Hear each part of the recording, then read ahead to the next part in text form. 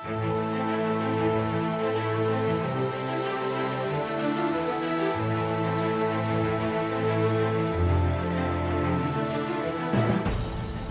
season is winding down for the GSI Endurance Series powered by IVRA, and today an opportunity for some to mark their chance on the championship, for others the final opportunity to set themselves up for the showdown in a month's time. Hello everyone and welcome along to RaceSpotTV and welcome to Motegi. It's going to be an interesting 1500 kilometers on the docket today, and delighted to get you underway starting here with qualifying. My name is Arjuna Kankipati, joined alongside by the man that knows seemingly everything about the world of IVRA, the one, the only, Ewan O'Leary. Ewan, what a fascinating season it has been so far, and today, the penultimate round of the championship. In two of our classes, there is a chance for our champions or champions-elect to get things done. In the GTP class, though, we know everything is still left to play for.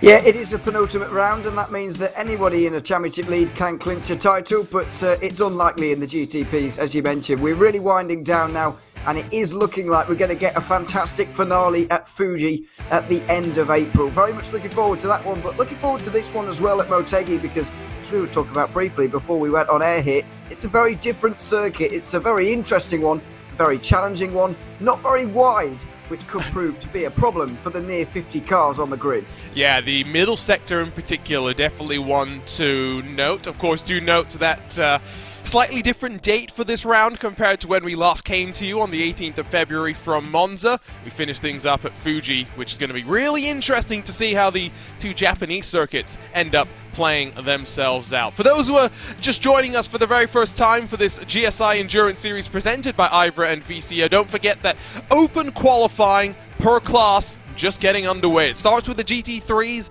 The GT3 Pros roll just at the bottom of the hour, basically, before the GTPs, the prototypes, will take us to the top of the hour. Then about 10 or 15 minutes, drivers get a brief warm-up session. You get the opportunity to go and grab your popcorn, and then about 1:15 p.m. UTC, we get ready for the racing here today. Going to be spectacular. You're wondering what cars? Well, we've got a smorgasbord of them, Ewan. We certainly do. The new GTP added after the first couple of rounds of this championship. We're using it now to the end of the season. And then a load of GT3s, couple of Audis in there, couple of BMWs, Ferraris and whatever. A lot of Porsches, a lot of Mercedes at the bottom there. Don't think we've got any McLarens or indeed Lamborghinis actually on the grid here. Have to check that. But yeah, it's mostly Mercedes and Porsche with a little bit of Audi, and of course those GTPs that will be our focus a little bit later on. But first of all, it is the GT3s that are going to kick us off for this qualifying session, just making their way out of the pit lane now. Absolutely. Before we talk about qualifying, let's talk about the championship picture for the GT3s, though, as they get themselves underway for qualifying. And what a shake-up these teams and drivers had last time out at Monza. The timing of the safety car effectively pitting the GT3s in front of the GT3 Pros, and Torque Freak Racing grabbing their first victory in this GSI Endurance Series. They sit 6th in the championship standings. It is Maniti, though, with 2 victories to start off the campaign that have 133 points, Ewan, and have an opportunity, if not a guarantee, of securing the championship today. Yeah, they've still got a bit of work to do. They need to gain 17 points or more on, 18 points or more, excuse me, on satellite racing, but it is possible for them to clinch the title here. There'll be a bit of maths going on a little bit later, and we'll get the others to talk about that, to be honest, because we're not on at the end of the race. So we'll do some maths, and we'll get that to you a little bit later on. But you don't really have to worry about that until the end of the race. There will be half distance points. They'll be awarded at lap 130 at the end of lap 130 here today. But they can't clinch the title at that point because they need to be 250 points ahead of the rest. That's not going to happen. No. But they could be 150 ahead of the rest by the end of the race, and that would be enough. Effectively, just have to find 17 points over satellite racing, and the rest, we'll see how it plays out over the course of the race. Qualifying underway, as mentioned. We take a look at up above at this fantastically renamed Mobility Resort Motegi. definitely not confusing in any way, shape or form. Of course, the thing that defines this track most of all, Ewan, is the fact that there is an oval and there is a road course, and you've got to accommodate both. We cut underneath the oval on a couple of occasions, and of course then you've got the long sweeping flowing sections, like we were talking about earlier. Underrated, in my opinion. Yeah, in terms of driving on your own, I think it certainly is underrated. And racing. Well, yeah, we'll see about that, obviously. But it's coming today. But yeah, I think so. It's not a circuit that gets used very often, although we did use it for the opening round of the Hyperx Club Sport Series last season. And it was a very clean and green race, actually, you might be surprised to learn. I know that all of the cars in that race are slower than the slowest ones in this race. However, it was still a very, very clean race that I wasn't quite expecting. And it also is a great example to all circuits around the world that just because you've got an oval doesn't mean you have to have the start-finish line where you do on the oval and make for a terrible race circuit. You can have a good one that goes under and over and all sorts through the oval. However, the design comes at a compromise, and that is a compromise as to viewability. Yes. Unfortunately, the oval damaged in the earthquakes going on now, more than 10 years ago. It's effectively used mostly as a parking lot. It's the road course that still, of course, gets plenty of attention from the likes of Super GT, Super Formula. Currently got provisionally tied at the top. It's 1/10,000th of a second between the Rusty Spatulas and Motegi Racing 211 and the 278. Only have 10 cars on the board so far out of the 12 that you would expect. It's WS Racing Esports 223 and the Prestata Nomad 256 that we will wait to try and get some more representative lap times out of. But as it stands right now, 1/10,000th of a second. Yeah, it's not very much at all. Rusty Spatulas were in a good place actually going into Monza in the championship, and they really needed a big performance there to sort of close the gap, but they ended up finishing third last, and so they've really dropped a lot of points to Motegi. They need a big day today, and even a win might not be enough for them to get back in contention, but they'll be looking for a win nevertheless. And I have to say, I'm even a little bit surprised in how close it is. It's not a short circuit. We've got 4 cars separated by half a tenth. Yes, I know what you mean, but I feel like this is also one of those tracks where the flow is so difficult at times to capture that qualifying times are not necessarily representative of what it's going to be like when we get into the thick of the traffic, something I think that you were alluding to a little bit earlier. Started Nomad 7th. Haven't seen WS Racing Esports out on track just yet. One thing that, of course, we do have to remember is that Race Control is already going to be keeping their close eye out on things. Don't forget, for those new to this series, we have live Race Control, and that includes in the qualifying sessions as well. Seen on a handful of occasions, Ewan. Race Control needed for people being a bit naughty in qualifying. Yeah, absolutely, and indeed before the session entirely. True. If you register wrong, then you can get very severe penalties for that. So I don't believe anybody's registered wrong by the looks of things, because I can't see any notices up there yet, which is good. But I can't imagine that is going to last too long. I do think this is going to be one of the most difficult circuits that we've got on the calendar this season. Yes. In terms of traffic. It's just. Not that wide, not well used either. Road America's not, totally wide, but it's really well used in sim racing. And so we got to wait, although we did have a lot of incidents that race as well. This is not well used or wide, so, it does have a lot of potential for incidents. One thing you'll note as well, interesting pit entry, a little bit of chicane for the drivers to navigate their way around. Might come into play at some point over the course of the race. Porsche from Mercedes and BMW at the top of the GT3s. It's going to be more interesting when the more numerous GT3 Pro class heads their way on out after this, to get a sense of how the BOP that the series has put on in, mostly just weight related. A couple of kilos here and there to all the different marks. We'll see how it plays itself out. Henna Hakkinen in that Rusty Spatula's car. Going to get another qualifying lap underway. Pretty flat and, I don't want to say uninteresting opening sector, but maybe not technically difficult opening sector, Ewan. Yeah, I would go as far as uninteresting, personally. I'm trying to be nice. The first 5 corners are not that difficult. Turn 2 is very close geographically to turn 5, and you get the idea from how it's laid out in that way, I suppose. So yeah, it gets a lot more interesting after that. Turn 6 is not really a corner that you have to think about, and that will be coming up after this one. And then you do get a little bit more of a flowing and nicer section to drive, although it is frustrating if you've got an understeery car. Here's turn 6, and then we'll go into 7, the left-hander here. That's where it gets fun. Yeah, it gets fun, but you're holding yourself back through turn 7 to kind of open out 8 just a little bit, and then you can't really get on it for too long here before you're down into 9, which is a little bit of a tighter corner, and then we're down into the hairpin at 10, where you can see 1 or 2 overtaking opportunities, but you need the run out of 10 really for that chance at turn 11 that is going to be so crucial in this race. Absolutely. Out of here, I think the final sector is maybe the one where, while the middle sector has traffic difficulties, don't get me wrong, it's the final sector where I'm the most scared. It starts down the hill. Gravity works against you. You always want to brake as late as possible.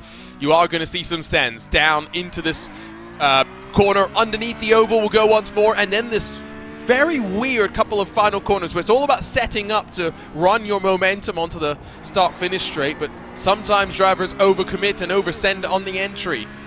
Going to be very interesting to see how the GTPs are going to play it all out. Does Hakkinen find some time? No. About a 10.5 off of the previous best. And let's not forget that maybe track conditions will play a factor in this as well. Going to get maybe some cloud cover. It's all about spotting your opportunity and being able to run your lap in that given time. Yeah, 34 degrees out there at the moment. The date, as you saw yesterday for qualifying, I believe it will be set forward to today for the race. Yes. Most of the race 18 months ago, by the way, Ivor, took place in darkness, so I do wonder whether we're going to get a fully dark race or whether we're going to get some of the race dark. We'll wait and see what the in-sim start time will be. But that could play a role in this one. And it's almost like we could answer that question, Ewan, from the driver's briefing. Yeah, 6 a.m. I had to go check as well, to be fair. So I wasn't trying to throw you under the bus, to be clear. I was trying to just, make us look smart. 6 a.m. tomorrow morning. So, today morning. So, yeah, I'm not really sure what the sunsets and sunrises are like in Japan at the moment. Good point, because it will be March. I can't imagine that it's going to be very dark for very long, if it is at all. I think it might well just start in the dark, but not too much. Here, this looks like a good lap time from Emma Wingbo. Oh, it is. And it's pole for now. Can O'Reilly find some more margin? Oh, half a tenth off. I tell you what, the times are coming in thick and fast. They certainly are, and it's 2 BMWs now, 1 and 2. Rusty Spatula's going to try and respond. That's another improvement as well for Torque Freak Racing, the race winners from Monza. There is the Quasar Sim Racing car, currently in 10th place. Thomas Fisher over the line for Satellite. There's Rusty Spatula's in the background. Are they going to improve from 3rd place? No, Hakkinen can't find anything at the moment. What about Maniti? It's a 53.70. Joshua Meyer. Was there any surprise? The big green machine on top. Well, not too much of a surprise really, but the margins are so close. Still got 3 cars within a tenth of a second, and it looks like this session might have some more time to give because everybody's still going out there now. Yeah, everybody's still out there and running pretty quickly still now. Yeah, well, the cork was first half pulled by this Valorous Motorsports car that's now going slow and I think trying to set up for one final opportunity. Going to have to watch, though, in the rearview mirrors. Jacob O'Reilly is going to catch if too much time is bled off, rather. What was 1/10,000th of a second splitting the top 2 now sees 1/100th of a second splitting the top 3.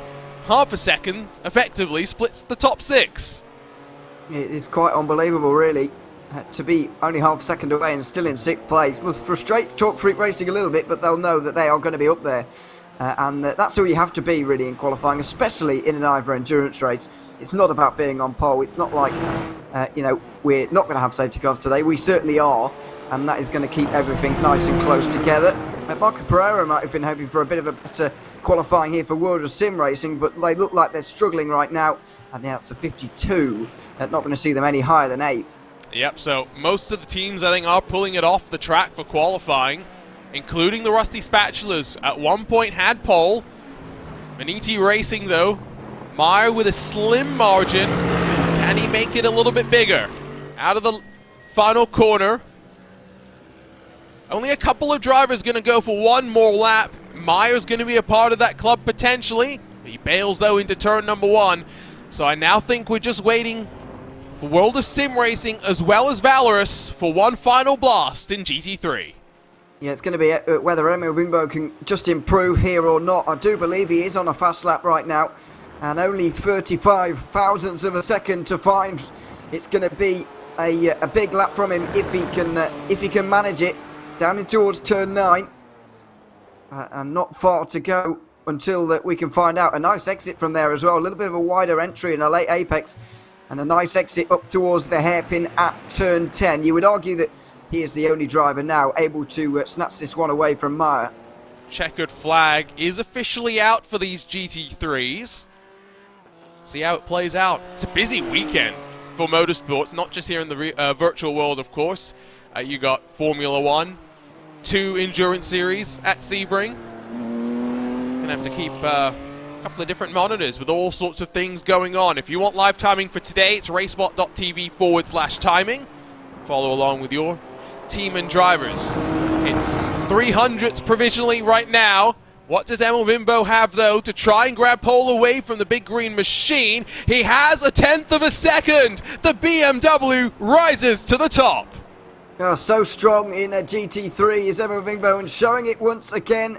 That surely now is going to be pole position for Valorous Motorsports, who I believe were right up there in qualifying in Monza as well as a result of Wingbo's qualifying. They were taken out on that one. They'll be hoping that today's race goes a lot better for them, and this is the best possible start. Yep, Motegi Racing on a cool-down lap. Will have been tracking the progress of the 236. And now we wait for, I think, 2 more. Prestanda Nomad, rather. I think I've been saying that name wrong for 4 whole years. It's good that I finally caught my error there. Quasar as well. Nomad, no improvement in terms of position. They did find some improvement in terms of time. 1 position gained for Aaron Ackles in the Mercedes. The 225 jumps up to 9th. So that's qualifying done and dusted for your GT3 machines. Oh, Lord. And it means that there's going to be a stampede for the GT3 pros to roll their way on out. Let's quickly give you the results for the GT3 cars in qualifying and confirm that with a late lap, Valorous Motorsports and Emil Wimbo fastest of the GT3s, Ewan. Yeah, absolutely, and 3 different manufacturers inside the top 4, which is good to see. Joshua Meyer just a 10th away, Archer Brothers couple of 10ths, and then another 10th back to Heiner Hakkinen, who couldn't really improve in the last few moments of that session. Satellite Racing inside the top 5, decent place for them to be, ahead of Monza race winners Talk Freak Racing, Prestanda Nomad 7th ahead of World of Sim Racing, and Quasar Sim Racing, SRM Motorsports, and down at the bottom, Karuma Motorsport, despite a podium at Monza on their debut in this championship. Yeah, absolutely. WS Racing Esports as well, not classified on the results, but suspect they'll be taking to the start of the grid. Let's take a look then at your championship standings in your GT3 Pro class. It was 133 points at the top of the GT3. It's 100 points at the top of GT3 Pro, and that's with 4 victories in 4 races for the Mercedes-AMG Team Murano Esports, a 190 machine. They've almost been perfect in terms of halfway points as well. They have given up 18 points over the course of the season. Despite that, Impulse continue to put the pressure onto them. And again, a reminder of what Ewan explained earlier with the GT3s. Murano Esports need to be 150 points clear of those behind at the end of this race to be locked in as your champions going into the final race at Fuji. Impulse have plenty of a margin behind. It's that fight for third where Phoenix Racing Esports, Acetec Sim Sports, Visceral, Team Hoisingfeld, Obsidian, and the rest will continue to battle their way on through. One section of qualifying now in the books. It's ready to go for the second. Let's not forget, still GTPs left to rumble after this. The GT3 Pro class, though, Ewan, maybe the most numerous class in our field here today.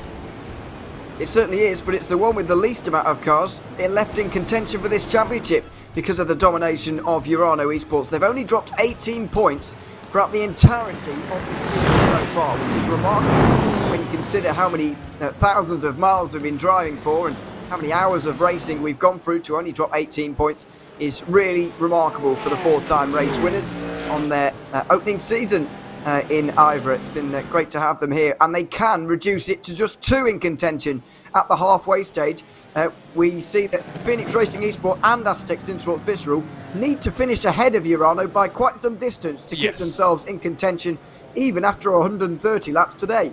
Effectively, they are hoping and praying to the racing gods that Urano Esports gets taken out in some sort of Godzilla-related attack, but we'll have to wait and see if those prayers will be answered. Cars set up then for their first runs in qualifying, and again remember that they will have the chance to dive their way back down on towards the pit lane, grab a fresh set of boots if they so please, but not really sure what the situation is going to be. If you're curious about track conditions relative to what the GT3 machines had to face, it's gone up a couple of degrees Celsius. Let's not forget, Ewan, GT3 and GT3 Pro grids together when we get rolling for the 1500 kilometers.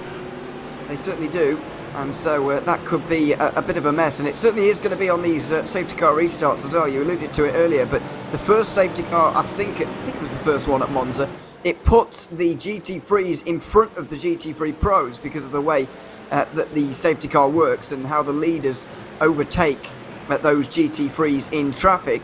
And it really made for a very, very interesting restart where the Pros had to go through the GT3s and then the GTPs were there to try and overtake everybody. It was a very, very congested part of the race, but that wasn't the point where we saw safety cars at Monza, bizarrely.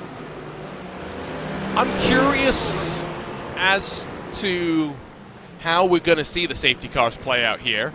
Now, to be crystal clear, a lot of the time as commentators we get some tow zones on the track where we know there won't be safety cars. I actually have not seen that, and I'm glad I have not seen that, Ewan, because I genuinely do not want to know where the tow zones are today. Exactly. I never look. We sometimes get the information through, but I don't even look whether it has been or not or whatever, because I don't like to see it as a commentator. But my point being, at a track like this, I don't know really where those tow zones are going to be. And I feel like it's one of those tracks where you said it's tight, but I also feel like managing traffic here is pretty cut and dry. It's not an ambiguous traffic management track. I still get the sense we're going to see safety cars, though. I just don't know from where. Yeah, that's where I'm at really with it as well, because this is, as we mentioned, a tight circuit, but the walls are actually quite far away from the circuit here. There's a lot of grass and gravel in between. You can just look down here at turn 3 and 4, how far you'd have to go off to find a wall. And then look at that shot down there at turn 5. The wall miles away, not on the left-hand side, but if you're going deep into the corner there, miles away. So I am slightly at a loss as to where we're going to find those safety cars here today, if we are going to get them at all, because yeah, in places you can have quite some spectacular offs without actually really getting any damage. Yeah, I've had my fair share of offs here, to be fair as well. 24 GT3 Pro cars. First times on the board. Don't know if these are necessarily representative as drivers get themselves warmed up after waiting on the pit lane to be able to go. Emil Vimbo says, hopefully we live beyond turn 1 this time in our YouTube chat, to which the person below him says, if people break into turn 1, then just maybe. That's a good rule of thumb. Yeah, absolutely. It was a real mess into turn 1 at Monza, but then again, that's not the first time or the last that we're ever going to see that. It was a big smash at turn 1. I think Team PGZ from the Pros were involved as well. ATRS Esports were out in a separate incident through the Curva Grande on lap 1 as well last race, so it was a very, very big start. And to be fair, Motegi does have a relatively tight first couple of corners here, but not a very long run down towards turn 1 like we do at Monza. No, I guess the thing is as well, it's kind of congested out of the final corner, so we'll see improvements potentially. No improvement for the Hydra Race Geodesic Racing 162 as it comes across the line, currently in 8th position. Handful of cars bailed back down to pit lane after just one lap, including the 190 Mercedes AMG Team Urano Esports car that of course has Nicholas Laubisch behind the wheel in this qualifying session. as he's going to grab some tires onto his machine. German Sim Racing slide their way up into 4th. I am surprised that so many cars bail after just one flyer. Yeah, I'm surprised as well, really, because it did seem from watching the GT3s that, you know, the longer you're out there, the faster you get, and the more into the rhythm and whatever. Oopsie. But there is certainly a different way of doing it, and I think in the GTPs we'll certainly see one lap at a time. That's one of the very few Lamborghinis for Pacework Esports that takes a trip through the gravel on the exit of Turn 4. I'm sure that was totally planned. And now he'll have to try and slot back into line and clear the tires and go for another lap. Obsidian from Motegi from Mercedes-AMG Urano for the time being. It's a Porsche, Mercedes, Audi in 5th. Best of the BMWs is still the one from the GT3 qualifying session at Valorous Motorsports time, holding up quite well. 12th in the combined 35-man GT3 field. Yeah, it's quite big. Well, that's just those who've qualified, by the way. WS Racing Esports didn't go out, so 36, I guess we can say. And I think, from what I counted earlier, 13 GTPs as well, making for a 49-car grid overall. The real advantage IVRA have had, really, this season is the pre-qualifying process and the way that's worked. It's given us a lot of reserve teams, so even though we haven't got every team who started the season here right now, we've had 31 teams compete in GT3 Pro, for example, and we keep getting reserves in for their first races, even at the very end. It shows that people are motivated to join this series, even though it's only for the last couple of rounds, and they know that they can only really compete for a good race result, and that's about it. But also, just shows the strength in depth that IVRA has now with the pre-qualifying process, and the strength of fields we can still have, even at the end of seasons, where traditionally in sim racing it gets quite weak. Absolutely. My teammates, Artifact Racing, had their own crack. Not sure how it went for them because I had other commentary stuff that weekend, but I'm sure it went predictably disappointing for a team that doesn't race. Here's what happened to Carl Moore. Just grabbed a bit of the grass on the right-hand side, and from there you really are dirt tracking all your way through. Basically, it is like driving a Zamboni and slip and sliding your way back onto the tarmac. Eventually able to do so. Took him a while. I'm sure we'll see plenty more of that.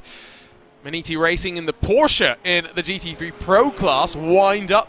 Alex Bennett's going to go once again. Everyone out on track once again, including those that are merging out of pit exit on their outlap with those on flyers. Make it somewhat interesting given how congested the track is. That's probably not the right button to hit. Here we go. Now you can see. That middle sector, Ewan, is frantic. Yeah, it's very, very busy, and it's no surprise, really, because everybody's going for the same sort of rhythm with this at the moment. Everybody's going for one flying lap, and then they'll come back in, and they all left the pit lane at the same time as well.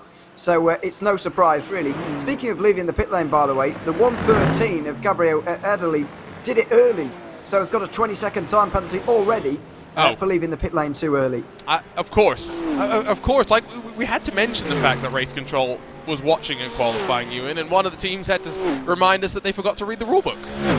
Absolutely. Well, they're watching before qualifying as well to see if anybody's registered wrong. Thankfully, that's not been a problem today. No, because then we have to fix everything for the broadcast.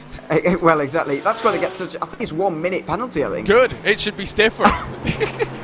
It's one of the harshest penalties you can get. Yeah, I'm not going to make any friends with my opinion on registering for the session. It's one of the most simple things you can do. About a 1/10 of a second gained for Nicholas Laubisch, but it's still going to be third position for the time being.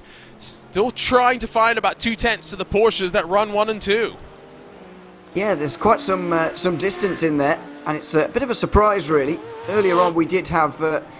I think Motegi out there on their own. Obsidian have joined them now, and they're up the front, but they do have about 1/4 of a second on the rest, and that is a surprise. Impulse Racing here coming up towards the line right now, and second in the championship, need a good performance, and Gruncutter has done them a favour there by putting them into third place, just ahead of Urano. Yep, there's 2 of the Impulse machines now inside of the top 5. Going to be good to be able to try and work together, but once again, just trying to work their way past the bits of traffic. There's Motegi as well. as the Obsidian Racing machines. Obsidian tucking underneath that oval to work into that middle sector of the lap. Nicholas Laubish has already bailed once again, so it does seem as though a handful of these teams are thinking one lap, come back in, grab a fresh set of tyres and go again. Slightly different to what we saw with the GT3s, obviously, compared to the GT3 Pros. Setups will be different. Driver approaches to qualifying will be slightly different as well. I think Obsidian's already bailed on this lap as well, just based on how slowly they're going. Yeah, looks like it. Yeah. They're pulling over right now. A couple of podiums, by the way, so far this season for Obsidian at Road America and at Daytona as well, but were banned from driving at Monza due to penalty points and accruing too many of them. So they're out of the championship now, a championship they were very much involved in at the time. And so that's a shame for them, but they look like they're going to be a real problem for everybody else based on this qualifying session right now, as Timor So come over the line, I believe, in 10th place, looking to improve and, well, do just about, and it does gain them a position. Yeah, but only momentarily. The 162 up in front of them. Valorous Motorsports and GT3 now down to 14th combined. Only 13 GT3 Pros have been able to go faster than the BMW so far in this session. With time starting to wind down. Again, reminder that teams are coming down into pit lane a little bit earlier than expected. Although, having said that, Obsidian Racing seem to have bailed on what was their first flying attempt, to have cooled the tyres off and are going on a second attempt on the tyres. Really curious to always see these different approaches. Obsidian doing a bit of cone murdering there on the entry into turn 3.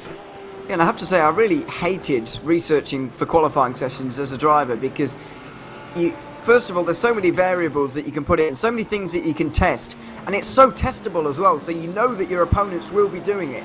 And it's just so frustrating because you're trying so many different things, you know, a cool down lap maybe in the middle, try and do one lap and then change of tyres every time. What's the most efficient in the 15 minutes we've got? What's the fastest? Where am I going to get my fastest lap time in?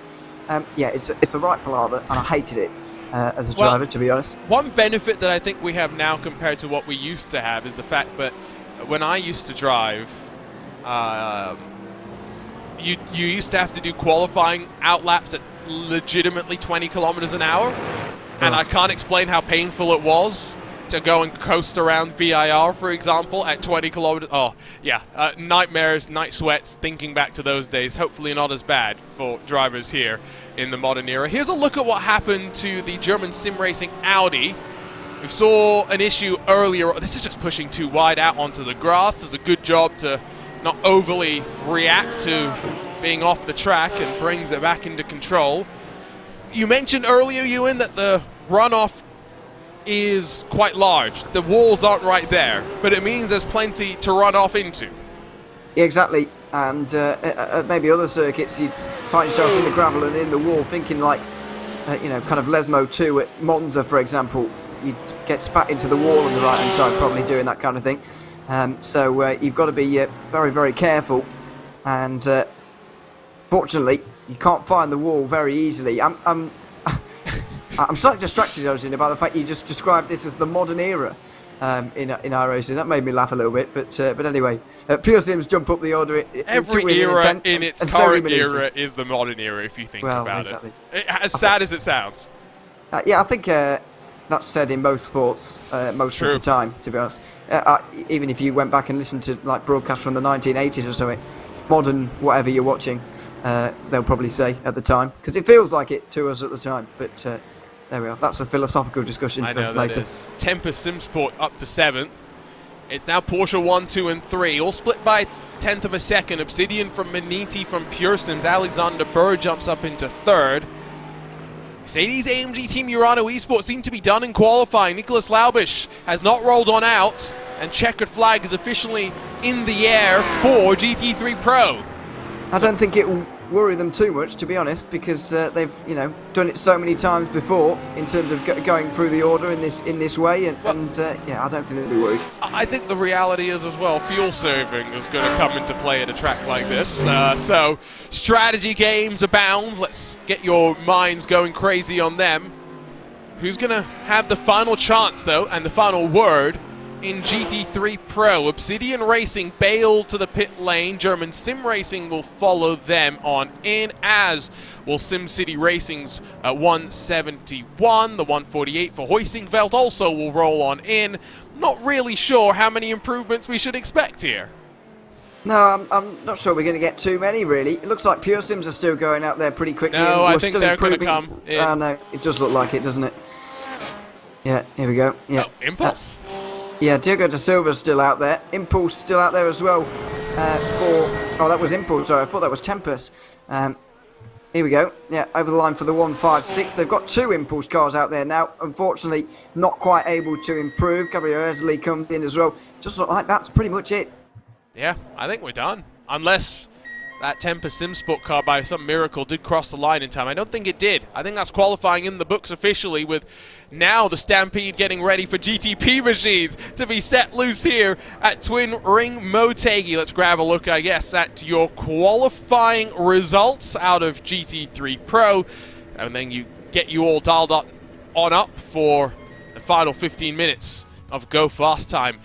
Fernando Busquets, Obsidian Racing seem to have found something in qualifying across of the classes in the last 6 months. Obsidian Racing up to the top, but only by 200ths over Alex Bennett in the Maniti Racing 179. Alexander Bird in the Pure Sims Esports car grabs third with Impulse's 157, getting up to fourth in front of Team Hoisingveld and Mercedes AMG Team Murano Esports. The first 2 of the Mercedes in a swarm of Porsche 911s. Tempest, Impulse, Delta Sport, and German Sim Racing, the top 10.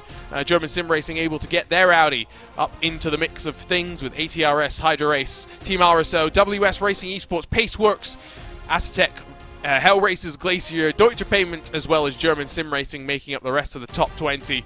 Very much dominated by Porsches, AMGs, and BMWs down at the very back of the field. GT3 and GT3 Pro have been relatively dominant by one team. It has not been the case here in the GTP. Bit of a mid-season shake-up, of course, moving from that old Dallara LMP2 machine to this brand new BMW M Hybrid V8. Drivers have had to get themselves acquainted with the car, know what setup demands from the car as well. Maniti Racing currently sit on top, but only 31 points clear of a tie between SRC Movano and Pure Sims Esports. Don't forget, the big boys have come out to play in GTP this year, Ewan. We've got some of the strongest names across of iRacing. We certainly do. It's a really, really stacked prototype field, and 14 of these teams, by the way, still involved in the championship mathematically, which is absolutely fantastic to see. That's more than the other 2 championships combined. So we're in for a very, very good race here. And just notice the teams at the top as well. You mentioned about the strength of the teams we have in IVRA this season. First of all, the new car was very, very difficult to get to grips with at Daytona especially. However, look at the teams at the top and you realise that those are experienced iRacing teams, experienced IVRA teams as well. And that's really what you've got to count on, especially Movano, who won at Daytona, had a bit of a bad race at Monza. Maniti have been consistent, so have Pure Sims since we introduced this GTP. Those are the teams that can really do well because they've been in iRacing for so long, they've been in IVRA for so long, and they just know how it works. Absolutely. Working your way through the safety car phase, always important to make sure that you've understood those regulations and understood what you need to do in order to affect some sort of strategy masterclass. One thing to point out as the lap times start to begin, first attempts from your GTP runners, is that we talk about halfway points, but it's really not halfway points in the traditional sense, because realistically, when you think about it, when you score 100 points for a race victory at the end, you score 50 points for being in the lead at the halfway marker. Really, halfway points are worth 33% of what you can earn over the course of a race. They are not insignificant. You've got to make sure you are not putting those halfway points completely out of the back of your mind. Absolutely, you've got to remember that they are worth something, as you say, 33% of what you can earn. So, and yeah, that counts for 300 of the points you can earn over the season. When you put it like that, that is a lot of points that you can possibly get over your rivals, even if you're not there at the end. So we always do talk about how seriously they'll be taking it, but I think at this end of the season, if you are a real championship contender, and I would say that the top 4 or 5 certainly are, then you've really got to be thinking about being up there at halfway as well as at the end. But that is a bit easier to work out when you're a GTP, because you know exactly how many laps it's going to be. You are in control of your destiny in that regard. Yes, you are very right. Let's not also forget that Urano Esports Data Group have been pretty good when they haven't had issues. They've just had a decent number of issues, both at Road America after the halfway mark, and then, of course, at Daytona as well. Graham Saunders is going to be the first across the line here at Motegi, but with a 1:37.215, is that going to be what holds up? We'll have to wait and see. Orion and ATRS already finished their laps up as well. Wait for the rest of this slightly smaller GTP class to get themselves underway. U-Race BR Esports Redragon, one of our new entries to the series. Rafael Silva, 11th on the board for the time being. Just waiting for World of Sim Racing, as well as the German Sim Racing number 67 to put themselves onto the board. But it's Maniti's number 17, which is the Team RSO former entry that, of course, now is a big green machine that currently sits on top.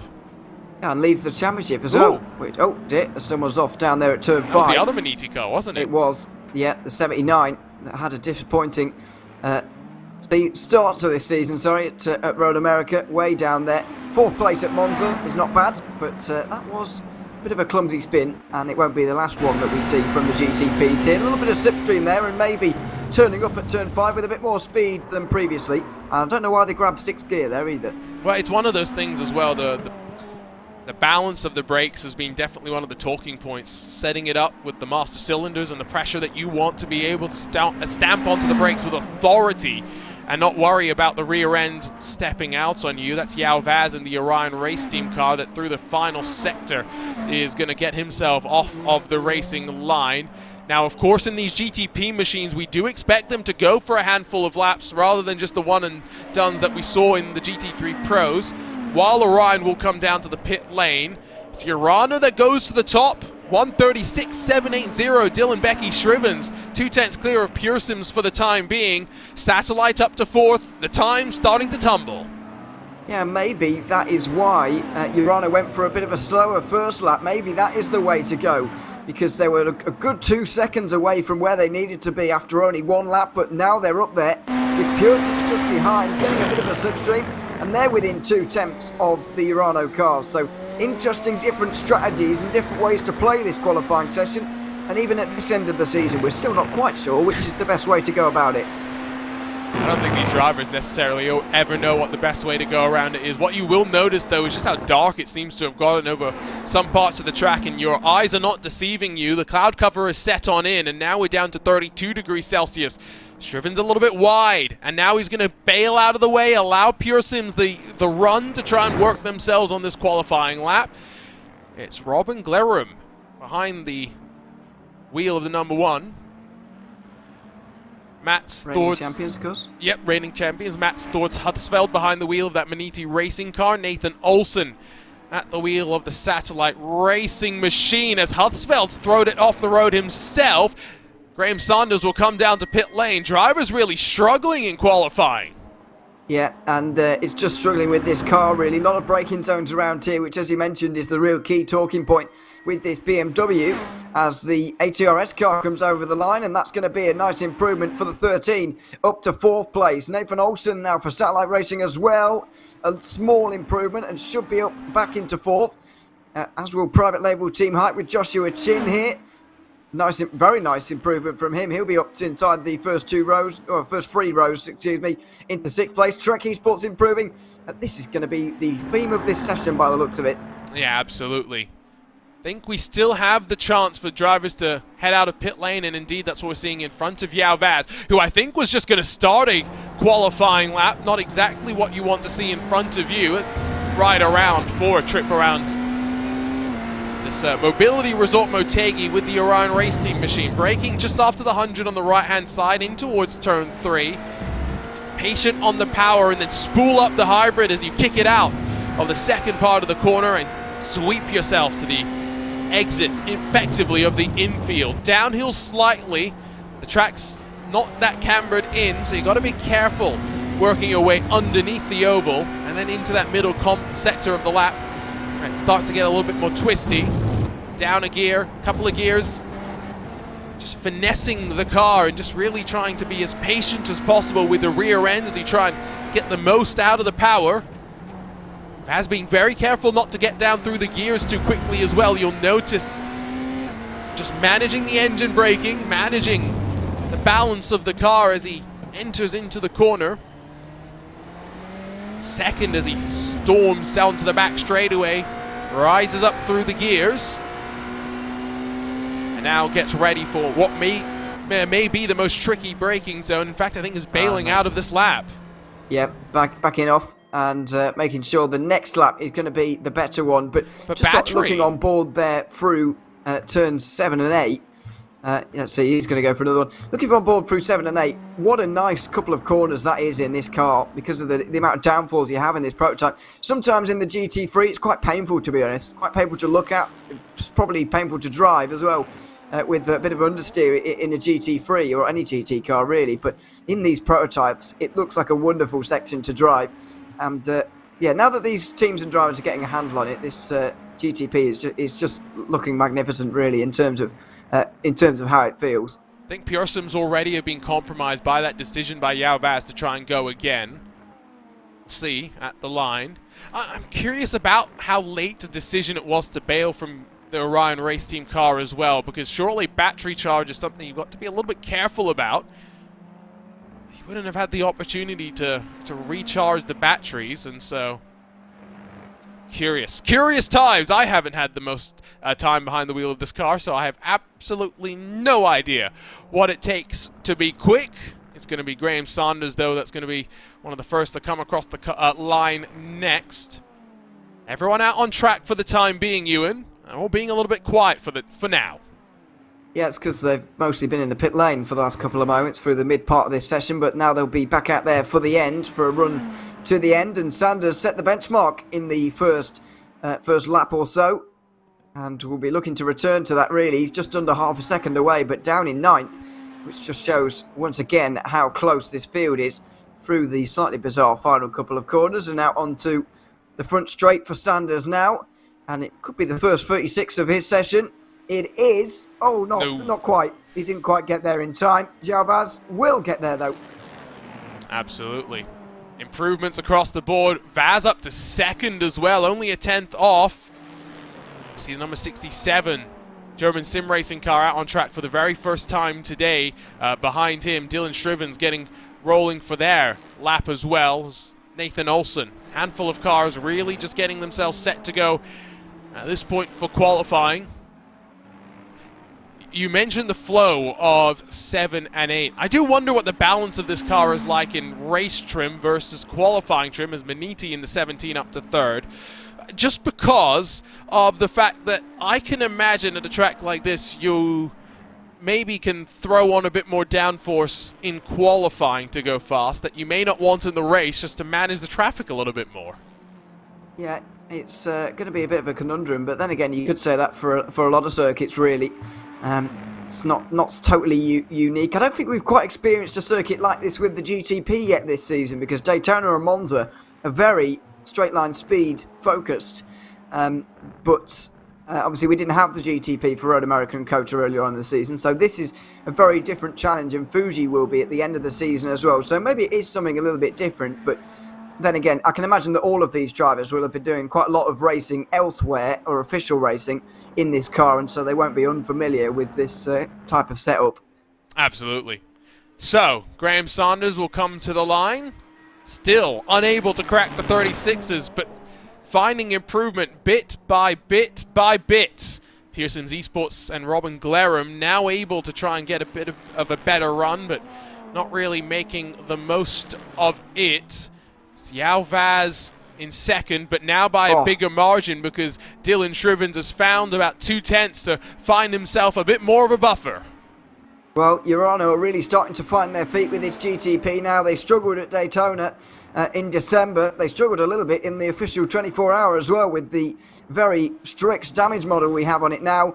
But they are finding their feet more and more with the race win at Monza, and now provisional pole here. Although Mats Torghusfeld has just gone 0.09 of a second slower, he's going to push them all the way in this session. I think the race is going to be a different story as well. Even though the margin might be there in qualifying, we know Urano will be strong. It's going to be a very different sort of a race. You race BR Esports Redragon.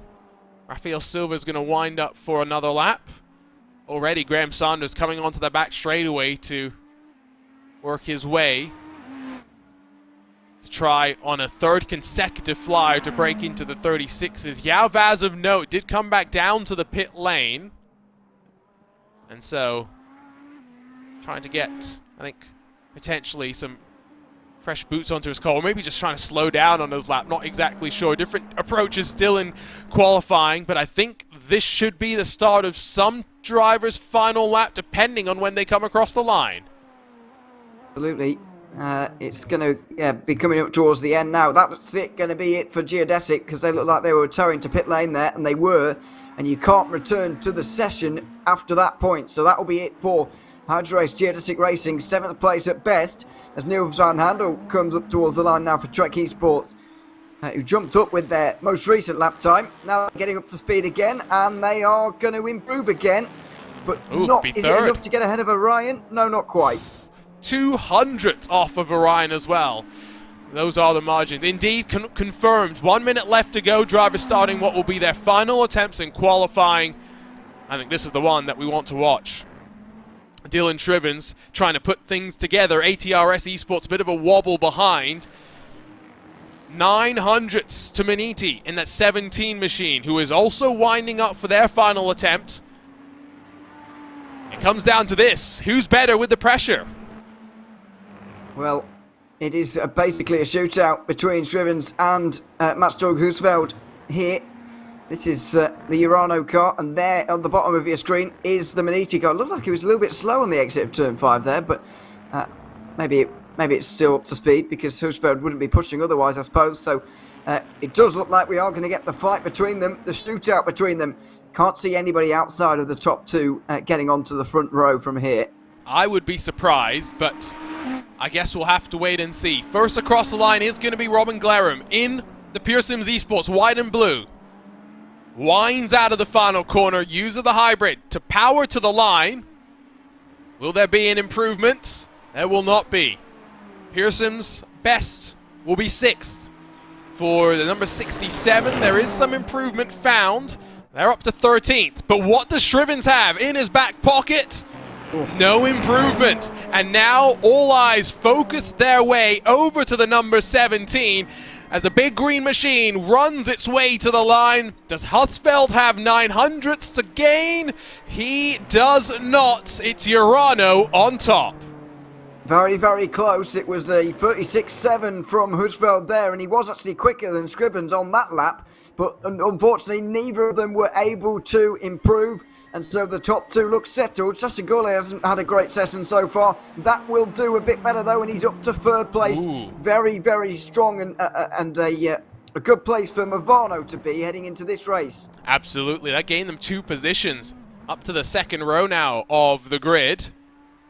Rafael Silva will be our final car in qualifying, as on debut, the red and black Dragon going to be starting down in 12th position.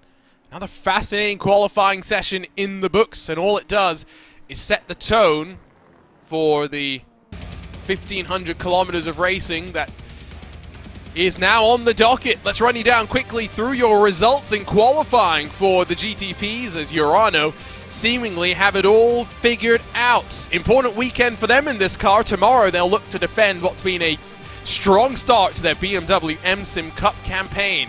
Maniti Racing in the 17 will try and challenge as best they can in 2nd, but do have something from Race Control to watch out for, as do the number 3 SRC Movano Corsa entries. So just have to wait and see if there's some drama already to get this race underway. Orion and Yao Vaz in 4th, with Trek Esports and Niels van Handel looking good up in 5th. Pearson's Hydro Race Geodesic Racing, Satellite, ATRS, and the private label Team Hype complete your top 10.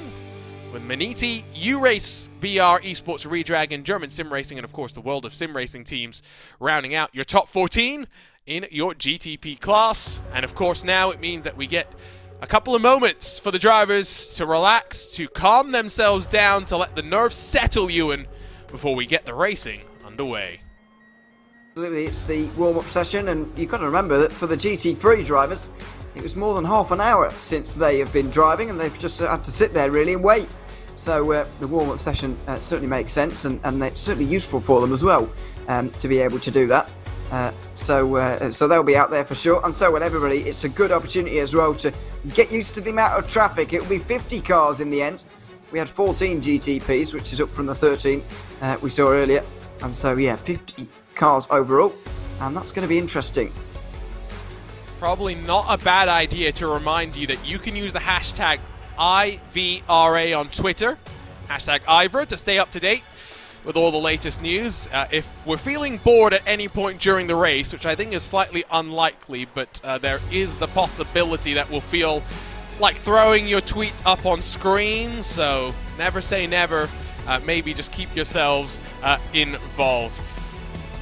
Ewan, in terms of the race itself, one slight change, or I say change, reversion, that these drivers now have to contend with, and that is the addition or reintroduction of maximum tire sets. Drivers will have to manage limited tire sets over the course of this race. It's already something that I've seen some chatter in the paddock that teams across the classes are slightly concerned about. Yeah, and I suppose they would be as well. It is going to be a concern. Because we haven't seen this since Road America, let's not forget, where we had some all kinds of problems. Let's hope that those don't re-emerge, because I think we've had at least 2, maybe 3 iRacing updates since then. So you'd hope that everything will be fine. Oh boy, you just had to say it, Ewan, sorry. Didn't you? Well, You just had to say it. I'm just being realistic. I know, really. you just had to say it. So we'll see how it goes. But it's a good element to put in though, because yeah, it means that an extra strategy element will be in there. I think it would affect the GT3s more, to be honest, though, if it was if I had to pick one, because I feel like the GTPs generally just double stint their tyres normally anyway. Probably. I tell you what, we're going to try this on the fly. We're going to go to the social medias to see. But before we do that, handful of penalties that we already have to let you know about. I did mention it when we were talking about the results for GTP qualifying, but confirmed 10-second penalty for Mats Thors Hudsfeld in the number 17 for impeding the SRC Movano number 3. It's going to mean a 10-second penalty that looms over its head at the very start. Puts you on the back foot immediately, Ewan. It certainly does, and that is not good news for them at all. Yeah, it was initially no further action actually, but it must have been appealed or something, because yeah, Hudsfeld has now got a 10-second penalty. But then again, in a race as long as this, and you know, with the safety cars as well, I can't see that deciding this race by any means. But again, going back to our point on halfway points, well, yeah, that played out quite nicely. It makes things a little bit harder to really work itself all out.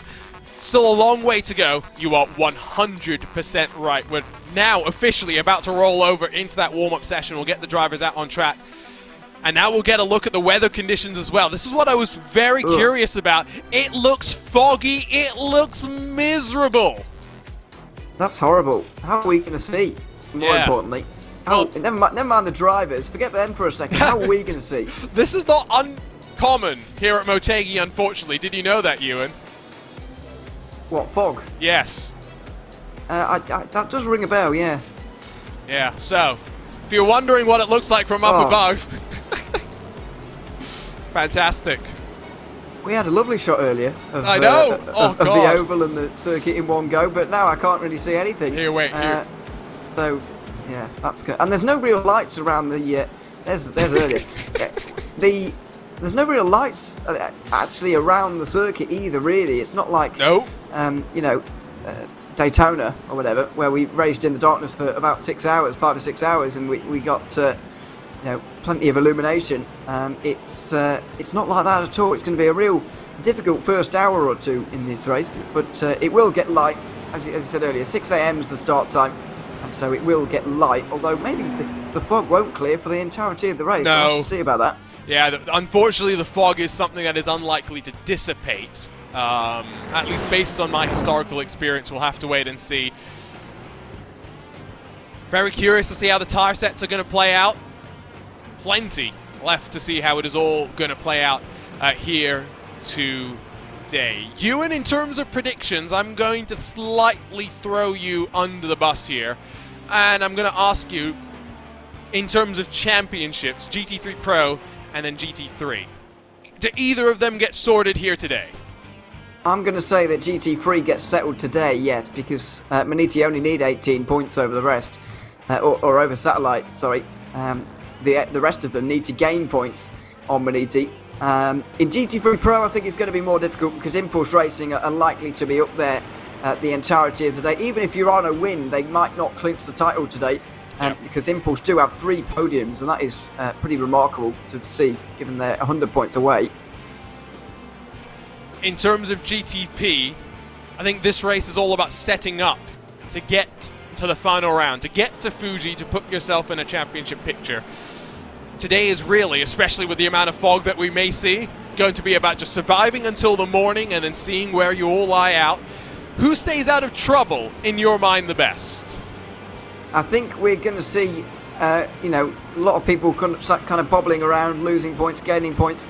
I don't think Maniti are going to extend their championship lead by winning it here today, as a prediction. I think it will be down to 5, though, mathematically and realistically, with the top 5 we currently have. So that's Maniti Racing, Movano Corsa, Pure Sims Esports, Urano Esports, and Orion Race Team.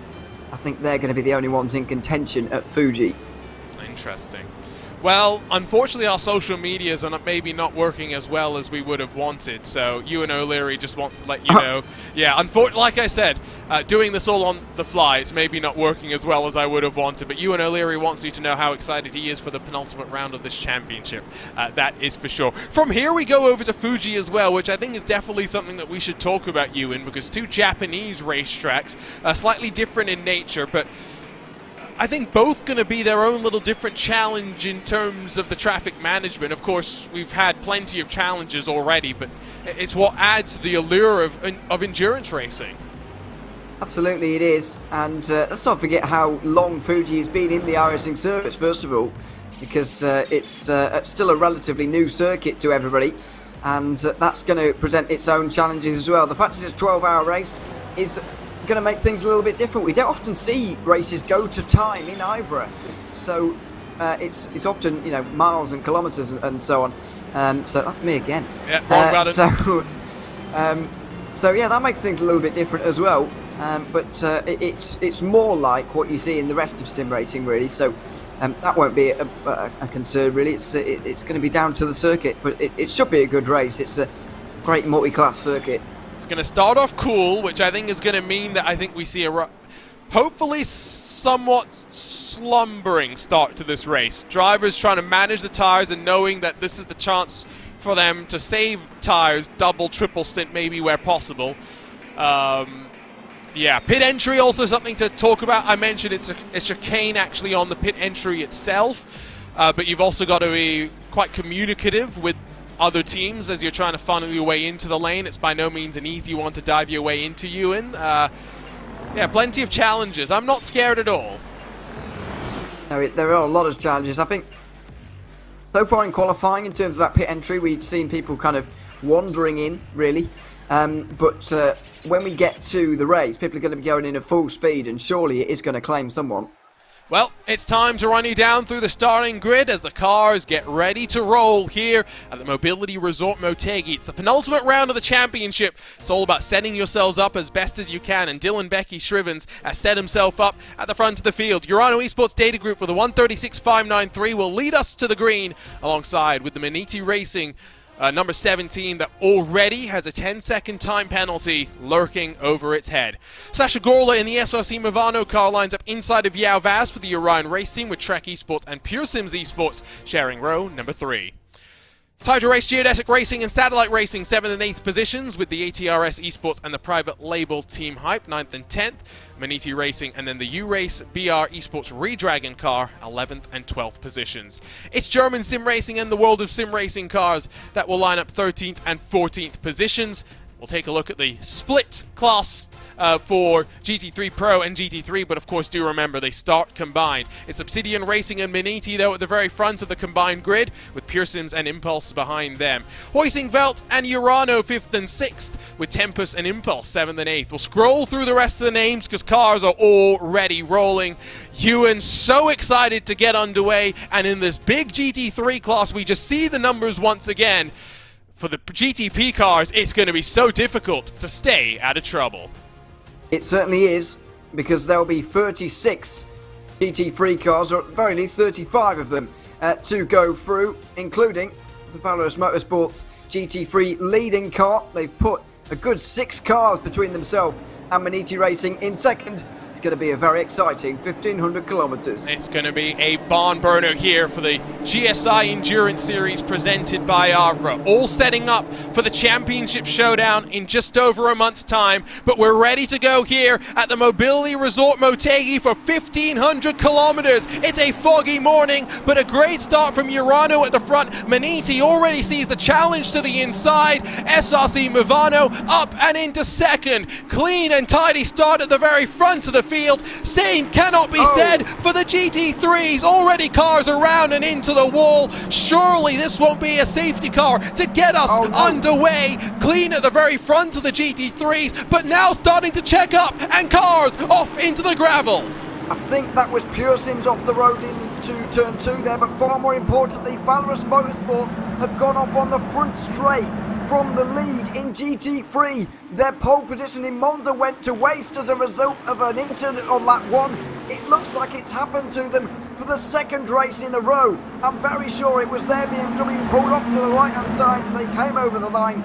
Their pole position and their lead barely lasted a few meters. We'll get a look at the replays. I get the sense that Race Control will have plenty to pick their way through on the starts of this one, as will we. But as the sun continues to rise, GTP's onto the back straight, already a 1 second margin at the front for the Urano Esports data group number 90, with Dylan Shriven starting to canter away down the hill in front of Sasha Gorla, in front of Matt Thors-Hudfeld, in front of Trek, in front of Orion.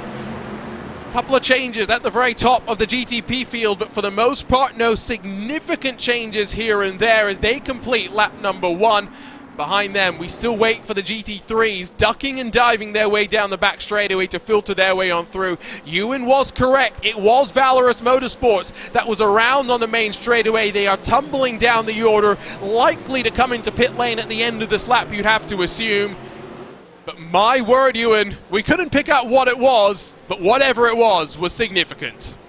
Yeah, we cut to it late and the fog's in the way, so we couldn't really see what was happening. But it was a clean start, at least in the front of GT3 Pro. Obsidian still leading from Motegi and Impulse there as well, just ahead of their championship rivals Urano, who they really need to gain on today. That's private label Team Hype, who have got off the road with Joshua Chin in the GTP category. It looks like that happened down in towards turn 3 and 4. Yeah, plenty I think that we're going to have to try and figure our way on through.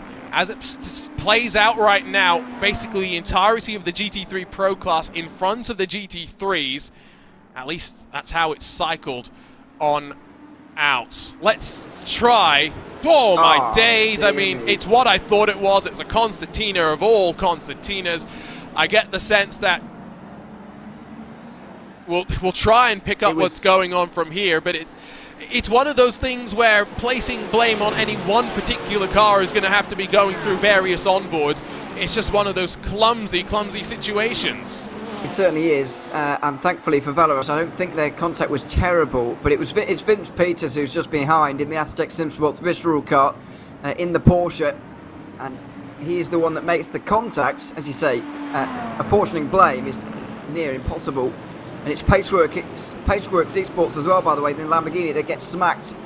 They're into the wall for Valorous, and then it's Rusty Spatulas as well, who get into the Hakkinen and the Paceworks car also into the pit lane, as well as ATRS Esports, who must have been caught up in that somewhere, because they're into the pit lane at the end of lap 1 for the second race in a row, and here it is. Yeah, they had a slightly later issue, just coming into the middle sector, cold tyres, tipped from behind as well, and straight into the wall. That's the significant one. I can't tell you how similar that is to what happened at Monza. Valorous Motorsports went off on the run down towards turn number 1, and a few corners later, ATR Esports also went off on lap 1. So that is a remarkable bit of deja vu. And as you see, that was Joshua Tin going off the road. Yep, private label Team Hype car drops to the back of the GTP class. Not really being too much of a frantic race for the time being. We're basically having to zoom in as much as possible to try and show you what the cars look like in and amongst the fog. But other than that, I mean, great shot of the headlights. Other than that, there's honestly not much going on right now. Not that we can see, anyway. Here right now, it's not going to be this dark for very long. The sun will rise. Things are going to get a little bit lighter, but not less foggy by the looks of things. And so that's going to be a very, very difficult moment for everybody. 313 laps, by the way, here. I was reading the amount of laps that have run at Monza when I was talking earlier on. Halfway points will be awarded at lap 157 here today. So that's the number we've got to look out for. A lot of laps around here, and it's going to be a long race, possibly approaching 9 hours or more. Yes, no, and fortunately you only have to listen to Ewan and myself blabbering on for, what, about 3.5 more hours? Something like that?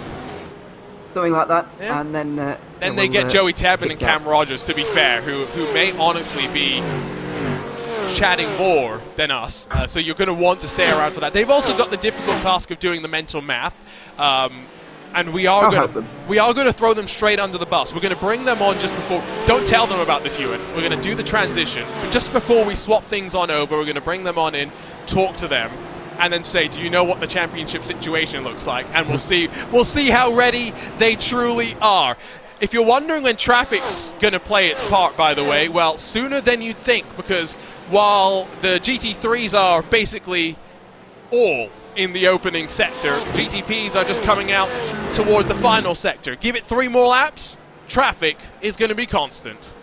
Yeah, there's only 12, 13 seconds between them every lap, but you've got to remember that the guys at the back of the GT3s are going to be an awfully long way behind. In the train right now, Virtual Motorsport are the last of them, and then nearly 20 seconds behind.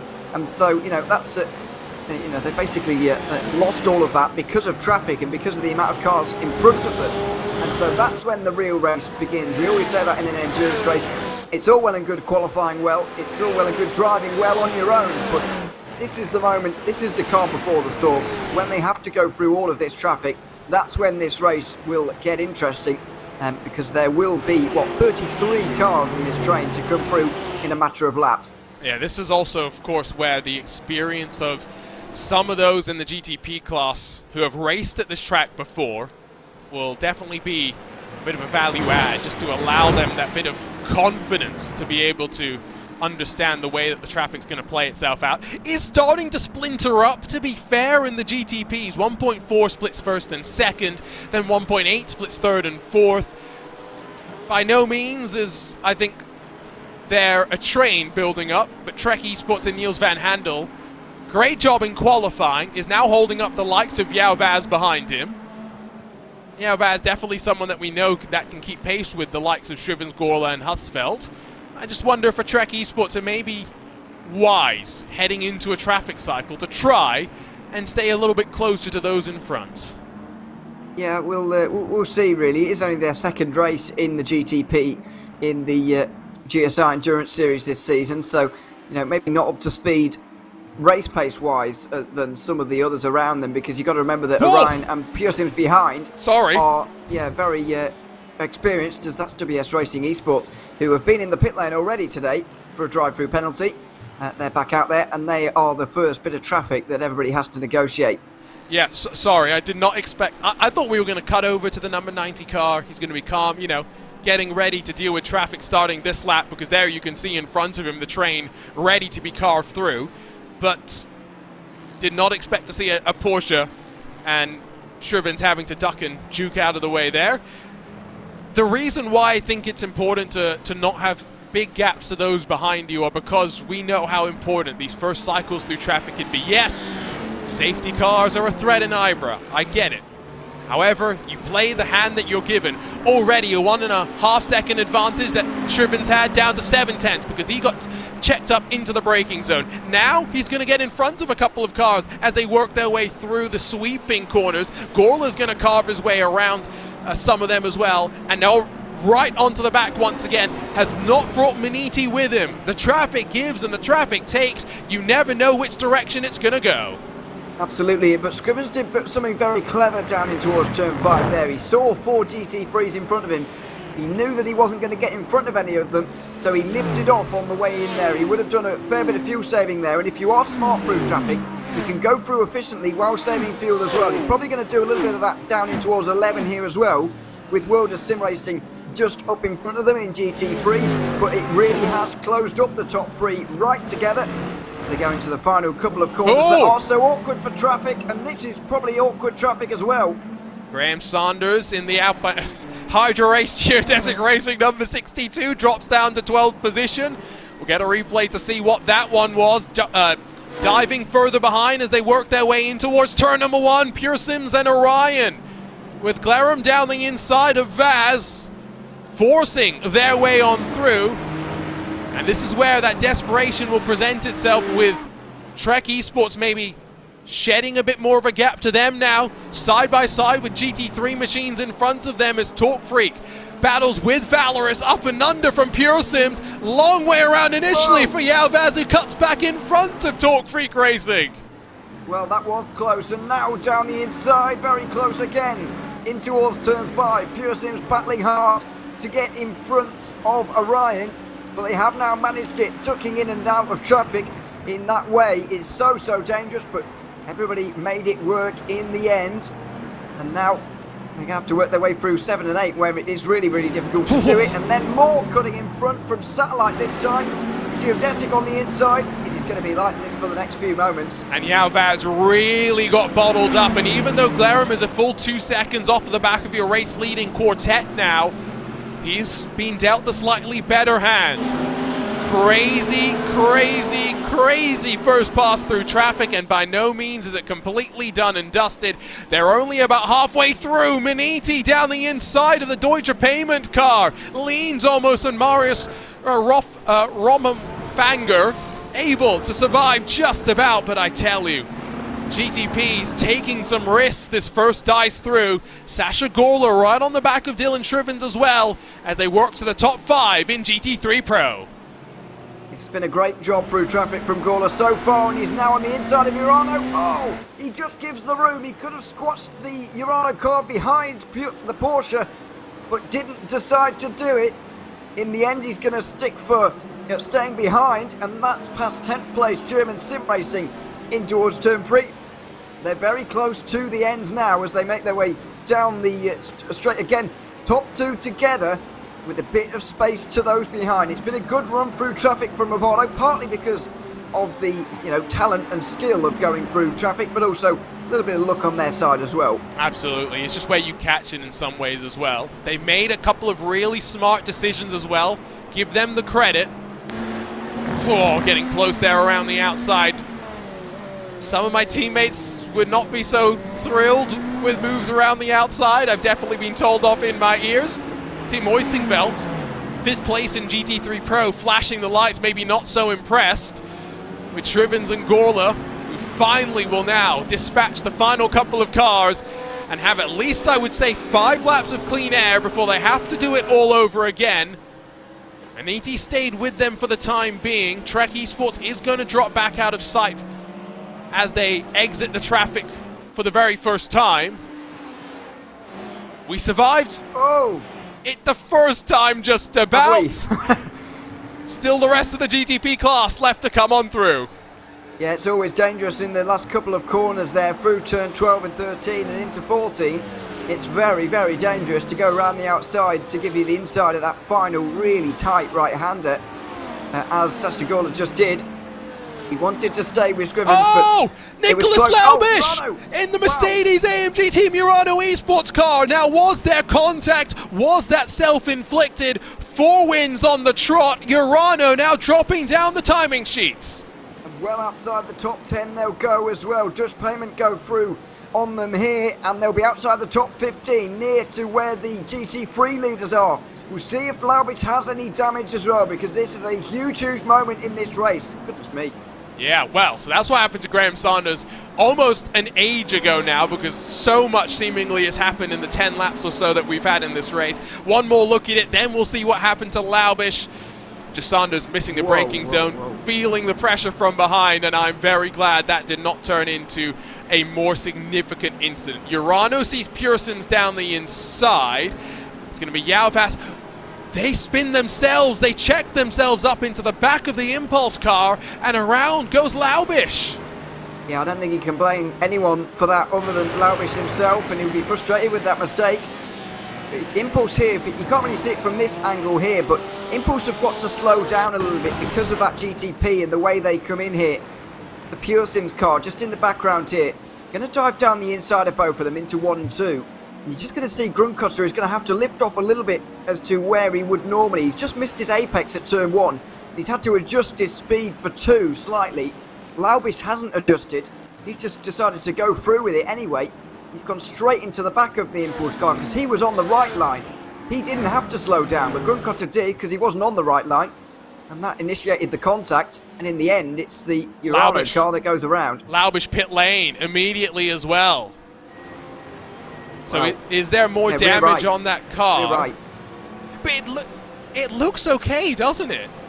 Well, we can't see the rear right though. I know what you mean, but it's not crabbing. Steering looks okay. It's always crabbing that you look for, isn't it? When you're looking for damage, and yeah, you can't see any of that. But clearly, it's got to be significant because pitting this early in a race of this importance, yeah, you would never do that without significant damage. No, for sure. See if we can get word then out of the Urano Esports camp. Doubt it. Well, maybe they're not going to tell us. Maybe not immediately, but we'll wait and see. Well, this is where you've got to make some friends. Well, who's on the 190 car? Who's on the 190 car again? I got to remind myself of this. Oh yeah, you're on about me personally. Sorry, I thought you meant them. Konstantin Scharf, Daniel Lorenzo, Dominic Hoffman, who's usually in a prototype, but interesting he's listed on the GT3 car. Jonas Walmar, Nicholas Laubich, and Sam Koiter. I mean, Nicholas is probably not the right person to ask right now because he's probably not in the best mood, but we could send a message to one of the other guys. Yeah, we'll give it a go. But I remember from my IMSA days of doing the pit lane, they were the most discreet team. So that's why I said I doubt it. Not because I don't know any of them, but just because they're quite discreet. At least in the race they are, which I guess I understand because they don't want everybody else to know what's happening. But either way, it's in a weird way, it couldn't have been a better start for Impulse Racing because as we commented earlier, they need points today. They do. And to see Urano already a lap down is, almost a dream for them. Yeah, no, very much so. And speaking, by the way, of leads and gaps and whatnot, it's all kind of settled and stagnated across the board. At the very front of your GTP class, it's about 1.3 seconds across the board between them. Track Esports still hanging relatively strong, but in this phase of the race where clean air is enjoyed by these prototype machines, they're making the most out of it. A little bit different when it comes to your GT3 Pro. 2 seconds the margin at the front for the 138, with Fernando Busquets doing a sterling job to just use the traffic in his advantage. Impulse in that 157, holding on to the back though of that 179, Ewan. Yeah, they've had to do a little bit of catching up as well since we last saw them. Well, I don't know how traffic affected them actually, but in the last couple of moments they have been catching up since the GTPs cleared them, because when we were watching the replays of that incident with Urano, they did have a little bit of a gap there, but that has closed in now, mainly as a result of Grundkotter really, rather than Bennett slowing down, I would imagine. Last lap times were very, very close, both in the 50.3s. So they're matching each other for now, but you've got to imagine they are going to be very motivated by what's just happened. Yeah, a couple of things. I got the word on the damage from Urano. I also just saw there's a 30-second penalty for Vince Peters for his part in the start malaise. So good eye, Ewan, for spotting that. Now, do you want to guess how much the damage repair was, Ewan, for Urano?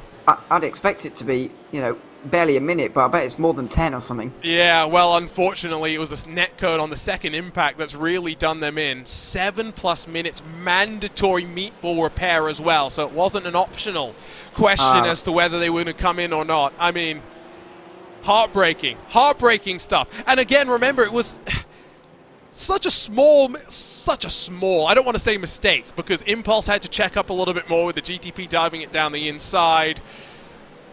Laubish maybe not getting the chance to recognize it. He runs into the back. By the time he then recognizes that the rear end stepped out on him, I mean, it's just unfortunate. Yeah, that's exactly the word I'd use, unfortunate. And they did not deserve that amount of damage for their mistake. It was a mistake from Laubish, but it wasn't. That's almost punishable by death there, if you want to put it into life terms, and they didn't deserve that at all. So, yeah, that's a real shame for them. It's wildly opened up this championship, though, and it once again gives the opportunity for Phoenix Racing Esport and Aztec Sports Visceral to get involved, although I can't see that. I can't even see Phoenix here today. I don't think they're racing today. No. Yeah. So, yeah, it's just for Visceral, and they've already got a penalty, so, yeah, we are talking about a two-horse race. Yeah, and let's be realistic, 276 points back were Phoenix Racing Esports. For Aztec as well, I mean, we're really trying to set up something big for them to be brought back in. So let's say Impulse don't even maximize points here today. Let's say they get what they did last time, which was second place at the end of the race. I think it was third at the halfway mark. It means they're going to grab around 120 points. They'd have a slender advantage heading into the final race. The Mercedes AMG team, if it's 7 minutes of repairs, that means what? 4 laps or so they'll go down? If they're willing to fight their way back on, I mean, there may be an opportunity to salvage some points, but I think realistically speaking, we might as well say it's nil point for them for this round. Well, I don't know about that, because, first of all, they are only 22nd right now. True. They are 6 laps in front of Paceworks Esports, so if they get away again in the next, 9 minutes, 8 minutes, then they will stay 22nd in this race. Then there's going to be more problems for other GT3 pros a little bit later on. You only need to be in the top 24 to get halfway points, and the top 25 to get points at the end of the race. At the moment, 22nd would only be 2 points at the halfway stage and 4 at the end, so it's not a lot, but everything is going to count at this stage. And in a championship that could end up being this close, you've got to remember that Urano would win any would win any tiebreaker. I think you have actually, I forgot that you score points down to 25th. A lot of points. Yeah, so the question becomes, is the car healthy enough to be able to go? We'll see how it goes. We saw the message earlier on today in qualifying from someone that said if people break into turn 1, then just maybe we'll survive. Well, they've come back to report that somehow we got hit before turn 1 at a track with a really short run to turn number 1. So, yeah, unfortunate. Laubish is going to roll, so we'll get a sense of how damaged that black and red machine is going to be. Okay, so they've got 5 laps over the next car. They're absolutely fine as long as this damage has repaired all good. Yeah, nearly 7 minutes in the box, 6 minutes 45 for Laubish in the box there. Back out there again. On board. Then again, we didn't see any crowing previously. No. So, it looks absolutely fine. But now they've just got to soldier on. Sometimes if you didn't have crabbing and you come in to get damage repairs, you may suddenly have crabbing. I have definitely experienced that before. Okay. So, I mean, it looks okay. Pit crew sabotaging. Yeah, no, exactly. It's the great iRacing damage model coming to shine down on you. Looks okay. I mean, yeah. Okay. We'll track the progress. I think that's what we're going to have to do here, is just figure out exactly how it's all going to play itself on out. Joshua Chin, by the way, brings the private label team hype machine down to the safety of the pit lane. Let's check in with GT3, by the way, because, of course, big drama for Valorous Motorsports at the start, who still run up in 4th position, but it is the 278 of Joshua Meyer that is starting to build up a buffer. Now has a GT3 Pro machine between him and the Archer Brother Esports car. That's a full 3 seconds down the road. Absolutely. So this is what makes it a little bit different to Valorous' start at Monza, is the fact that their car was basically toast after lap 1. Their car's fine this time, clearly. They did get a little bit of damage there, but no meatball. They seem fine. That was 3 wide, I'm sure. And yeah, their car seems to be driving okay. It seems to be tracking straight. Yeah. Yeah, he's back up to 4th as well, so can't be doing too badly. And yeah, it's a long race from here, so they can at least recover from this, unlike at Monza where their race was over at lap 1. I was about to say, I was thinking you said turn 1 for a second there, and my wheels were the wheels in my brain were turning, and then I realized that what you said. It's 6:40 in the morning for me, so you'll have to excuse me just a little bit. I know you don't have to experience this too frequently, Ewan. I unfortunately do. But when you wake up in the morning and your alarm says 2, 3, 4 in the morning, there's a little part inside of you that just dies. Yeah, I haven't. I can't remember the earliest I've had to. I've more commonly done for very late nights. Is the more common thing. That, you are used to happens. PRL mornings, though. To be fair. Yeah, and also 24-hour races in the past, back when commentators used to be less available in some places. Not RaceSpot particularly. It's always been quite. There's always been quite a lot of people. Oh, but, gotcha. In other places, you're just kind of on your own in the middle of the night, just in a 24-hour race. What's the longest you've done it? And most hours you've done in a 24-hour race? I've done the most hours I've done in a 24-hour time period has actually come during a 12-hour race that I did the whole of. Oh wow! So I've not particularly had some very long 24-hour races. I've had some bizarre. I think last year, 2022 Daytona 24. For racing, I did 1 a.m. to 7 or something. That was weird. Oh wow! Okay. But you scheduled me for that, so thanks for that. I know. You're welcome. It's a joke. I didn't put my name down. So yeah, it's 12-hour races that have got me. I think I did 16 hours that day or something. Waking up to sleep. Yeah, trust me, I understand. I think this is where a lot of drivers maybe actually will have some sympathy for us, right? Because they know the struggles of trying to schedule a 24-hour race with their teammates and whatnot. And I'm not trying to say that commentating is as demanding as driving by any means, but it's a similar sort of thing. We have members of our team from all around the world. We want to make the best of their time zones, the best of their talents when we can, and so yeah, I'm sure they can understand the conundrum of putting together a commentary schedule. I think the most that I've ever done technically was the iRacing 1,440 minutes in a French countryside back in 2020 when we were allowed to run that race, when I was basically either on production or commentary actively for like a good 20 hours of the 24. My computer was being actively outputting, whether it was to the actual YouTube or to like Hugo to have replays and stuff for 24 of the 24 hours. I distinctly remember it being around 4 in the morning. Someone was whoever was producing was having internet issues to YouTube. So instead what was happening was they were sending the feed to me. I was then sending it to YouTube. And so we got it all set up. I said, all right, I'm off to sleep. And then had to wake back up in 3 hours to turn off the feed. And being so destroyed the next week at work. Yeah, that never again, please. Oh, it's we do some crazy things sometimes that the general population would describe as a bit weird, I would say. Yeah. But anyway, I'll show them my commentary schedule over the last 2.5 years. Then they'll see weird. You know a little bit of. I was up at 4:30 today. I'm up at 5:30 tomorrow, and that's late for me. Last weekend I was up at 2:30 and 3:30 Saturday and Sunday. If any of the series organizers are listening, though, more seriously, Ewan, what we need clearly is more American-friendly time zones. I don't know if we do. Yes. The world is already America-centered enough, I think. We don't need any more. And Europe-centered as well, to be fair. I do feel a bit bad because we're complaining so much, but Australia is like this. Yes. 365 days a year. They live this with a European and / America-centered world. They're just pushed to midnight or whatever and worse. So yeah, it's. I feel sorry for them more, really. But, sure. There we are. Hoisingveld got round wide by a GTP machine. Showed the displeasure with the flash of the lights, and now ATRS down the inside. Gives an opportunity for Tempest Simsport to show their nose to the Pearson's Porsche. This is the fight for fourth in the GT3 Pro. They've dropped about 5 seconds off of the back of Impulse in third position.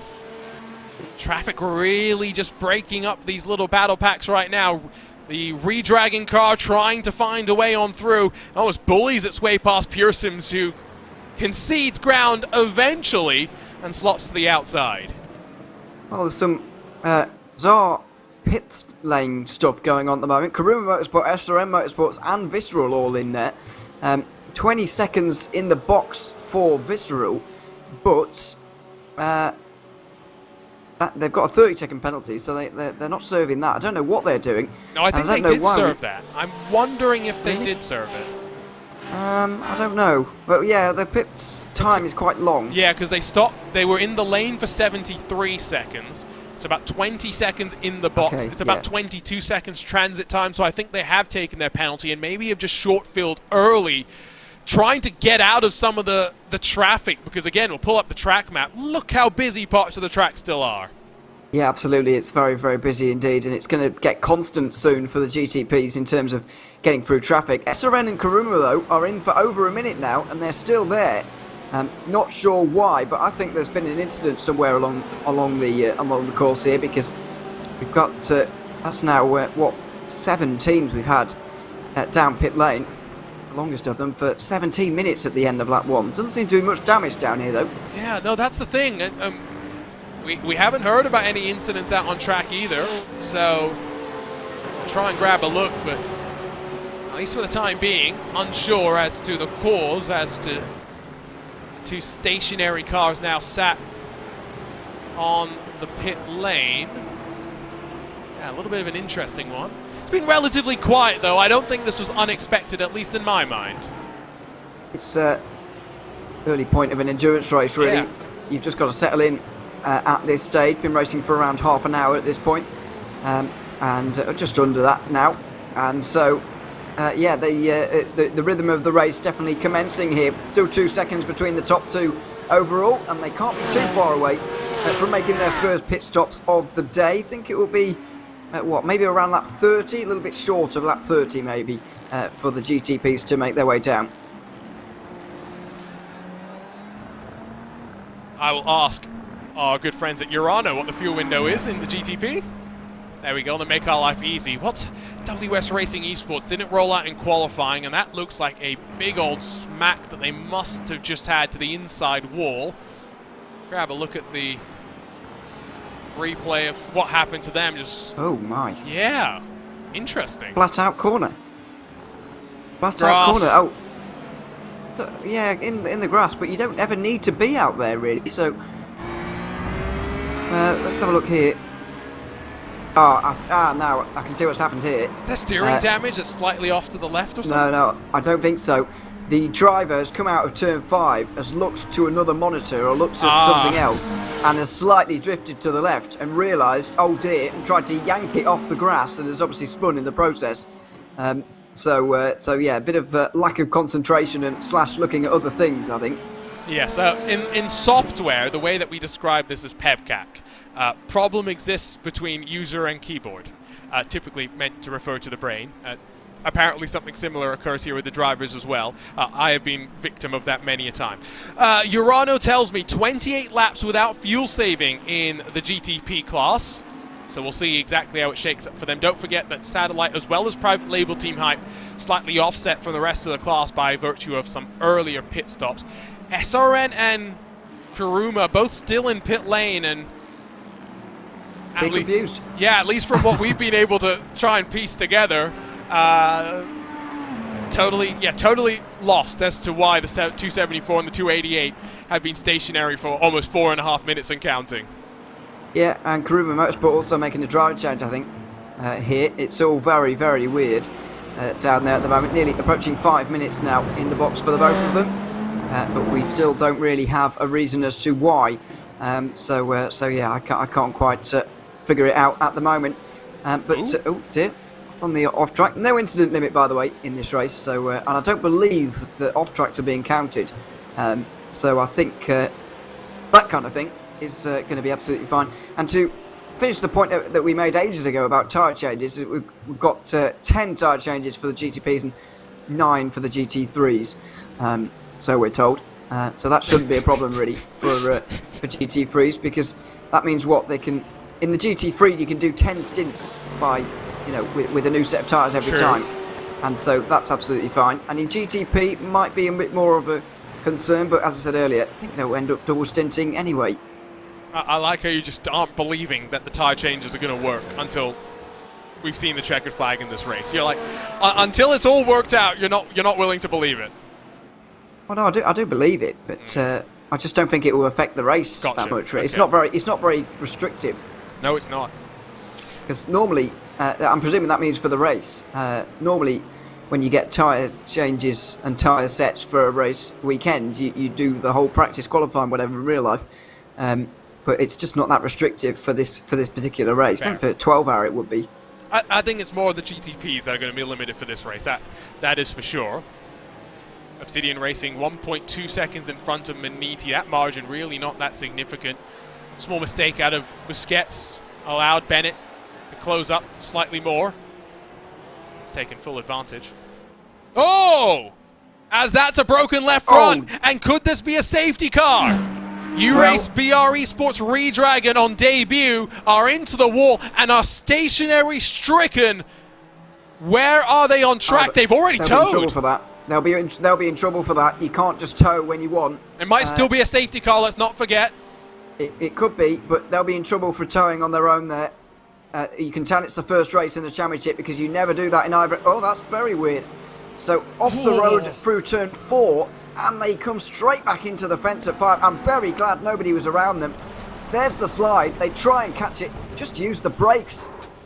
So to reiterate what I was saying, by the way, IVRA may still throw a safety car if this car was in a spot worthy of a caution, and I thought it was. And so for Niels van Handel, potentially timing a pit stop to perfection, Trek Esports have been able to come into pit lane just before the caution had dropped, were already in their box getting service. Trek likely to cycle to the front of the GTP class when we're all done and dusted.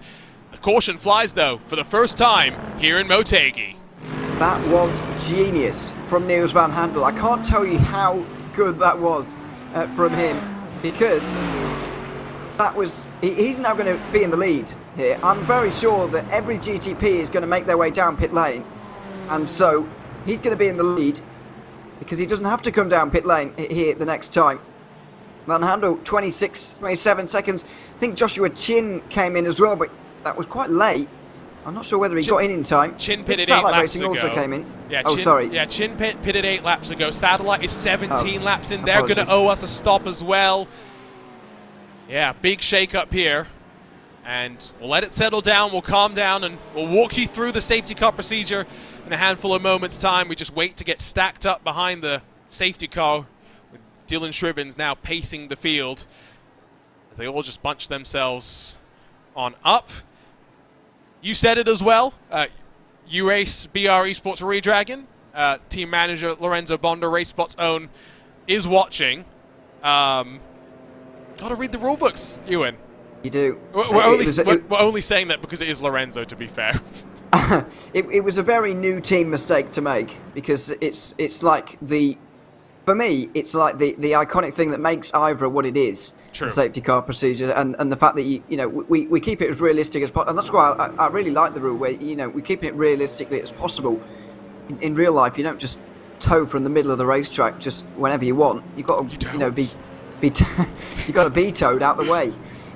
So by something, obviously we can't do that, but we can at least keep it realistic and throw a safety car when it would be thrown, probably in real life. We don't need to go all the way though, and we don't need to replicate lengthy safety car procedures. Cough IMSA, cough, cough Sebring, cough, cough, cough, cough, cough. But yes, I'm of the same opinion. Everyone knows that. I love myself a good safety car to add a little bit of a mix to the strategy. Of course, for those that were working backwards from the halfway points, get your equations reset, and now see what you're going to want to do. No one will come in this lap, don't forget. We're all still trying to get... Or next, probably. Yep, we've got to get cycled up behind that pace car. We've got to get the wave arounds done if you are in the pace car queue, but in front of your class leader, you'll get waved around. Race control will do that one by one, and only then will we see cars down onto pit lane. Yeah, just to explain, you saw the Archer Brothers car go past there. They're second in GT3, so we're effectively waving by the rest of GT3. There's 8 cars on the lead lap in that class, and we're waving 7 of them past the leader here. There goes Rusty Spatula. So you can see Prestana Nomad, then Torque Freak, then Water Sim Racing are there. We're going to wave them all by. And we're also going to wave by Ingersoll Rand from GT3 Pro, I believe. Virtual Motorsport and Visceral as well, depending if they are in front of Obsidian in the train or not. I'm not entirely sure if they are, but yeah, Rafael Silva in the pit lane now, and we'll have quite some lengthy repairs to contend with here. He's going to get overtaken by everybody in GT3 very, very soon. And that's the first GTP casualty we've seen all day. I was just about to say before that as well that Race Control have been quite quiet so far. Well, outside of the start, they haven't had to look at much, fortunately. And that's been, compared to the 24/8 Series esports race we had a couple of weekends ago at Barcelona, you know, they were, I'm not exaggerating, they were busy up until 8 or 9 hours into the race. There was an incident pending for the entirety of the first 8 or 9 hours, or maybe 10. It was really, really a lot on Race Control, and this couldn't be more different. Don't think they're going to complain about this one, that's for sure. Just trying to look at the queue. I feel like we have gotten the wave arounds at least done. So I think the next step is, again, just to wait for the field to queue up at the very tail end. Sorry, what's happening to Vince Peters here? He's dropping down he's losing time. Oh, there he is. That's why. Sorry, he's just going through the... sorry, I was a bit confused there. You got me very confused as well. Sorry about that. Paceworks Esports also going through. They're many laps down, but they'll get one back there. There are more than I thought, actually. Yeah. So ATRS, they're also... It depends. These drivers that are a lot of laps down will, be a bit more confusing to work out. Urano aren't going to get a lap back, though, so they're going to be settled now at 3 laps behind. They're still 22nd, but again, very much just waiting for attrition to play its part. Exactly. Now, why is Niels van Hundel dropping back behind Joshua? That's where he was meant to be. That's weird. I got confused for a second. I was concerned that maybe he had actually entered a closed pit lane or done something he was not meant to, but I think this is more just the fact that you slow to such a crawl that sometimes you have got to jink out of line to avoid running into the back of the car in front of you. Oh, I can see it in the mid-pack of GT3 at the moment. It's making me very nervous. I've been... Joshua Mize. Contact there. No, I think Joshua Mize just said that, you know what, I need to pull out of line to make sure as little risk comes to my car as possible. Yeah. This is, again, where experience will play its part. Those that have been part of the series for a bit longer, Ewan, will be familiar with this ebb and flow of the concertina. Absolutely. I feel like, with regards to the start incident that we saw with something like that, I feel like the final corner here doesn't help, because you kind of, even at safety car speed, you have to slow down and accelerate out of it anyway. And then if you're slowing back down to safety car speed afterwards, it can cause a real effect. So, I can understand... pit entry open, by the way. Yeah, we're going to see everybody in here, surely, especially in prototype. Yeah, so 28 laps in green flag fuel-saving conditions is what we were told. And now the GTPs will filter their way on in. Remember that Trek Esports, who were able to sneak a pit stop in just before the caution flew, are going to filter around, along with the private label Team Hype car that is going to be 10 laps into its run to the front of the field. Wow. The GT3 field basically in their entirety, seemingly coming in as well, although Obsidian Racing electing to stay out. That is a real surprise. What are Obsidian trying with this then? Because the race leaders in GT3 stay out. I can't see anybody else staying out here for the moment. There go Rusty Spatulas in the GT3 category. I believe they're going to go to the lead. and they possibly will, if that is them. PBS Racing Esports going to get a lap back there, so are SRN, as Urano leave first. But they're going to be first off of pit lane. Oh, what a mess it is on the exit. Was pit exit actually opened? Now, maybe not. I did not see a message, Oh, and we've got a big, that was a huge one. Pit exit was just open for the records, I'm pretty sure. I'm pretty sure a handful of cars have just left to close pit exit. Penalties likely coming in. My, oh my. More and more drama here at Motegi. And Maniti were one of those that got absolutely pile drive there. The 278? Alex Bennett. Yes, I think so. And I think it could have been input. Sorry, not that impulse. The 179, sorry. Gotcha. For Maniti. I think it could have been by Impulse as well, because they're just behind them in the train. I think Championship contenders Impulse Racing may have absolutely smashed into the Maniti car there. You're right. You are 100% right. Just gone and filtered out a good look for us to be able to go and pick this one apart on. And, I mean, as clear as you'd like, you're going to see it right here. It's a bit of a checkup initially from Pure Sim, so by no means... He had time. Yeah, and by no means was Alex Bennett completely innocent here, but it's just clumsy. It's all just tripping over one another, and... Custer wasn't paying attention there. Yeah, what lingering impacts are there going to be now there, though? That's the question. You see, the moment Bennett makes contact with the car in front there, in my opinion, Bruncutter has enough time to react. Look at the distance between himself and Maniti. He's not... No. Oh, it's clumsy for me, that. So, and to be clear... Look at the hoisting belt car behind. They could slow up in time. So, you know... To be clear as well, I want to go back to this, because I'm pretty sure Urano have just blasted out of a closed pit exit here. Just watch. You'll see how there's a car that's been held? Yeah. Contact happens, and now they start to leave.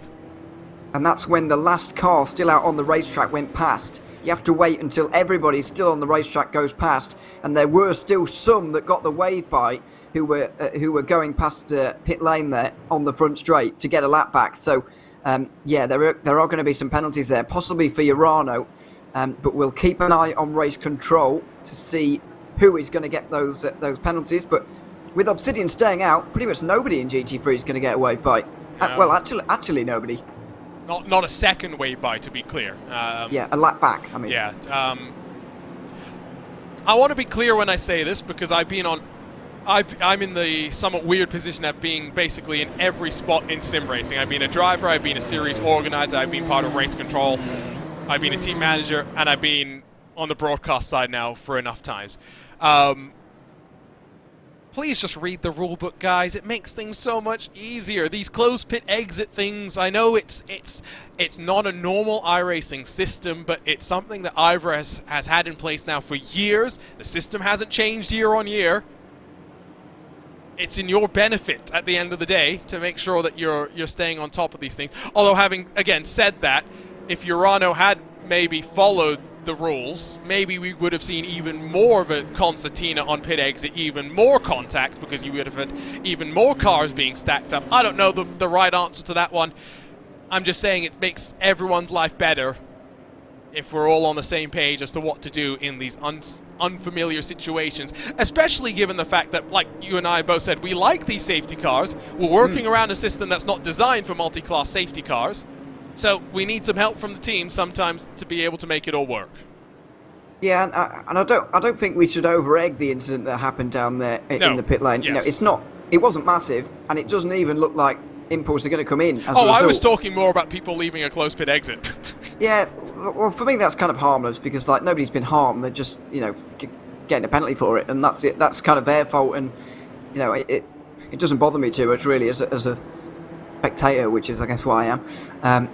But you know, it's the contact in pit lane that would annoy me a little bit more, because that is actually affecting races in terms of damage. But none of those involved actually did come in there. I can't think of the GTP that got hit. Was it Pure Sim's GTP that got hit, maybe, by the Maniti?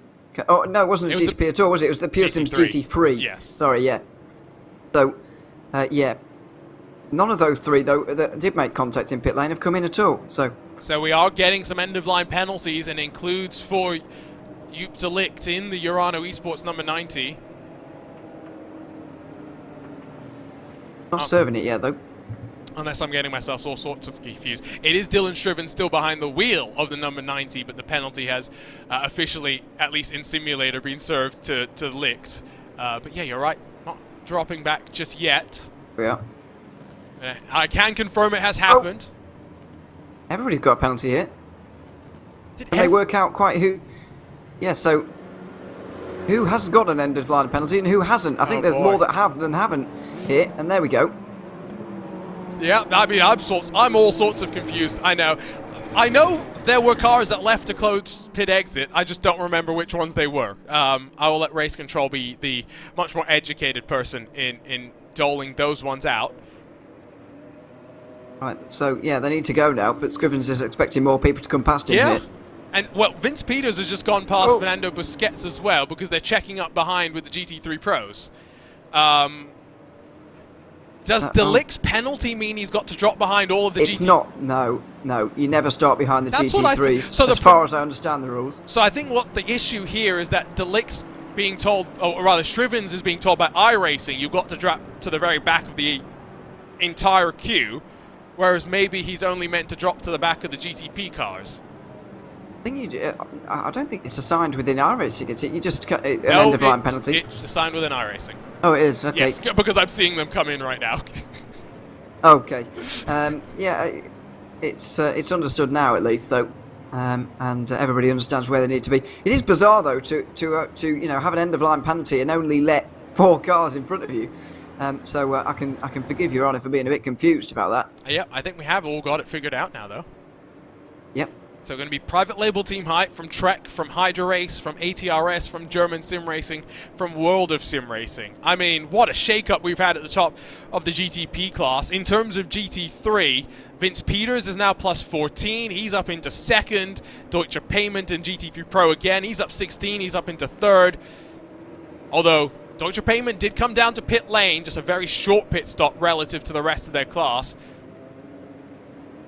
All sorts of shake-ups. We saw contact in the pit lane as well.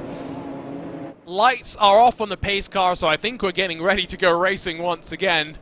Ewan, I mean, that first safety car process has really set ourselves up now for, I think, what's going to be a really crazy restart.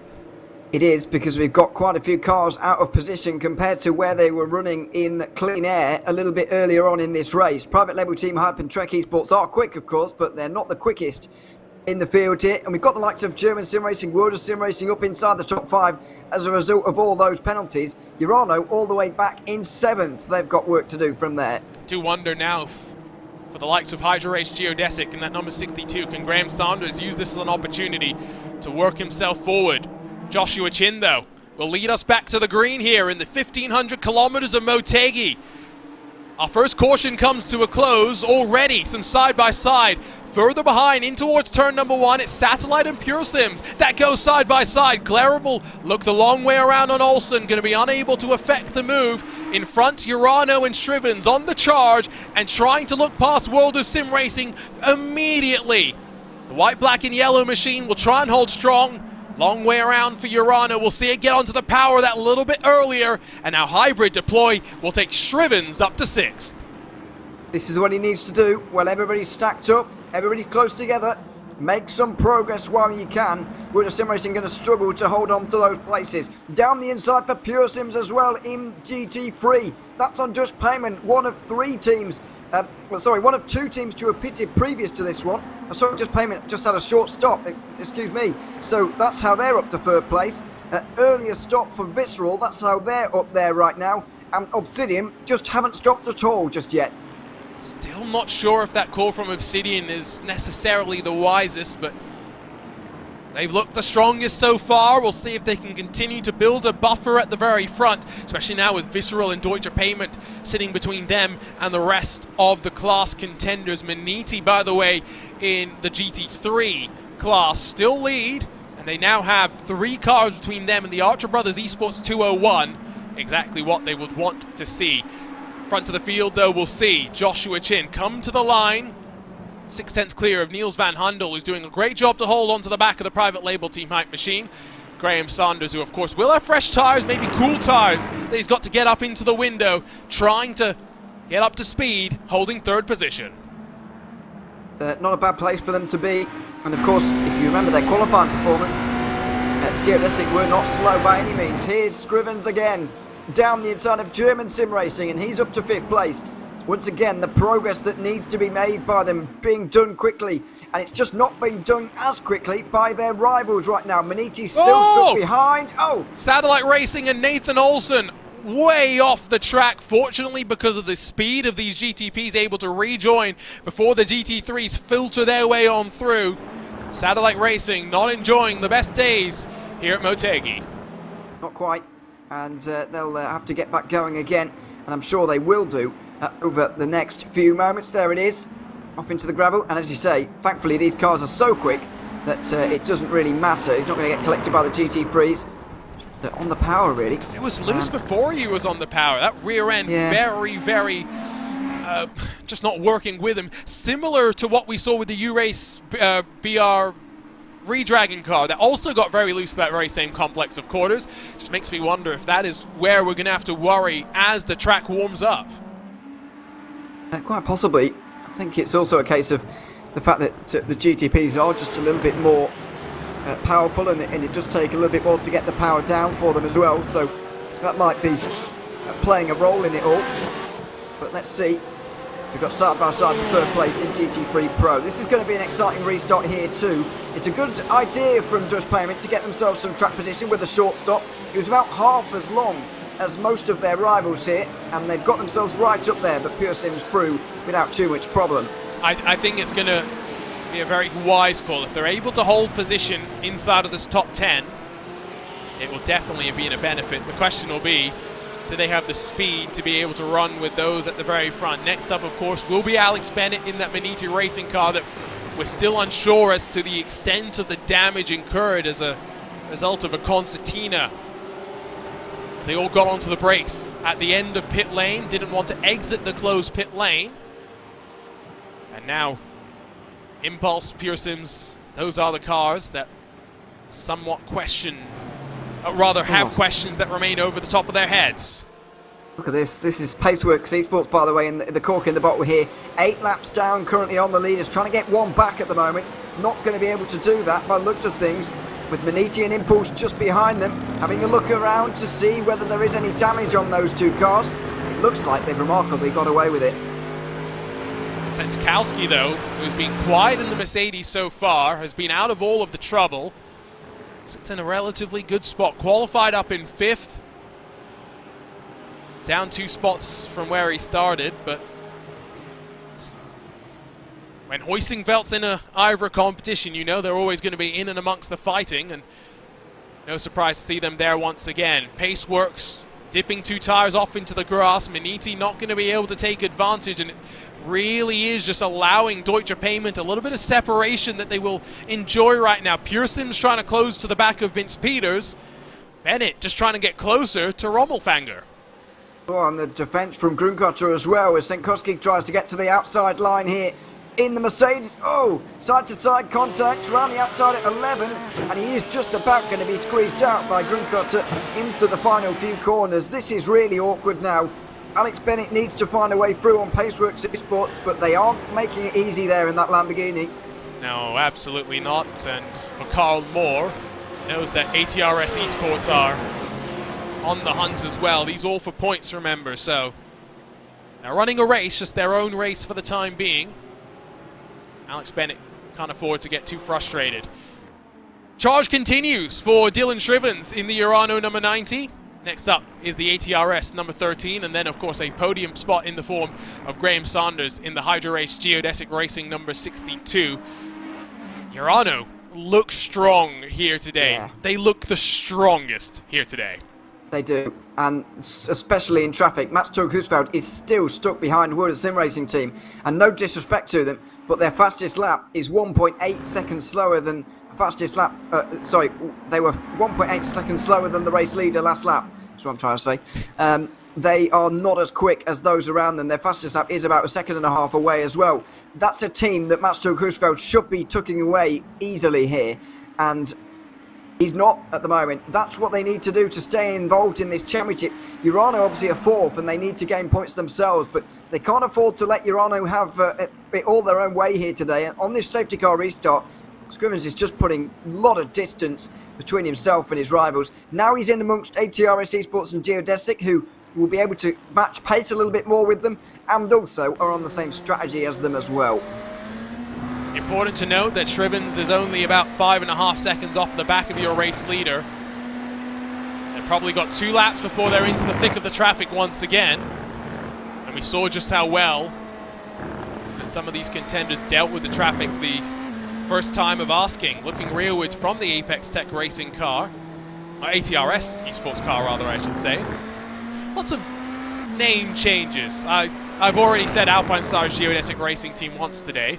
A reminder to my brain, Ewan, that change happened at the start of this year. We're, what, 2.5 months into 2023?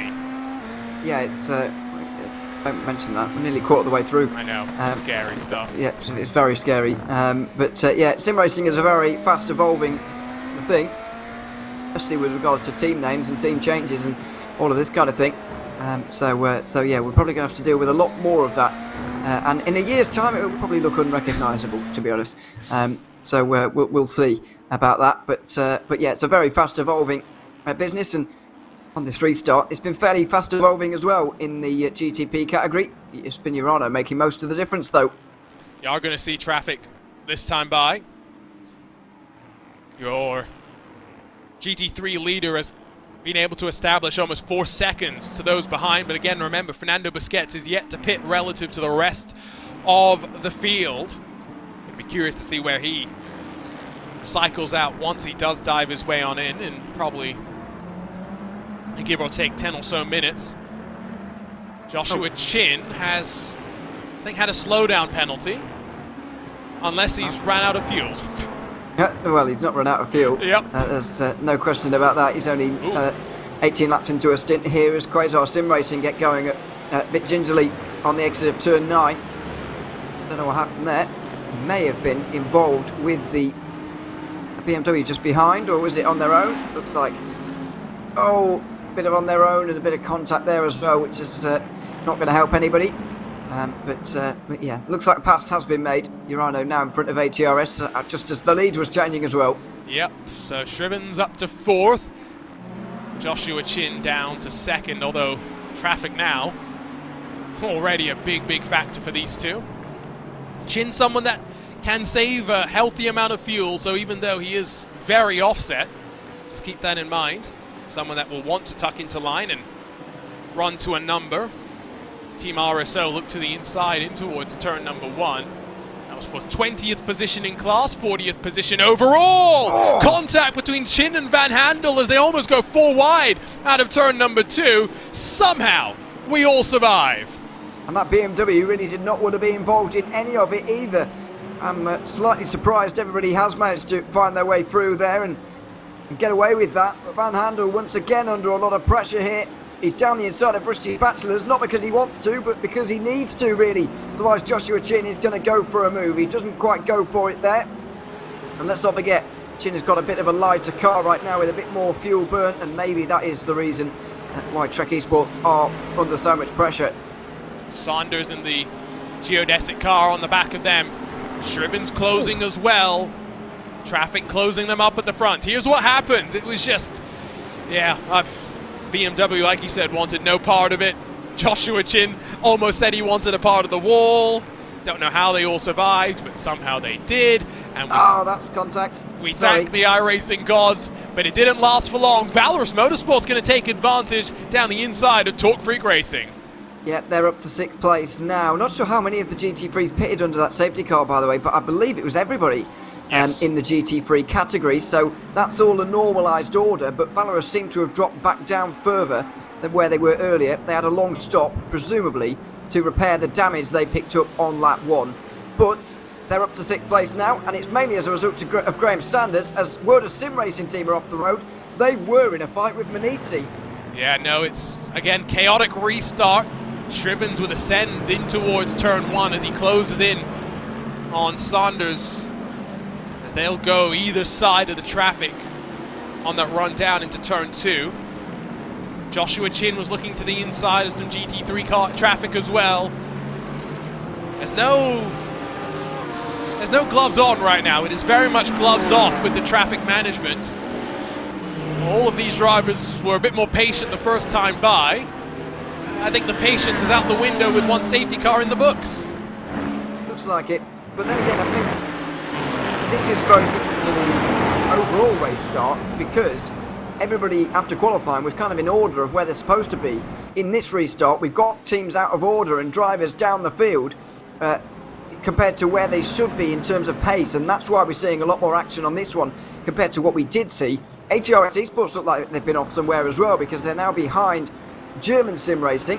I think it was on this lap as well, so I don't think they were involved with World of Sim Racing team, because they were World of Sim Racing were behind both of these drivers. But now that Husveld is through, he has caught up to the back of these guys pretty quickly. Just can't seem to overtake right now. I think it's just getting checked up with the traffic at the wrong time right now.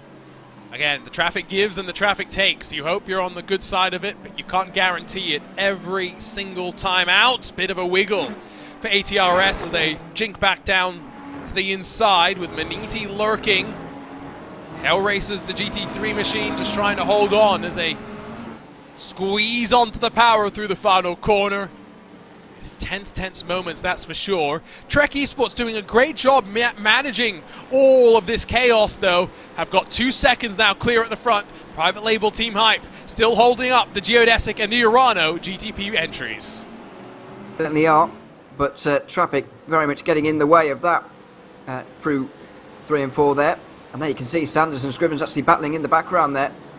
Down towards turn 5, there's not going to be a move there because Scrivens is blocked off a little bit by Tempest Simsport, who are going to get right into, or rear-ended basically by Sean Campbell there in the Delta Sport Porsche. You can see Hoistingveld not too far away, or not too far in front I should say. Senkowski not far from Grumcutter, and then you've got the Maniti racing car as well. But that bit of traffic has put lots of gaps in this GTP field.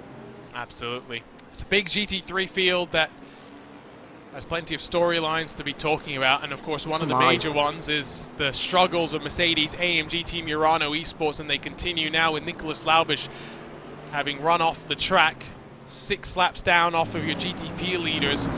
Very much in a world of his own right now, still 22nd, and hoping to recover whatever positions that he can. Pure Sims and Orion are going to battle down the hill. Orion just in front. They've got SRC Movano and Sasha Gorla behind, and remember, these are 3 cars that we would have expected to be up towards the front before the safety car came on out. Well, yeah, this is the result of the end-of-line penalties, though. They're a long way down now. Gorla down in 10th, and you can see from the onboard here, a lot more traffic still to negotiate for these drivers, and battling drivers they're trying to go through as well. That was Grumcutter on the outside line there for Impulse. They've negotiated all of that absolutely fine, and there's not going to be an overtaking opportunity by the looks of it, just a bit of an opportunity to lift off and maybe save a little bit of fuel on the way up towards 3 and 4, and then they'll grab some more down towards turn 5. Still working their way bit by bit through the traffic. In front of them as well, you can see Maniti and the ATRS car going side by side. Maniti are going to get their way on through, using the traffic to their advantage, and all of this is now concertinaing them up behind 5th position. Almost contact into the middle sector of the lap. Once again, the narrow confines of Motegi proving to be quite treacherous for the multi-class traffic management. Orion down the inside of Pure Sims down the inside of Orion, all kicking off in the GTPs. Oh, and side-to-side contact up towards turn 10 as well. As around the outside go the reigning champions. It's a long way around there, and Sasagole will want to get involved, although couldn't quite do it in the best way possible. And Pure Sims with a big slipstream towards 11 should hold on from Mivano, and they do. But that's not a good battle between them. Bit of side-to-side contact here and there, though. Things getting aggressive on this safety car restart. Still waiting for the sun to truly come and clear the fog. Plenty of battling in Motegi to keep us entertained. Again, Maniti down the inside, this time of German sim racing. That 10-second penalty that Matt Thords Hutzfeld, of course, got before we even got the race underway has lit the fire underneath him. And Maniti are back up into the top 5, but find themselves now 9 full seconds off of Dylan Strivens running in 4th. Absolutely.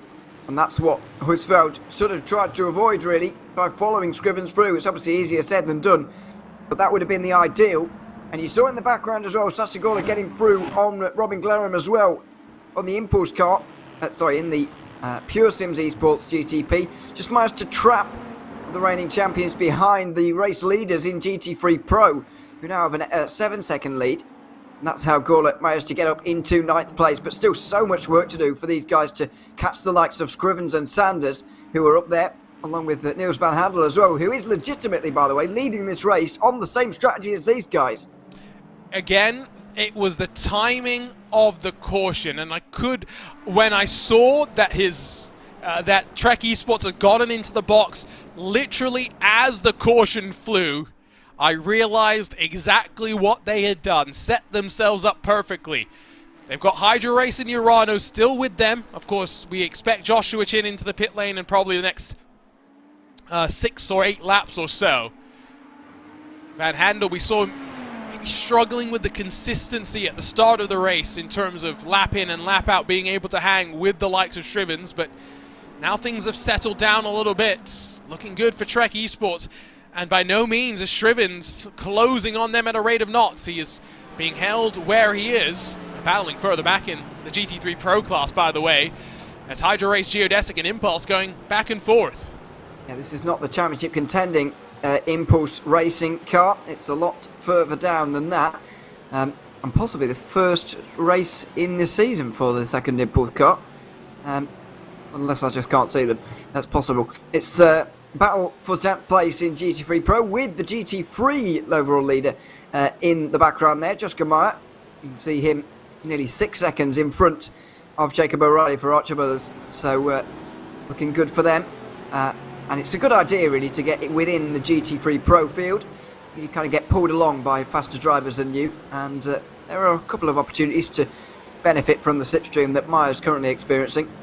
Can confirm this is the first race of the season for the 156. Trying to help their team out to grab a potential championship, of course. And given how the start of this race played out, definitely something that they can be focused on. Let's grab a look at an incident for the, I think that's the WS Racing Esports 223 car. This is through the final corner. We've talked about just how awkward this final corner is as well.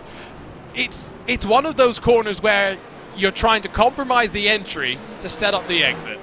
Yeah, it's so awkward, and it's difficult enough on your own. That's why we're getting so nervous about traffic through there, because it's just so difficult on your own, and it's as you say, really awkward. Impulse there trying to make a move in towards turn 10, couldn't quite make it work. There has been a pit stop, by the way, for the GT3 Pro leader, but just before that, ATRS Esports lost 2 places in 1 in GTP as Yalvaz and Sassagola got through. So here comes Obsidian Racing. Blinking on lap 39, an interesting call to elect not to come down with the rest of their class. And it's left them offset, and now we have to wait and see how it cycles on out. It means new class leader, Vince Peters in the Visceral Esports car. Let's not forget, they've already had a penalty today for their involvement in the start malaise. 30 seconds of penalties as well. Slightly offset, 7 laps offset to the rest of their class. Still in a relatively decent position, all things considered, you'd have to say. Absolutely.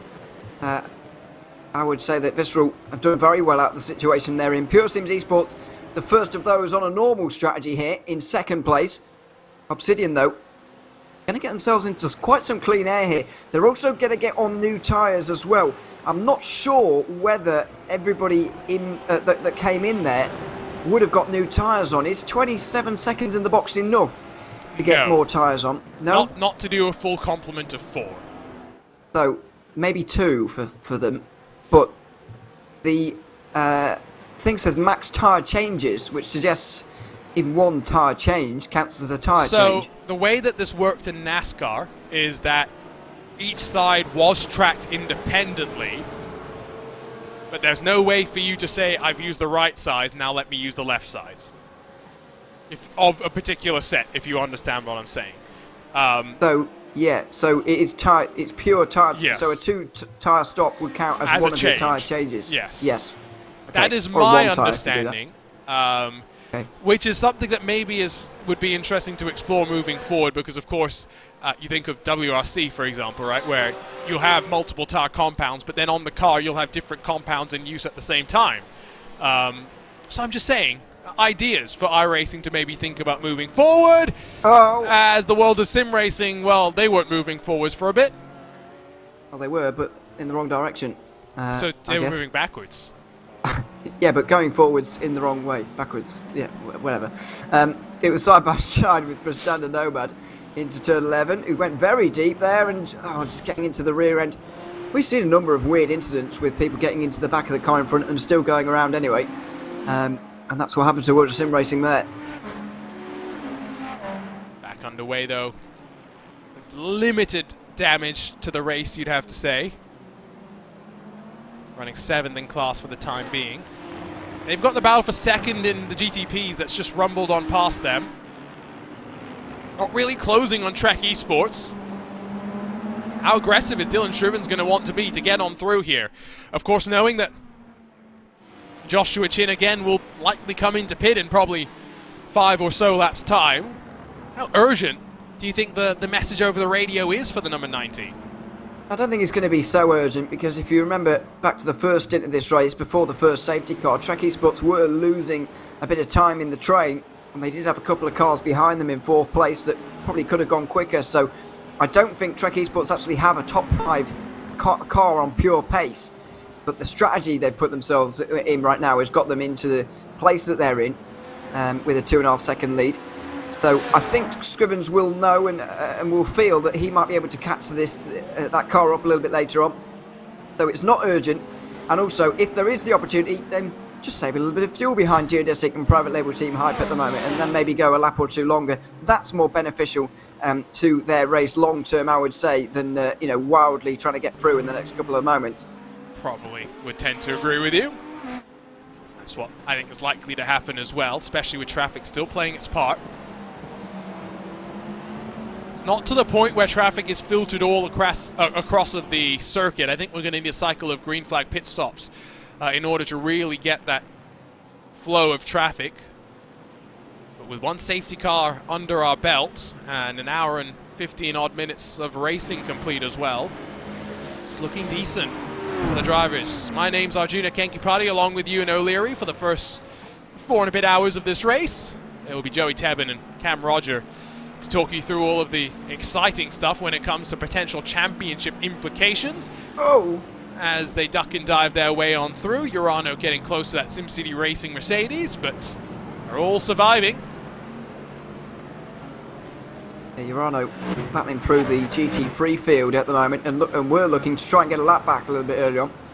But they came in with everybody. I guess they knew that if they'd stayed out, they'd end up in 2nd on old tyres and low fuel, kind of Obsidian, and they weren't going to get a lap back that way, so decided to come in. But their incident through turn 7 and 8 a couple of laps ago was not in the plan, and for them to get a lap back from there is going to be a problem. They're only 3 laps down though, and so I do believe that on pure pace by the end of this race they could be on the same lap as some drivers who have not had any problems today, but are just not as quick as the leaders.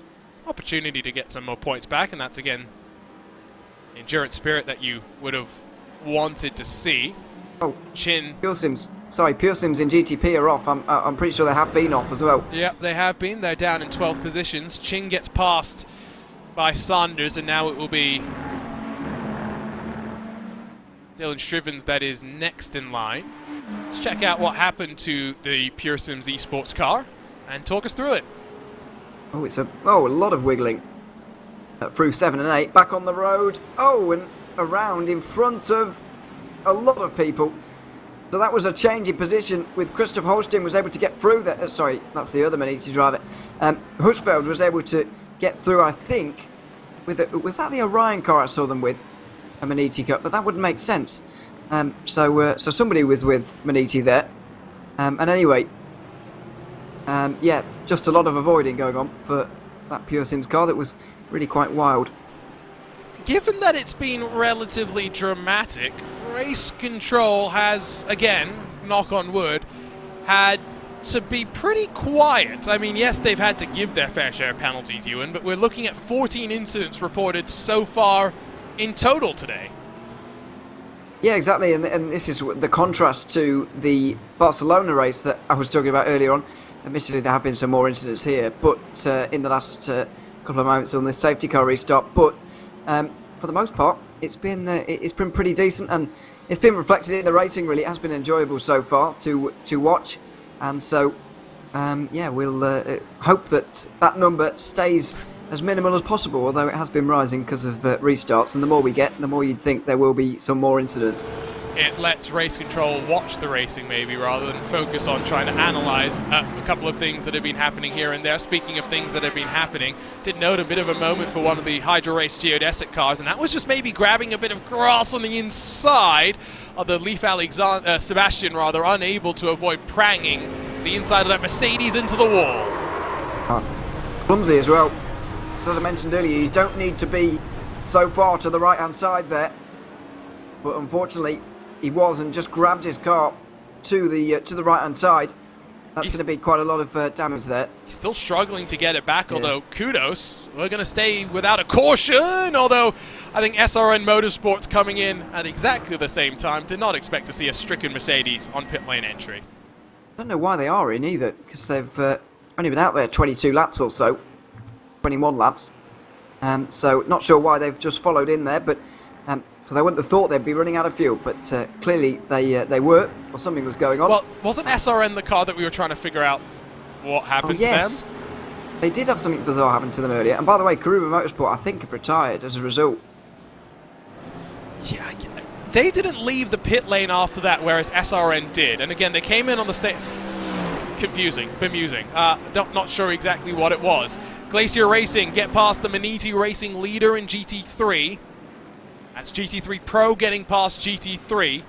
And Meyer still has 4 cars between him and the Archer Brothers entry. Looking good right now in that 278, although there's a long way still left to go. It's mainly because of the fight that's going on for 12th place right now from German Sim Racing backwards. And the Archer Brothers car is on the back of it right now, probably wishing they'd just get on with it. There it is. They're not fighting side by side all the time, but they are really stacked up here, and you can see the Urano car and just how quick Laubish is. He heads down to the inside, and this is only going to cost O'Reilly even more time and give Maniti even more of a lead that's now over 10 seconds for the first time this race, I believe. Yeah, I think you're right. Front of the field still sees Pure Sims in GT3 Pro, by the way, on the back of the Visceral Esports car. I think they're just minding the fuel for the time being, not really losing too much time, and so Bird content, as is Bennett, as is Grundkotter, in all of our major contenders at the front of this one. They've still got the GTPs, of course, carving their way on through. That's Sasha Gorla, Yao Vaz, as well as the German sim racing car that are locked in a 3-way battle that seemingly for the last 20 minutes has refused to let on up. Gorla is going to get the elbows out and force Yao Vaz out of the way, and up to 7th spot. Yeah, Gorla has done a good job getting through traffic here. It's not been quite as efficient as some of the others, but then again, he's had more traffic to overtake than the likes of Scrivens, and that's part of the reason why he's so far behind them now. But once he's had the chances, he has taken them, and there will surely be one to get through on the German sim racing car here very soon, and he won't pass it up, I wouldn't imagine. No, so with the Ryan now in the rear view, they should be all right now to continue marching on. And this was a group that, remember, did have Maniti Racing part of it at one point. They've been able to clear themselves up, 6 seconds clear of German sim racing, trying to bring the gap down to the Urano Esports team, about 5 seconds in front, although that is proving to be a much more difficult task at hand. But we check back up in with the top 4 in GTP, and do note that Trek Esports are starting to come under fire. Graham Saunders picking up the pressure. Absolutely. He's gaining now. I'm a little bit surprised, but then again, I did mention earlier on that Trek Esports probably not a top 5 car in terms of outright speed, and so maybe he's going to get caught as a result. A little bit surprised as to how Dylan Scrivens has lost so much time in the last few moments to Geodesic. I thought he was really up behind Chin and losing time that way, but clearly it's not due to that. There's more than a second between them right now, so I'm not sure why Scrivens isn't involved here. I would have thought he'd be catching 2. I think it was just a bit of traffic and the way it played out at the very end of it. So he's now got to close up a little bit again. And give it 3 laps, they'll be back into the traffic. So it's a cycle that they're now getting a little bit more used to. Onto the lap 46. Remember, we had our caution about lap 22, lap 23, just before the first of the green flag cycles for GTP cars. They've got a 28 lap fuel window or so without any fuel saving. And so we're about 4 or 5 laps away, hypothetically, from getting into the window once again for all except Joshua Chin, who comes in this time by. 32 laps for him, but of course there was a lot of safety car involved there and maybe some fuel saving as well. So he will pit from 3rd place and release Scrivens to even more clean air than what he had previously. And let's not forget that not so long from now, Trek Esports will be in. They pitted a couple of laps before, but then again, they were safety car laps, so they won't have burnt too much fuel in that. They might be pitting 1 lap before the rest of the field, really. But it also depends how much fuel they've saved, how much fuel others have saved. And I do think that Scrivens' lack of pace in the last few moments may be also down to fuel saving a little bit. So it's going to be Josh Chin out, Phil Kraus in, so driver changes getting underway in the GTP class. Meanwhile, couple of takers into the pit lane for GT3. The Deutsche Payment car comes on in the 187. Of course, they owed us a pit stop as well. Don't know if we're going to see a driver change for them. Don't think so. I think they're going to try and double stint. So now, 7 tenths between Van Handel and Sanders. 3.5 further back to Scrivens. The more that these two fight, the more it's going to bring back in Scrivens. He's not going to need much of a helping hand. Surely that if you're Graham Sanders, though, you've got a 2-lap you've got a bit of a fuel advantage over Trek Esports. I'd be wondering about trying to maybe use that a little bit more and just set myself up to the end of the race, hypothetically. I think, yeah, it's probably worth staying behind and fuel saving here, really. Van Handel's not going slowly by any means. You're not going to lose so much time staying behind him. And there's going to be traffic here as well, so if an opportunity, glaringly present itself here, then you've got to take it, I think. But for the most part, you want to stay behind. These drivers, by the way, will be overtaking Obsidian pretty soon, who are in a bit of traffic right now, and that's making me wonder a little bit about whether their strategy was the right one. I think they're trying to, based on the timing of the stop, I can only assume that they think they can cut a pit stop out. I think you might be right. That's the only reason why, in my opinion, you wouldn't come down to the pit lane. Well, however, I'm going to play devil's advocate to myself here. You're also then making the gamble that you're not going to get any other safety cars at a window where you would want to come on in, right? I feel like you are, at that point, I feel like you are obligated almost as the team to come on in, which is where maybe Obsidian's racing decision is so brave and maybe will pay off. Well, here's the thing. When that safety car came out, there was projected just under 8 hours to go. So everybody can make 7 stops after that and make it to the end quite nicely. And that strategy would actually match up better than Obsidian's current one with the end of this race. If we're basing this off time and how long we think this race is going to go, which is always a dangerous game. But I think pitting under the safety car would have matched better with the end of the race than what they are currently doing, which is get nervous, with the 2 leaders just in behind them, and there could be a lead change here. Great run for the Hydra Race Geodesic racing car as it runs its way across the line. Sanders jinks to the inside, and while Van Handel's going to try and hold the long way around, the charge from the Geodesic racing car now sees it lead the 1,500 kilometers of Motegi. Only 2 seconds now back to Dylan Scrivens in the Urano Esports car. Geodesic sending the afterburners to max.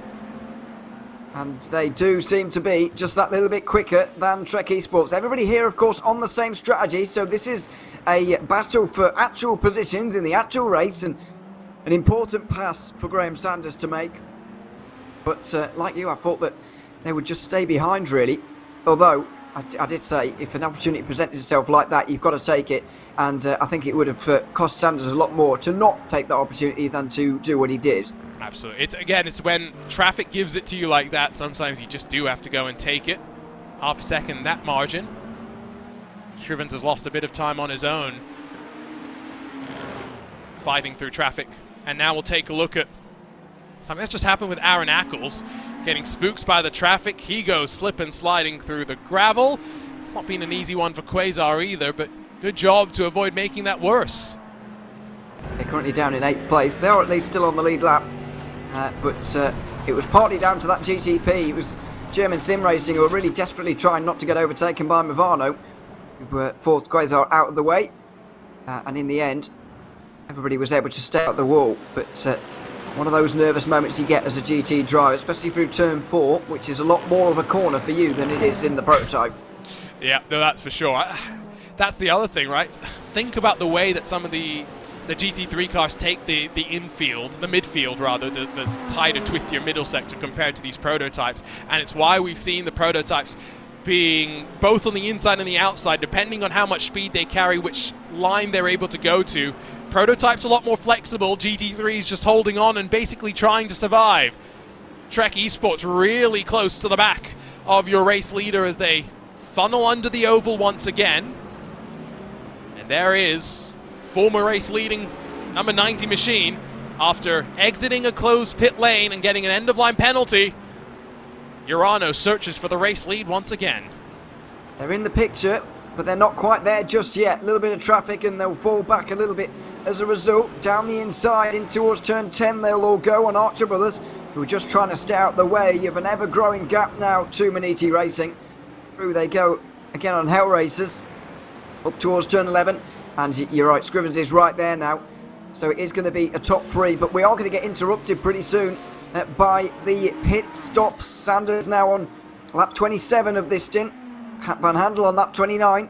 So he must be coming in soon. Probably not this one, maybe next time. Yeah, we're only on 28. Surely at least one more, if not a couple beyond that as well, given how much you can save under the safety car. They'll duck their way out behind the GT3 traffic. Shrivens now close enough that 3 cars split by about 1.5 odd seconds. Check back in then with your GT3 Pro leader, because it is still Vince Peters. Thought you saw something there, Ewan. No, sorry. I was just surprised by how many cars are in this train all of a sudden. Yes. No, exactly. And that's why I think it's such a cool train as well, because it goes back all the way to, what, 7th position? Yeah, I think so. Pretty much in this one. Tempest are not quite there. Diogo de Souza, sorry. Not quite there. But yeah, I'm really surprised about this. I guess it's a case of everybody fuel saving and nobody wanting to go through, really. I think they're all just waiting for Vince Peters. He's the cork in the bottle right now. I mean, when he comes in, that'll be it. The cork in the bottle's gone, and all of a sudden everybody will go wild. And it can't be too far away either because... German Sim Racing in the middle of the track, and SimCity Racing somehow on the brakes avoid causing a massive traffic jam palaver. What was going on there?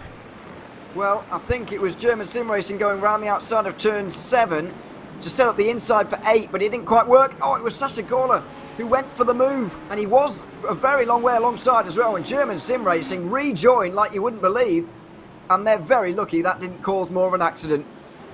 Yeah, I mean, so Gorla was there to his credit, and let's just ride with SimCity Racing and Chris Beats, who has his finger on the beat. Incredible. It was so well judged from all the cars there as German Sim Racing came back into the picture.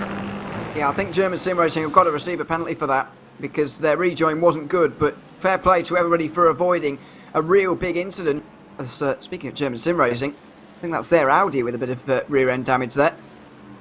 There's the move. It's a late one from Gorlet, but I mean, he was a long way alongside there, and it's conceivable to run side by side, so, and the rejoin really you can't make excuses for. Yeah, I feel like Gorla's within his rights to have that move. I'm just trying to figure out what the brakes, I guess. Yeah, well, we know that grass is ice here on iRacing. I am trying to give the credit, you know, the benefit of the doubt to German sim racing and trying to say that maybe he was doing whatever he could, but there just wasn't much that he could do. Yeah, I don't know. I think days. He did go through quite a bit too quickly, really. Does look like we've got a 4-car train now, though, as the leaders in GTP come through the leaders in GT3 Pro, and Motegi are here. 4 cars separated by a second and a half. As that's Peters. Oh. Now, contact. There was definite contact. Motegi's had to back out of it in the GTP class because they didn't want to cause even more chaos. Van Handel's peeled off to the pit lane, so he's going to start the pit stop cycle here. Oh. Battling between the GT3 Pro cars. It's Motegi as well as Pure Sims, Impulse all getting embroiled in this one. Impulse down the inside in their Porsche and squeak their way on past. Bennett's going to try and grab the inside, though, into the next braking zone. He should have it with 2 corners to consolidate the inside line and probably the position as well. Late on the brake from Grundkotter, but he knows he's going to get squeezed out there. By the way, those 2 that were side by side have received 10-second time penalties for their part in the pit lane incidents we saw at the end of the last safety car. Oh, wow. So that's going to be for the 179 as well as for the 157. Yep. So that's going to mean in the next cycle they'll drop back 10 seconds. I have to stop in the penalty box. There was also a 5-second penalty for the 211 for some sort of misdemeanor for the Rusty Spatulas. So even though race control overall has been quiet, there's been plenty. The Pure Sims car into the wall, backs up. You've got to use your brakes. I don't know what Alexander Bird was thinking. German sim racing and Patrick Preußer picked up in that one. I do not know what to say. Well, he's caused one incident by rolling back on the circuit, nearly slammed straight into the ATRS car as well. This is such a goal around the outside, and this is sort of racing stuff. I mean, it's very, very close to being okay from Gorla, but please get on the brakes, go straight into German sim racing, and then this is the worst one. Spin it right in front of ATRS to only just get out the way in time. I'm not actually convinced that's them, but it's one of the GTPs. So, and, yeah. We've seen that so many times today around the outside. That is racing at the end of the day. Yep. Again, I'm going to go back to the devil's advocate. He was on the grass. He tried to hold his brakes after he was in the wall. Don't know. Don't do that, though. Yeah, ultimately, I think Pure Sims, that just clumsy overall. Somehow, we're going to get through that safely, though, and into a GTP pit cycle. And into the pit lane come Impulse as well, because they made contact with someone as everybody was slowing down there at turn 9. I couldn't catch the car that they made contact with, but Grundkotter got into the back of someone, and it looks like Impulse have got damage because they're in. But you're right, the GTP pit stops are underway. Sanders is out in front of Phil Krause. So the undercut attempted from Private Label Team Hype, not giving them track position. Still leaves them in front of the Motegi car for the time being. Have not seen Urano's 90 in just yet. Likely to see that, I would suspect, coming in this time by Shrivens, doing maybe a bit of fuel saving. Maybe going to hand that car over to Utalik to take it over from the second pit stop cycle in the race.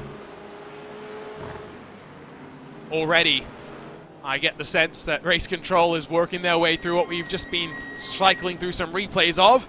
As here comes your race leaders, as expected, to pit lane. Yeah, Dylan Scrivens in at the end of a double stint, and that should be a full service for the first time. Maybe Joop de Ligt will be getting in as well. He just pulls in. Gorla, by the way, had pretty significant suspension damage there, so that's big news in the championship, not only of GT3 Pro, with Impulse Racing still in the pit lane right now getting damage repair, but also in GTP. Movano were involved in it there. And Urano are having such a good day that they are surely going to benefit from it. So there is de Ligt going to be jumping in. Yavaz out. Ilka Happela jumps into the number 46 car as well. Where is this all going to cycle out, though, on pit lane exit? Waiting for Graham Saunders. waiting for Delic to roll as well. There comes the GTP off of pit lane, but behind the number 62 machine. Margin's only going to be about 1.5 seconds, but it's enough for the time being. And Trek Esports aren't even in this mix anymore, because after doing their own little driver change, some drama for them. Yep, this is the outlap for Trek, and it's the Archer Brothers car in front. They brake a little bit too much to try and avoid them. They go for a spin, and they're avoided by everybody, but it's dropped them a long way back in terms of time. They're still fifth. Sorry, sixth place. They did just lose one place there to Satellite, I think, but there it is. Delic's through into second place, and that means he's jumped Private Label Team Hype without ever having to overtake them as well, as we've had a change for the lead in GT3 Pro. Yeah, we do have now Vince Peters down to second, Maniti with their penalty. Officially classified now as being scored in the lead. It's going to cycle all on through, though, later on today.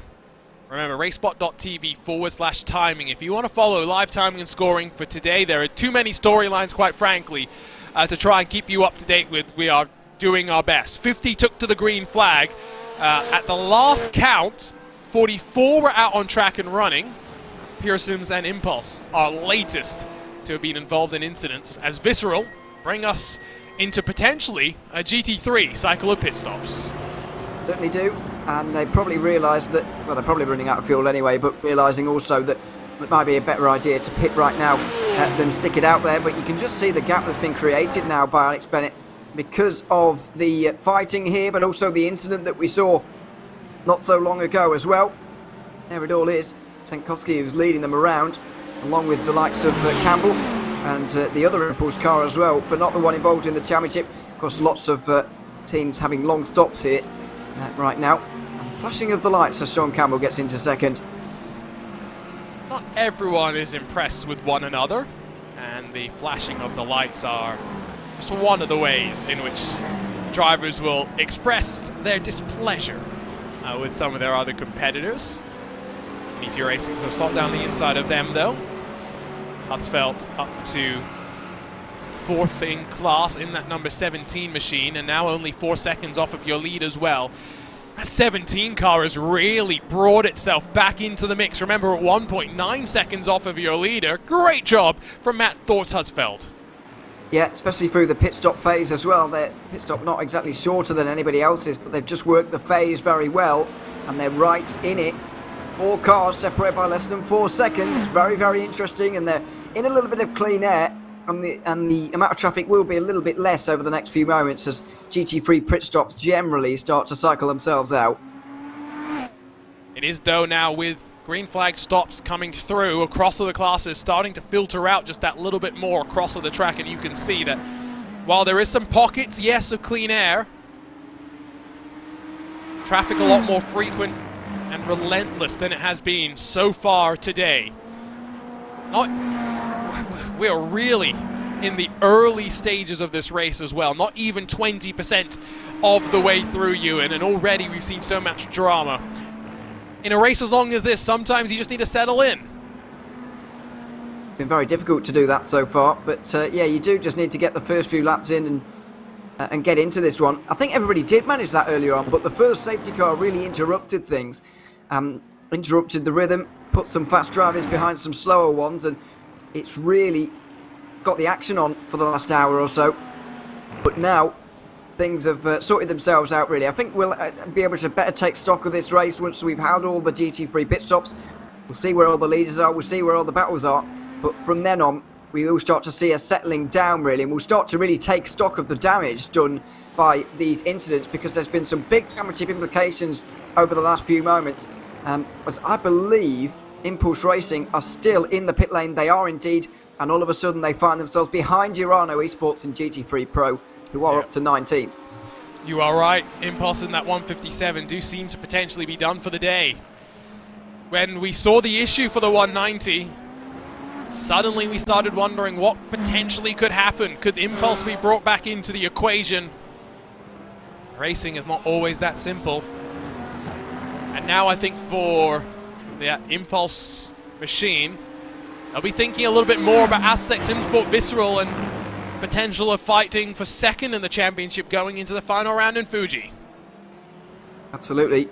It's all about, as you said earlier on, it's all about setting yourself up for that final round. You can't really win the championship here today, especially in GTP. Maybe the conversation changes for the bottom 2 categories, but especially in GTP, get yourself up there, get yourself in contention, and then I guess you're already doing better than Movano because they've found themselves laps down now, 4 laps down in the overall lead. I think they're back in again for a second round of stops, so they might have done the mandatory ones and decided they have to do the optionals as well. They've been in for 7 minutes and counting, so not shaking up nicely. Let's see. In terms of GT3 Pro, again, Maniti's 179 does have a penalty, so technically, with a 6-second margin, Delta Sport is classified as your race leader. Sean Campbell behind the wheel. Sentikowski for Hoisingveld's only 1.2 further back. Impulse is 156, their second entry, making its first start of the season in the Porsche. Behind them as well. Glacier Racing in the Ferrari runs in 5th. Plenty of intrigue. And with a Visceral Esports car now almost 4 laps into its run after coming down onto pit lane.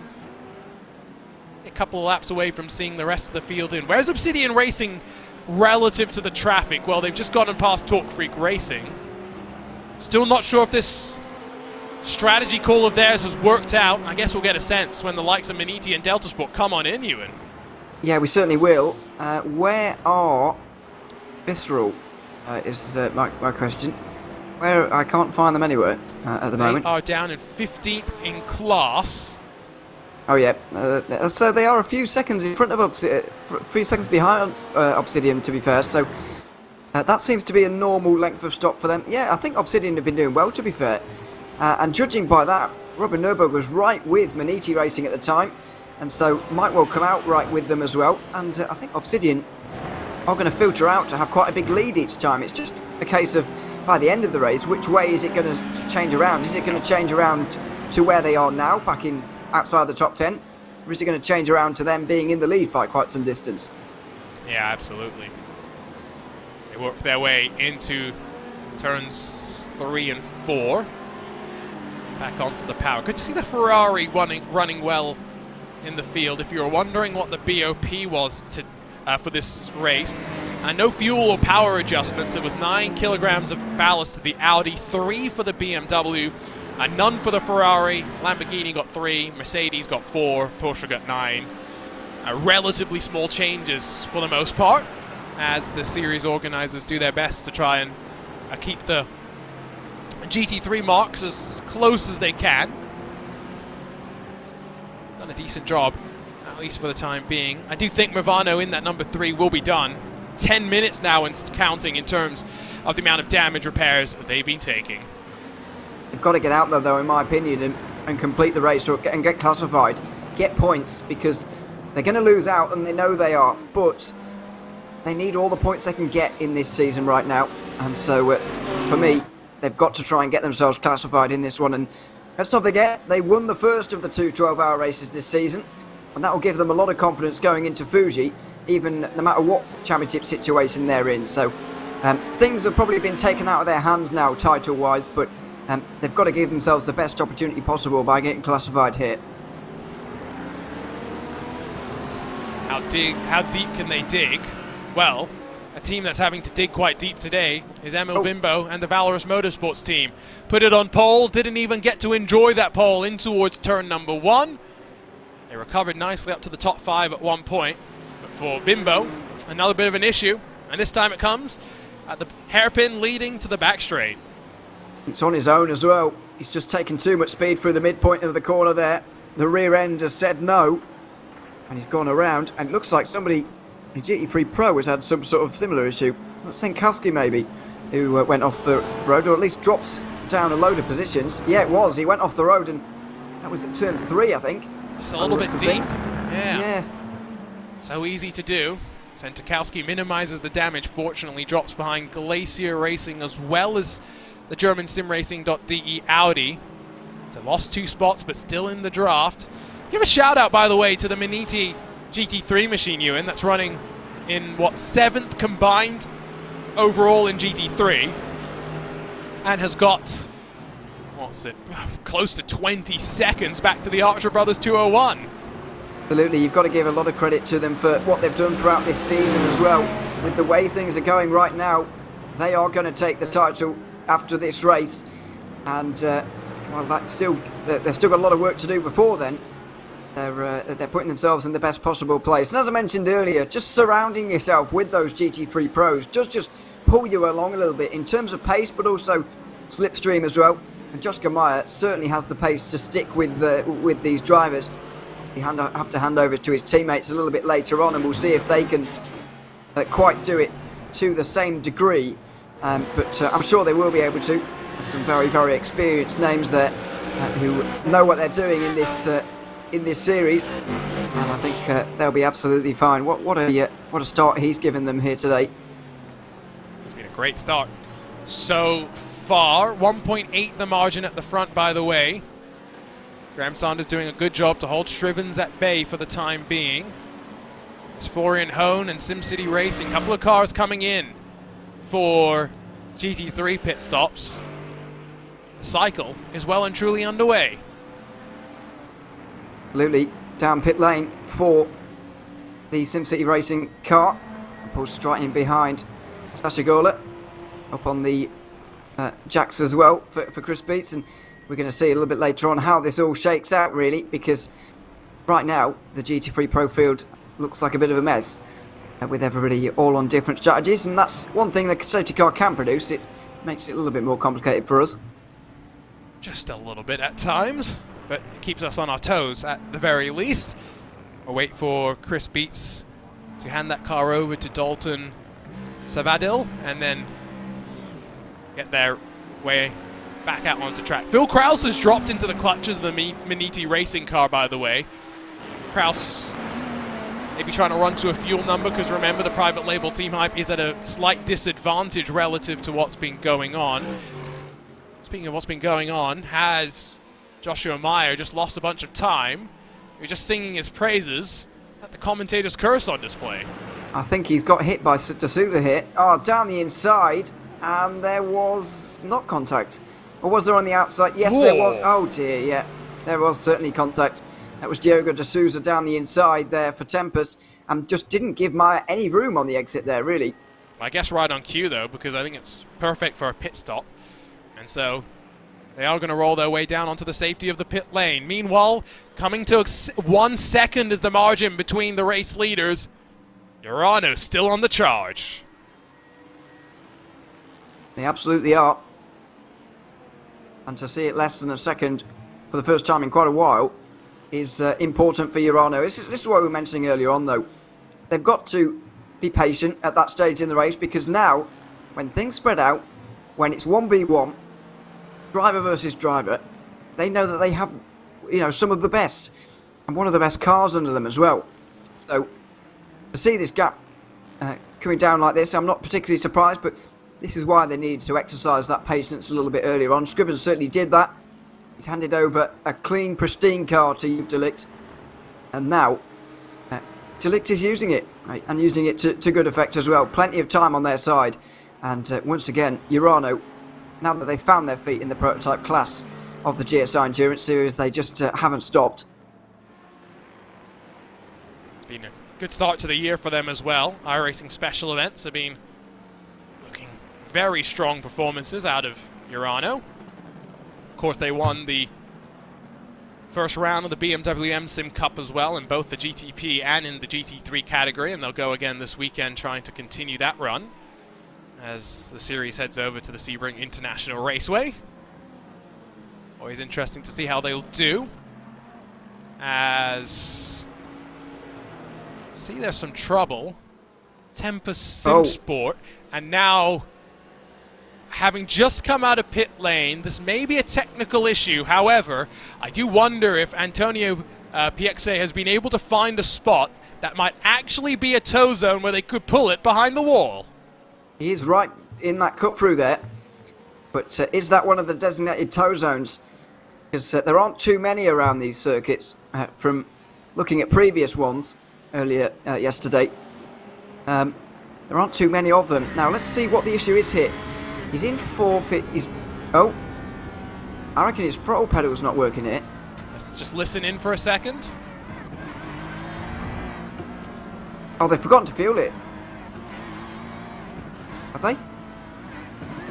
It's spluttering. It sounds like it's spluttering. It doesn't sound like a hardware issue. That is for sure. So... I think they forgot to begin fueling. Yeah, I feel like well, maybe there was an issue as well, because sometimes there are little glitches that stop the car from filling fuel. Yellow flag will indeed fly, and so for the second time today we slow things down, and it comes at a rather curious time in the middle of a GT3 pit cycle. Yeah, Satellite Racing losing a lot of time here. I'm not sure whether they're in the box or not. Yeah, they're just making a driver change. That's absolutely fine. Yeah, it's not ideal in GT3, although have the final drivers just pitted now? I think so. In GT3 Pro, we still are waiting on Glacier Racing to come in, and they have been absolutely screwed over like you wouldn't believe with more this. Drama as well for Delta Sport. Remember, effectively your race leaders... Looks as though the wheel just won't turn for Karl Modhoff in the 199, and it is going to, yes, result in Karl Modhoff needing to tow back to the pit lane. Well, or just get his pit crew to push him, to be fair. Yes, let's see. This is weird, though, because he is able to turn out of the box here, but not any further. Is the wheel just locked in that position there, just slightly turning left, I suppose? Let's just listen in for a second again here. There's no steering input. It's just gently to the left, and that's it. Yep. Can he grab gears? Yeah, he can grab gears, but don't reverse down pit lane. Yeah, so the wheel is just locked in position for whatever reason. I've not seen that very often, because clearly the wheel's working, because the paddles are. So... slow it down once more, and now figure out how it all plays out. Glacier Racing do owe us a pit stop. They're going to end up at the back of the field as a result of this one. Obsidian are going to owe us a pit stop in about 10-15 laps time. Deutsche Payment in another 10 laps above that. I feel like the timing of the caution does not help those three cars currently at the top of the GT3 Pro. Yeah, so this has all of a sudden got very, very confusing. And thankfully there's a safety car for it to all slow down and make sense of it, I suppose. But it's a very confusing time in GTP. I think everybody will come in here, but it's a pretty awkward time. And I'm very much wondering what Obsidian are going to do in GT3 Pro as well. I'm going to go back for a second to the fuel thing. Okay. It's a known issue. It's happened before this season for another team. One change for this race compared to the last races, the previous races this season that we've had, is the addition of the iRacing auto fuel system. So I just wonder if maybe that had something to do with it. I'm not sure. All I know is in both the 103 and the 199, they're going to be slightly frustrated. No fault of their own. And issues taking them out of contention for now.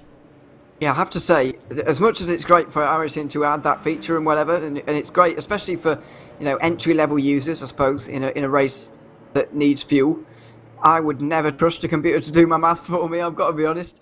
Even doing maths while you're driving is hard, admittedly, but I would always trust myself more to do it, and I would always untick the auto fuel feature that, you're right, was added last week, or the week before. So that could be a reason as to why. But then again, you'd think that even if auto fuel was ticked, they would just brim the tank, since they know that they're going to have to make another stop after that one anyway. Yeah, who knows how it all played itself out. There might be more elements and variables than we're thinking of. And again, we're going to repeat this whole dance. We're going to let the car stack on up. We'll give wave rounds as needed if you're in front of your class leader but behind the safety car. And then, of course, we'll enter the pit stops And I have a feeling that GTPs again will come on down, hopefully without leaving a close pit exit this time around. Well, let's hope so. Because you can, well, actually, not that many wave bars have happened, so I think they'll be all right in terms of leaving a closed pit, because they might not actually be done with their pit stop before it opens. Gotcha. So they won't actually get to the exit with it closed. Yeah, exactly. That might help, but it does seem that then pit lane's not open anyway. No, so I still think we're going to need the extra lap or so to be able to stack everyone up, so we'll filter on behind the pace car and we'll do this again. Don't forget, if you want to stay involved, either use the hashtag IVRA on social media. Head to ivraleague.com and to the social medias if you want to learn more about the IVRA suite of competitions. We got something for everyone: the GSI Endurance Series, the HyperX Club Sport Series, and then of course the Sprint Series as well. If you want slightly shorter races that you can actually do by yourself, got a little bit of everything for everyone, and safety cars are there in all three of the series as well. They certainly are, and it makes for good racing as well. It's not used so commonly in the GT Sprint Series, to be fair, where you don't really need them in such a short race, but in the HyperX Club Sport Series, it certainly is used. Lights are off on the safety car here, unless I can't see the lights. They'll usually go back on only at the end of the lap. Okay. Because it's not. There's no way that this would be a short yellow, because no, we are well past the time limit that we would have had for that. Yeah, I think we'll get the pit stop cycle started this lap by. Looks like it. So I think the GTPs are pretty much all going to be in here. Would be surprised to see anybody stay out. Glacier Racing going to have to come in GT3 Pro. I actually don't know how they're still going, to be honest with you. And Obsidian Racing have got a real big decision to make here, because I don't think most of the drivers are going to come in here. No. So they're either going to do what they did last time, which worked out all right for them, to be fair, or they're going to pit and find themselves in a load of traffic. Kind of like what... Sorry for the spoiler, by the way, if you've not seen it. Kind of like what Ferrari did at the start of the WEC race yesterday, which is pit at the very first safety car when it absolutely was not necessary, and put themselves in loads of traffic and gave themselves a huge gap to the already fastest car on the field. Yeah, I don't know. I don't know what.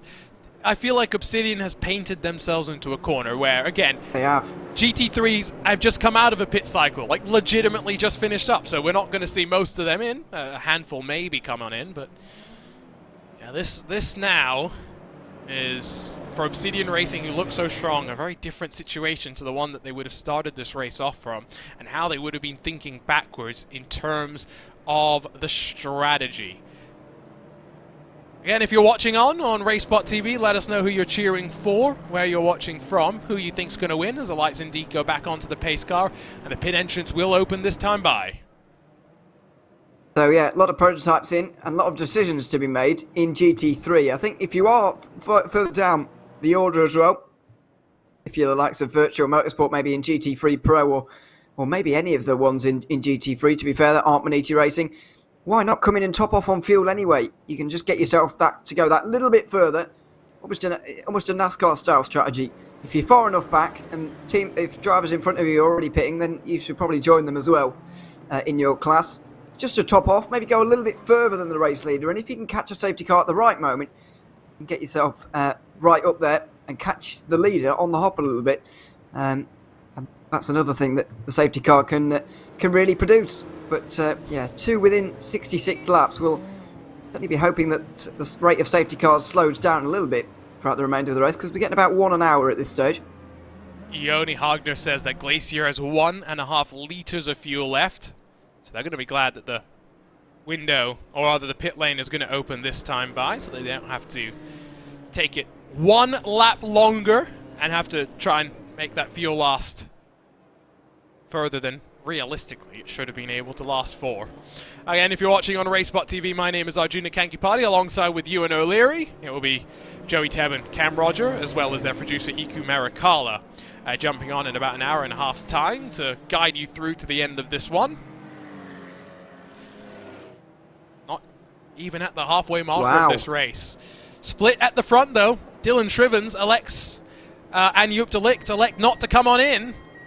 It's going to be followed out, or rather followed to stay out by Motegi as well as ATRS.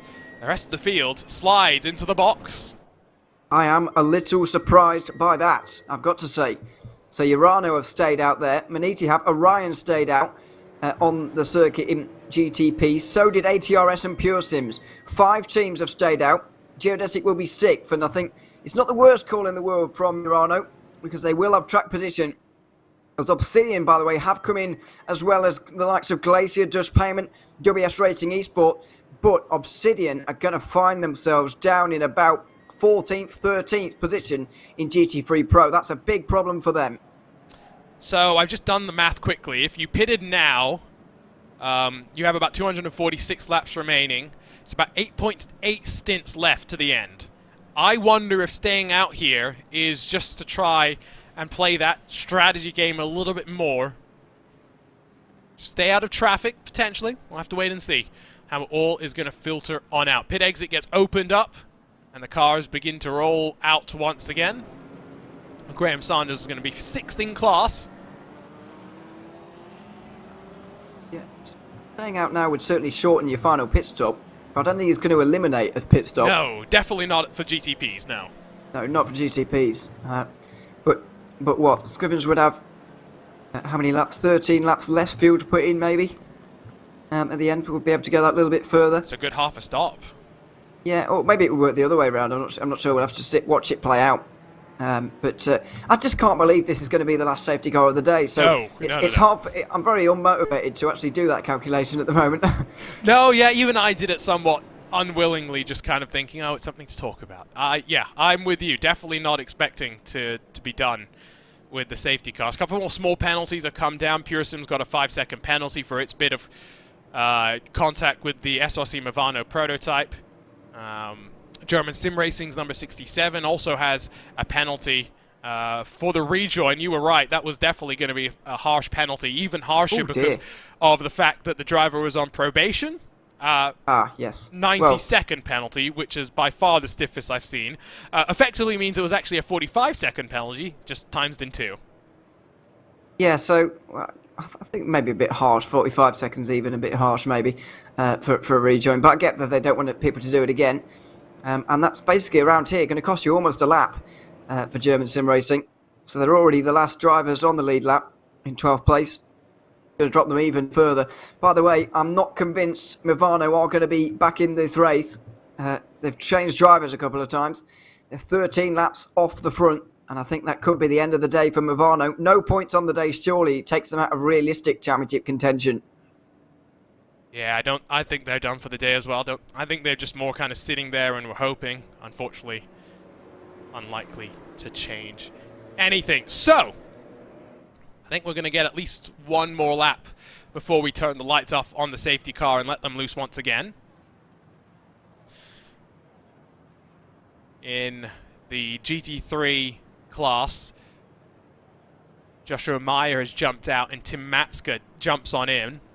I'm just saying, Tim Matska, not in the GT3 Pro class, but in the regular GT3 class, seems a little bit unfair. It does. And, yeah, it does show, though, what a job Meyer was doing. He's supposed to be the kind of lower classification of driver, I believe. Yes. Of the two of them. And for him to be leading in the way that he was, and then hand over to a driver like Tim Matska is quite unbelievable, really. So, yeah, fair play to them. Motegi have got themselves in a great position right now. And surely they'll be gaining points at the halfway stage and maybe taking a title with one round to go, which I don't believe anybody managed last season. Nope. Maybe they did in the Grand Championship, but certainly not in the spring season. Oh, yeah, we split it in half last year. Because we had to make it confusing for commentators, didn't we? I understood what was going on. Yeah, but then you got to try and explain that. Yeah, no, I remember. It was interesting explaining that there's a spring championship and then a longer championship. Yeah. It's interesting. I do think, though, that one thing that, on hindsight, was a bold decision that has worked out nicely was the call to switch to the LMDH car, what was it, a week before Daytona? Very, very brave decision. And I think That race actually made me a little bit worried about what the GTP was going to be like Yep. in iRacing, actually, because I thought, my goodness, nobody can control this and everybody's going to hate it in a month. So I knew we were going to get a good iRacing Daytona 24, but after that, I didn't think we were going to get good racing at all anywhere in sim racing. Well, anywhere in iRacing, sorry, with this car. But we have done, thankfully. People have got a handle on it now, but it was a very brave choice. If it was up to me, I would have given them the option halfway through the season. But obviously they want to capture the hype of the new car and whatever, which you can understand. I think we've got a lot more of a understanding of the cars now as well, which definitely does help us out. Feel like we're going to go back to racing this time by. We'll get confirmation when we can. As the pit exit does get opened, if there were any cars that had come in this time by. One more race after this, and then we're going to be done for another year of GSI Endurance Series racing, Ewan. I mean, drivers get a bit of time off in the summer. The organisers get to somewhat relax and work on their plans. And then we do it all over again in the fall. And so again, if anyone is watching and is interested, don't forget that you can head over to IVRAleague.com to learn more about the series, because pre-qualifying is always an interesting time in August, and so you're not going to want to miss that. No, and the sign-ups and information and stuff about next season comes out before that. So we mentioned it's an off season. Starts in around May when all 3 series are done. But race organisers don't really get that much time off, to be honest. While there is little racing over the summer, there's a lot going on behind the scenes and pre-qualifying as well, which gets fiercer and fiercer every season, it seems. I remember kind of looking into the results and so on for pre-qualifying over last summer and thinking, yeah, we've got millions of teams wanting to get in this series here. Yeah. And as I said earlier on, it's been shown by the amount of reserve teams we've been able to get in halfway through the season into this series, but also all of the series, not just this one. So lights are off. They haven't come back on just yet, which I think is a good sign so far. Estimated about 6.5 hours of racing still left to go, Ewan, if you're curious.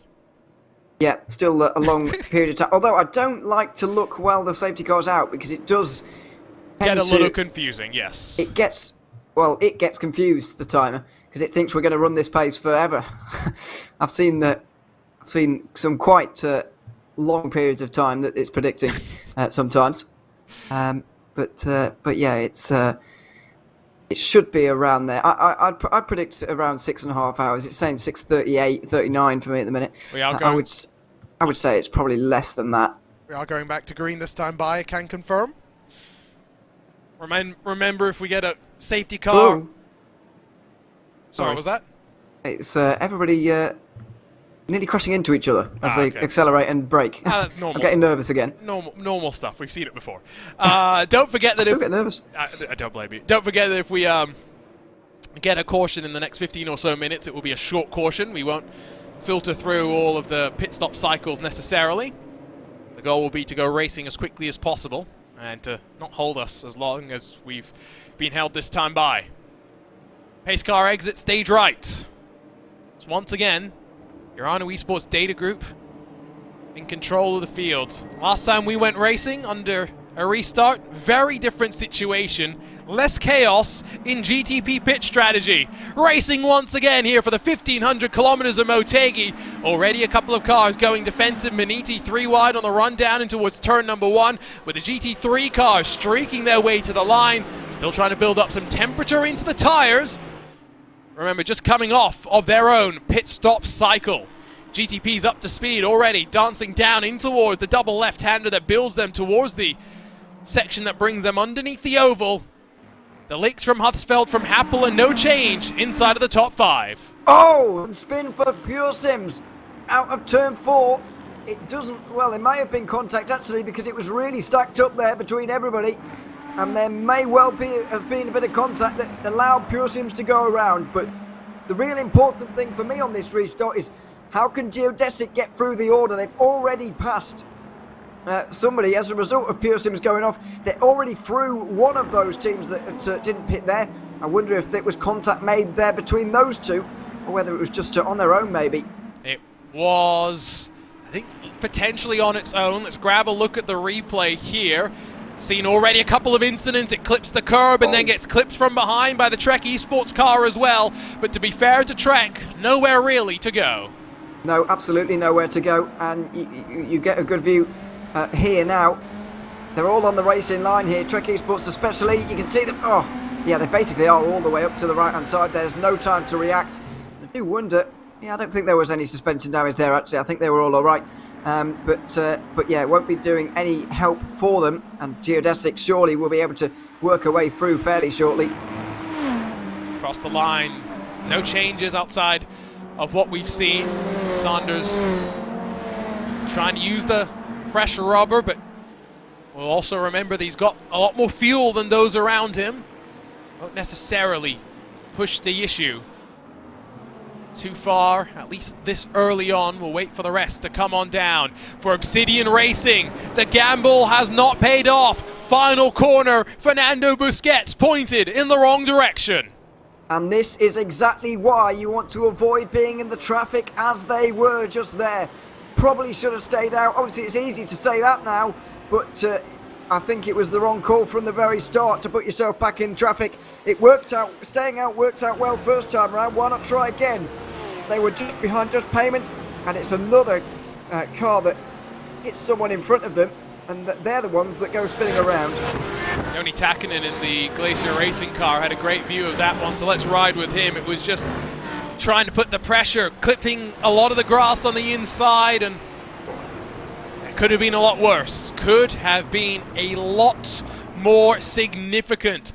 Two little solo car incidents then to start off this green flag cycle once again.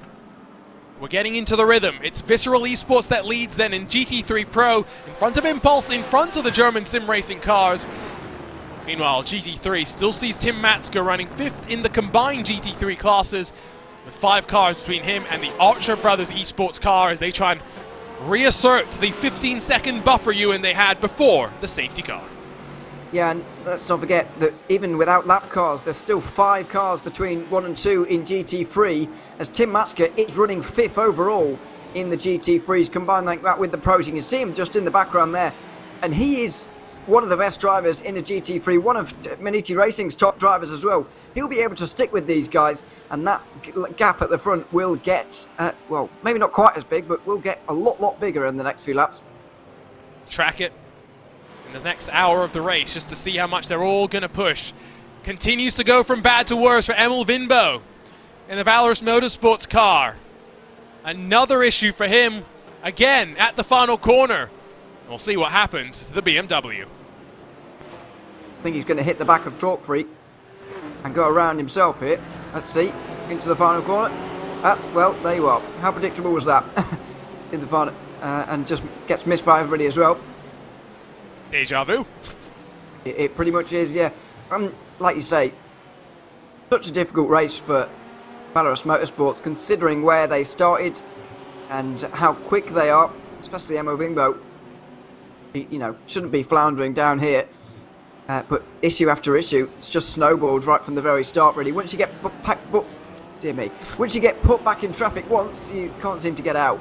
Yeah, no, it just seems like unable to get some positive momentum on his side, at least for the time being. This restart has very much checked up the prototype traffic once again. They're all stacked up in basically a 9-car train right now, with World of Sim Racing, Pure Sims, and German Sim Racing trying to hold on to the choo-choo train.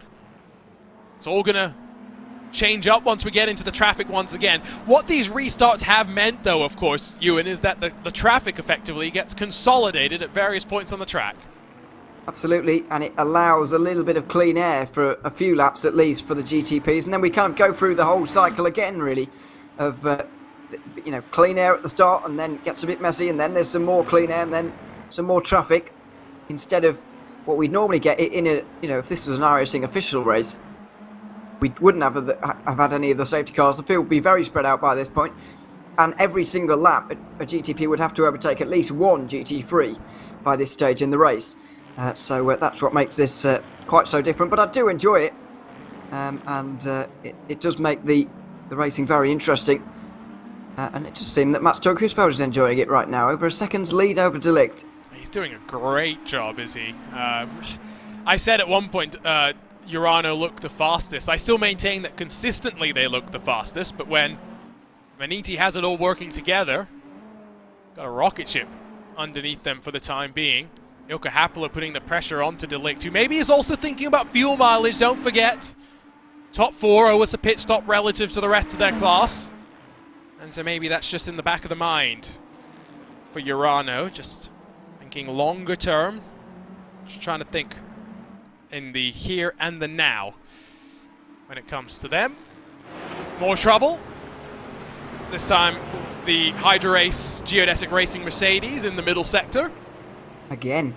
Is it again? Is it the same? This is the 172, not the 162.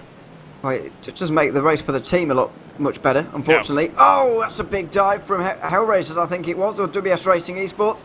And more side-to-side contact there as well, through turn 9. It would have been WS, because this was Hellraisers who were involved in the first bit of drama for the Hydra Race car, who, to be fair, does try and clear itself on the right-hand side. I mean, the Hellraisers Porsche was there. Exactly. They weren't clear, so you can't just come across like that. So yeah, no blame on the Porsche for me. And then don't really realise what was going on here. Straight down the inside from Impulse and Urano, and then slamming in goes the WS car. And I think it's just a case of the Geodesic car wasn't up to speed yet, and it was confusing everybody really. Yeah, clumsy. It's become one of my new favourite words. Clumsy, yeah. Well, a lot of things in motorsport are sometimes. I know. I just look at things and think, what the hell is going on there? That wasn't one of the particularly ones, but Geodesic were not, for no apparent reason, going quite slowly there, really. Clumsy is one of those words that you can use that won't get you into trouble when you want to say something a little bit worse. Well, I guess it's not too harsh of a word either, That's really. the thing. No one can get irritated if you call them clumsy. Well, I have a feeling they might, but I haven't been called out by anyone yet, so, you know. Have you never been called out by someone? Oh, I must have been, but not for saying clumsy. Because clearly you aren't being honest enough if you haven't been called out yet. I think people criticise what I say more in a YouTube chat, really, rather than messaging me directly, because I just don't know who I am. So that helps. But yeah, I don't remember a time when... No, I can't specifically remember a time, although you just don't as a commentator, really. Just remember, if you and O'Leary, or if anyone in the RaceSpotTV commentary booth offends you today, you can direct all complaints to @Ewan_O'Leary on Twitter. It's all his fault. Please don't. Please do. I thought you were going to say Lewis McLean 78. Oh, that's even better, yes. No, @Lewis McLean 78. Dude, oh, that is a genius idea. I thought that's what you were doing. I was getting so excited, but no, you just put it on me instead, thanks. But, I try not to think about Lewis when he's not in the commentary booth, you know? You get to spend some time with him tomorrow, that'd be great. Oh, you had to remind me of that, didn't you? Well, I didn't know that BMW was on until you mentioned it earlier on, so there we are. I will watch it, though, now that you've mentioned it. It's one of those weird BMW races which is on the same day as a Formula 1 race, but isn't at the same time as a Formula 1 race. And that's why I'm going to watch it, because it's not on at the same time as Formula 1. So, you know, I'll watch it. So, yeah, I've been reminded now. So, what time is Formula 1? That now is trying to remind me. About 5 UTC, I think. So it is a little bit later. It's, you know, yeah, because it'll be what? Night? Is it? Do they start night or evening? At night. It's full night race. So it is. Yeah, it's a proper night race. Okay. You see, by the way, that this is off topic. Oh my goodness, that was close. I'd be trying not to scream and shout for most of this race with some of the traffic interactions we've had. If you were curious, by the way. Sorry, I can't help myself, to be honest. I'm not very good at stopping myself, but that certainly was a nervy moment. Off topic, by the way, speaking of Saudi Arabia, they're thinking of hosting a second race, aren't they? Let's not talk about that because it's a joke. Oh, is it? Okay. That's not a joke. That's Prestanda Nomad going around. Poor Jason Dilworth. I saw Ryan Hamilton was watching Featherstone Rovers and Wakefield AFC fight for promotion, was trying to cheer on his team. Behind them, it's checked on up, and Adam Crane in the satellite racing car goes around. I think, oh yeah, that's the other satellite, GT3. Thankfully didn't get involved, but it looked like it was just a case of getting the power down and spinning around on their own pretty much there. But this is once again the dangers of coming through the traffic for the first time after a restart. With the safety car procedures that we have, it means that you have to do it again and again and again in these races. Let's see what happens to the Mercedes. It's just slowly by itself. It's a lazy loop around. Where does Adam Crane got to watch the F3, watch the rejoin? He's off the track. Now we pick up Adam Crane, who is on the outside of 3 wide. Oh. That's Team RSO, isn't it? Yeah, it was. So, and that was Ingersoll Rand who got into pretty heavy contact there as well. Dear me. So it was 3 wide, and yeah, they didn't drop it on their own at all. RSO, and to be fair to the Porsche, I don't think they really had much else to, places to go. Yeah, they didn't really do a lot about that. I think rusty spatulas may have got damaged as a result too. It all funneled in, didn't it? That's what really caused it. It's like the track got narrower, even though it didn't. Just one of those slower corner things, really, that happens when you're in a lot of traffic like that. So, unfortunate, and Satellite Racing's GTP is in the pit lane as a result. Christopher Heinemann, by the way, in that German sim racing Audi. That car is known for being tough to tame, even for the most seasons of pro drivers in the real world. Heinemann showing that in the virtual world, it's just as snappy as its real world counterpart. Just look at the rear end stepping out on him and pitching back and forth, bringing it back into control. Yeah, it used to be the dominant force in iRacing, but those days seem like an awfully long time ago for any Audi team now. A real struggle to drive. And that's why we don't really see very many of them in this series.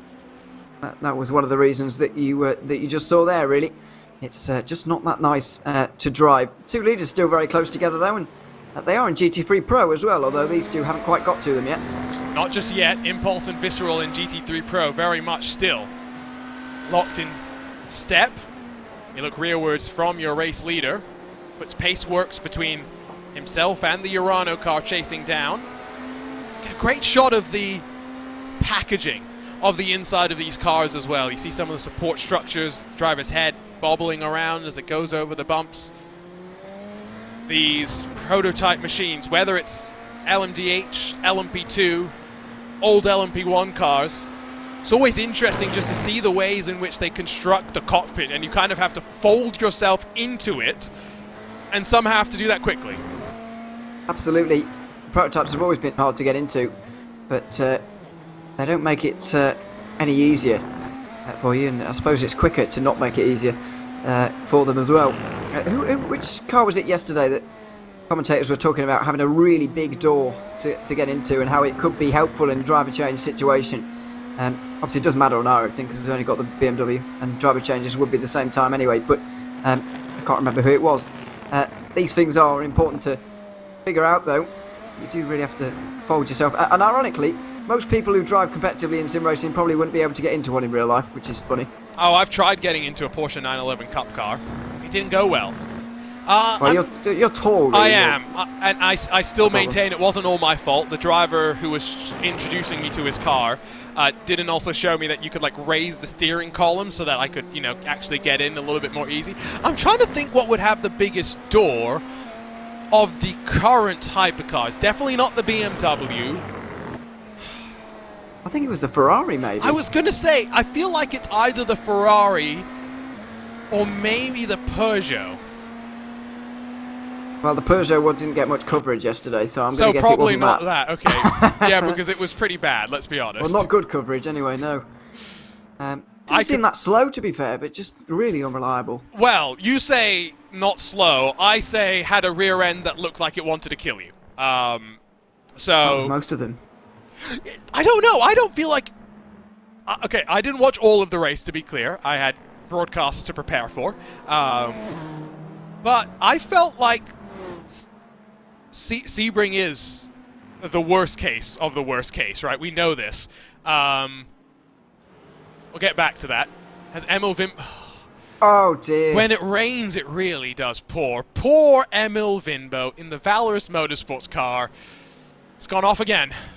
And so have Geodesic, who've gone off with them. So it's pouring for a number of teams and drivers right now. Let's see. It was, it's Bimbo here. Oh, He's just missed his braking point, slams into the back of the Mercedes. Most of the bad luck they've had has not been their fault, but it does look like this one might well be. I mean, don't think we have to say much here. Image speaks 1,000 words, a video, well, it's 1,000 words per frame, I guess. I mean, it's one of those situations where there's so many cars around you that your vision's so blocked about where you are, it's easier to miss your braking point.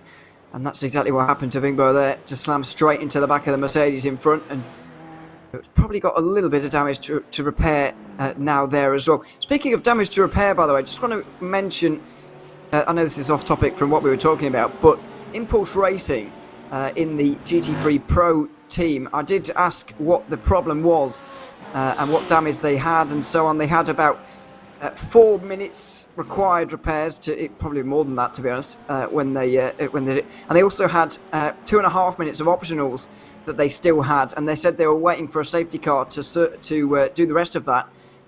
Now I'm not sure how long their last stop was. Yeah, it was about 2.5 minutes. So it does look like they've got a clean car now, but they needed that last safety car to get full repairs to that car. Effectively, again, just damage limitation for those guys here today.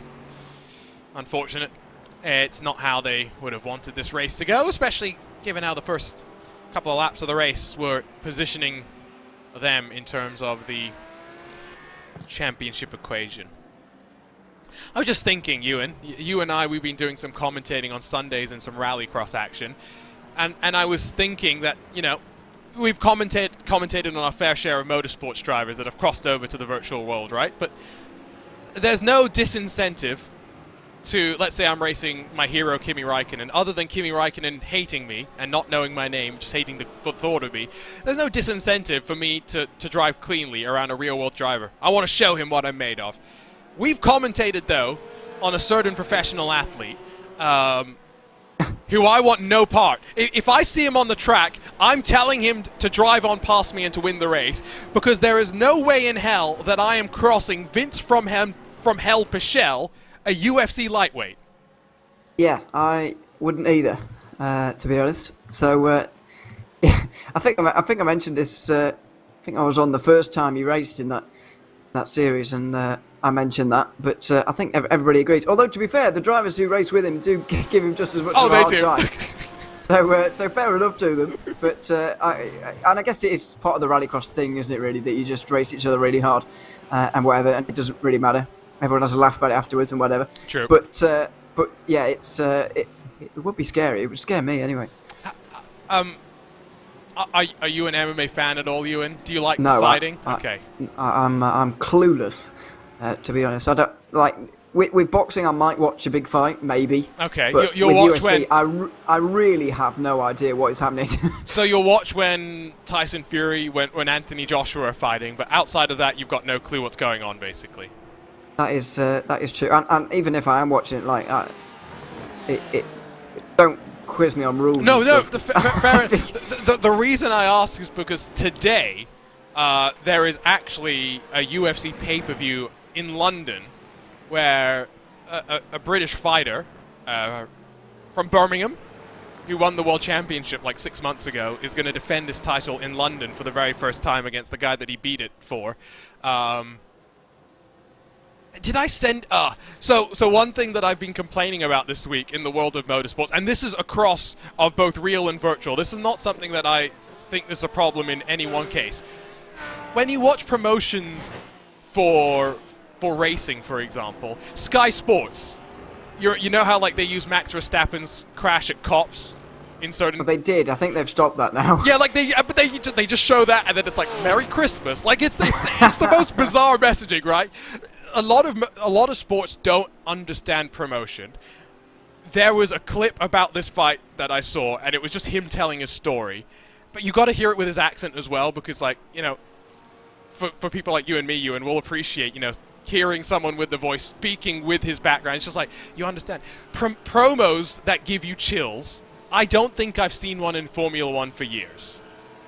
Like, literal chills. I'm trying to think. I don't know. I mean, yeah. So some of the things in recent years have been very bizarre from in terms of promotion and stuff and the way things are done. But maybe we just see these things a lot more because we produce broadcasts and whatever. True. So maybe we see it more than the audience do. But yeah, there have been some strange things, and I don't know. I just don't watch. You know, when everyone used to just watch TV and nobody had phones and computers and stuff to do what they want 24/7 pretty much. I feel like promos were more of a thing and more watched. True. But now, when you want to watch something and get hyped for something, I've got to actually actively search for it because I don't watch TV. So, you search for it yourself, which is you're less likely to do. I guess as well there's this expectation that you have a lot more of you have the ability to go and look for the things that you want, so we don't need to necessarily tell you about them in such a way. But like, think back to Man City winning the title that year, right, with QPR. Like, imagine some of the clips that you could have had after that compared to some of the things that you'll have like now after, I don't know. Well, to be fair, if Arsenal wins the league, A, Lewis McLeod's going to be very happy, but B, it actually is going to be quite interesting now. Delta Sport have already had a technical failure once today. They're back in the pit lane. That's a team trying their very best to avoid causing a safety car, by the looks of it, because they have gone way off the road and right to a tow zone. No. Oh, the right. wheel failed again. You could even see it on the straight. Man. Are his brakes even working here? Oh, dear. No. Oh. To answer your question. No pedals, no... just the pedals were working there. Oh no, the brakes were working, but not very well. But again, remember, we've seen this. Once you're on the grass here at Motegi, you might as well have no control. That is brutal. That is brutal. It does mean, though, that fortunately, like you said, Delta Sport, to the delight of the rest of the teams, do not bring out a safety car. Absolutely, because they were so far off and so close to a cut-through as well. They can just be dragged behind the wall there, and that's fine. But yeah, that might be the end of their day, and it could already be our 7th retirement of the day as well, by the looks of the telly we've got going now. Yeah, they are starting to rack on up. We're not even halfway through. Not even at the mark where we'll get halfway points. Ewan and myself are going to probably jump off in, about an hour's time or so. And we've still got a good 2+ hours until we get to the halfway points. I think so. As I said earlier, there'll be award lap 157 in this one. So just over 70 laps to go. Yeah, just over 2 hours till we award the points from here. And then however long until the end as well. So it just depends how much cleaning green flag running we get around here, really.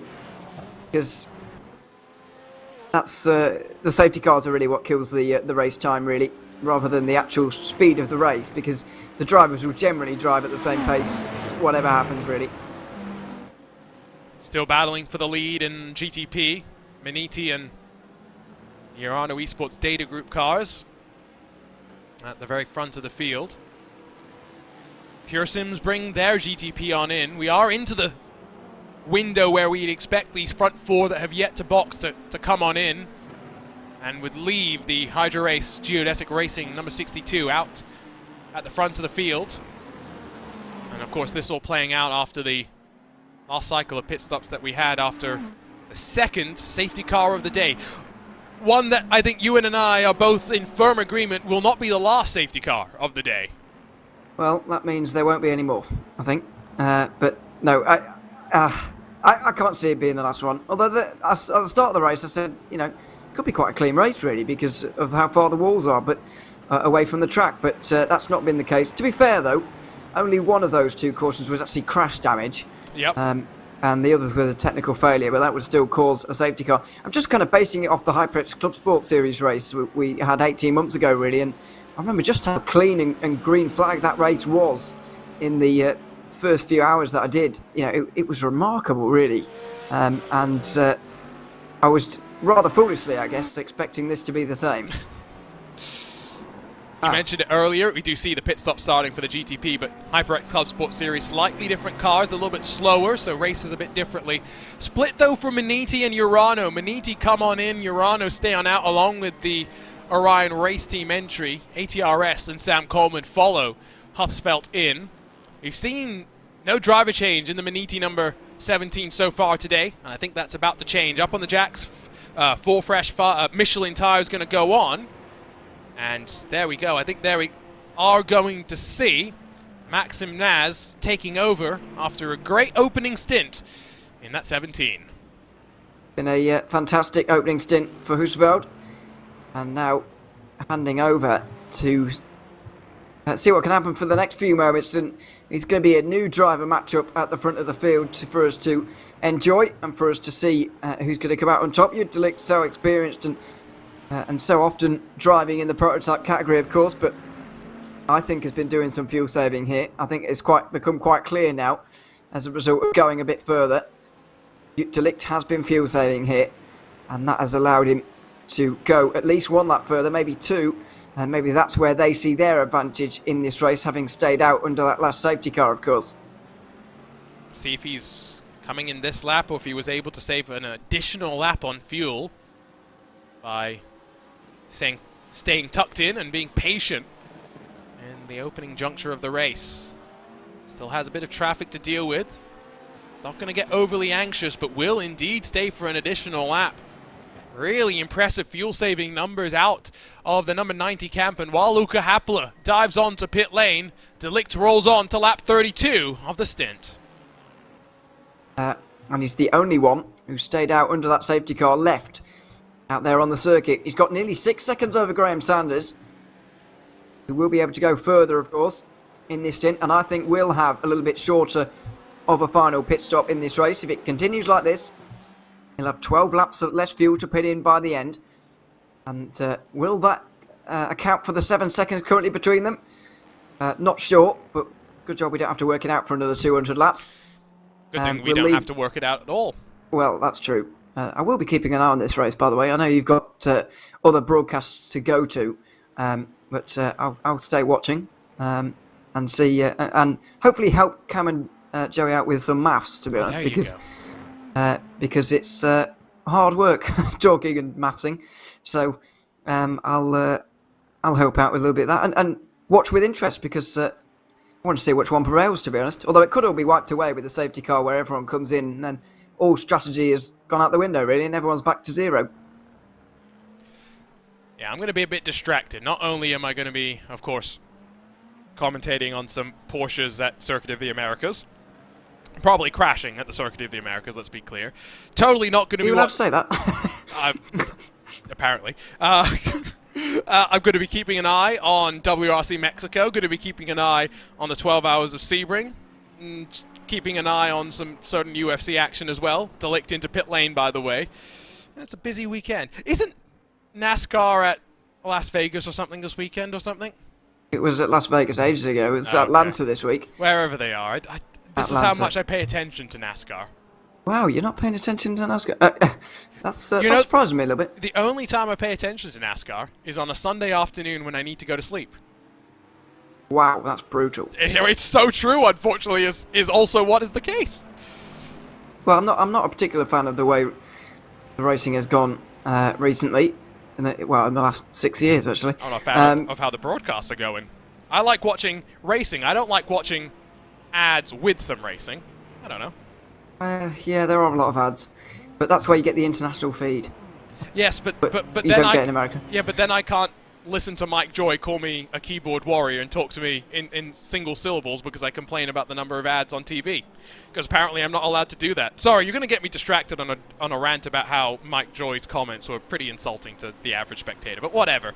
I didn't know he said anything. Oh, he legitimately said this at one point, Ewan. He you know when you're being condescending to a kid on purpose? Like you're speaking in super simple words on purpose? Yeah. Last full screen ad break to the green flag. And he read it out like that. I was just, yeah. Amazing.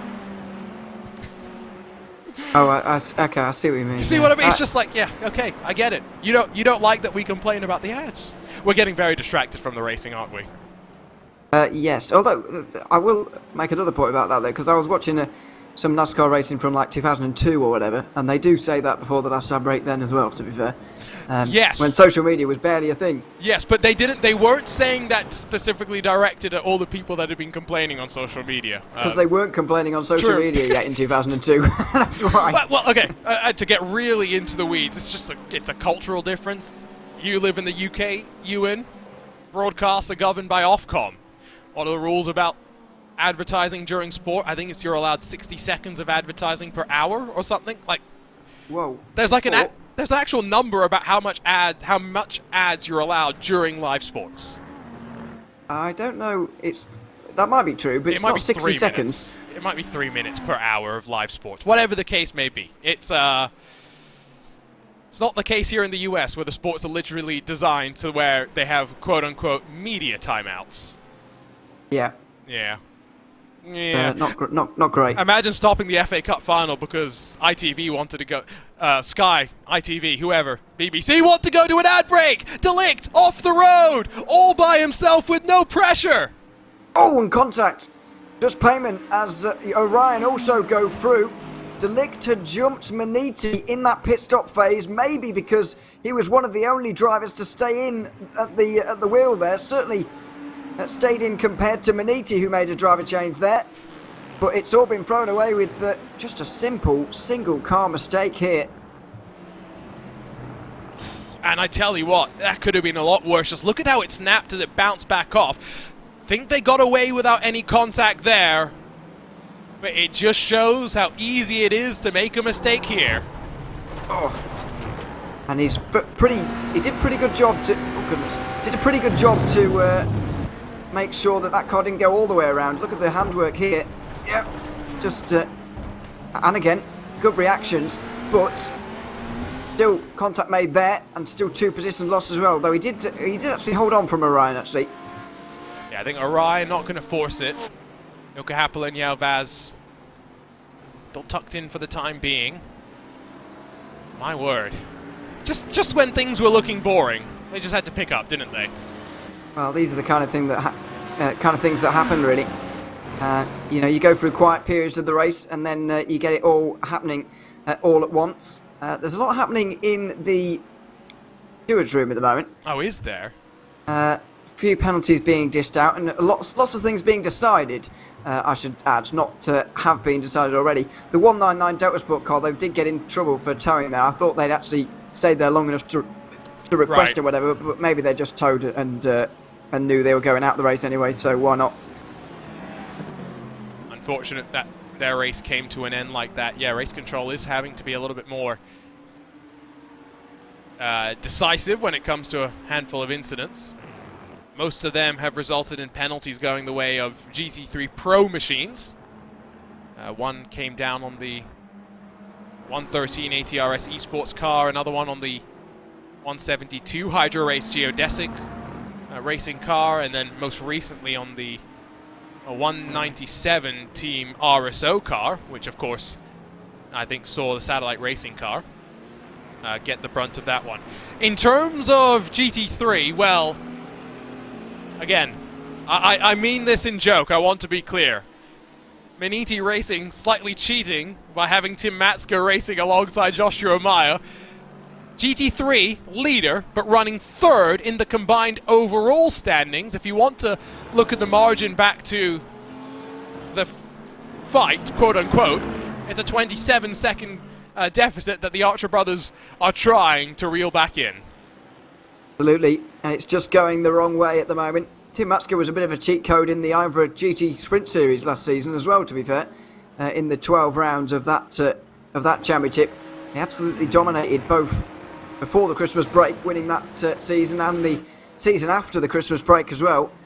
They were all over it, partly due to Matska, who is just such a strong driver. And Jacob O'Reilly just stepped into the YouTube chat to say he's part of the Archer Brothers esports team, just to say that Maniti are morally obliged to slow down and let others race them, which is, it'd be good for the show. And good for Archer Brothers as well, but I don't think Motegi will be thinking like that. I feel like Race Control should give a mandatory success penalty to Tim Matska whenever he jumps behind the wheel, just to make it a little bit more fair. Just to make it a little bit more fair. 27 seconds the margin, looking quite comfortable for the time being. Of course, a long, long way to go. By no means is this done and dusted. The Archer Brothers, by the way, in front of a couple of the GT3 Pro machines. They got Virtual Motorsports and Glacier Racing. Joni Takinen and Dennis Jerison duking it out amongst the two of them. Talk Creek behind, Obsidian there as well.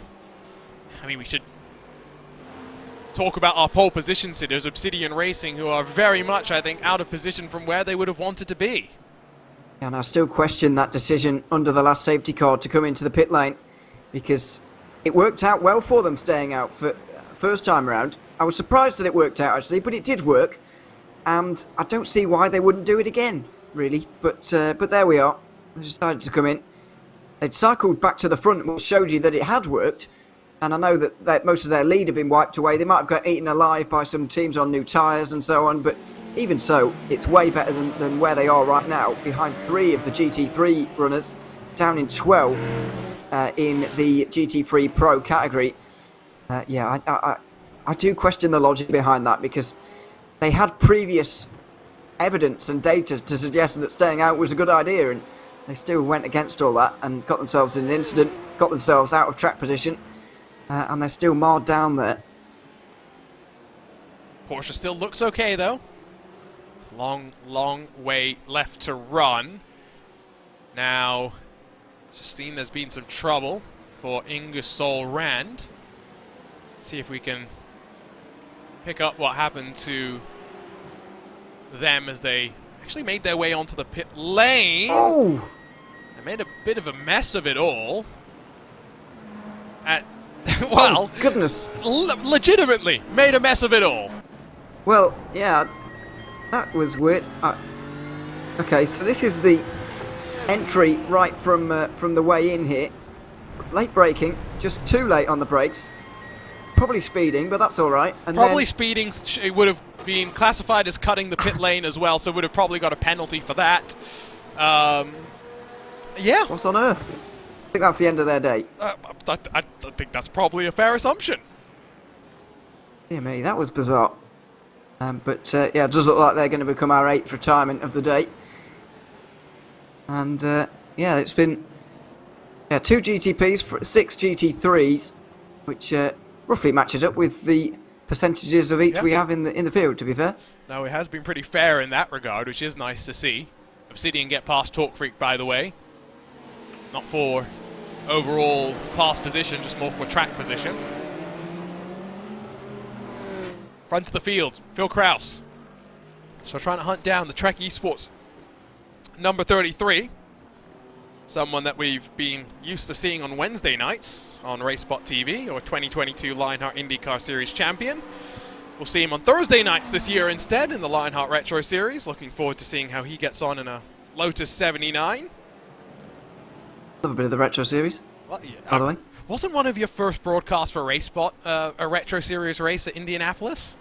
It was one of them, yeah. I don't think I quite fully understood the gravity of the race I was seeing at the time. Right, yeah. But because it was just the first time I'd ever seen a Lionheart race, so I was like, oh, this is quite good. Yeah, the biggest race for that series that year. You were like, this is the best thing we've ever seen. And it might well have been, but I didn't quite understand quite It was why. great, wasn't it? It was good. I did enjoy it. I understood that I enjoyed the race, obviously. I just didn't understand quite how often that happens. I just thought that was normal. Yeah, 3-4 wide. It was fun. It was great. And then we got bump drafting at the finish as well in Lotus 79s. I mean, had a bit of everything. Curious to see what we see from the paint scheme for this car, of course, because they've got a new paint scheme courtesy of One iLiveries on this GTP. They got the blue at the front. They got the purple at the back. Yeah, I really like this livery, I have to say. There's a problem with this livery, though. Oh, no. Yeah. So it's not asymmetric. Yeah, that's not good enough. The purple is for Joshua Chin. Okay. The blue is for Connor Harrington. Yeah. where's the Phil Krause color? Black at the back. So Phil Krause used to drive a pink Indy car. Oh, that'd be a bit of a clash. Yes. So I think now what we need for the next round is for the front end to be, if it's going to just be Phil and Josh, it needs to be pink at the front and purple at the back. Still think that'd be a bit of a clash. Maybe. It depends what colour pink or what shade, sorry, of pink you go for. Oh, properly pink, like hot pink. Yeah, I'm not sure how that would quite fit with those two colours. I have seen a mock-up of this car with a bit of orange on it as well, which was interesting. Orange. Okay. Orange is the colour of one of the other teammates at Team Talent, private label Team Hype, so they got options. They certainly do. Then again, we don't know that we aren't seeing Connor Harrington today. No, we do, because he's not in the session. Oh. Okay. So you can tell I'm not in the session. Yes, you could tell that I just literally went to check that because I wanted to talk about this. Okay. That makes more sense then. No, but yeah, it's the only reason I mention it is because it's not unreasonable for us to not have cycled through 3 drivers yet. Even if you did have 3 and you were doing normally. I think Mivano, by the way, did have 3 to go through today. They did. I saw on their Twitter yesterday or today that they were going to go through 3 drivers, but I think they only ended up using 1 really. Yep, because they were unfortunately dead by the time they wanted to get the other ones into the car. That's how it goes sometimes. Down the inside, still working past some traffic. You watched the action at Sebring yesterday, Ewan. Now, were you watching the action on Thursday at Sebring, though? No, Wednesday and Thursday for me were some of the busiest days of my life. So, Gotcha. Don't know. So you missed the news that's then an exaggeration, by the way. That was an exaggeration, by the way. But I did miss all the stuff on Thursday. Yeah. Other than WC qualifying, that was the only thing I saw. So you missed the fact that the split-liveried BS Turner car went and won in the IMSA Michelin Pilot Challenge. I did miss that. I didn't know it was at Sebring because I've seen a picture of it. But I didn't know they won. Yeah. Robbie Foley and who is this? Oh, this is the problem. Turner Motorsports have so many different drivers that I've already forgotten. Who was paired up with the lovely Robbie Foley of BS Competition. I'm still trying to just fill time until the Wikipedia page is going to load. Load Not for loading me. Quick enough for you. Vin Barletta, there we go. Robbie Foley, Vin Barletta grabbing the victory. You had the BS competition team on side as well, which was really cool. Not just Florian Hasper, but the likes of Ryan Barneveld, I think Rainer Talvar, Phil Dinez were all there as well. Yeah, I'm just glad that... Do we officially call this as a win for a sim racing team? I don't think you can quite go that far now. A team that does sim racing, yes. I don't know. I feel like we've got to make the claim. I don't think you'd win the claim. Robbie Foley is a sim racer, let's not forget. Yeah, no, it's oh dear. It's yeah, one of those slightly confusing ones. But yeah, probably not quite. The funniest thing is poor Elliot Roberts, who is, one of our photo geniuses here on iRacing, as Graham Saunders leads in the start of a GTP pit cycle, by the way. Poor Elliot Roberts, who's, of course, he does the photos for BS Competition, so his logo is on the BS Competition livery, right? So, natural that livery that then goes into the real life also has Elliot's logo on it, right? Yes. Problem is it was upside down. Oh, that's odd. We don't know how this happened, but it was great on social media where BS Competition just said, "Oh, sorry," and they flipped the picture of the car upside down. Yeah, fantastic.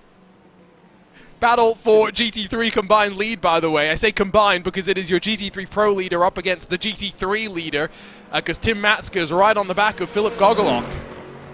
This is something you don't see very often, the GT3 leader challenging GT3 Pro leader. But it's partly down to the fact that Aztec Simsports Visceral have made their first pit stop since that safety car restart, and they're now the next pit stops are going to be spread over the next few laps. You would imagine there's big fluctuations in when these drivers will be pitting now. But expecting Nobo to come back out in front of everybody at the end of all this. It's just that Matska might well take the overall lead before he comes in. These drivers are due in the next couple of laps or so.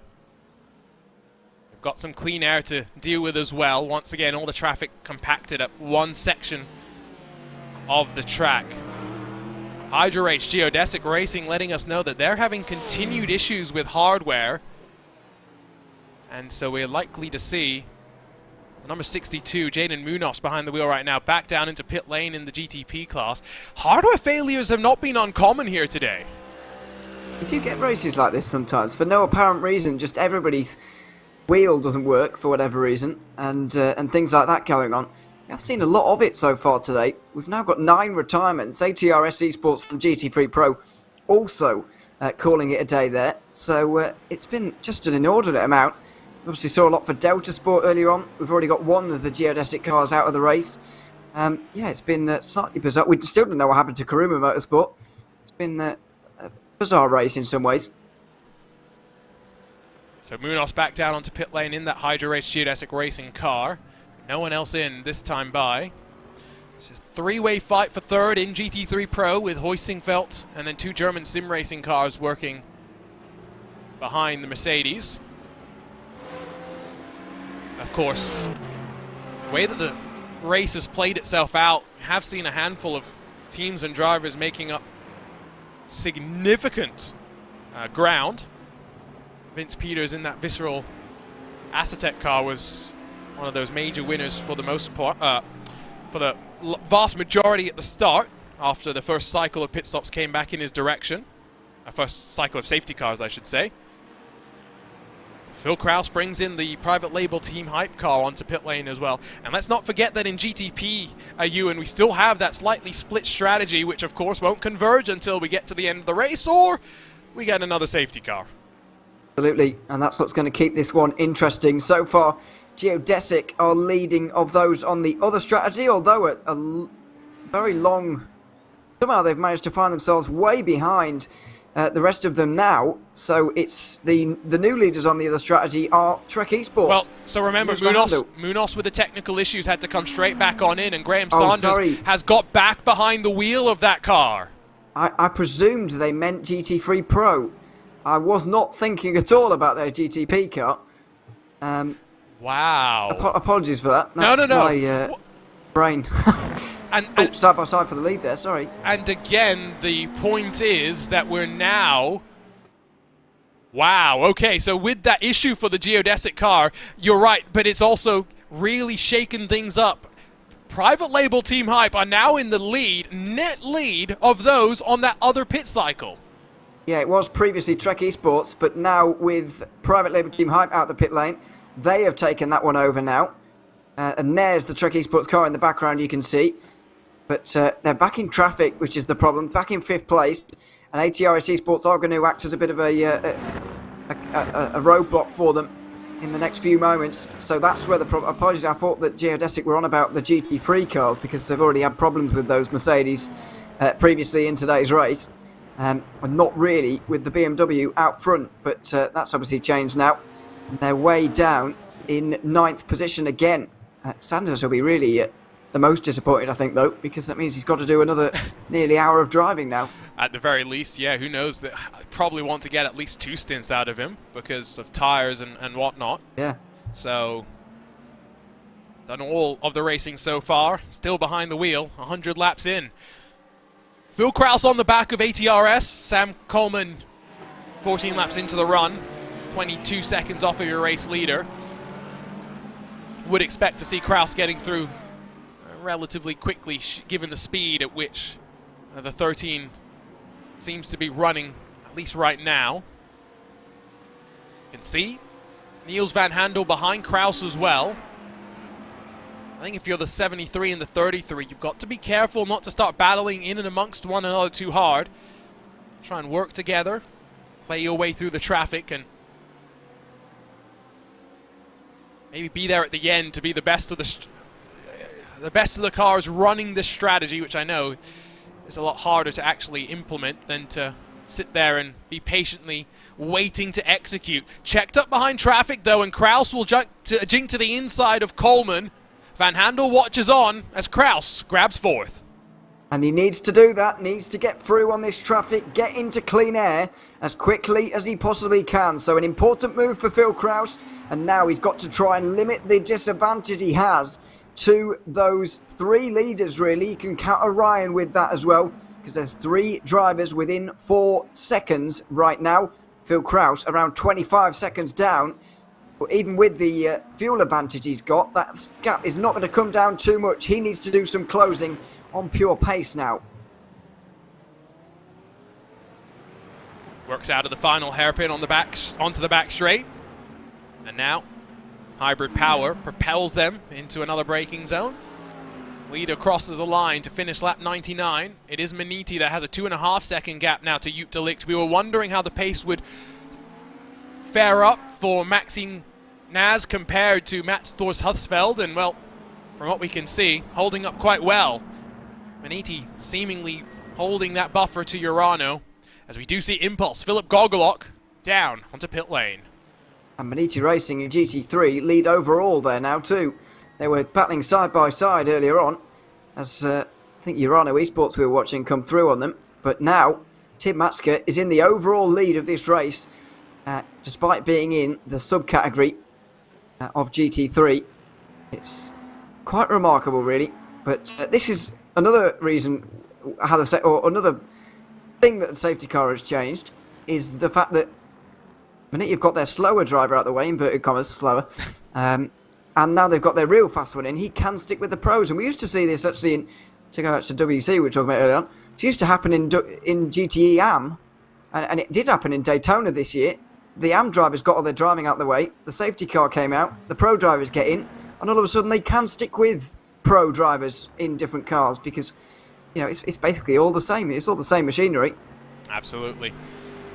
It's all just about the level of the driver at the end, and that's where these split classes become so interesting. You fight on track together, and in various championships you actually score points together as, based on overall position, but you're classified just based in your against the drivers you're looking to be compared up against. So Impulse, by the way, have emerged about 5 seconds back from Visceral Esports, who have swapped out Vince Peters for Robin Noborg.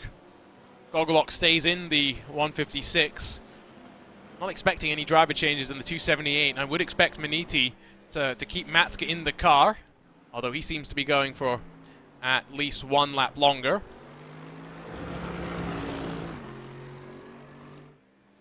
So is a Maniti 1 and 2 technically right now, and they're leading in both the GT3 categories. This is what they do. This is what they do.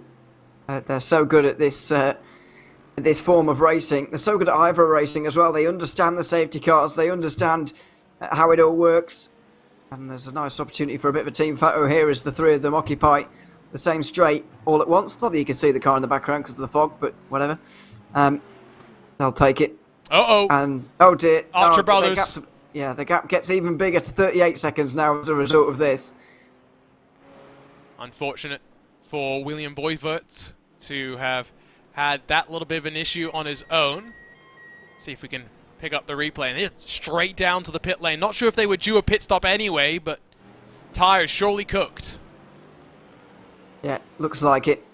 And they've got to be into the pit lane now. With the fact that you can change tyres and fuel at the same time now, that shouldn't be a problem. Oh. It's Glacier, who haven't quite realised what was happening there quickly enough. Didn't quite slow up enough there. And I would certainly put that one on them. Oh, for sure. I mean, Archer Brothers just trying to cut it back. Glacier coming in from another postcode, and contact was made. Not the only bit of contact that has just happened out on track, because I think there's been a bit more drama, this time for Valorous Motorsports. Not Emil Vimbo behind the wheel, fortunately. Driver change has happened. Torque Freak Racing completely turfs Luis Gaspar out of the way. Oh, this is what we speak about when it rains, it pours. Because that is no fault of Valorous Motorsport. They've been harshly served there by the race winners from Monza. Here it is, on the inside line. They are looking, they're barely making the apex there, Torque Freak Racing. And yeah, that's certainly on them, and probably going to be a penalty to them as well. Definitely no overlap there. So, No. yeah, it's about as cut and dry as I think you can see.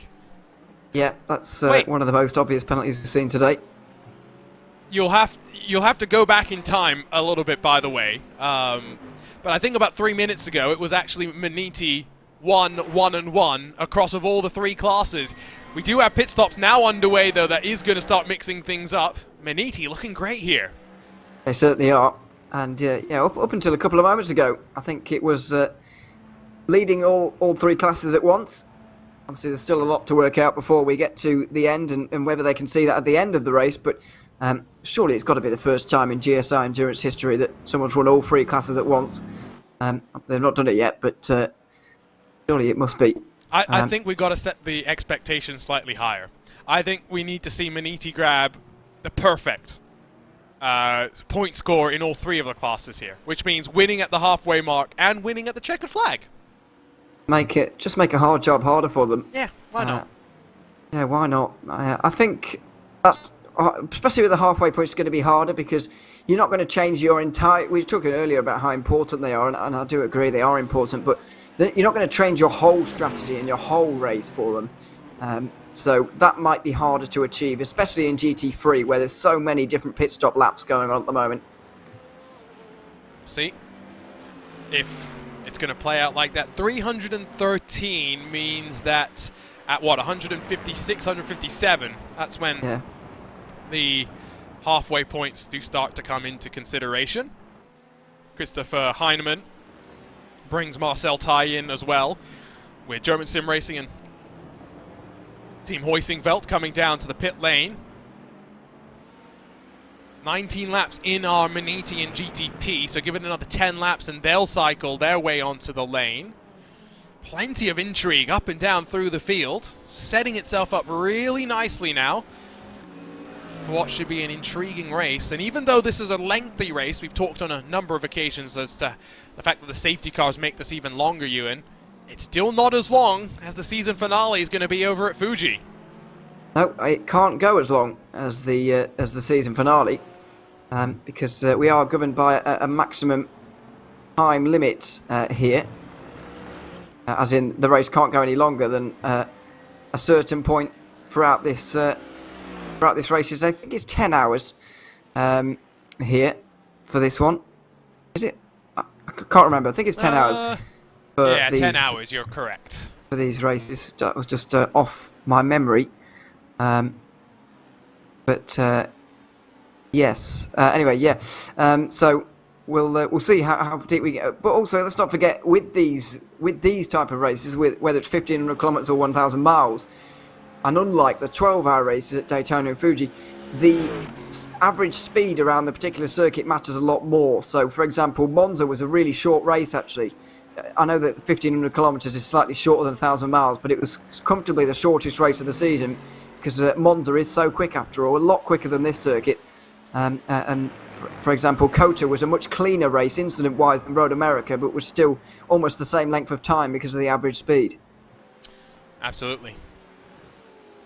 The distance-based races as well make it a little bit harder if you're not in the GTP class to try and judge how many laps you're going to need to do at the end, although obviously that picture becomes a lot clearer the deeper into the race that we do indeed get. And that final cycle of pit stops not maybe as much of a question mark as some may have thought it would be. So for your GT3 Pro cars, Glacier Racing going the longest of them all. They'll be down to the pit lane likely in the next handful of laps. It will promote again Visceral and then Impulse and then Maniti 1, 2 and 3. Although Tim Matzke's dropped back about 2 seconds from Philip Gogolok through the cycle of pit stops. Not really a relevant gap to worry about because Matzke still leads in class. I get the sense that Matzke's setting up the 278 not just to grab the victory in GT3, but to fight in the GT3 Pro class as well. In terms of the situation, again, it needs to be 150 50 points, the difference between first and second at the end of this race, to be able to declare someone a champion. It needs to be 250 points, the margin coming into the halfway points during this race, to be declared a champion, which means there's no way that that's going to happen. But with Satellite Racing running down in 6th position, it's looking likely that the 278 could grab the championship come the checkered flag. It certainly is. They'd gain 20 points if we were to reach halfway now.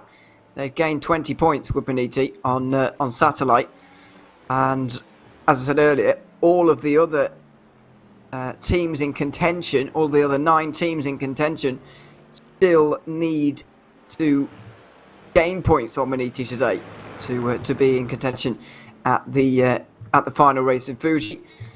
So as of right now, it would increase to 153 points, where Satellite Racing would all of a sudden have to beat Motegi to keep this title race going. And at the moment, they're not too far away from going a lap down to Motegi Racing. So they are really going to have to be careful, and they'll need a safety car at some point, I would imagine, too. The timing of the next safety car, assuming we get one, is going to define the race. Just as it always does, don't get me wrong, but it's going to be adapting to that. Again, remember, just go back to the first cycle of cautions. Trek Esports saw the potential, came onto the pit lane, and cycled to the very front. It's what's helped them to be in contention for the victory here today. It's decisions like that, very much you need to be on the right side of. Speaking of Trek Esports, Van Handel trying to close on Phil Kraus. They fight for 4th and 5th positions. I think that's a fight that's going to sort of stay at the distance they're currently at, really, because they've recently both got through on ATRS, and they've both got better things as well to chase here. They need to try and reduce the gap to the top 3, because they're 25 seconds away right now from the lead, and they need to be a little bit closer than that, really, to benefit from the strategy that they're on and the risks that they took by pitting under that second safety car of the day. So, unlikely to see an actual fight between these two, but a lot of pace between them. This is going to be awkward, though. And you heard there, you may have heard, lifting off from Trek Esports. If you can't get through a car before a certain section of corners, you're going to struggle, and you're going to get into an incident maybe while you're making the move. Just lift off and stick behind them. Managing traffic is such a underrated skill, and it's something that you build up through experience. Joni Takinen brings Glacier Racing's 143 into the pit lane from the front of GT3 Pro. So it's going to mean the 145 back to the front in class. We check in with the Orion race team that's closed on up to Urano. Delix slowly dropping backwards from Maniti as that 17 continues to just look untouchable at the top. And as the fog does slowly start to lift, Hapola starts to pick up the tempo. I think what's going to be interesting to find out over the next 10 laps or so, less than 10 laps, how much further are Urano going to go on fuel here? Because they went 2 laps longer than Maniti last time.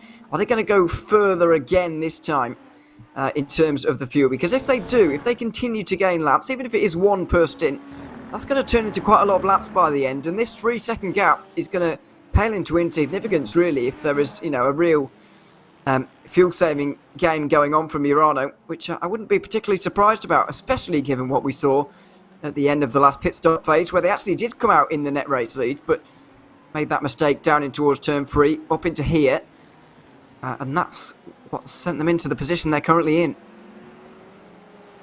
So what's it looking like in terms of track conditions? Haven't really talked about that in quite a while. It's relatively cool, 26 degrees in track temperature. It's only going to get warmer from here, though. We've been talking about the fact that there are limited tire sets available. Not such a concern for the GT3 teams.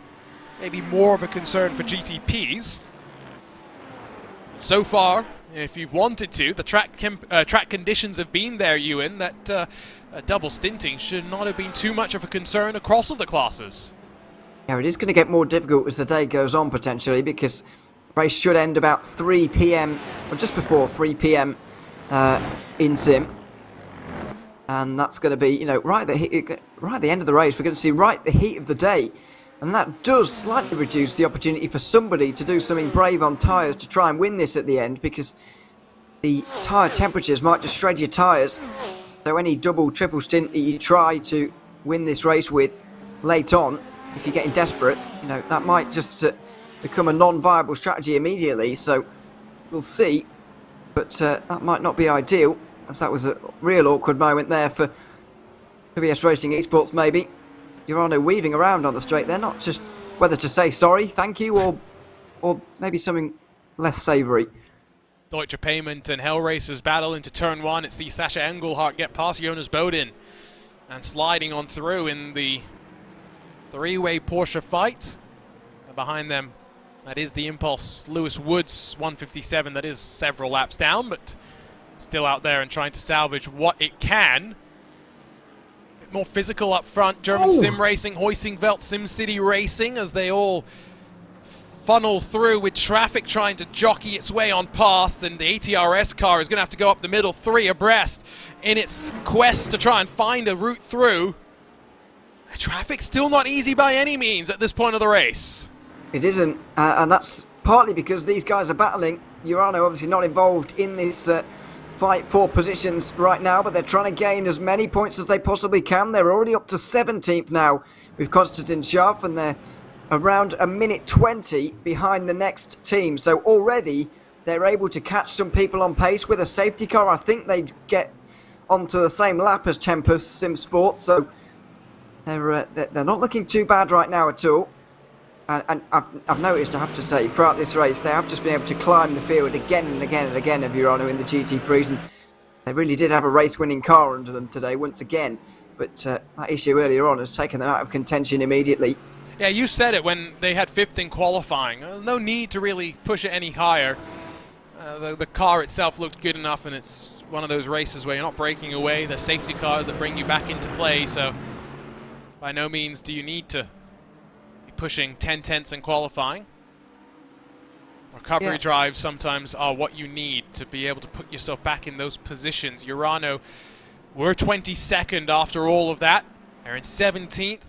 They're only about 60, 70 seconds back from Tempus SimSport from some extra points. There are chances to maybe grab a top 15. Top 10 is not impossible if things swing in their direction. But again, just damage limitation. I was saying that the fog had lifted, but some of these camera angles are not necessarily showing that. No, not really. And maybe, it's not impossible for it to come back over again and get foggier. So we'll just have to see, really. You mentioned it's part of the trick of the camera a little bit as well. We always hear this in real life, don't we, actually, about how it's darker in real life than it is showing in the camera. When it's turning dark. Obviously, we're having the opposite here, but yeah, I do wonder how much of an effect it is actually having in terms of these drivers. I don't feel like it is really. I think they can see perfectly fine, really, and it's not going to bother them really. It's just bothering us. No, I mean, you look at it from their perspective. I mean, a little bit less vision, but yeah. It's fine. I mean, it's not like you're looking all the way down the road. I mean, you're just trying to keep your references in front of you at the end of the day. I mean, we're riding on board with Delict, who's got the main target up in front of him, 2 seconds. The margin between first and second. And ET Racing still relatively small in the windshield, but slowly getting bigger and bigger. It is a gap that's hovering here for the moment, and Urano certainly having to push hard to stay where they are right now. But I've been impressed by Orion as well, I have to say. In that third place, just under 2 seconds away from Urano themselves. Orion are in this championship as well, let's not forget. They're 5th place, currently only 31 points behind Urano coming into today. But both of these teams on the podium with Motegi right now need to beat that 17 today, ideally, because it is already leading the championship. They can't afford to let them get out any further. Right. Got about 10 minutes to go before we'll hand things on over to Joey Tebbutt, Cam Roger. Ewan, said at the start, Motegi may be slightly underrated. I'm going off to commentate at a race at the Circuit of the Americas, also in my opinion slightly underrated. What is, in your opinion, the most underrated track in motorsport? Oh, the most underrated. That is hard to go for. I could tell you a most overrated one if you want. Okay, start with that. Sebring. Since it is. Are we about to have this discussion, which gets me perilously close to removing you from RaceSpotTV? Oh no, I wasn't going to suggest resurfacing it. No. Okay. Good. No, I'm not going to. No, I don't want to. No, that's the only good thing about it. The rest of it's terrible. There's no elevation change. The corners are horrible. Yeah, the problem with Sebring is if there were no bumps. It would be so bad. Yes, no, I agree. But that's the problem with Paul Ricard, isn't it? It's just like, it's so boring that it's boring. I know, great words, great words. I can tell you're coming to the end of 4.5 hours. My goodness. Can you tell I've got more racing still left to come, and I've got to sound even more intelligent for that? Yeah, absolutely. Whoa, sorry, Miguel Vigo, Cota overrated. Sorry, Miguel. You're now no longer a friend of us here at RaceSpotTV for that libelous, slanderous claim. Goodness. So, yeah, it's... You know the main problem with the Circuit of the Americas? Runoff. No. Oh. If you've got a single monitor, you can't see where the apexes are. That's true. That is a problem. It's a sim racing problem. Legitimately the only problem with the Circuit of the Americas. No, I think the amount of runoff on the outsides is what annoys me a little bit about Circuit of the Americas, really. Yes, but it's also just modern track design. I know, but I don't think that's an excuse. Well, Maniti come on lap 28. Think we've got at least 3 more laps before we see Urano in. Yeah. I know what you mean, but if I'm trying to build a business, and I say business for a reason here because a racetrack has to make money year round, right? If I'm a business, I need to design a track such that I can be making money every weekend. Now, if I put gravel around the entirety of my track such that I have to stop my track days to dig out Arjuna, who's taken his car out to Laguna Seca but then just realized that he doesn't know how to take the corkscrew properly, so ends up beached in the gravel, can see where it maybe is not such an attractive proposition. Have you done that? Never, because I actually haven't driven my car on a track. Okay, right. I've driven someone else's car, although you can't blame me for the left front wheel deciding it didn't want to be attached to the car itself. Well, it depends what you did to it beforehand. Nothing. I promised nothing. That's what you told everyone afterwards.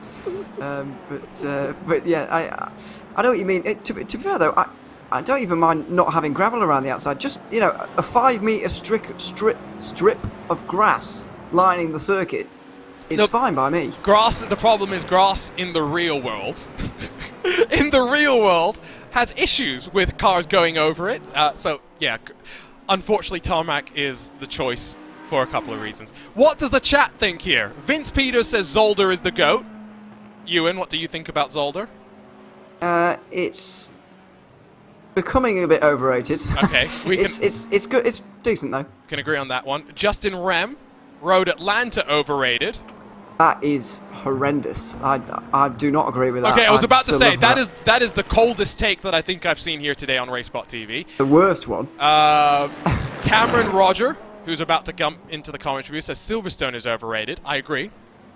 Oh, that's and he's English as well. Old Silverstone was better than new Silverstone, even though old Silverstone wasn't great either. No, I like new Silverstone, and it's not overrated. Okay. Although rated very highly. Rated very highly. Joey Tabin wants to say that Zolder is the worst track on iRacing, which I was trying to think of what is actually the worst track in iRacing. Joshua Chin thinks that Hungaroring is the worst track in iRacing. Maybe. Yeah. Do you not like it? It's there. I guess it's you know, I don't rate it too highly or lowly. You don't rate it, is basically what you're saying. No, it's just kind of there, isn't it? Yeah. And by the way, just on Zolder, right? Yeah, it's in terms of Zolder, the racing's bad around there. Yes. To drive, it's not that, but the racing's not great. The only good thing in my mind about Zolder is the fact that you still got like petrol pump style filling stations. Like that's the only thing that's good about it. That's funny. Jan Sentikowski says you can delete Motegi or give it at least some asphalt instead of ice. Which they haven't even been off today. I think it tells you all you need to know about how much they're enjoying this particular race. Yoni Hagner says Mosport is actually very underrated as Delict comes in on lap 28, so he only gets 2 extra laps above what I thought maybe he would have. That stint length, was the same as Maniti, effectively. Yes. They saved 2 last time, but it was the same this time. Ooh, World of Sim Racing slow, and this is in the final. Just trying to regain their marks, and they'll do so. Mosport underrated, Motegi underrated, says Dylan Shrivens, but Dylan Shrivens is usually wrong on most thing he says. Oran Park is the worst for sure, says Miguel Vigo. Feels kind of retro now, so I don't want to say that, really. I don't think I'm allowed to agree with him on that one because of some of the English commentators that we have on RaceSpotTV. Montreal is probably one of the worst. English? British. Oran Park? Yeah. Well, British, you know what I mean. Alton Park, Oran Park, there's certain tracks that I just don't go near. I refuse to say anything good or bad about because I don't know who I'm going to insult. We also don't go anywhere near Oran Park, to be fair. Oh, not in Oran England. Park's in Australia. I got myself all sorts of confused, didn't I? Dear me. Phil Krause holds on from Trek Esports for a moment. You could tell we're in the middle hours of an endurance race when we're just trying to figure out what to say. No. Oh, this is close. Side by side through 7 and 8, and this lap card probably going to decide it. Oh, there you go.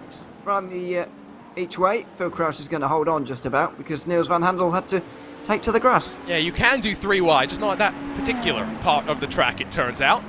And they all do figure out. Remember, this is the battle for the race lead right now, although we are still just watching the margins back to Maniti and Urano, who will have shorter pit stops at the end of the race if we go green to the very end. Trek Esports use the traffic to their advantage. Now grab the lead in front of Phil Krause. No doubt that this will go back and forth a little bit more. Cameron Rogers says Homestead Road Course is awesome. That's how I know that he is just memeing. He's probably not knowing Cam. No, I know, that's the problem.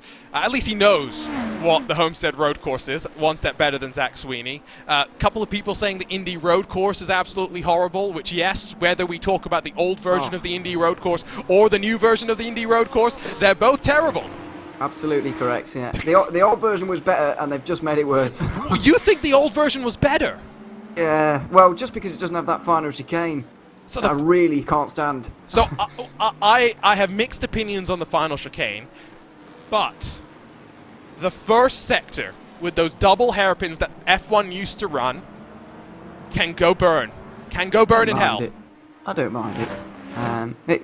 It's kind of the same kind of meh as the current chicane they have there instead.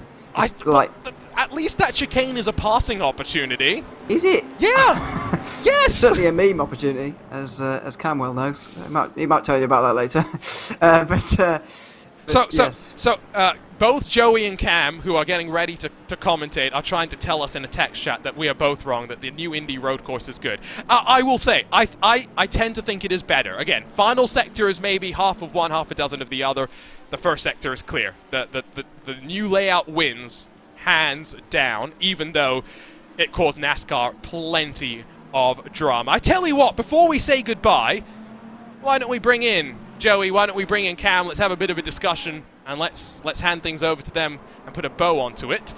Joey, worst road course on iRacing, come on. Zolder. Really? You think it's the worst? Zolder. That is the only time I've ever rage quit out of a league race because I was not having any fun anymore. It was in the PRL at F3 at Zolder. I got about halfway through, and I said, nope, had enough, never again. Did this happen on RaceSpotTV? I was commentating. No, this was pre-race. No, this was on RaceSpot. Yes! Ewan was in the booth. I remember it. It was hilarious. So I get the feeling. I watched the broadcast back, and Ewan was like, "Oh, he's had quite a bad day. Maybe that's for the best."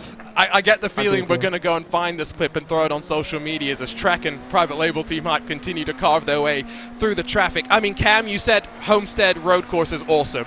Are you being serious? Yeah, it's great fun. Like, genuinely. Obviously for I guess, the middle speed of cars. Yes. But I do really find it quite fun, and even if you want to try it in some open wheel stuff, it can have the ability to be good. But I don't know, I just really like the flow of it, especially the final sector, sort of coming off the entry of turn 3 into that little final infield section. I really like it personally. Of course, it's a bit funky, not the best for racing, but it's something different, and I like that. Okay, so they do have a few different variations, so that is one benefit they do have there as well. But what's the worst track then in motorsport? Not on iRacing, in motorsport. Oh, that's certainly a tricky one. I mean, I think the good old Monaco, to be honest, is actually terrible. As in fundamentally bad racetrack. Right. Yes. It's just way too small. Yes. Yes, Monaco is a race rather than a track, if you know what I mean. Well, it's sort of an event, really, rather Yes, than a that's race, what I mean. isn't it? Yes, yeah. But I will say, Formula E racing has not been that bad around there recently. Slower cars, smaller cars, I guess. Yeah, it helps. And they like to run into each other a lot more. That helps as well. Like touring car racing and open wheels. It pretty much is. All right, before we switch things up then, it's time to talk about championships because, quite frankly, Ewan and myself wanted to throw Cam and Joey under the bus as much as feasibly possible. Joey, I'll start with you. Do you know the championship picture in the GT3 class? I know the picture. I don't know the math, so I'm not going to say any numbers because I know that that Ewan's calculations are going to be way more accurate. All right. Well, the thing to remember, guys, is 150 points. That's what you need at the end of the race. It's looking good in terms of GT3, right, Ewan? Give us the math update then. Update. I don't think it's changed since I last said anything. Oh no, Satellite Racing have gained another position, so they'd only lose 17 points at half distance now, if it were to be now, and that would extend the gap to 150 points, which is not quite enough, because. Well, I'd have to work it out because there's going to be some complicated tiebreaker going on there. They'll be tied on 150 and whatever. So it's looking good still, is all you need to know, really.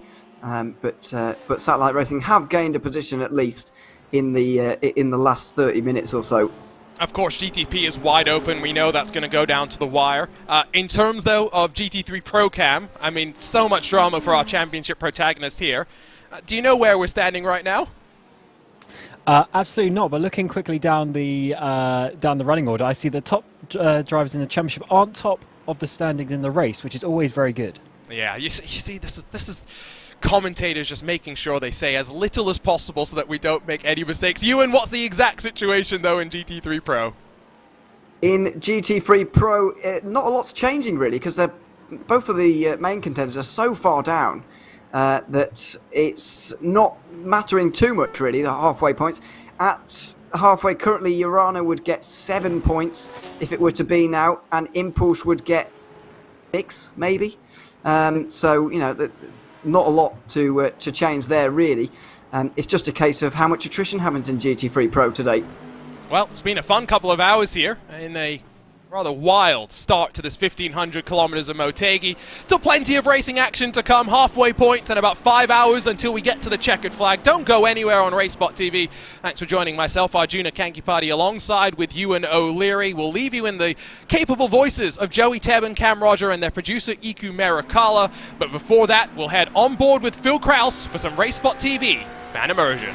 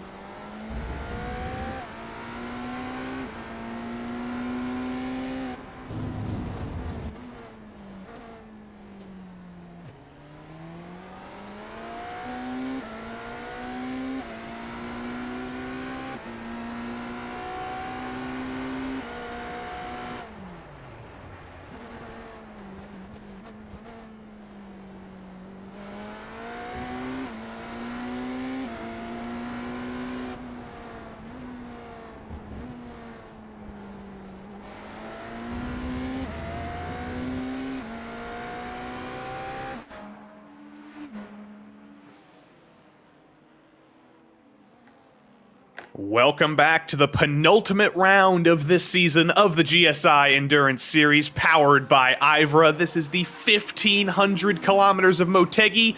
We're about 750 of those kilometers through, probably a little bit less than that. My math isn't good. I think both me and my co-commentator Cam Roger can agree that our math skills are certainly being tested here.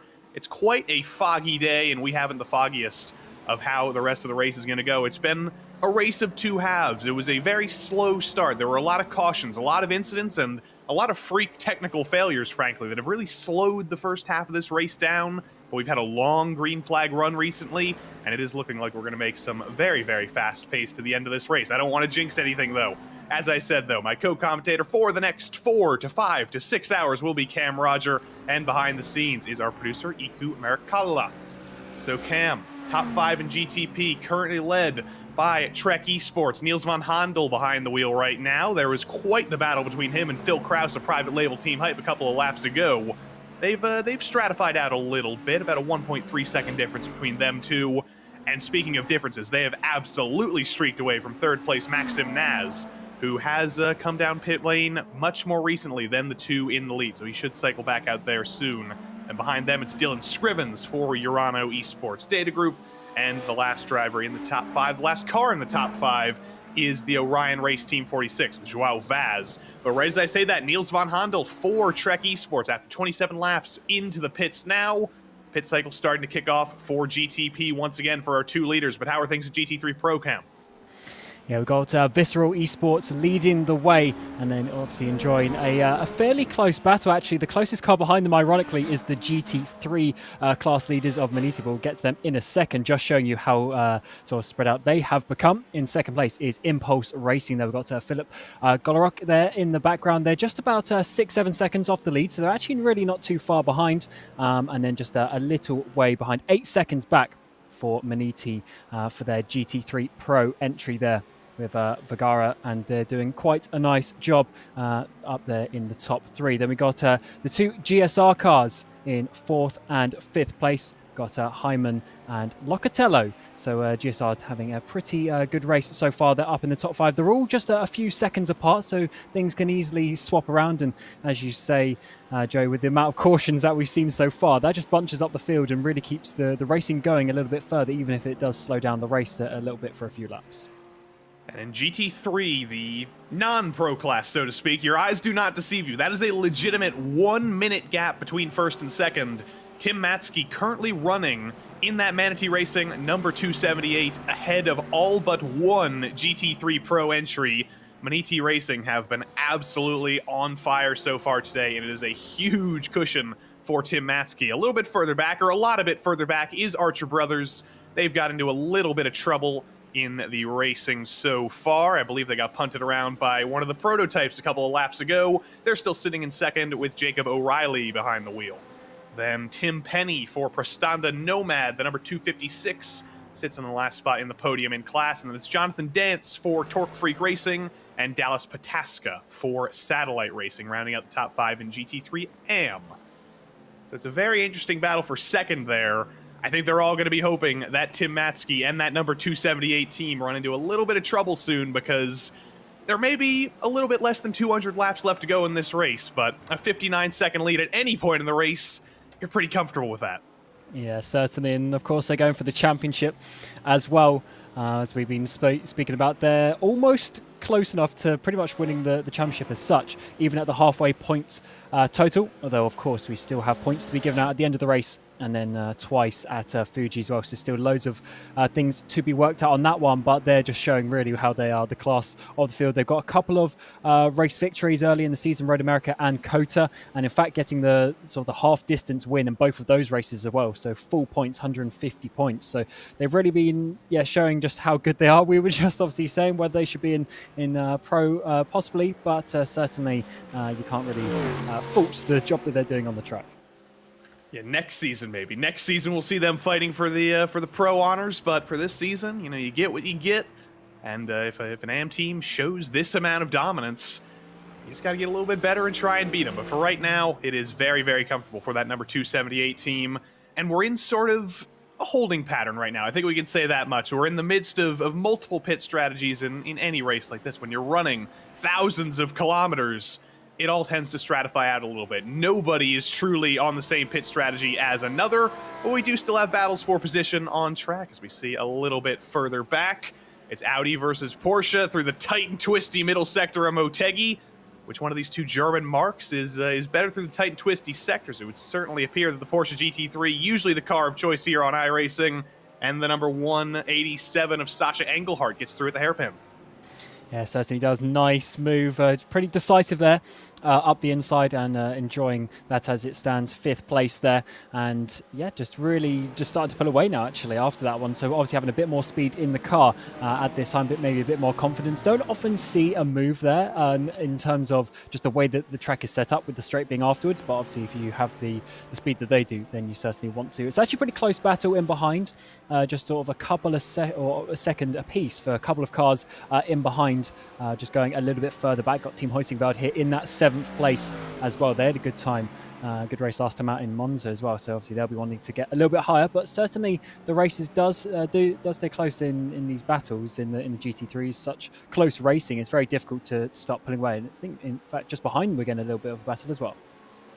Yeah, there's a couple of dives here. I don't think that's for position necessarily. That's Lewis Woods for Impulse. They are multiple laps down, and Luis Gaspar is on the lead lap in his class in GT3 AM, but not on the same lap as the GT3 Pro drivers who are multiple laps down. Currently, the BMW of Gaspar is 13 laps down, Impulse 16 laps down. So it's a melange of lap traffic already, Cam. If it wasn't confusing enough, we're already having to decide these battles with drivers who are on very, very different strategies and very, very different positions in this race. Yeah, I guess the cautions add to that with sort of taking people out of kilter with the strategy when they're choosing to come into the pit lane and such. And of course, we've had quite a few DNFs already. It seems like we had about 4 cars go out already right at the beginning of the race. We've had a couple of the GTPs go out with SRC Movano Corsa and U-Race BR as well, also leaving the race. And we have a couple of the GT, well, actually quite a few of the GT3 Pros as well. Before having a couple of the GT3s in Kuruma and WS racing as well. So we're down to about 41 cars realistically racing, and I think Geodesic as well trying to do some laps towards the back. So certainly lots of things happening up and down this race. Yeah, we need to get Lenny Kravitz out here so we can do an in memoriam of the 10 entries that are out of here. But this is for position. I do declare Urano Esports versus Maniti Racing, both on fairly similar pit strategies. Dylan Scrivens behind the wheel. The number 90 last came in 12 laps ago. Maxim Naz last came in 14 laps ago. I'm no mathematician, but that seems pretty similar to me. We've got a battle for position for what will be the overall lead once Private Label Team Hype and Philip Kraus come in a few laps' time. Yeah, really close battle. And of course, you have to manage the traffic pretty well. It's a little bit difficult around this track, of course, compared to some other tracks on the calendar. Just, the tight and twisty nature of it. It's a bit harder to push your way through some of the slower classes. And of course, there's quite a few of the GT3 machinery, GT3 Pros, GT3s as well, in the same machinery. So there's not much difference in that. And just 12 of the GTPs going around there. So it's definitely a big swing in the favour of the GT3s. And the prototypes, therefore, have to find a way past. And in some of these corners, it's certainly pretty tricky. Quite an old-school track, as we heard Arjuna and Ewan talking about as well. But Maniti certainly enjoying their way as it stands at the moment. Up there, leading the race. And as you say, Dylan Scrivens trying to get on the back. And Maniti Racing, of course, enjoying themselves, leading the championship as it stands. Yeah, we're certainly learning that this is a track that a lot of drivers aren't necessarily completely comfortable with in endurance racing. Of course, earlier in the season, with the likes of Daytona, the likes of Monza, everybody has done some form of endurance races. Dylan Scrivens squeezes to the inside of one of the Ferraris coming up the hill. Almost calamity for our second or third place runner. Again, navigating traffic, especially in the middle sector at Motegi, it is exceptionally difficult with the closing rates of these GTP cars and the GT3s.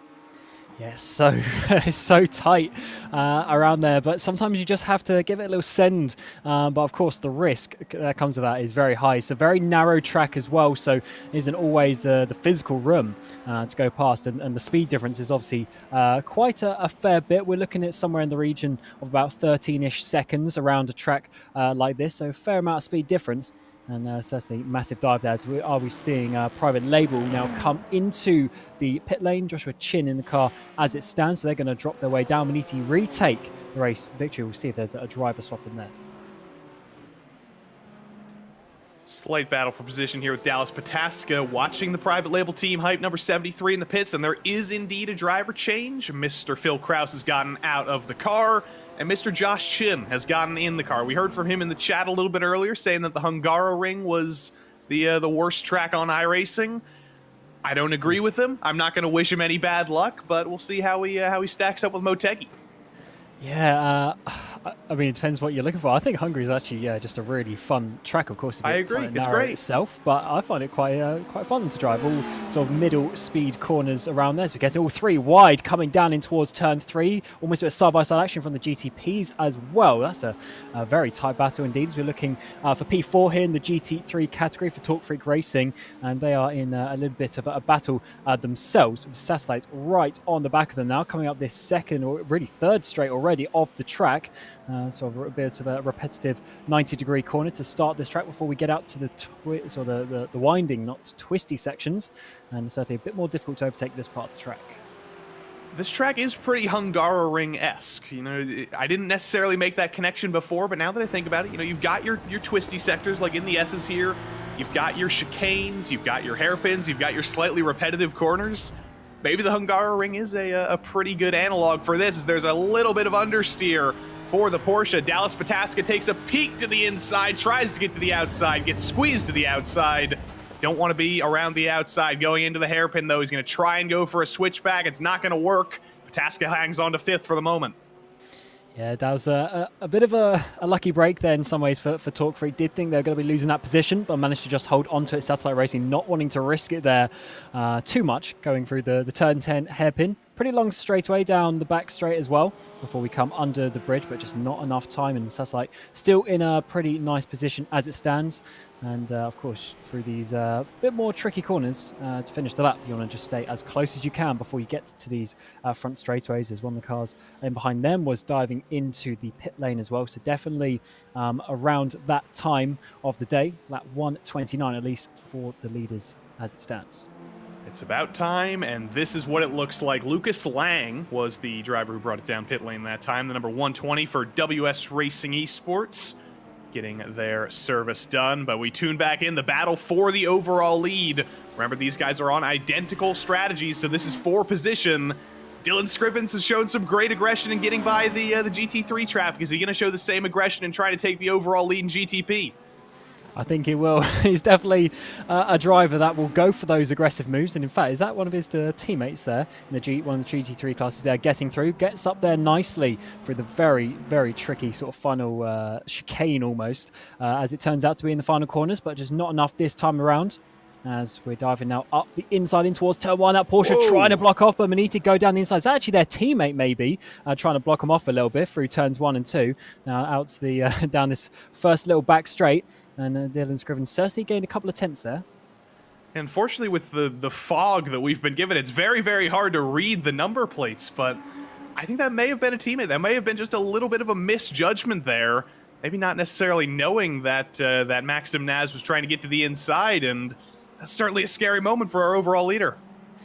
Yeah, it is, and that just shows you how crucial traffic is, even if it is maybe, I don't know if that's confirmed, but even if it is one of your teammates, these things can happen. It's very difficult to do so, especially with how, as we're saying, how the speed difference is and how quickly these GTPs come up, and of course they can just break so much later as well. Up in towards this hairpin though, turn 9, Scrivens trying to find his way through, actually getting a bit closer on this lap as well, but as always you really need to wait for some traffic to hinder the car ahead.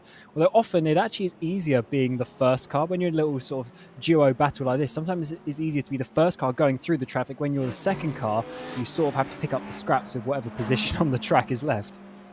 Yeah, Maxim Naz is the snowplow, and Dylan Scrivens is the truck, and I don't know what that metaphor means. I don't know if that means anything, but that's certainly the reality of what we're going through here. Another just awkward situation through the final couple of corners here.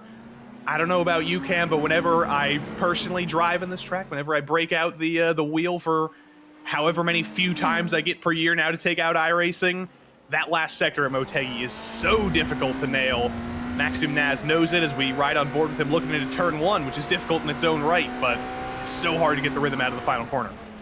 Oh yeah, that definitely was a late look to the inside there from Naz. Porsche's definitely already turning in. Fortunately, nothing really happened in the end from that. Slight bit of maybe miscommunication, but definitely that was a bit too late of a dive. Although it's just one of those things, you don't want to lose any last tenth that you can. And this is actually a perfect situation. Naz is going to be held up a little bit, can't do the full speed at the apex. He's going to have to now dive up the insides of this Porsche, which will then turn to the outside. Very tricky part. Dylan Scrivens now having a look, having to think down the inside, but not quite close enough. But that is a perfect example of how sometimes you can just get slowed down a little bit by the traffic.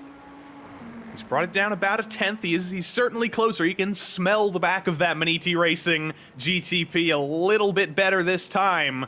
It's a decent exit out of turn 9, but again, just that little bit too far back to go for a dive into the hairpin of turn 10. There's more traffic coming up. There's a BMW, which they should be able to take care of on the straight. That shouldn't be too difficult. But again, through that tricky final sector, I'm doing the timing in my head right now. They are going to have a little bit of Porsche traffic, I think, unless they can get by under braking into turn 11. They can't. And this is getting a very close and intense battle now, all diving up the inside through the final couple of corners. Is Dylan Scrivens going to be able to get through as well? Just about, by about half a car length. He'll be enjoying that one, although overall, I think lost a couple of tenths there, not on the ideal racing line. And once again, that battle separates, which just it's a perfect example of how traffic can help, and then also how it can hinder you in the form of one lap. And even corners like this, the GTPs want to be getting on the throttle already through that corner, but you have to get a little bit later this time around. Scrivens gets in once again, looks towards the inside, making himself big in the mirrors, but can't find a way through. Having a contact maybe on the back, locking the rears and keeping it in a straight line somehow. Certainly makes himself look a little bit bigger in the mirrors than he wanted to. I wonder if that was just a little bit of lost focus. He went for that peek to the inside, got back in line, and then suddenly realized, oh, I actually have to brake here. And it's certainly something that we saw in this car when it first came out, people locking the rears. I wonder if that was an issue like that, or if it was just braking too late. As you see, he's quite far away, good couple of car lengths still, looks to the inside. As he comes back, brakes way later, has to stamp on it a little bit too much, and fortunately collects that pretty well, but certainly almost pulling the handbrake. I know we're in Japan, but that is not the style of racing we're doing today. I mean, I'm all for it. If we can get a little bit more handbrake in the GTP running here, maybe we need to go to Motegi with the new regulations in real life. So if our friends over at IMSA or the ACO are watching, or the FIA, get us over to Motegi. Why not? We'll see more of that. Well, I mean, WC already goes to Fuji, which is obviously slightly different part of the country, but maybe as a special, that could be quite interesting to come here. Certainly, I know some people don't necessarily like it, it's a bit tight and twisty, but I do like how when you come to these more tight and twisty tracks, especially the traffic just makes such a big difference, and that's really one of the biggest things you're racing, especially in the prototype categories or the fastest class, whatever that may be. You're not just fighting against your lap times and your strategy, but it's also the traffic, and it becomes such a different style of racing. It's a different style of driving that you have to take, and that's why you almost need a certain skill to get through the traffic nicely. Cam, remember a couple of laps ago, a couple of minutes ago, when we mentioned that Tim Matzke in GT3 AM was leading all of the GT3 running? Well, he was second in all the GT3 running. He is now leading the entirety of the GT3 classes. He's ahead of all the GT3 Pro drivers as a GT3 AM entry. Motegi Racing 278, they're showing up the pros. Yeah, that is incredible to see. And, obviously there's a reason to have a bit of a split with the Pro and effectively AM category as well. But when you start seeing the cars like this get towards the front, you know they're doing a good job. And they're just really proving why they are leading that GT3 category as a whole. And as you say, now leading GT3 Pro teams even. Great to see, and just showing the job that they're doing. It's really good. Well over a minute now, minute and 3 seconds to Archer Brothers in behind, who are about 10th place overall. It's pretty crazy, the difference. And I think Does the Archer Brothers entry still have a little bit of damage from that that contact with the GTP? Are they even slower because of that? I'm not sure. Just looking at their previous lap times, they are actually pretty much the quickest. Actually, on the last lap, they were the quickest out of the GT3s, including the pros as well. So they still got some speed in that car. Well, I think I know exactly what they've done. Jacob O'Reilly behind the wheel. He's gone to O'Reilly's Auto Parts, and they've repaired that thing. It's as fast as it's ever been. It's fantastic. It's going to be quite the uphill battle to bring down a 63-second gap, but anything can happen. We are not even to halfway in this race. We're approaching it. With about 26 more laps time, we will be there to halfway, but there's quite a lot of racing to do, and as we've seen, there's been hardware failures, there's been freak accidents. You're never comfortable at this stage of the race. Absolutely not. And this is always the awkward point of endurance races, right in the middle, because you've come a long way, but there's also still a long way to go. When you start getting to the final couple of hours, it seems almost inevitable that you're going to get to the end. Whereas at this point, there's still a lot of tension in the teams, especially when you're changing drivers.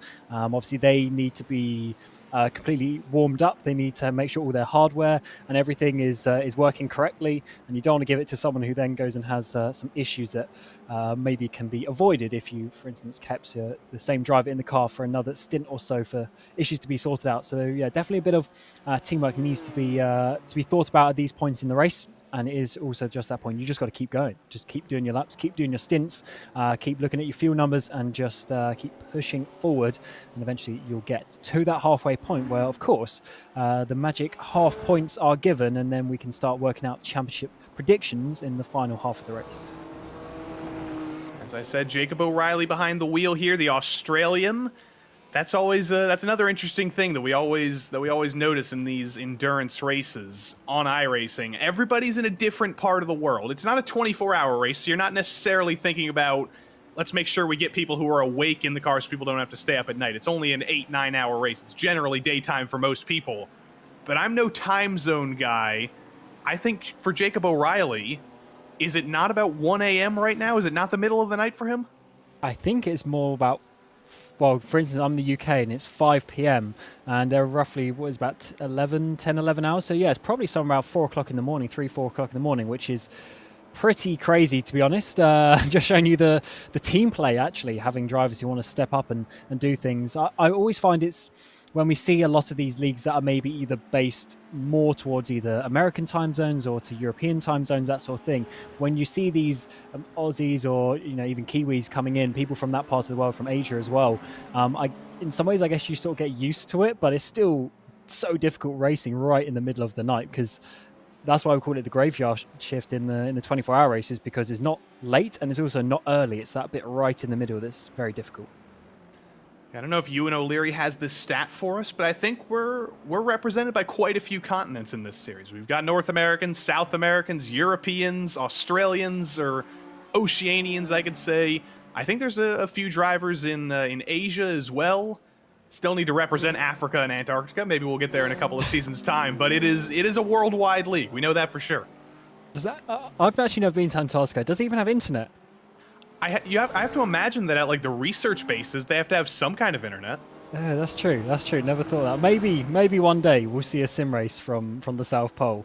That would be that would be quite something. There's got to be somebody. If anybody at the McMurdo station is listening, if any of you Antarctic scientists are listening, I know you guys have computers. You don't just need to use them to measure snow or do whatever they're doing in Antarctica right now. Break out the old iRacing. We want to see you.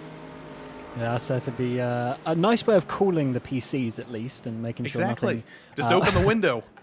Make sure nothing overheats, and maybe we will see that one day, actually, with the way that things like technology is going. As we've come back to the GSR, Audi in 4th place in the GT3 Pros. We have Locatello at the wheel there, about 8 seconds behind their other GSR teammate, who's obviously further up the road. But right in behind them is Marcel T here for Team Hoisingveld, getting very close to working their way up into 4th place. Massimo has been located in kind of a hornet's nest of drivers here. Christopher Hyman for the other German sim racing squad is up ahead, but Locatello realizes, you know what, I'm in the middle of traffic. We're about at the end of the stint here. He's going to bring it down pit lane. again, a very tricky pit lane at Motegi. There's no place at this track where you can have a little bit of a rest. Even on pit lane, it is a slalom of cones. It's basically a chicane of its own. It's very, very difficult. Yeah, I understand it, but I don't really like it, having that chicane. I guess, though, it is to slow down because obviously you're flat out coming under the bridge. So you obviously need an easier way of slowing down. But yeah, certainly very difficult. So we're getting one of the Porsches there coming up the inside as well. That one of the pro cars maybe trying to find their way through. No, it's not actually. It's Obsidian Racing getting past there and actually enjoying themselves having involved with this battle. Pretty crazy how quickly that turns around. So that pushes Hoisingveld down a little bit as well. So certainly some time I think has been lost there over the course of the last few corners because Obsidian seems to have gained just a little bit over the last few laps actually. There's a little bit of a sneaky move for Sergio Herdiel there, just diving to the inside with a little bit of a mistake from Marcel T, but up onto the podium now, and they're all basically on the same strategy. So everybody in GT3 and GT3 Pro essentially on the same strategy right now. There's been very, very little stratification there. Leading in GT3 Pro is Gonzalo Vergara for Maniti Racing. He's being shown up by his teammate, though. As we said, in AM, Tim Matzke for Maniti Racing in GT3 AM leads all of the GT3 entries, but the GT3 Pro leader will still win the GT3 Pro class, even if it is second of all the GT3 cars. And Gonzalo Vergara is going to go around one more time. It's still not pit time for them. Yeah, they were enjoying that one very much. The GSR car that we saw pit, I believe they did a 27 or 28 lap stint, whereas Vergara now is on to lap 32. So that's quite a big difference, actually, in that one. So hopefully that is maybe not a potential issue, but we'll see if that one continues a little bit further on. As I think we're seeing Pure Sims GTP into the pit lane as well, number 1 car. As I believe they might be doing a drive stop at this time as well. So definitely it's a few strategic options coming around for some of these teams, trying to work out how they're going to get to the end of this race quickest. And one thing with the Maniti that I thought was quite interesting is how one car, the Matzke car, is in the Mercedes, and then this car with Vergara is in the Porsche. So they're obviously splitting up which car they think is going to be the quickest. That's always strange for me in any league. This happens a lot. This happens in the PRL here on RaceSpotTV. This happens in some of the other IVRA leagues. I would think that if you're teammates, you want to have the same car so you can work on setups together, you can synchronize things. And I get that some drivers want different setups. Some drivers want different things, but it's so much more difficult to build a setup for one driver in one car and then build another setup for a driver in another car. It makes me question what the point of being teammates is. Yeah, so I see two different factions, I guess, within the squad, and especially as they're completely different cars as well, going from front engine to rear engine. Obviously affects a little bit the way that the car handles, and in behind this one in particular is actually one of the Urano GT3 cars as well, trying to work their way up the field. So yeah, definitely some BMWs, some Mercedes in this field as well. And I believe that's even an Audi behind them. So great to see, though, representation from quite a few of the different manufacturers of GT3s, because, of course, they all handle slightly differently. And even there, with the R8 mid-engine as well. So the 3 different engine configurations. Some lap traffic coming out of the pits there. I believe that is somebody 20th in class. The fog is so difficult here. It's probably less difficult for the drivers behind the wheel. The fog's probably less strong from the cockpit. But Jacob O'Reilly for Archer Brothers, who was in second, who has just made that stop, finally cycles back into line. But those tires on that BMW are very, very cold, and I can't imagine old cold, foggy Motegi's helping very much. Yeah, certainly not. Very difficult for the drivers, as you say. You've got to come out of the pit lane. They've got to try and get themselves up to speed. But, of course, you've got to have the tyres helping you out a little bit. And that just makes it even more difficult on a day like this, for sure. Very interesting conditions. Obviously, the car's directly in front of that Archer Brothers car, not for direct position. They've got about 15 seconds to the cars ahead as well. So they obviously need to work that out as a GTP is trying to get a double overtake there, outside-inside, in towards turn 9 hairpin. A little bit cheeky. That's the Satellite Racing. No, actually, no, that's the Orion Racing, number 46, rather. Joao Vaz, third in class, has been running some decent lap times, but even with the troubles that Maniti Racing and Urano Esports have had in traffic, Orion has run into even more traffic. The gap has expanded. It's up over 20 seconds now between them and second place in class. Sometimes the traffic just doesn't go your way, and unfortunately, sometimes the fastest 2 drivers in class end up in the first 2 positions in the field. Yes, certainly. And talking of leaders, Tim Matsky there for Motegi Racing comes into the pit lane along with the GT3 Pro team teammate as well. So Vergara and Matsky in the pit lane for Motegi. We've also got a Geodesic GTP coming into the pit lane. We just had, I think, one of the other Geodesic GT3s as well. So quite a few cars coming in actually on that specific lap. And that was 33 laps for both Motegi teams as well, even though they're in different cars, getting exact same fuel mileage, just showing that nothing is different on that front, just different car choices, or I guess of how the car feels. And a double driver change as well. Yasha Meyer has gotten behind the wheel of the number 278 in AM, and Matthias Skolza has gotten behind the wheel of the Pro entry. So a couple of driver changes, but shouldn't be much change overall. Christopher Hyman stays out. He's going to go for one more lap around, but here comes Yasha Meyer, still leading in GT3, coming out right ahead of a little bit of GTP traffic, but still a comfortable lead in the GT3 AM class. Yeah, they're really enjoying this race as we come slowly but surely up towards that half points. They'll be getting that 50-point bonus for the half race distance, which no one's ever going to say no to, for sure. And there's Scholzer there, down now into 7th place, of course, and has a couple of cars in between him and his GT3 teammate up the way as well. So, yeah, both those cars certainly having a really good run today. As we come back a little bit further to 6th place, we've got Vuver. That is an interesting name, coming up towards that turn 5 region under the bridge now, and for Impulse trying to work their way up a little bit further. They have quite a decent size gaps to the car ahead in class, about sort of 12 seconds or so really to Visceral, a bit further up the road, and they have the car of Motegi about 10 seconds back, so in a little bit of a bubble as it stands. Speaking of Motegi, race leader is on pit lane. Maxime Naz has finally brought that car down. I don't think there's going to be a driver change. I think Maxime is still going to stay behind the wheel. Looks like that is the case. The number 17 is about to finish its service, and yes, indeed, they come out P5 for the moment, with a little bit of window behind Josh Chin, but no window whatsoever behind some GT3 traffic.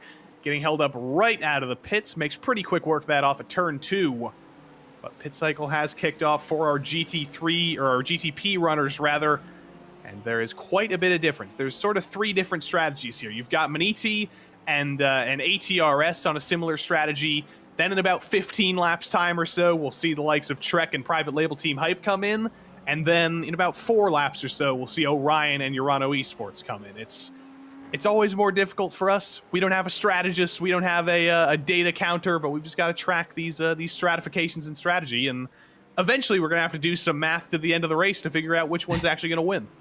Yeah, I guess we just need to see how it works with cautions, though, because, of course, that will affect when people make their stops. So, yeah, it's always difficult to work out, even when you get in towards the final hour or so, when you're getting up to that final pit stop. So we'll have to wait quite a bit for that one. But I guess with everyone pitting now, they'll be going to the half race distance. Whereas if you're going to pit, obviously maybe in another sort of 10 laps time, you're going to be just before the half race distance, and you may then lose some track position because of that. So that is potentially something that maybe even an hour or 2 ago you would have had to think about. Could you maybe save a lap of fuel here or there to get to that half race distance to make sure you're as high as you can in the track position?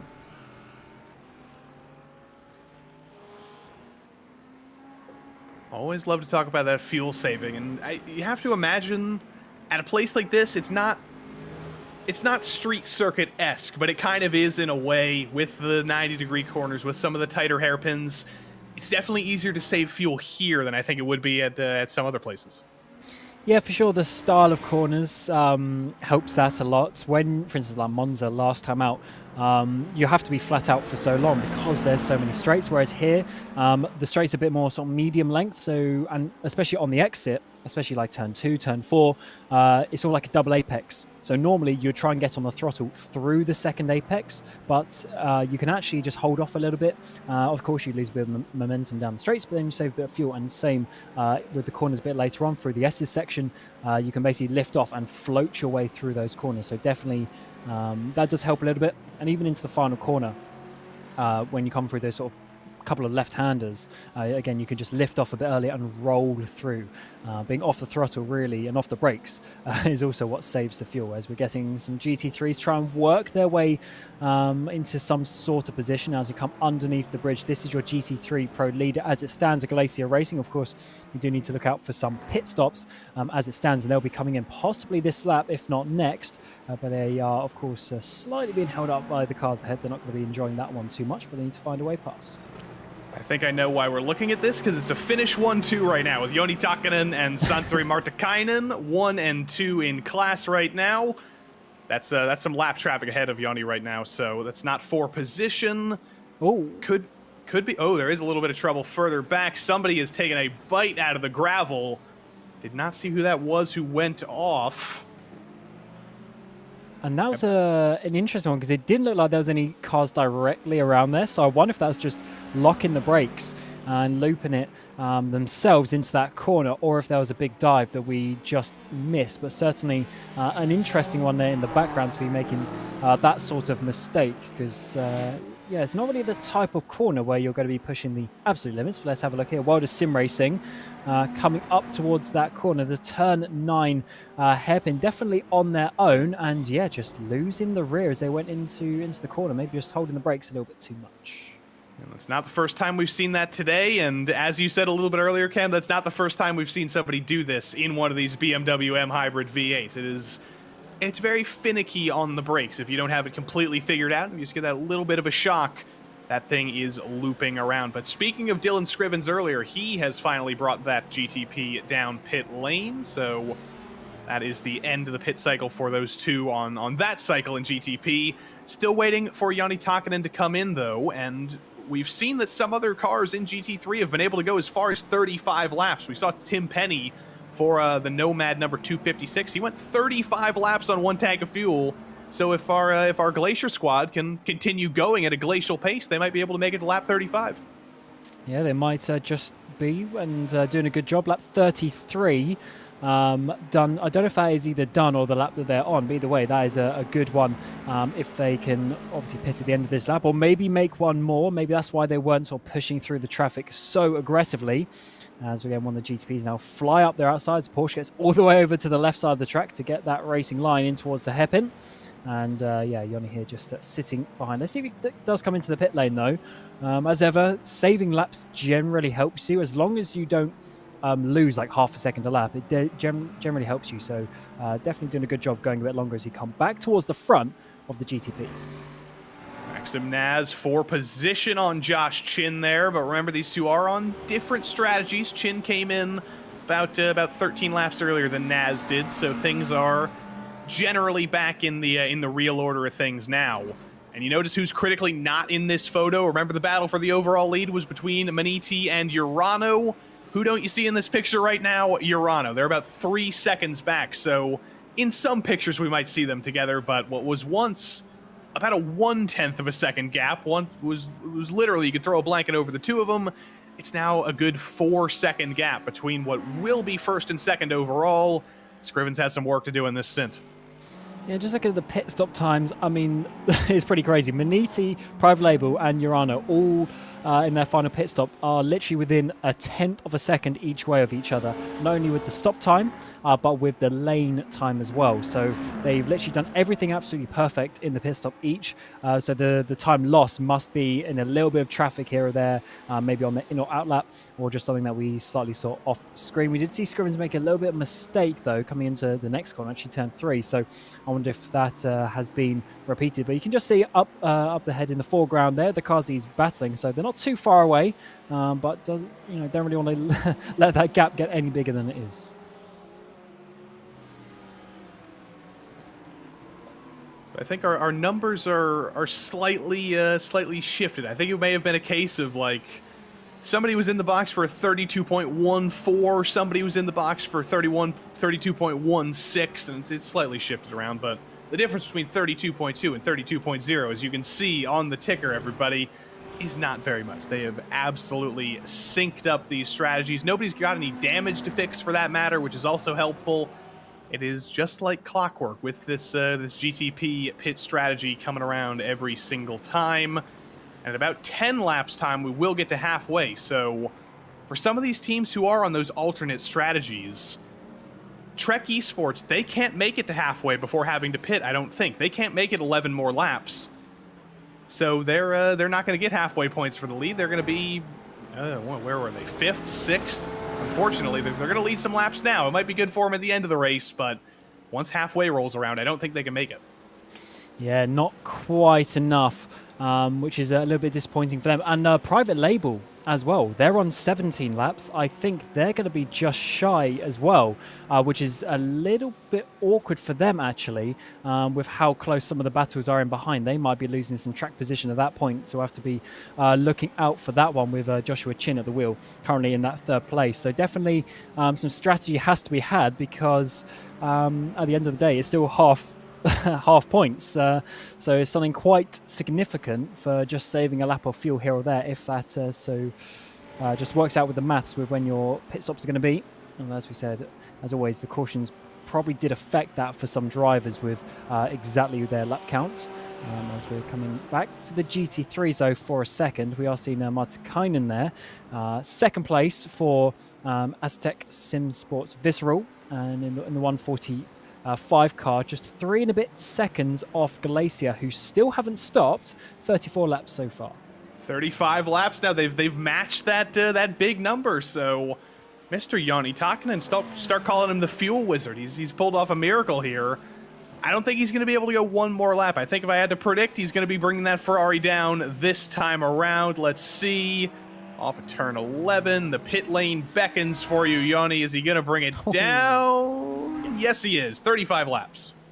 Yeah, I for a minute there thought he was going to be turning left another time through the kinks, but no, coming in, and that's still a good stint though, to be fair. Few laps, couple laps extra to what we've seen for some of the other cars, and let's see where they come out. And I just wonder though, saving that much fuel, like as I said, it was better, but if you're losing lap time from that, then obviously that isn't helpful, although their lap times are pretty healthy. Yeah, they're certainly doing a good job with that, because if you're saving fuel but you're losing 2 seconds a lap, of course by the time you've done a stint of 30 odd laps, you've lost a minute, which you're not going to be getting back through the pit stop strategy. So that is always something you have to balance out. At the end of the day, it's just a maths game. It's the same where you have cars where you can potentially double stint. It's just a simple maths, as if you do a stop for tyres, are you going to gain back that time? And the teams will be having strategists behind the scenes trying to work these things out. Those are the 4 words I want to hear the least, Cam. It's a maths game. I never want to hear that. I never want to hear that. Yeah, it's not the funnest job in the world in some ways, but there are a few engineers out there as such for these teams who are literally specifically hired to do that sort of thing, and it's certainly a good job if you want to get yourself into sim racing, but not necessarily as a driver. Of course, being at the top level as a driver is quite difficult, because there's very limited spaces sometimes and you've got to be very quick. But if you've got a calculator and you're good with maybe some Excel spreadsheets, you can find yourself a job somewhere, I'm sure. And Joni Takinen, who is behind the wheel, of course, one of those nerds with the calculators over at Coanda. So he can do that with his Excel spreadsheets, and he can do it with the pedals himself. So how about that? He has switched over. He's given the car over to his fellow Joni. Joni Hagner is behind the wheel now, and as our producer Iku Mercala says so gracefully, Takinen is a strategist. Hagner is just gas. I like the way I said that. Gas. Yeah, exactly. There are some drivers out there who they're just drivers. They just want to get in the car and they want to go as fast as possible. And then there's a certain other type of driver who's very, I guess, mental about it and wants to always think about the strategy. You see this sometimes in real life racing as well, where some of the drivers really try and, in fact, alter the strategy while they're racing. They've got enough mental capacity to think about that things, but that's certainly a different type of mindset if you want to start doing that sort of thing. A little bit more lap traffic navigation for Dylan Scrivens. He'll be fine to make it to halfway easily. Naz will be. So Maniti, Urano, private label team hype, probably. Trek, probably not. and then everybody else should be good to halfway. But this is another battle for position here. Scrivens is definitely not saving any fuel right now. He has been decimating that gap up to Josh Chin. Even under breaking into the hairpin at turn 10, you can visibly see him bringing that gap down, and you can see Chin getting a little bit out of shape off of turn 10. Yeah, just a few laps ago, you were saying, oh, look, who we don't see in the picture, Dylan Scrivens, but he's, yeah, as you say, just closed that up. He's using his pace, was quite a bit quicker last lap, around about 0.6 of a second here or there, and just really enjoying the pace in that Urana car, catching up to the private label team Hype, and has come through the final corner. There is a Porsche just in the way that shouldn't actually affect them too much, but definitely some traffic up ahead, and Scrivens is really, really trying to chase down Maniti up the road as well. So this is just a bit of a rolling chicane for him as it stands, but that's no detriment to private label team Hype, but of course a very, very fast team, and certainly in the shout of a victory today.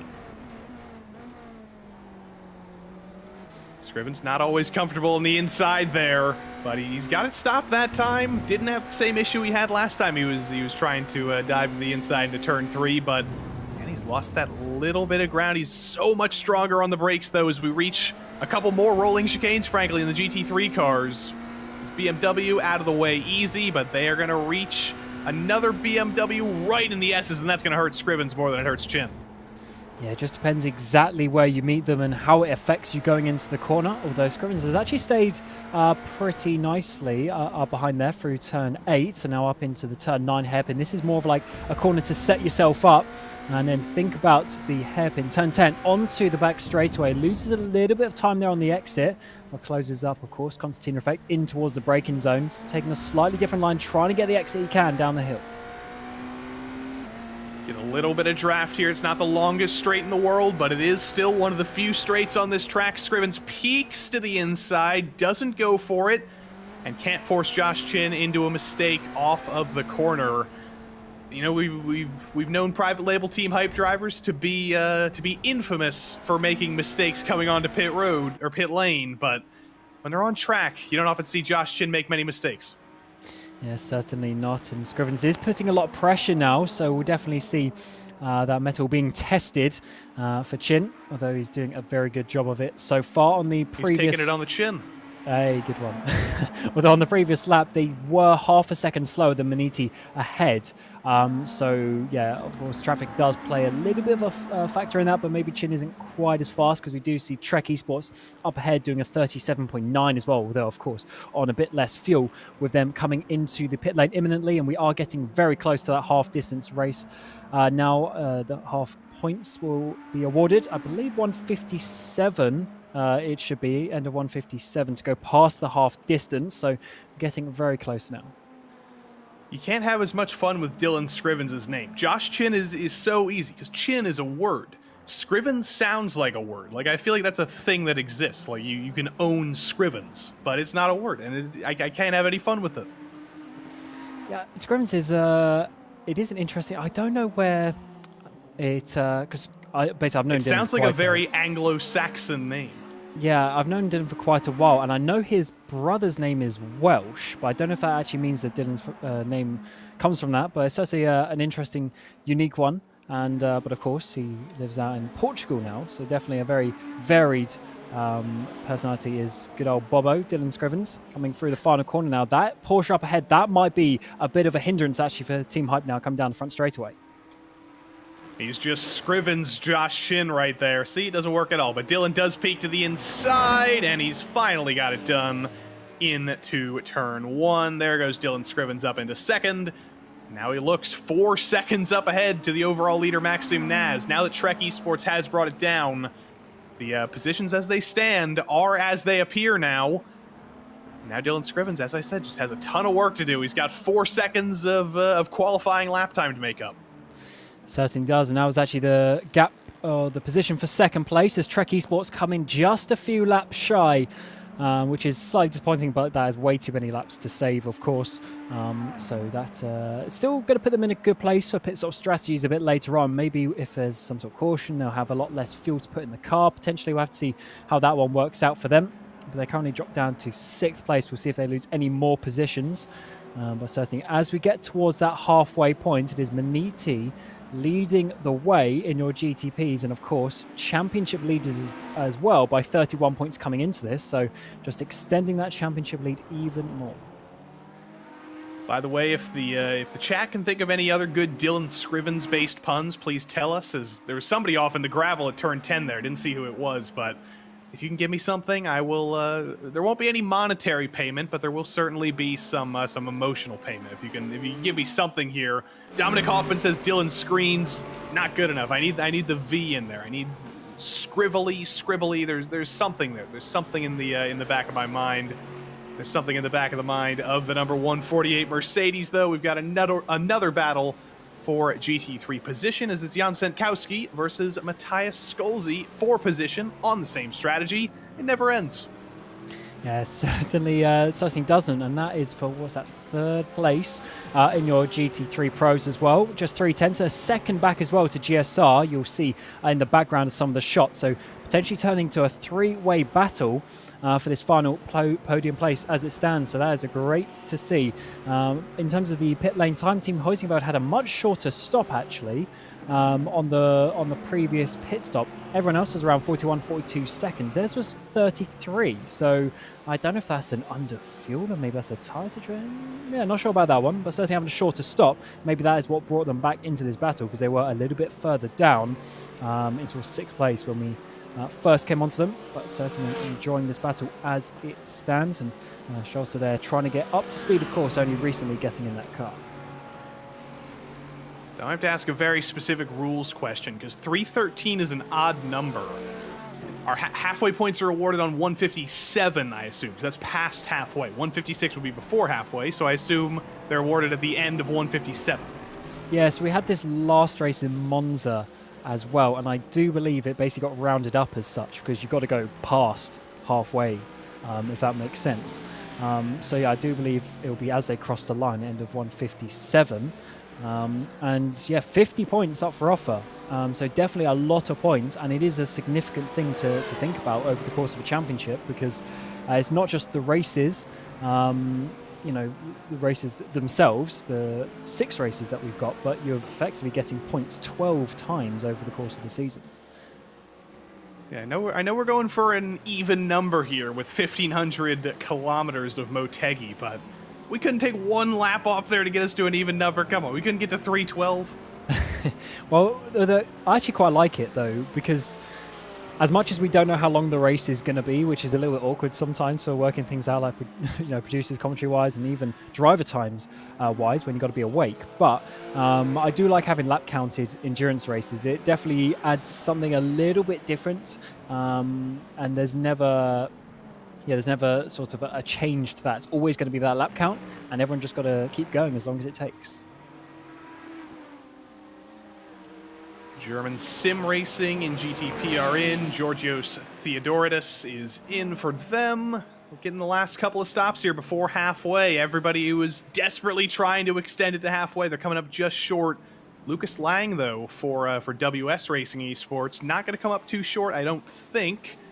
Yeah, they got 22 laps on that stint, so they should be fine. Unfortunately, 13th place in class, not going to be too good once halfway rolls around, so Lucas is just trying to hang on here with Dallas Pataska, or rather with Marcel Bosman, rather, in the other BMW.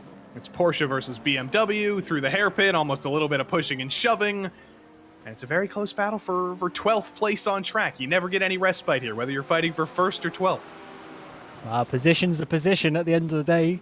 You'll obviously be getting further up the road and maybe a couple of points here and there as well. As that's Porsche, they're trying to work their way up a bit closer. It is one of these things where you have to sort of work up a bit of momentum, a bit of pressure on the rival ahead. As you say, that is for 12th place, though, so I don't want to risk it all, but definitely want to get that position, and that is that WS Racing thinking about it, looking down the inside, and that's making the virtual motorsports car of Bozeman just go a little bit defensive into the final, the previous 2 corners, and of course that makes you a little bit slower out onto the straights as well. Let's see if he does it again, coming into the braking zone here into turn 11. Maybe doesn't need to this time around, but yeah, if you do those little kinks to the side in towards the braking zone, just slows you down a little bit and actually makes you more vulnerable a bit later on. Bulky traffic coming through here around the outside. Always a little bit dicey, but the boss man off of the final corner has a slow exit after that little bit of GTP interference. Here comes Lucas Lang to the inside. It's Lang versus the boss man. Lang's going to win out into turn 1, easy as it comes. Yeah, absolutely. Just nice move there, and they'll definitely be getting up the road, I think, with how quick they were looking behind. I think they got a few more tenths in that car. And yeah, nice, easy move. Can't complain with that one. Just showing as well how the traffic can affect you. GTP is trying to get past as fast as they can, but sometimes just slows the traffic down a little bit as we're getting a slightly slower run there from Egbers out onto this back straightaway for German sim racing. Seems to be able to hold onto it though from that Porsche in behind as it stands. So they're actually looking down the inside though in towards turn 11. GSI under attack now there as the Deutsche Payment gets past. I wasn't quite expecting that, but certainly having a bit of confidence there under the brakes. It's a very, very German battle. Egbers versus Engelhardt. You can always count on a nice German battle there. But Engelhardt does get by, and he looks a little bit further ahead, about 2 seconds ahead. SimCity Racing are actually having a pretty quiet day so far. Haven't talked about them very much. Chris Beets is currently behind the wheel of that 7th place running car, the number 171 for SimCity Racing, or as I believe you would call him, Cam, Chris Beetroots. Beetroots. I don't actually like Beetroots, to be fair. Who does? That's certainly a great name, actually. Beets. Yeah, I do like that. Actually, had a teacher at school called Mrs. Beet. Definitely an interesting name. Yeah, nice. I would not want to be in Mrs. Beets' class. That does not sound like a fun time. Yeah, she wasn't the kindest teacher in the world. She was definitely the strict one when I was only like 5 years old. That's what it says on the tin, so that's what I would expect. Yeah, certainly. Yeah, an interesting one. But I wonder if she's still about actually teaching the ways. She was. I hope she's not watching. Getting on a little bit. And that was probably about 20 years ago. That's probably like 2002, 2003 when I was in that class at school. Shout out to Mrs. Beat if you're watching. If you are, come to the RaceSpot TeamSpeak. We'll give you an interview here on air. But anyway, we're almost to halfway here. We can't quite lose our minds just yet. We can do that once halfway is passed, once we have a whole nother half of this race to get through. We've got about 6 or so miles to go until those halfway points are given out. Matthias Skolda still trying to hang on to the podium here at halfway. Jan Senkowski is right there. It's a big block to the inside for Skolda. Senkowski to the outside into turn 1. He's trying to hang it out there, but the outside in turn 1 is so difficult. Goes for the switchback through turn 2. He's going to have to hang on to 4th for the moment. Yeah, Eisenbauer putting all the pressure on, though, coming through those first couple of corners as they actually make a Maniti defend now down the inside of turn 3. Once again, Eisenbauer just trying to put them offline, trying to get a worse exit out of turn 4 onto this 3rd straight already of the track. Of course, the Porsche up ahead not helping that situation, getting out of the way, though, as it stands. Eisenbauer, now coming to the outside once again, massively braking later. They're going to have that position potentially. No, Maniti hold on to the inside there. Massively later on the brakes, it seems, probably just rolling off, trying to hold on to that position. Certainly a close fight as it comes up the hill. Into the S's, Senkowski takes a peek to the inside. He's not going to go for it, though. I think he realized that was going to end in 2 destroyed GT3 cars there. But Senkowski knows halfway is coming. He needs to get aggressive, and he certainly is, because there's some lights flashing behind. We've got some new friends here in the battle. Patrick Preusse, he's going to be a 3rd driver in the battle for this 3rd place. And if Senkowski and Skolza come together like it looks like they might, I think Patrick Preusse may be a very, very happy boy just hanging out here in 3rd in line. And especially as we're now on to lap 157 for the leaders. So the end of the next lap is when the points should be awarded. And every position is going to count once we get to the end of the season, as Heusinger once again look to get a bit closer, not quite enough. And as you say, we got GSR, that Audi in the background as well, making this a 3-way battle for the podium on the half points lap as well. This is going to be a great battle as Heusinger once again get a good exit of the final corner.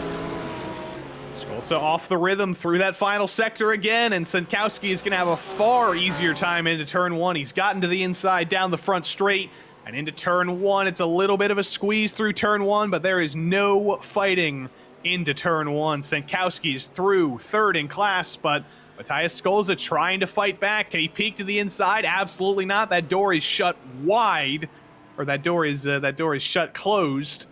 And there is no fighting back there. He's going to keep trying, going for switchbacks, hoping that Senkowski is worse on defense than he was on offense. But with the braking prowess, with the pace that Senkowski showed, it's going to be tough to steal that third place from him with half a lap to go.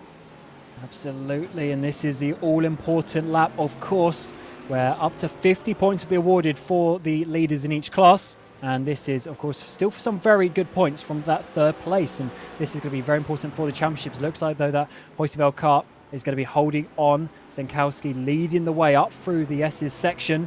Although I think it actually might be Motegi Racing there who have to look in the mirrors from GSR. They're trying to get a quick last position as we come towards the end of the lap. And it looks like Hoisterveld actually went a little bit wide there into that hairpin. That's going to give them a bad run out onto this back straightaway. There's a bad run for Maniti as well. Patrick Preusse takes a peek to the inside, shows the nose. Looks like everybody's managed to settle back into the rhythm, though, off of turn 10 here. Halfway points have been awarded up front, by the way.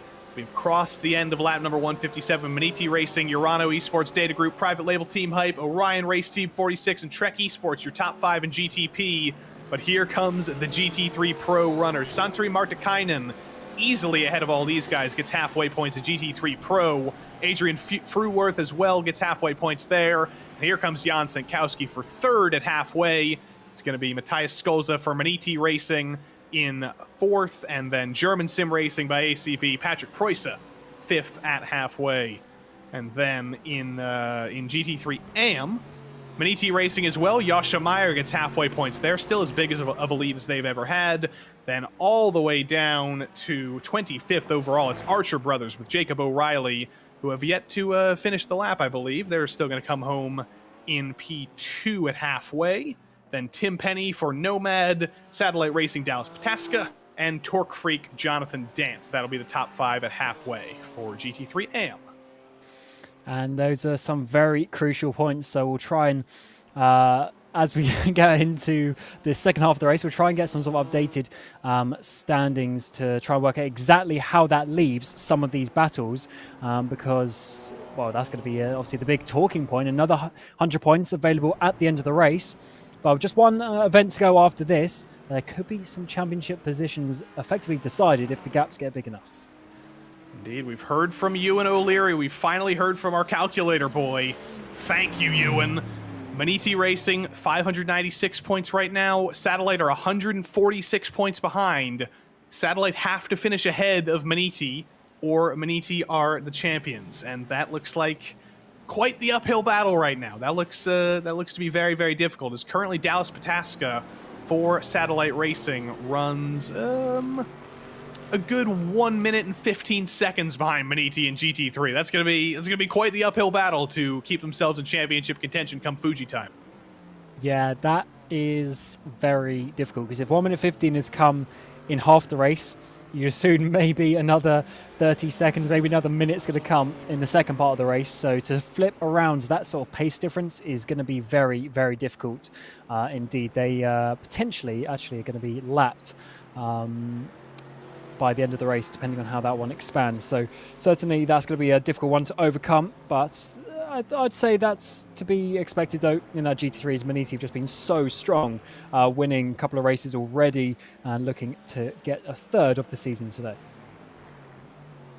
Also in GT3 Pro, Urano currently have a 101-point lead over Impulse, so Urano need a top 7 if they want to clinch the title today.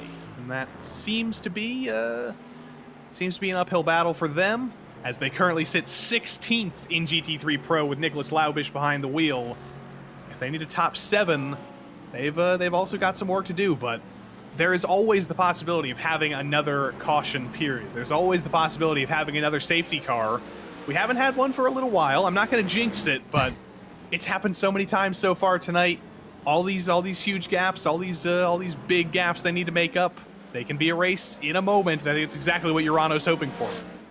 Yeah, I guess for Urano, they may not be looking to actually win it today, but make it almost a formality when we get to Fuji in a few weeks' time as well. I think that's really what they're going to be aiming to do. It's going to be a little bit more difficult for them to actually win it, as it's 100 points coming into the race already. So they need to gain 50 points total on impulse, which is possible, of course, but a little bit more difficult. So as long as they give themselves a really nice position going to Fuji, where they can just have a nice calm race, maybe easy top 10, top 15 to confirm, and then I guess that's really what they're going to be going for. But as you know, anything can happen, and that's why they're quite a bit further down than they would have wanted today.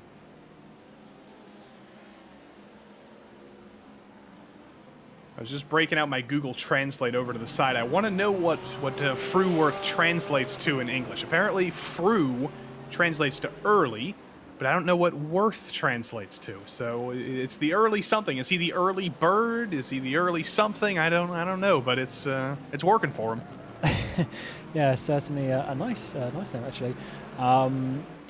But yeah, obviously direct translations don't always work when it works with names. As ever, names can be a little bit funny.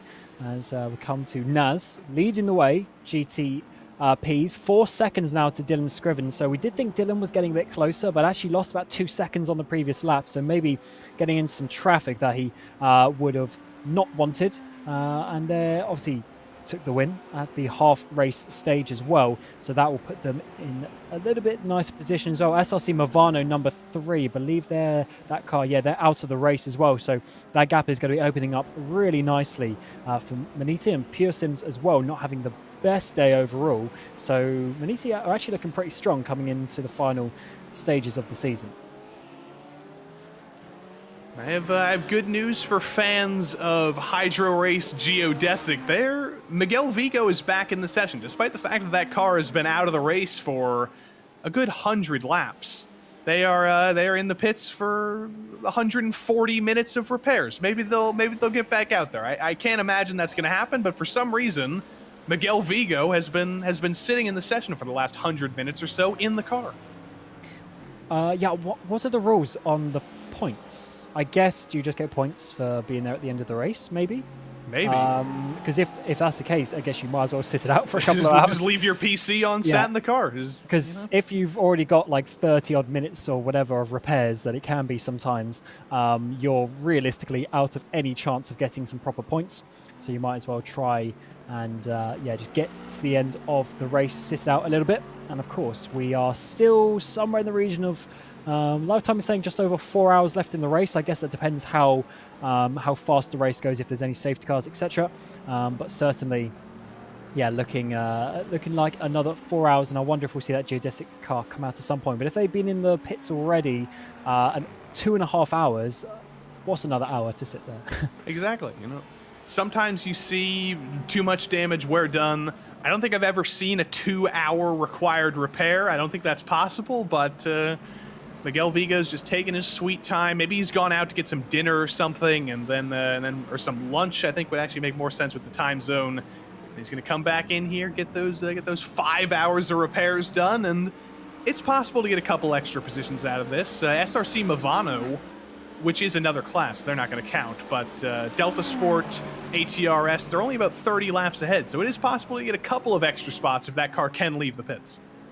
Yeah, that's true. The cars that are already DNF'd, they could effectively overtake them in the standings, which would... Bad news, Ken. Miguel Vigo has just said in the chat, lol, whoops, didn't know I was still in there. So there's our explanation of that strategy. Well, Miguel, now that you're listening, now that you know you're out there, go get those couple of extra positions. Oh, that's a shame. It's always good to see if cars come out a little bit later on in the race. But yeah, I guess if you've had a big crash, maybe you get to the damage repair screen and it's like 30 odd minutes, you're like, whatever. And then you go away, do something else and forget, which is a bit of a shame. But hopefully they might just go out for some laps. But of course, it's a bit difficult to sit around for literally 6 hours towards the end of the race with how early they DNF'd. No, bad news. We've got another rule explanation. These guys hate fun, don't they? You need to complete 90% of the class winners' laps to get points. So, they won't get any points for it. But I'm always here for coming out to have a little bit more fun. I don't know. I think Miguel Vigo, he might be happy to just sit in our chat for the rest of the night. I think that might be what he's happy doing. Yeah. So around here, that's going to be 31 laps that you can be down, which is going to be somewhere in the region of 50-ish minutes you can be behind. So yeah, if you have one massive accident, then I guess you're actually going to be struggling to keep in with that. To be honest, so yeah, interesting rule, but I guess it keeps people at least trying to be a little bit safer, knowing that they can't just sit around and scrape some points. Though, with how many points you get, 50 points for a win, of course, that's going to be a lot of points lost either way. As we're seeing this battle get close once again. This is for 4th place, as we were watching in the GT3s a little bit earlier on. Maniti and GSI still fighting, as Team Hoisingveld have gone up the road a little bit and gone out of the shot of this battle. Seems like we've seen a lot of Audi versus Porsche battles today. That seems to be the evenest combination. We're always seeing these two German marques battling with each other. It is basically an all German field. There's a couple of Ferraris. There's one singular Lamborghini with Paceworks, but other than that, it's all German all the time here, and it's two German drivers battling. Yeah. Do love the good German representation. So many brands in racing with the chassis and the manufacturers that we use. So much support from loads of those teams as well. And then, of course, there's just a big community there. I guess a lot of it is to do with the Nürburgring Nordschleife as well. That just brings such a big presence in motorsport, and really, just adds to the German presence, which is good to see, because it's a large community within sim racing and within the world of motorsport as well. So good to see that they are, of course, continuing that in sim racing. There's quite a few actually, sort of like German leagues, or leagues that operate in German language and stuff like that as well. So they definitely have a big percentage of the overall sim racing. I got to learn more German. All the German I know is food words, basically, and things I learned from Kraftwerk songs. So I need to study up. I'll get involved in one of those German leagues one of these days. Yeah, I've got a few German teammates within my team, but I cannot speak a few words. Yeah, they've probably taught you the words you're not allowed to say on the broadcast. Yeah, that you're not wrong. You're not wrong on that one. Obviously, all the easy words to learn. But yeah, certainly there's a huge amount of it, and it would be good to learn German actually, but they're just so damn good at English. That's always the problem with all of these Europeans. With me from the US, with you from the UK, we are famously bad at learning other languages. Meanwhile, you talk to the Finns, you talk to the Swedes, you talk to the Germans, you talk to the French. They're all picking up English like it's nothing, and we can barely pick up one other language. Yes, it's something I guess that we need to improve on, because I did French for 7 years at school. And I'm not going to be saying any French on this broadcast, that is for sure. So certainly something that needs to be improved. But yeah, fortunately for myself, a lot of the leagues seem to operate in English. Oh, whoa, that is one of the cars going for a big spin. Is that World of Sim Racing? They span at that corner about half an hour ago, and I'm pretty sure it's World of Sim Racing again, going off a T9, and that was a lot earlier on the inside apex. It has happened again. They almost went bowling with with Tim Penny in the Nomad number 256. Had to go off the road a little bit to avoid that. Catch a replay of Iker Estefania getting into a little bit more trouble. He has had quite the difficult time through the middle sector of Motegi today. It's been a difficult time for Tim Penny as well, as he throws it off the road at turn 11. Maybe trying to shake a little bit of those scaries off after getting spooked. Yeah, maybe. I guess we'll see on the replay here how this happened. It says BMW just up ahead. That car was actually going a bit slow off the next corner. Actually, bit of contact in behind, pushed him forward. And does he manage to avoid contact? No, he doesn't. Definitely big contact on the front there. Is that Scrivens who got into the back of him? I think it is. I think it is the Urano car. Is it Scrivens still in the car? Yes, it is. And a bit of contact from your second placed driver, and that just shows you how they are pushing for every little gap, as World of Sim Racing couldn't take the full speed out of turn 8 because of the car ahead of them. Let's see this again. Here we go, on board with Dylan Scrivens for Urano. We've seen him get very, very aggressive in traffic. Maybe got a little bit too aggressive here. There's Iker Estefania for World of Sim Racing, just trying to navigate everything. I don't think Scrivens actually touches him. I don't think there was any contact there. I think Estefania just waited too long to get in the brakes. Yeah, that was weird. From the first angle, I definitely think that might be in the tiniest bump, but it was very little, if at all. But maybe that just put off Estefania because he was, had loads of room, maybe just not fully, I don't know, maybe thought the contact behind was going to be bigger. Some very, very weird one. Yeah, in the end, just braking too late, and it's just a shame when you do that. And I make some contact with that BMW as well. Looks like Tim Penny has managed to shake off some of the spooks there. He had one off, maybe got in the marbles a little bit, had another off. He's back in racing rhythm now, so good for him. He's going to hope there's no more bowling balls of GTP cars coming up at him anytime soon.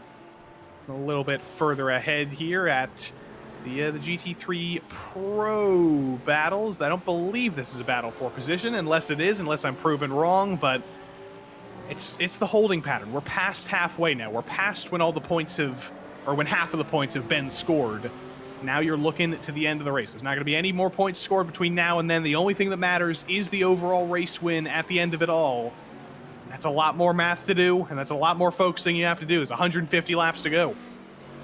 Definitely a lot of concentration as well that needs to be done in that one, especially when you're in a tight battle like this.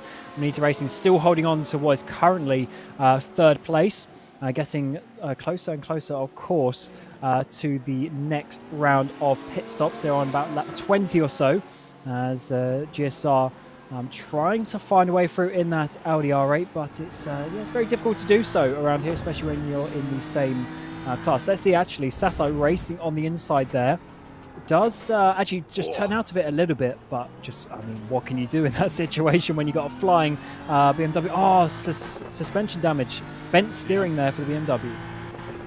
A little bit of a jump scare and some damage for good measure for Satellite Racing.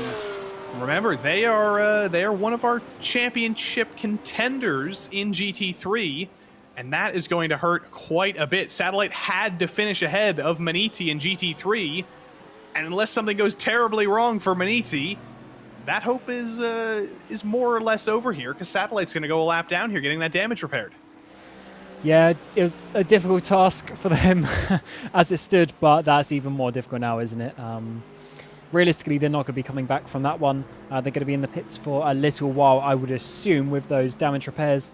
And Motegi have already got this race pretty much sorted as it stands, leading the race very comfortably by over a minute now, 1 minute and 8 seconds to Jacob O'Reilly, who we already saw was doing a very good and fast job for Archer Brothers. So, just a nice, comfortable victory, I would say, today for Motegi, but you never know what's going to happen, and should be sealing championship as well, so definitely enjoying that one today.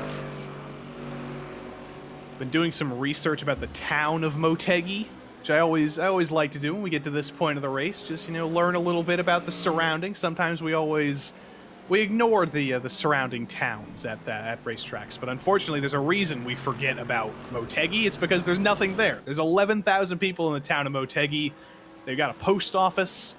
And that's about it. There's nothing going on in Motegi, unfortunately. They got primary schools. They've got some railway lines. Other than that, it's Mobility Resort Motegi, and that's it. This is an interesting one, though. Why would you build a speedway and road course sort of resort next to a small town? Very interesting. I guess because that's where there was room. Yeah, true. I guess you could say the same with a few places. A few tracks here and there, but that's certainly an interesting one because, of course, being a speedway as well is a very, very big part. Of course, had an IndyCar Champ Car there ages ago as well. So certainly, a big factor in motorsport to be in a little place of 11,000 people is definitely an interesting one. Yeah, I think in terms of British tracks, they're generally in the middle of nowhere. Donington is. Yeah, true. Although Donington's right next to a big airport, which I don't know which one came first. But there's a castle there as well, and I believe the original track layout went through grounds of that. I might be mistaken, but I believe there was sort of an old place. But yeah, I mean, some of them, like Cadwell Park, I believe as well, is just literally a little bit random with where it is. So yeah, that's why we like coming to these old school circuits. So. And Brands Hatch it's within reasonable distance of London. Like, you could go there if you had a car. But when I was in London, I didn't have a car. I would have had to take public transport. And I was trying to get to Brands Hatch. I wanted to see the the European Truck Racing Championships, which were coming to Brands Hatch, but I couldn't get there on public transport. The bus like drops you off like 20 minutes down the road, and you'd have to walk alongside the motorway. There's not like a stop at Brands Hatch. It's kind of in the middle of nowhere. Yeah, I've been to Brands a few times. As you say, yeah, I guess you have to drive really to get there. It's kind of a little bit in the middle of nowhere. But this is why it's kind of weird though. It's in the middle of nowhere, but there's a town. I can't remember the exact name. Something like West Nolden or something like that. And that town is literally right next to the track. And I mean, literally right next to the track. And that's one of the reasons why they can't do the full GP track all the time, because of noise restrictions. But they built the town next to the track, which is always a very interesting discussion as well. I'm looking at the map right now. We got West Kingston. Oh, maybe that's it. Yeah. Maplescombe, Fawcombe, Hartley, New Ash Green. I could go through British town names all day. We might need to look at some more Japanese town names as well, because Motegi might be kind of a ghost town, but it is in the Tochigi prefecture. I think there's some interesting stuff going on there. It's fairly close to Tokyo, so you're not like completely in the middle of nowhere like you would be at some other tracks. But yeah, this is the one place to note in Motegi. Yeah, I definitely need to get to Japan at some point. Very, very interesting culture and history of that country, and then of course their love for cars and motorsport is just absolutely crazy. And of course they've got loads of big tracks with Fuji as well, Suzuka. And of course, if you're into drifting, you've got Ebisu a little bit further north as well. So yeah, loads of things that you can do there in the world of cars. And I think that's one reason why there's such a big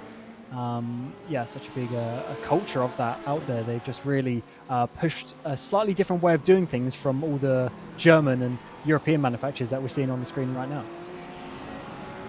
I'm sure this is no surprise to anybody, but if you go to the town of Motegi, I'm looking at Google Maps right now as things are stratifying out on track. We've got a ramen shop, we've got a soba noodle shop, we've got a Japanese confectionery shop. That sounds interesting enough to me. There's a sushi shop. This is basically exactly what you want. I think we figured out your next trip count. I think we figured out where you're going. Yeah, I definitely do want to go there. It's just from where I am is literally on the other side of the world. Although it is open again now, the border's closed for a long time for COVID reasons and restrictions from that. So it's definitely a possibility. Just got to save up the old money to go there, I guess. And especially if you want to do some cool activities. Always Maniti there, diving down the inside of one of the Mercedes. They know they cannot give up any single time in that battle. Aggressive here in traffic. The number one place I need to go, maybe Iku, our producer, can sort this out for me. I need to get to Finland. This needs to happen. I've got too much exciting stuff to do there. There's too many foods I need to try. I need to get to Finland. This needs to happen. Are you prepared to get cold though? I mean, I guess it depends when you go. But I went, and on the first day it was minus 35 centigrade. Ouch. And I was skiing. And yeah, absolutely froze my Watsits off. But I did have reindeer meatballs though, which were that sounds incredible, unbelievably nice. It's around this time of year where they eat mammi, which I pronounced very wrong, but it's like a rye-based. It's not a cake. It's like a weird paste. And I need to try this thing. I need to try this mysterious Finnish rye orange food.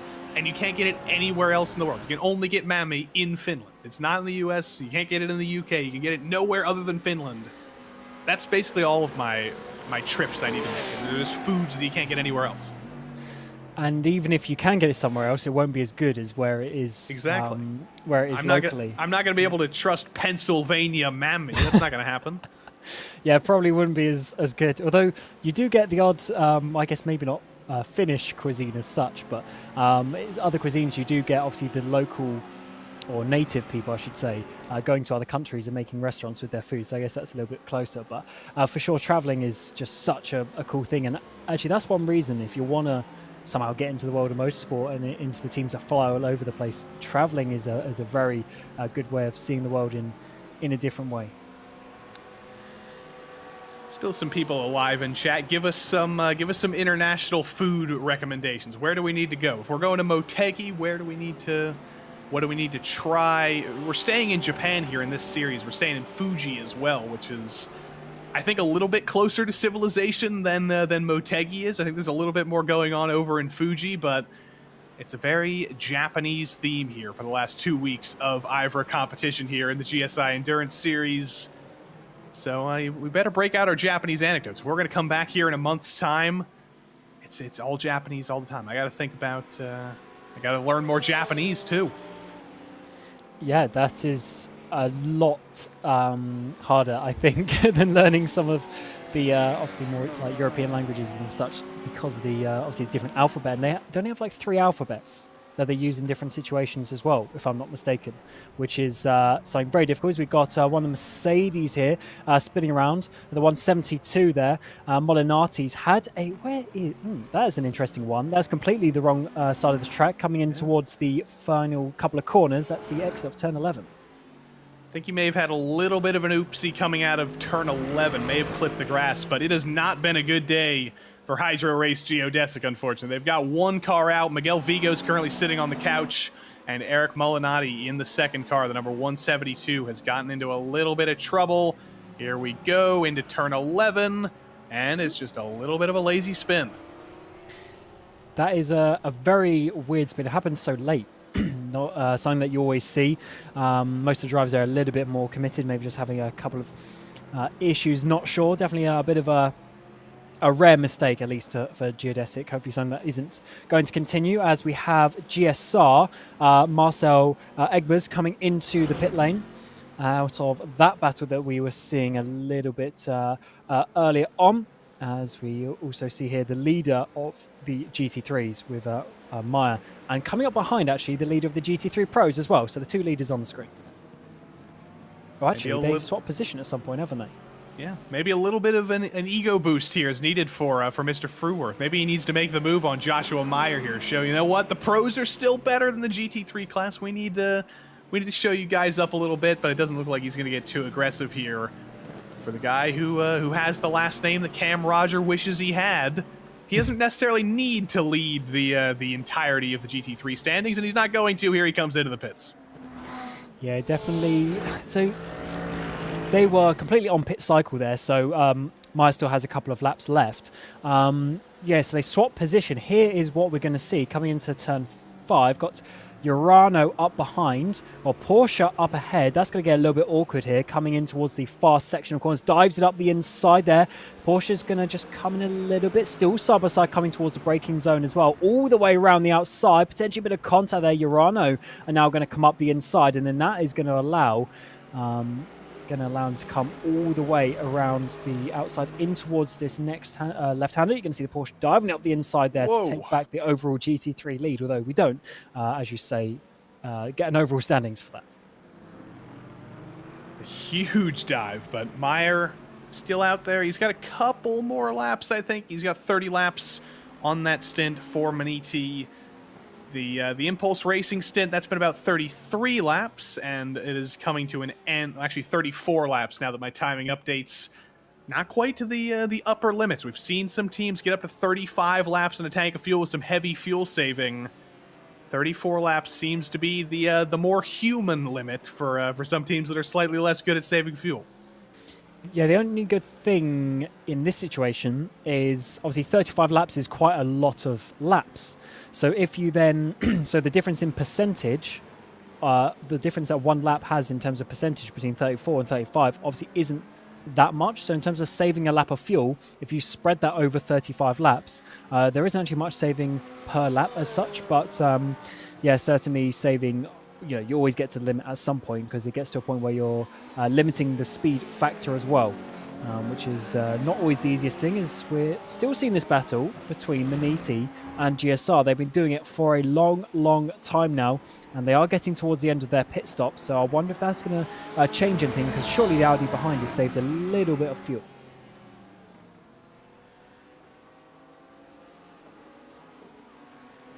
Doing math in my head again here, because we can actually count back now that halfway has passed. If you're doing about a 34 lap stint, there's 138 laps left to go. That's there's math to be done there. I can't do that in my head right now while I'm talking, but that would add up to, what, a 4 stop to the end, potentially? There's some potential for some wiggle room there, and I need to do some math. Yeah, that's a good point. Yeah, so if they can go slightly longer, couple laps longer in the GT3s, they should be able to make it on 4 stints, 3 more stops from now. Obviously, some of these drivers still have a few laps to go actually in their stint, but they'll already, or they should be already working this out backwards, because say you need to save 4 laps in 4 stints, just do 1 lap a stint and you'll be okay. But you need to know that now, so you don't have to save 2 laps a stint later on and make your job even more difficult. Although actually, Maniti might be struggling a little bit here, coming down towards turn 9. That Orion car just diving up a little bit too late for them, but GSR still can't find a way past. That's why you're very, very lucky when you have strategists for you. You don't need to do all those calculations yourself. You're not just flying at the seat of your pants. There are people who are doing that math right now, and if they get it wrong, it's not your fault. So it's you just got to ride on the seat of your strategist here. It should be pretty easy, though. I did count 138 divided by 34, almost exactly is 4. So you're going to need to extend a couple of extra laps, especially if you're... I think Impulse Racing are in the worst situation right now because they pitted 2 laps ago. They can make it on 3 more stops, but they will need to save a little bit more fuel than they've been. They would need to go 34 lap stints all the way to the end with 2 35 lap stints as well. So they've got to save quite a bit of fuel to not have to make 1 extra stop. Yeah, so they're a little bit more on the limit, but they should be able to do that if they recognize this, and they are doing it now. So all of these teams that are going a little bit longer, they will be, they'll just be in a much better position, basically, because there's a few teams that are just about to come into the pit lane, and those couple of laps here and there will literally equate to lap time because they won't have to save. Oh, it's GSR. They have spun around there in turn 4. Need to rejoin the track. I wonder if that was in an overtaking attempt there, but certainly facing the wrong way for a little bit. Certainly possible. Still on the podium, though, so they don't lose too much, but certainly not what they wanted here. Here we go. I mean, it looks like they're all on their lonesome here. Matthias Skolza up ahead, but was there any help? Was there some help from this GTP traffic? No, just loop-de-loop. Oh, that is, a bit of a sad spin, actually. Didn't really lose too much time, to be fair, but a very awkward situation. Actually lost a place to Obsidian, who went past during the spin as well, and then now about 8-9 seconds off where they should have been. So Ferrario will be enjoying that one, going up into that second place, as we are seeing Maniti come into the pit lane for your GT3 leader, as the other Maniti as well, as we saw last time, coming in on the same lap as his teammate. Maniti is in now. Matthias Skolza and Joshua Meyer, both of them in at the same time. So, again, maybe 2 different cars, maybe 2 different classes, but those strategies are absolutely synchronized right now, and they will be very, very easily to the end on 3 stops now with the math that adds up there. They only need to do 33 lap stints to the end, basically, to make it, and that has proven to be fairly easy for all these GT3 runners, and no surprise, that's how it shakes up sometimes. The guys who are dominant in class, the strategy ends up going their way as well. Yeah, it's just complete control of the of the race, to be honest. Got speed on the track, got speed in the strategy on pit road as well, and yeah, just massively dominating the race, which is pretty crazy. And something I've just noticed, Joshua Meyer there leading the way in Maniti Racing. He's only 2.7k I rating. What? That is pretty low compared to all of the other drivers, really. Most people are sort of 6, 7, 5k I rating, and he's on 2.7. Is that his I rating, or is that the average I rating of the whole driver lineup? I believe that's his own on the RaceSpotTV live timing. I believe it's his own. I guess that tells us what we always knew, I guess, that I rating doesn't mean everything. Some drivers who dedicate basically all of their time to league competition and rarely break out the official races. I guess Yasha Meyer is one of them, or he's just very, very much overstepping his pace here at Motegi. Maybe he's just got this place figured out. I don't know, but that is the lowest number of all but anybody on track. There's 2 that are lower. I guess I'll just call them out anyway. There's Aaron Ackles for Quasar Sim Racing, 2,400, and there's Henry Mittanen of Rusty Spatulas at 2,500. But yeah, those are the all higher than mine, I should say, but those are the bottom ones.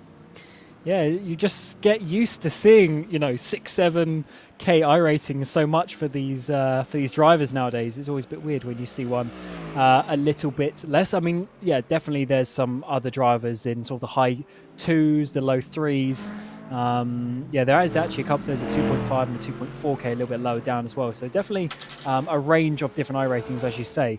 Everyone in the field is still A-class and pretty high safety rating for the iRacing license as well.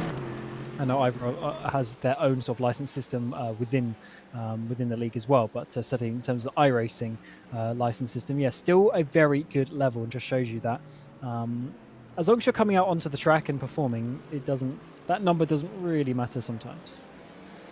This is why I'm in the booth and not on the track cam, because I think the last time my safety rating had a 4 in front of it was the second I installed iRacing. Oh, really? I don't think I've been there since. Oh, yeah, that's difficult. I mean, I haven't driven iRacing for years and years. To be fair myself, I think I'm only on like 1.2 iRating. I think I'm B license now, but yeah, certainly, yeah, it's it doesn't help when you sort of get into commentating and stuff. It's a lot easier to sit here sometimes and sit in the driver's seat. Mm-hmm. And my problem isn't that I would like run into people. It's just, the grass, the runoff, the off tracks, they're just so attractive. You want to use a little bit of extra track. You want to extend track limits just a little bit, and that just kills your safety rating. And as well, with RaceSpot, with everybody, you don't get time to break out the racing as much as you want. Our producer Iku says his last 10 races still show the 2021 endurance races at Spa and Le Mans, so we all need to break the wheels out again. We need the commentator race to come back. We do, and I mean, I don't know if that's like spoiler alert or not, but I know that's definitely trying to be organised for some time this year. So hopefully we'll be getting that one out, because there's actually some very quick commentators, and good old Ewan O'Leary, who was in the booth a little bit earlier, he basically doesn't even really have a rig or anything, but you get him in a sim, like he comes around your house and you get him in a sim, he is very quick. And of course Arjuna as well very much knows how to drive, so it's always a good thing when you get that side of things coming into it. But I guess sometimes sort of drivers and commentators know more and can do good commentators. So again, side by side out the pit lane here for GSR. We'll race anywhere here on track. Preussa and Sasha Engelhardt. Actually, that's Bousquet for Obsidian. They've resolved things, or maybe they haven't. A huge block to the inside for Obsidian. They are not done fighting this. Patrick Preussa for German Sim Racing to the outside, now to the inside through turn 4. It's been resolved eventually, but Bousquet not happy to give up that position. Yeah, always nice seeing side-by-side on pit exit, because at some point, one of the drivers has to give up the track position, whether they like it or not, because, as ever, we generally race in single-file formation. That's the fastest way around this track. And the Obsidian there doing a good job to slowly but surely get themselves up towards the front of the GT3 Pro standings. We were looking at GSR for so long, but it seems that other drivers and other teams are getting involved in that one. We're still waiting for Glacier now at the front of the GT3 Pros to come in. They're on lap 30 of their stint, and then Visceral as well. They're at half a stint out on lap 17. This is more of our international battling here. Of course, Obsidian Racing, an all-Spanish lineup. German Sim Racing, not really a surprise, an all-German lineup there. It is pan-European at its finest. I believe Eurovision has started recently, so I don't know how Germany and Spain are doing there, but they're fighting for national glory here for P7. Identified compare IVRA to, I would. Eurovision, but it always is good to see loads of different nationalities getting represented as well. And also, it's funny how sometimes you see certain teams like these maybe going with the same nationality for the whole team. And there's other teams that have literally anyone from anywhere in the world and be very like multicultural in that fact. This is going to be the first of many comparisons between IVRA and Eurovision, I think. This is going to be a theme. That's why we need to turn on the in-race intercoms for the drivers and get them to have a little bit of a sing-along at some point during the middle of the race, I guess. Exactly. I haven't listened to any of the songs from this year. I never watched the live broadcast because that's just too inconvenient to do in the US. They're in the middle of the afternoon and you got to break out Peacock on NBC to watch them. But I'll always listen to the songs. I'll always see what's up. There was a great song from Moldova last year that was about rock and roll on a train or something. The Ukraine song that won was pretty good. It's just so much better than any music competition we have in the US. Europe has this stuff figured out. You know, I was actually quite shocked when you said that. I'm actually surprised an American knows about Eurovision. Oh, this is just the tip of the iceberg here. You should have been here a couple of weeks ago. Ewan O'Leary was... I almost drove him to insanity because I knew what Only Connect was. He was he lost touch with reality. He couldn't believe it. I don't know what Only Connect is. You know what Only Connect is? Nope. It's a game show on BBC Two. No, it's on BBC One now, where they give you 4 unrelated words or pictures or something. You have to find the connection between all 4 of them. Actually, yeah, maybe I've seen that advertised. I've never actually watched it though, but I recognise it. But that's so weird that you even know what BBC is and the channels and the programs that they run. It's very, very difficult. It is very, very high level trivia. So I'll get there's a round at the end called the missing vowels round where they just show you a sentence with the vowels removed and you have to identify what it is. I can do that, but when it's find the connection between these 4 Sri Lankan cricketers, I'm out of luck there. I can't do that. I guess the connection's that they're all Sri Lankan cricketers. I mean, that is the connection often, and it's how could I ever have heard of any of these people? Or it'll be British political writers of the 1920s. It's I've never heard of any of these guys. And American TV is quite a lot different as well. I was in Tampa back in January and at the hotel when I put TV on. The really good channel I found was the Golf Channel. Loved the Golf Channel. Because it's even more popular out there than it is in Europe, golf. So they literally just had the Golf Channel that it was just on the whole time, all the time, just seeing the highlights of the tour competitions, which is really good because I'm definitely into that a little bit. The British TV is something else because you get a lot of channels for free. You don't get as many channels as you do in the US, but when I lived in the UK for a couple of months last year, some of the free channels that you would get, some of them I can't talk about on the broadcast, for one thing. They're past the watershed, I can say that much, but the ads are completely unlike anything we have in the US. There's some channels are just dedicated to rebroadcasting American shows, which is slightly uncreative, but you'll scroll deep into the British TV channel log, and there'll be there's live text channels that people still use. They'll text these channels and get dating messages put up on the TV, and people use this. It's very popular, and I don't get it. It makes no sense. It was living in a foreign world. Yeah, you're quite low down on the channel list though. By the time you get to a lot of them, so it's only quite a difference, I guess. Although the adverts, I do find it funny that you say that because obviously when I try and find coverage of any sort of sports competition that's in America, you have adverts literally every 5 minutes. Yeah,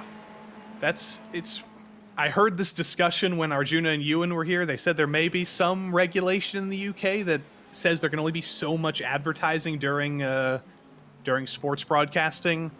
Personally, just because I've grown up watching this stuff in the US, it doesn't bother me too much. It's just kind of a reality of American TV, but then when you do break out the ad-free F1 broadcasts that are just rebroadcasted from the world feed, you're oh, you know what? I don't miss the ads too much, but they are a necessary evil, unfortunately. But there's no ads here. You know how many hours of racing we've done here on RaceSpotTV? Not a single ad in the 8 hours this race is going to take, powered by GSI. That's the only ad you get. Absolutely. So definitely check out GSI actually for all their sim equipment. It's definitely something to be thankful for IVRA as well. Champions getting equipment to them as well. So definitely a big thanks to GSI for that one, because not only does it give something for the teams to play for, but of course just keeps everything ideally going and gives opportunities for things like broadcast as well. So definitely a big shout out to them. Iku points out the class action lawsuit ads that we have in the U.S. Those haven't. I don't think those have broken their way into the U.K. or Europe either. Those are a very, very, very American style of broadcast television. You're sitting there, the ad breaks on Law and Order, and suddenly our viewer or loved one has been diagnosed with mesothelioma. You may be entitled to a cash compensation. It's always something like healthcare related. Insurance related, is something like one of the car manufacturers bringing out a new truck. It's always something along the lines of that. It's it's very, very different. And every once in a while there'll be like the courts have ordered this company to put an ad on TV to apologize for the naughtiness they've done. There was one a couple of years ago where I think every tobacco company got court ordered to put ads on TV that basically said everything we said was a lie, this is all addictive, and it was just black text on a white screen with text-to-speech reading it, and that was, I'm never going to forget that. That was incredible. Yeah, gotta love advertising, but of course it is a very big part of the world of motorsports. Glacier here come in finally for their pit stop. Of course, quite a bit later than the other teams. That means that they are actually going to have a quite a bit shorter pit stop at the end. So I have to see how close they are to cars around them, because they'll probably gain a few seconds at that final stop. But of course, that is still a few hours away. Impulse Racing still in line here, as Mr. Delict points out in the chat. Yes, there is still racing going on. We promise not to talk about Eurovision for the next 130 laps, although we may talk about it for some of those 130 laps. It may come back here. There's no real battles for position in this train. This is another one of those interesting things that comes from being in a race for this long, having this long of a green flag run. This is Adrian Fruworth on the lead lap in class.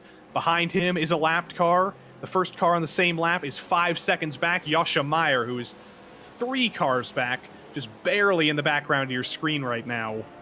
All these drivers know this. They know what lap these drivers are on. They know who's going to fight with them. They know who's not going to fight with them. But still, it definitely gets confusing at times, and especially when you're in GTP competition, you're going to lap a GT3 car that's in no competition for position. You're going to pass one that's in some competition for a position. Sometimes they'll be racing for a position ahead of you. It is a whole another track you have to race, in addition to just trying to get around this place yourself, which has been hard enough for some people. And that's why you got to use the relative standings page to give you basically a direct look of the cars around you, what position they are in their class.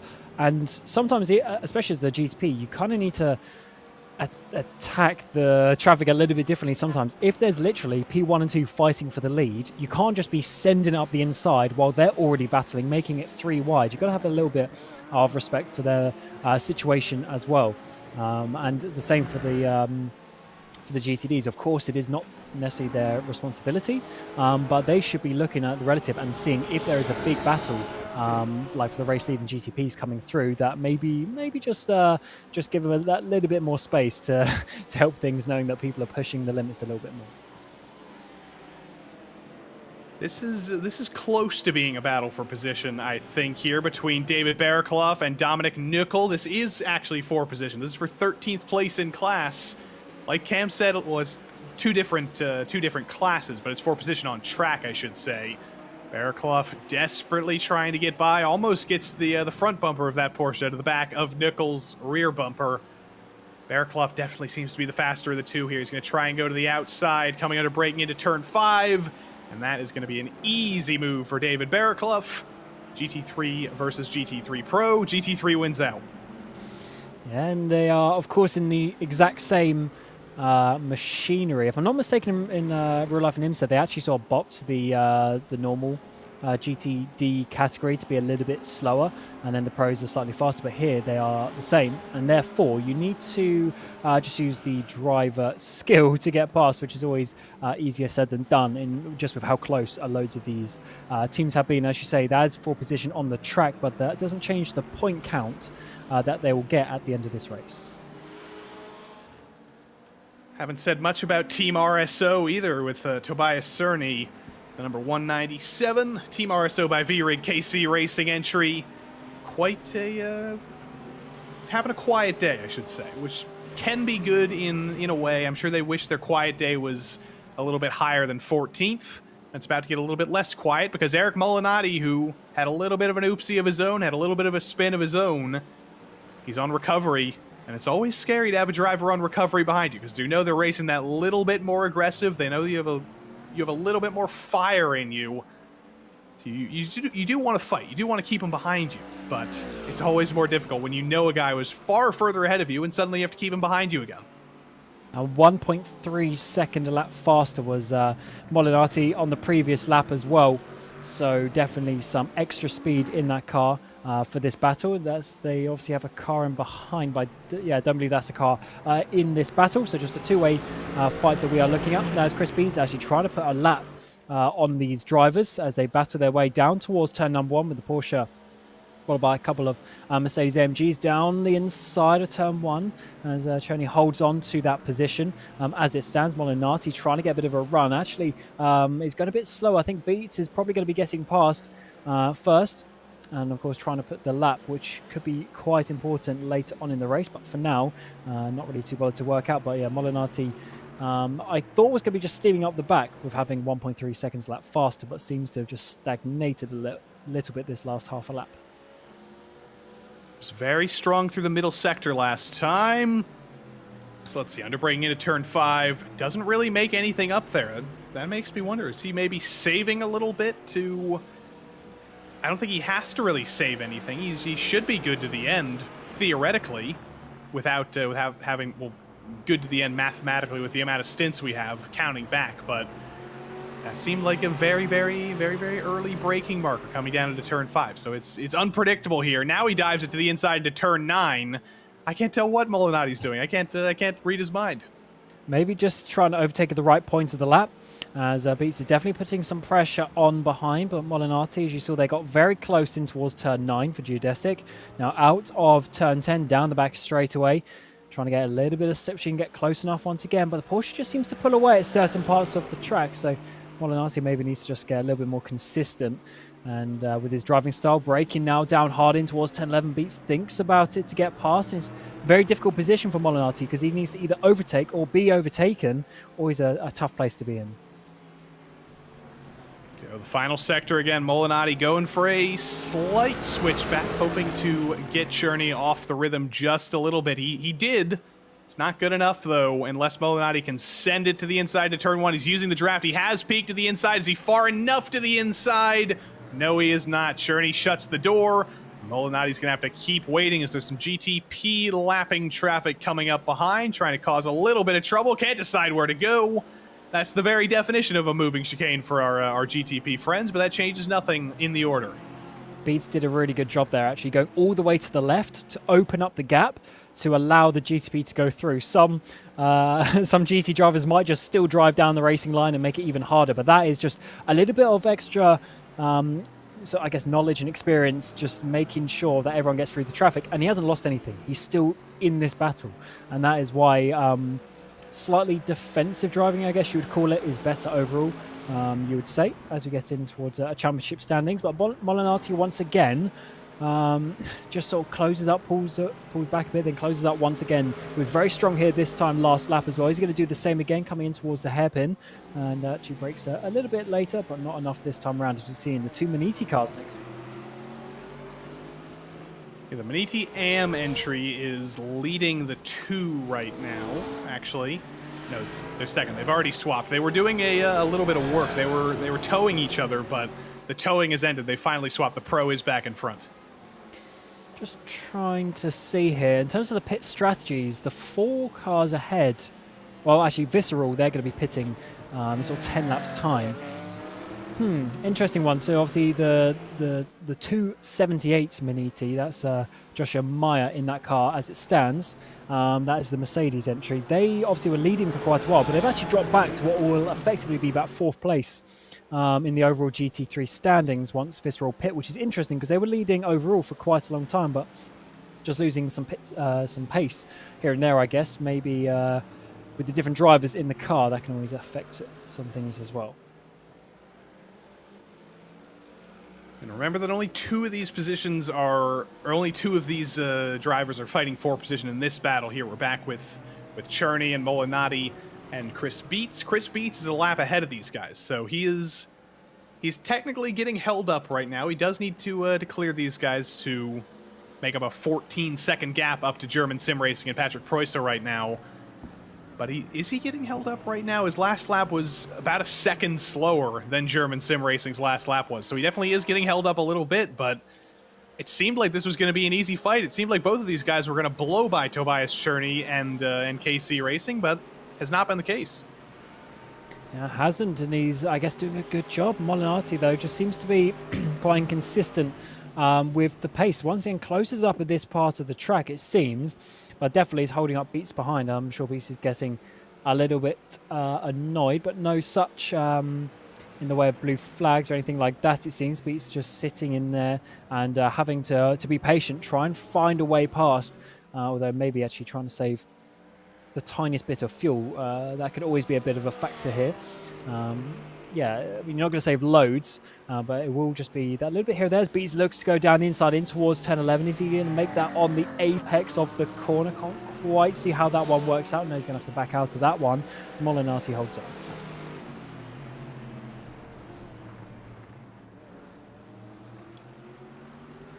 Do have one driver down pit lane. The number 187 for Deutsche Payment, Raven. They have brought it down. Marius Rommelfanger has gotten behind the wheel. I'm having no fun with that name whatsoever, and he'll be back out on track soon, as we've still got a third of this race to go. Once we cross lap 200 eventually, we got quite a bit of racing left to go. We've still got some drivers who need to get their stints in. Absolutely, and that is obviously one thing with endurance racing. It's not just about your one fastest driver. You've got to have the team around you. Obviously, most of these teams will have 2-3 drivers in the car, and they all need to do stints at some point, of course, and you generally want to split it up fairly nicely. So sometimes you'll leave drivers in there for a couple of stints at a time so they can get a bit of a rhythm going. But of course, you don't leave them in there for too long. Otherwise, fatigue will set in as we come to a battle a little bit further down the way in your GT3 category. And of course, we're seeing this battle where it's actually not the direct classes battling. It is 2 cars for the overall position, trying to find their way as Bozeman goes behind. Barraclough and the Boss Man. Here we go off the final corner. Barraclough showed a lot of speed earlier on in this stint. He's fallen off just a little bit. I almost wonder if he's cooked the tires or something, because he was flying before, and he's fallen off just a little bit. Bossman lets by a driver not on the same lap there, but that is going to separate the battle between him and Barraclough. Again, not for position. They're in 2 different classes, but it is for track position. And you definitely want to keep as many of those as you can. The old Bossman, though, stuck in the middle of some traffic and some drivers on very, very different laps. This is the only Lamborghini in the field, which we will be happy to shout out. They're not having the best day. Bas Rowinkle behind the wheel for Paceworks. Still, it's a Lamborghini out on track. We're going to give them as much love as we can. They're the only one out there. Yeah, it's always good to see, to be honest, when you get the different car manufacturers coming out. And the Lambo is actually often used at some different tracks, but not to be used, it seems, in this series at this track. And certainly something that will change around over the course. The BOP and everything's always changing. Often different series like IVRA will have their own internal BOP to go on top as well. and that can always change things, change the car selection, as we're seeing Hoistingfeld. I think that is just a little bit further up the road as well. So loads of cars on the track at the same time. Got the two Manitis in behind as they battle their way through. That is for third, fourth, and fifth, with Hoistingfeld two Manitis and the overall GT3 standings as well. So yeah, so many cars on the track at the same point as they all work their way through. So once everything cycles out, it's going to be, a little bit of trouble further back for Stephen McGarvey for SRN in one of the few Ferraris in the field. No, there's two Ferraris. It's not the only Ferrari in the field, but it's running into a little bit of trouble, I believe, up there at turn 10. Get a replay of what happened to him when we can, but the Ferrari is generally known for being a pretty stable car. Looks to be quite unstable for McGarvey, though. Did he get some help from a Porsche or a GTP behind him? Let's see. And turn 10. Oh, Kablanc. that was private label team Hype. Yeah. Phil Kraus back at the wheel of that car. And yeah, that was just too late, to be honest. I guess the gap was kind of there on the inside, but just way too late.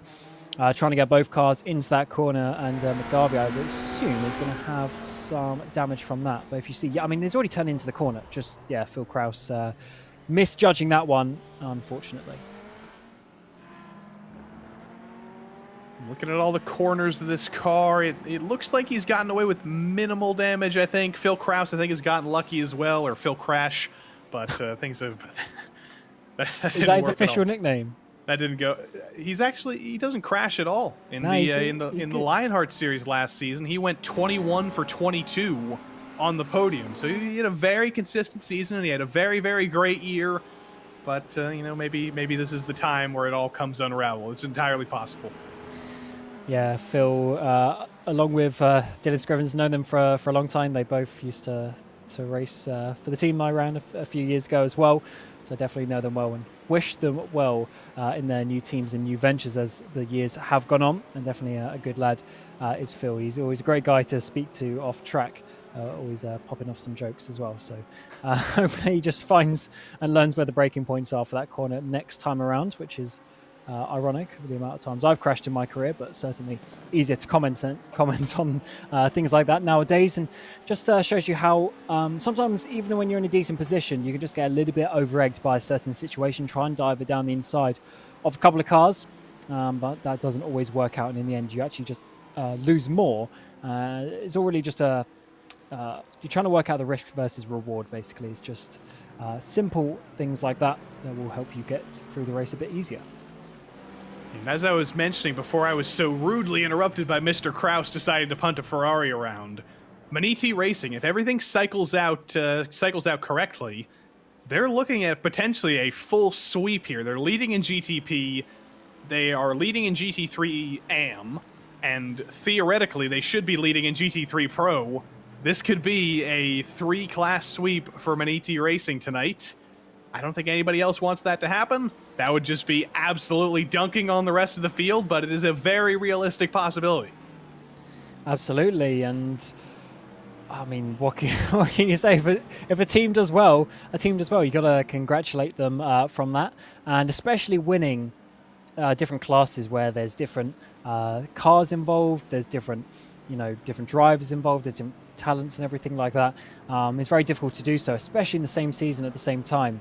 If they want to, even try and go for multiple championships, it's so difficult to do. But at least multiple race wins, I definitely think they've got an opportunity to do that. As we've seen Judesic there try and just find a way through, but so difficult to do so when the cars are so close together. We've seen this battle actually go on for quite a while now. I'm actually checking if that's been done before this season, if anybody's swept all 3 classes. I don't think so. Road America, no. There's been 2 races where Urano won in both classes they were in GTP and GT3 Pro, but they don't have a GT3 AM team, so they couldn't win all 3. So I think Maniti are one of the only teams that can actually do this. They haven't done it yet, but they could do something that nobody else has been able to do. When you throw out your net very, very wide, like they have, they've got chances to win in all 3 classes. One of them's going to win, or maybe all 3 of them. Yeah, maybe it's so difficult to do that. been around sim racing for quite a few years now. I've done a lot of races myself, both on and off the track, and you don't often see it when a team can be that dominant, to be honest. So they've obviously just completely worked out this Motegi track, and it's definitely one of those that's a little bit more tricky, I'd say, compared to some other tracks. There's quite a few, there aren't actually many physical corners on the track. It's not the longest one in the world at 14 corners. There's a lot of tracks that are up to sort of 20 corners, but a lot of them are quite tricky and they're quite awkward. So if you can work it out and you get that extra 10th here or there on your competitors, you can really just start to pull away. And especially in the GT3 category, that's what they've done, still leading by well over a minute to Archer Brothers.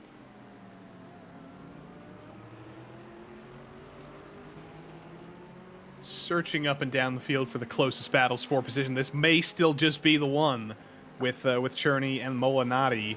For as fast as Eric was, again, he's falling off. Tobias Cherney has found another gear in this KC Racing entry, and he's pulled the gap away a little bit. Maybe Molinari's saving a little bit. That's entirely possible, but we said this about 10 laps ago. Molinari's just going to blow by here. He's a second and a half faster, and he has not been able to. He's slower now.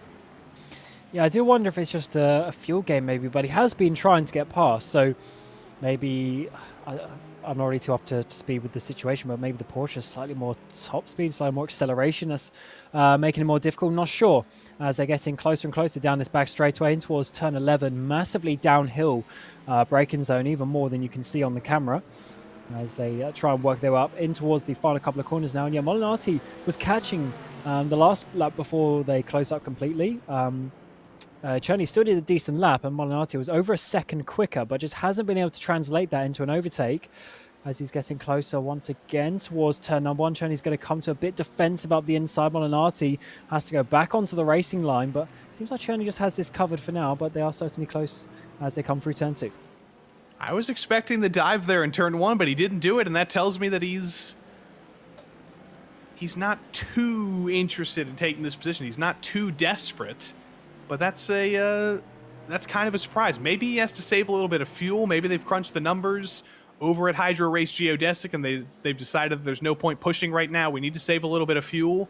But this is just it's an interesting situation of a driver who is very clearly quicker, but just not in any of the right places or at any of the right times. And yeah, I mean, that's why track position can be so crucial. You know, overtaking is certainly something that you have to work up to. It's not like even if you're a couple of tenths faster, you can't just drive up behind them and overtake them. You've got to work out, you've got to get the momentum at certain points of the track. As that gets very close there on the exit of turn 8, that is, and also down the inside turn 9. That's going to be an opportunity for Geodesic here. They're going to get the run up towards turn 9. Go a little bit wider of an entry for Geodesic into turn 10. Cherney down to the apex early. Off the exit again. Not the best exit for Geodesic, but it's a decent exit. Molinari in the draft here of Tobias Cherney. Does he finally go for the dive down into turn 11? He can't. Cherney blocks it off. Molinari peeks to the outside. Not late enough on the brakes to go for it, though. Can he go for a switchback through turn 11? No, he cannot. There is a Porsche-shaped wall in front of him. And yet again, Molinari's going to have to wait for another chance off of the final corner. Can he go for the switchback here and try it again in turn 1? Seemed basically dead even off of the final corner. Molinari's got a little bit of a run, but if it's anything like the last lap, he's going to stay in line. He doesn't. He peeks to the inside. It's not far enough to the inside, though. Deja vu. He waits for another lap. Yeah, that front straightaway just needs to be that little bit longer, an extra couple 100 meters. And turn 1 will definitely be an even better opportunity to dive it down the inside there. And it really opens up, actually, on the apex. And because you sort of do turns 1 and 2 as one really long corner, you have a really wide radius, and therefore you take a lot of speed through. So the braking zone isn't as hard as you might expect compared to the likes of maybe turn 3 or here at turn 5 as well. That are a little bit more closed off on the entries. We're getting a car into the pit lane. That's the number 17, Motegi Racing. Sadu getting in that car. Orion as well. Harpala coming into the pit lane. Visceral in your GT3s. Vince Peters as well, also in the pit road. So certainly another round of pit stops coming your way as we're getting towards lap 200. Yeah, we didn't really mention this at the time, but when Manuel Sudau got behind the wheel, when he finally displaced Naz. They had a very long stop there. That was a longer stop than Urano had a very long stop, rather. That gap had expanded to about 10 seconds when Yup Delict got behind the wheel. In this one stint, though, Delict has been faster than Sudao. That gap has come down by 3.5 seconds over the course of the stint. I'd say right now it is advantage Urano. Unfortunately, though, that 10-second gap that was built up has proven to be an uphill battle for Yup Delict. He's should be coming down in a couple of laps' time, and we'll see how far that gap has truly come down once everything stacks up there. Yeah, I guess that was from when Dylan Scrivens hit the... I can't remember which car it was now, but when he hit the back of one of the other GTPs, I'm sure probably got a little bit of optional repairs that they probably just sent in there. Because obviously the earlier you do it, the more time you have left in the race with a faster car to get back, and then the less time that you lose from the damage as well. So it's definitely something that they would be considering. And of course, Yup Delict, one of the fastest drivers on the service in the last year or so, really, and Urano as well, just really stepping up their game and becoming even more a big factor in some of the big iRacing leagues.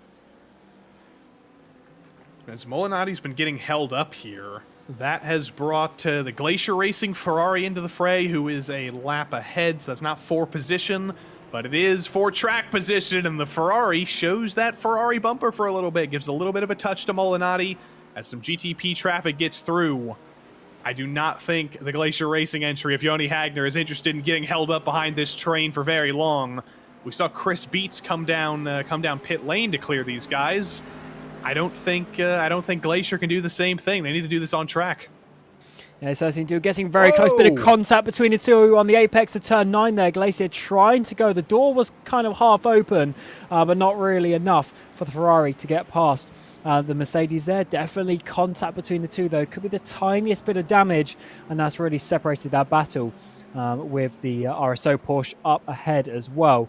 Just showing you, we've actually seen that a few times actually, over the course of this commentary stint so far, Joey, that quite a few drivers just getting a little bit impatient sometimes, putting their nose up the inside onto the apex.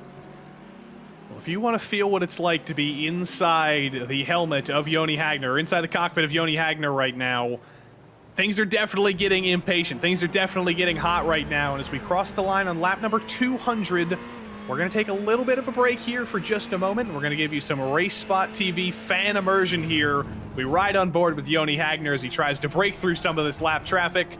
Don't go away. We'll be back in a couple of minutes here for the GSI Endurance Series, powered by IVRA.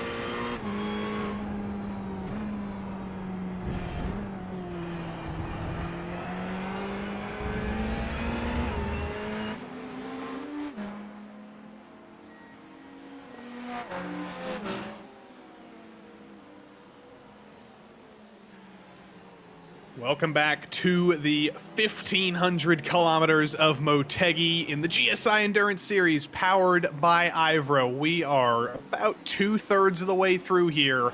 You do the math. It's been about 1,000 kilometers of racing here at Motegi. It has been a race of two worlds, basically. The first third was dominated by cautions. It was very, very slow. It was very, very rough getting going. But in the middle third here, for the last 100 laps or so, it has been clean, green, and very, very long running. But there are some storylines developing at the head of the field here. Manuel Sudau, who just recently got behind the wheel of the number 17 for Motegi Racing a couple of laps ago. He had about a 10-second lead coming out of the pits a couple of stints ago. That has come down to a 2.5-second lead as Joop de Ligt, who is currently behind the wheel of the number 90 for Urano Esports Data Group, has absolutely decimated that gap. He's about half a second per lap faster than Sudau right now, so we will have a battle for the overall lead coming up soon for a car that has gotten into a little bit of trouble with that number 90, with a couple of other drivers behind the wheel. Third in class right now is the Orion race team number 46, who have slowly but surely crept their way forward, with a couple of other teams running into trouble. Trek Esports, private label Team Hype, they've been all in contention for the podium, but they've run into their own trouble. But Ilkka Happala for Orion Race Team has gotten behind the wheel and has driven them up into a comfortable third place in class for the moment. Still about 12 seconds to make up to catch the lead two, but Orion has synced up their strategies with the other two, so this could very well be a three-way battle for the overall win in the GTP class. But in GT3 Pro, Cam, what's going on down there? Yes, in your GT3 Pros, we have, as it stands, Impulse Racing number 156 leading the way. These drivers all coming up towards the next round of pit stops in about another sort of 10 laps, within the next 10 laps or so. So Impulse Racing leading the way as it stands. Team Hoisingfeld in behind in that third place, as it stands after a very big battle over the course of the last few hours. Motegi Racing there in behind in third place. And all three of those drivers have got themselves back ahead of the GT3 leader of Motegi Racing, who, of course, were leading the way for so long in the overall standings. But the top three in GT3 Pro have asserted their dominance over the last hour or so to get themselves back in that order. And Obsidian Racing, fourth in GT3 Pro as well, kind of in a league of their own a little bit further back. And then fifth in GT3 Pro is German Sim Racing with Patrick Preusse, another team that has run into some trouble. They've fallen a little bit back, but there's been quite a bit of pace as there's a GTP car off at turn 11. That may have been the World of Sim Racing. Yep, it's World of Sim Racing again. It's not Iker Estefania this time. It's Alvaro Martinez getting into a little bit of trouble at turn 11. That World of Sim Racing number 51 does not seem like the best BMW to be driving right now. Yeah, they've been off, is that 3 times now since we got in the commentary booth? Let's see this one coming in towards turn 11. On their own, yeah, just, again, as we've seen a couple of times, locking the rears. It is the difficult part of this car for sure, it seems. We've seen that quite a few times since this car's got released, but definitely 3 times within a couple of hours is a lot higher rate than all the other teams out there. Then in GT3 AM, you're not getting deja vu. You are not, I'm not repeating myself, but Motegi Racing is also leading in GT3 with Yasha Meyer behind the wheel. They're actually fourth overall of all the GT3 cars, but leading in this class right now, still holding as big of a lead as they've ever had. A 1 minute and 9 second lead over Archer Brothers. Jacob O'Reilly back behind the wheel of the number 201. Not bringing that gap down, unfortunately. They are desperately hoping for a caution before they end up going a lap down with lap times about 1 minute 50. It's not out of the question that Motegi Racing could lap the entire field, but they would need a little bit of trouble for O'Reilly and the gang. Then in third in class, Jason Dilworth behind the wheel of the Prestanda Nomad number 256. And then the last two drivers in the top 5, last two cars in the top 5, rather, Torque Freak with number 281, David Barraclough trying to pass a GTP around the outside for good measure, and then World of Sim Racing. They've had some bad luck in the GTP class, but they're moving on up in the GT3 class. Victor Irela behind the wheel of the number 251 has driven them into the top 5. So one car's run into a bunch of trouble, one car's been pretty quiet. That's, again, like we said about Motegi, when you spread your net wide, when you've got many, many cars, if some of them fall out, you still got some other ones to fall back on. That's the strategy that a lot of these teams like to fall back on. But up front here, that battle for the lead that I was hinting at, it has come true. Motegi versus Urano once again, with Sudau versus Yup Delict. They found each other on track, and we've got a battle for the overall lead for position on track again. Yeah, it's crazy how Urano just dropped so far away. I mean, 10 seconds is a big gap when you have such a, such close race, such close fighting between the teams, but they have got that one back. Yup Delict is on an absolute tear over the last sort of 45 minutes to an hour, and will be wanting to obviously go even further to get to the top of the standings as they go underneath the bridge now to come through the faster section of the track. Yup was 4/10 quicker last time around, and was a second quicker on the lane 3 laps ago at the pit stop. So certainly enjoying his time in the car as it stands. Dylan Scrivens on the previous driver stint did have a couple of errors, a couple of contacts that he would have wanted and couldn't quite get past the Motegi car. But now in the hands of Yup Delict, he's getting closer and closer. Now diving it towards the inside, potentially turn 9, thinking about it, but not quite enough. Letting his presence be known, not locking up the rears, which is always exceptionally easy to do coming into turn 10 there. But I think he may have gone for that move a little bit too early. He went for the dive, didn't work, and now he's lost the ground up to Sudau now in the Motegi entry.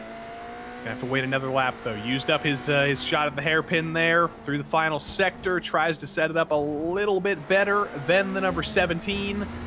Dead equal off the corner, though. It's a chess match now that they found each other on track, and Delict is hoping for a mistake, hoping for one of those doors to open. They don't come often. Yeah, it's difficult to get past a very good driver, especially when you're in the same car and everything is absolutely equal. Yop's been on some good pace, though. The issue is a couple of tenths a lap isn't enough to just have a smooth overtake. You're going to have to find a way to get through, force a mistake of the driver ahead of you, maybe a bit of traffic, try and use it to your advantage. But that is, of course, easier said than done as Urano Esports Data Group getting closer and closer. Needs to just find a way past. But I don't think they're in any sort of a rush. They know they have some good speed. They've got a big gap behind, 13 seconds to Ilkka Haapala for Orion race team as well. So they definitely know what they're doing, and they just need to find the correct opportunity and not try and get some damage again. Yeah, we did some calculations over that little break we had, which was about 5 minutes ago. There's about 3 hours left to go in the race. We're down below 3 hours now, about 2 hours and 55 minutes to complete the last 105 laps of this 1,500-kilometer event. And it's going to be well, that's actually if we go green the whole way. If we do get one of those cautions, if we do get one of those safety cars that we haven't had in a very, very long time, that'll throw a wrench into things. That will extend things a little bit, and that'll throw off what seems to be a fairly straightforward strategy to the end for all 3 of these classes. Yeah, it will change the pit strategies for sure. Looking at it, everyone that we've looked at seems to be pretty okay with how the pit strategy is going to work to the end. Nothing, no one's going to have any sort of major dramas from that part. But of course, if there's caution, when it comes out and when pit lane opens, things like that, that can always affect how that's going to be. And it can actually hinder some drivers. It might put them into a point where they have to end up splashing and dashing compared to some other teams. And that can always be a little bit difficult. But these teams on your screen, Motegi and Urano, there's only 2 laps different. Motegi pit 2 laps earlier, so not too big of a difference in this battle at least.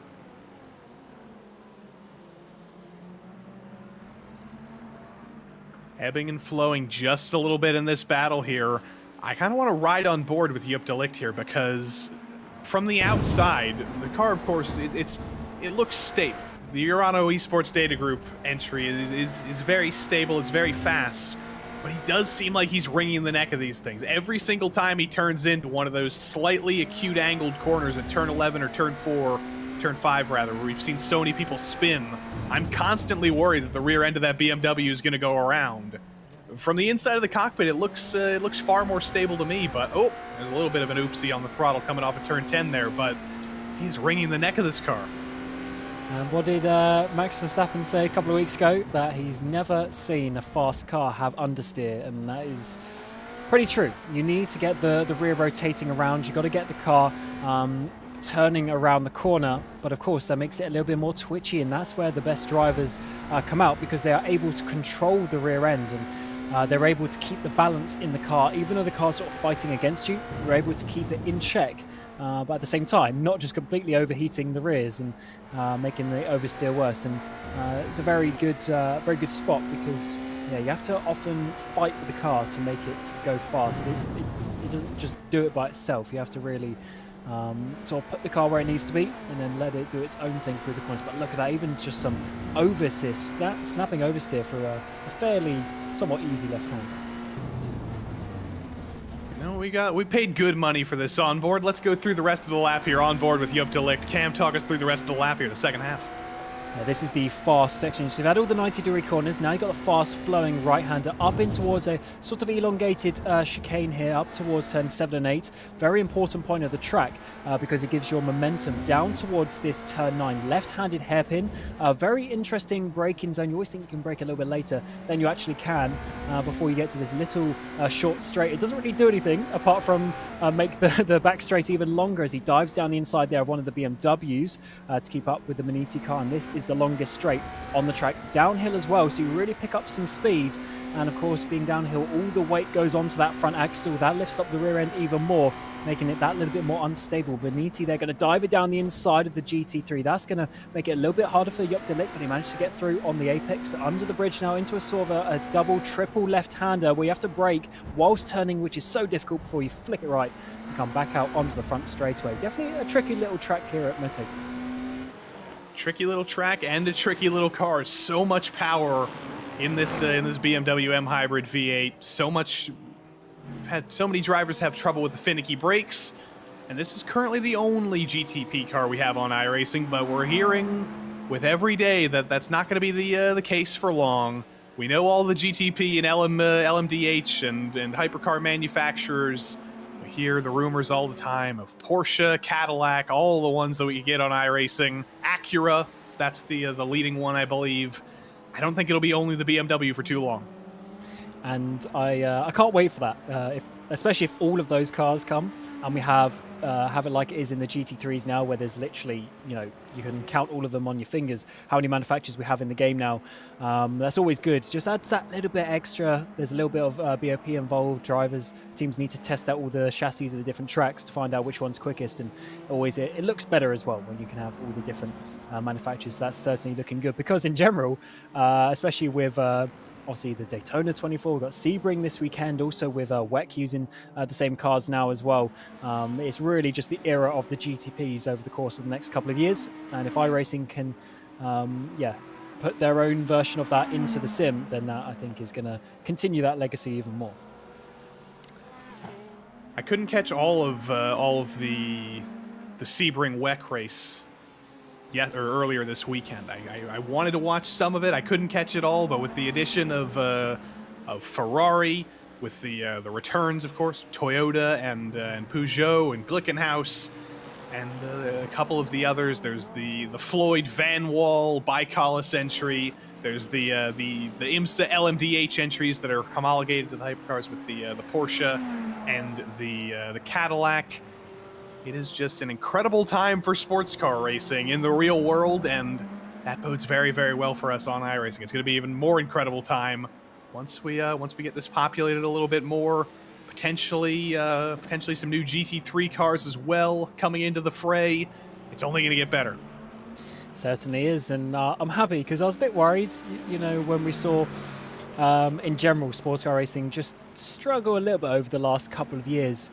And at the end of the day, it's all about manufacturers, where they want to put their money, how much they want to win, and it certainly seems that this is pushing them in that direction, which is just great to see. And talking of pushing, Joop de Ligt, they're almost pushing Sudo coming through that hairpin at turn 9 as well. So I definitely think this battle is opening up. Joop de Ligt trying to go a little bit wider to get a straight X onto the back straightaway, but not quite close enough this time around. But just proving how close racing you can do in these GTPs. It's a little bit like in an oval style diamonding in the corner there for Joop de Ligt. Didn't quite work out for him. Still a little bit too big of a gap there, but look who's up ahead. A little bit more GT3 traffic. It's another one of those holding patterns. This is not going to be an easy pass for Yup de Licht. A little bit of a chicane down the front straight. Not going to be too much trouble for Sudao. But when you're the leading driver in this scenario, when you know you're defending for your life right now for the race lead, we've seen a couple of drivers fall under the pressure so far in this race. They fall under the pressure, they've locked the rears, they've just completely thrown it away. I'm sure everybody watching and us in the booth can relate to that, just cracking under pressure. But when you are in this position, when you are Manuel Sudao right now, how do you ignore that pressure? How do you look away from your mirrors? Oh, you can't, to be honest. Even the best drivers, they'll be checking absolutely everything as they're driving. They'll be checking the relative position. They'll be checking physically what they can see through the mirrors. And this is where the best drivers come out, though.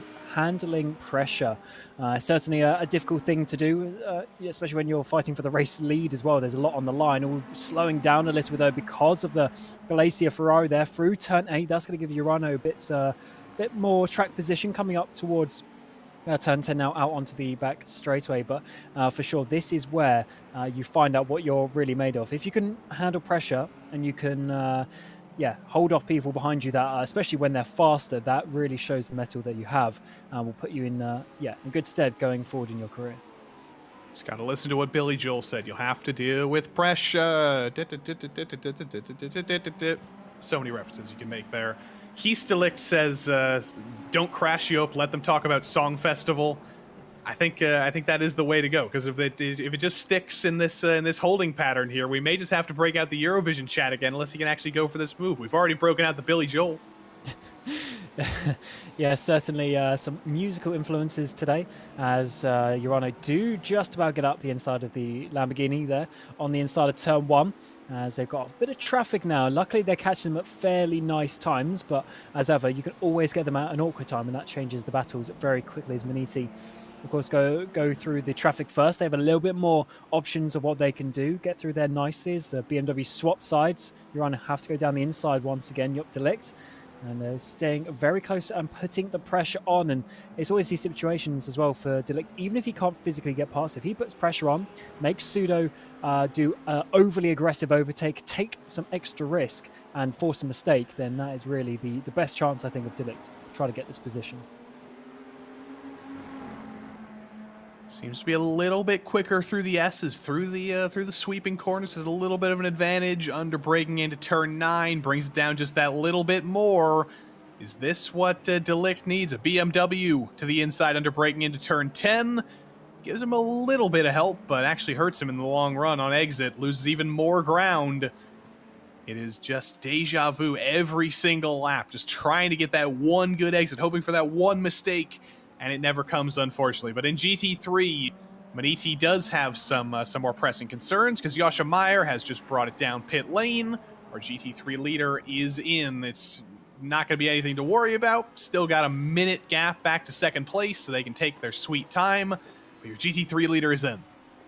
Yeah, and they obviously rotated back to the front because Impulse and Hoisingveld had come into the pit lane, but in some ways, though, that is good news, because Maniti therefore have gone longer on the fuel, so at some point that should come back to help them a little bit longer in the race. So I have to see if that is going to work out in their favor. Of course, we still don't know exactly when the final pit stop is going to be. We're still wondering if we're ever going to see safety car coming out again, but we are within the final 100 laps of this race. And with the GT3s doing around 33 odd laps stint, that means there's 3 stints left in this race. So if you're pitting now, that is pretty much bang on perfect to get to the end of the race.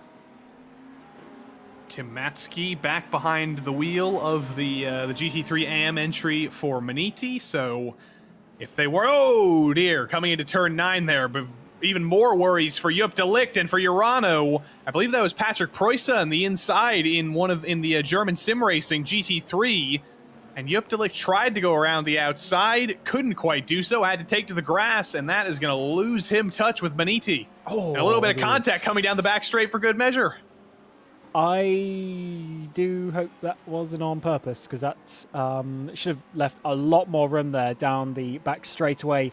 So definitely want to see that again coming in towards turn 9, because that was very awkward indeed, and I do hope Delict's kept the lid on it. They're coming up that straightaway, because you never want to see cars getting that close in a straight line, especially at such high speed. But he's got some work to do. 1.5 seconds is the gap. And we definitely know from before he should be a bit faster, but just got to keep a little bit more calm. Let's get a replay of this going to the right-hand side, and then around the outside, just goes in a little bit too deep. Yeah, I don't think GSI actually did anything wrong in that case. So, yeah, definitely think maybe Delic just slightly misjudged it on the back straightaway, but we'll have to see exactly, because, of course, he's got the whole right-hand side of the track. I'm not sure why he passed so close there. I don't think GSI really did anything wrong. Yeah, I don't think so either. Maybe we need a helicopter view to see if there's a little bit of understeer for the GSR entry, but I don't think there was. I think there was plenty of room, like you said, for Delict. Maybe just a little bit of frustration setting in. He's had such a difficult time making this pass for the lead. That is certainly the time when frustration would set in. Now he's got more GT3 traffic to deal with into turn 9. But here's a look at what happened between him and Preussa again. The Audi to the inside. No, he's hitting the apex. He's doing his own thing down there. He's not doing anything wrong. And the biggest part to say to that is, as ever, it's always the responsibility of the faster classes to overtake. So, yeah, GSR, I said, I don't think we're doing anything wrong there. They don't have to jump out of the way. Delict was already braking a bit late to try and make the overtake. But, yeah, I definitely don't like seeing body language like this. Yeah, that is a little bit naughty, especially when it wasn't really too bad, to be honest. Definitely seen a lot worse traffic management from some people. So, yeah, Delic just needs to keep it calm. He's got the pace for Pseudo. It doesn't matter if they take another 20, 30 minutes, another pit stop to get past. There's enough time left in the race. Just got to make sure you're doing the right moves and making the right decisions. Pit cycles have all kicked off now for our GT3 runners. Your leader for the moment, Obsidian, is in. GSR is also in. Patrick Preuss is going to get out of the car. Christopher Hyman's going to get back behind the wheel there. Everything should shuffle to its legitimate running order down there. With less than 100 laps to go now, you are pretty easily locked in, I think, to a 2-stop to the end. So those who just came in, they should be safe with 2 more stops to the end, but Joop de Ligt doing even more work with lap GT3 traffic. That was the Nomad entry there, and he has not given this GT3 traffic much room. He is playing with fire. Yeah, trying to get every last thousandth of a second through some of these overtakes. And, yeah, certainly taking the risk. 2.5 seconds now is the gap as well. So actually losing some time over the last lap or so. And yeah, just needs to find a way to get back up. But sometimes taking risk in traffic actually makes you lose out more overall, to be honest. As we saw there with Joop going off at turn 9, that is just a perfect example sometimes of how if you just took it slightly, excuse me, if you took it slightly slower, probably would have lost more time to Maniti ahead, but he wouldn't be 2 seconds behind like he is now. Started to reach GTP traffic, which we haven't talked about in quite a little while. There's still a couple of GTP cars that have run into some exceptional circumstances and some more trouble, so they're going to go a couple of laps down here, but they're still fighting for position down in GT3. That is, I believe that's O'Reilly up ahead. Or not O'Reilly, Archer Brothers as a whole. O'Reilly's been in that car for so long, I'm so shocked there's another driver, not him, behind the wheel now. It's now William Boisford behind the wheel as Marcel Bossman brings it down pit lane. It is all kicking off here again. It's all confusing because we're mid-pit cycle. Some drivers are on the lead lap. Some drivers have pitted. Some drivers haven't. Y'all got to figure it out. And the strategies are all over the place in all the categories, actually. There's some who are just coming out to the next pit stop. There are some who've just pitted about 5 laps ago. There's some that are halfway in their stint. So there's someone trying to do everything in terms of the pit strategy.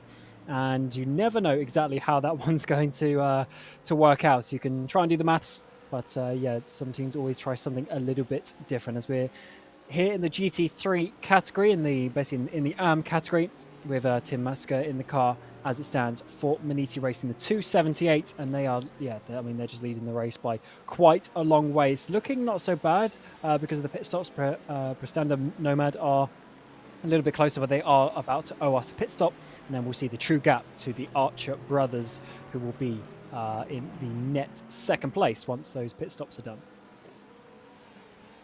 I'm a big fan of that team name as well, Archer Brothers, because not only does it remind you of American grocery stores.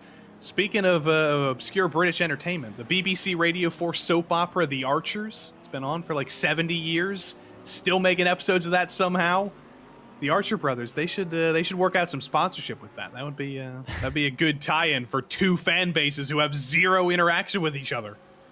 That'd be quite an interesting one. But in terms of the team name, I think you're correct. It's actually quite cool to see a slightly different team name. Sometimes we see some things that are maybe related to sim racing in some way.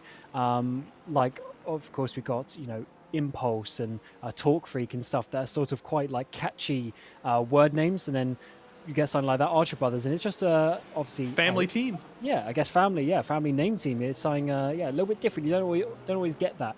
There's always generally some different name there, like Visceral, Glacier, Obsidian. They're always like these catchy words that they're trying to stand out with.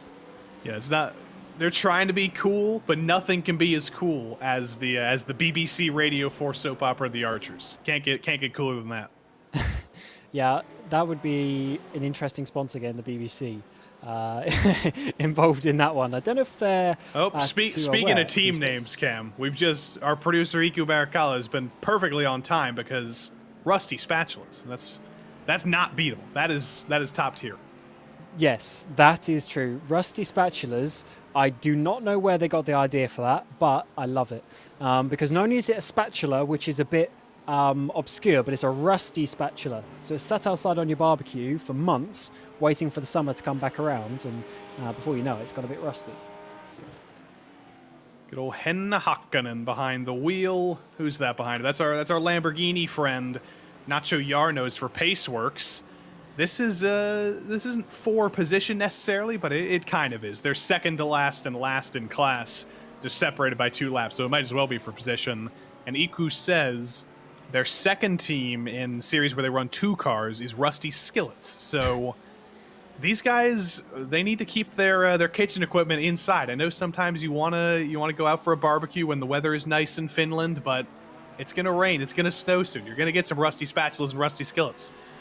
Yeah, and they obviously like steak, which is a good one. Obviously fuels you to go racing.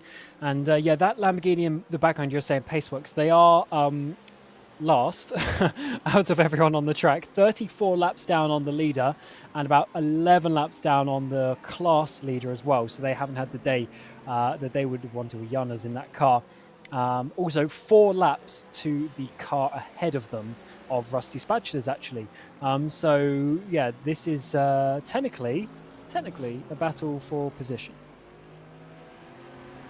And speaking of those cool team names, Quasar, you pick out an astronomical term, that's basically a free pass to having a cool sounding team name. Garrett Thompson has gotten behind the wheel there. Emil Winbo for Valorous Motorsports. It is it's a difficult job picking a name for your team, but some are more successful than others here. Up front, though, the gap has come down even more with the lap traffic. Jupta Licht for Urano. It's come down a little bit closer than it was. I thought we were going to see a move there. I thought we were about to finally see a dive, and then as soon as we tune back in, he's a little bit too far back to go for it again. Yeah, Job's definitely the faster driver out of this pair, though. Dropped down 2.5 seconds and has come back up. Just needs to be, I guess, a little bit calmer in this situation, maybe after what we saw at that very corner a few laps ago. Gets the run out of turn 9, though, up towards turn 10. This is the important one, of course. It's a run onto the back straight. Once again, Job tries to go wide and get a better exit, but I don't think it works at that corner. We've seen it a few times, and the driver ahead always seems to get the best run if they just keep it a bit tighter to the apex there.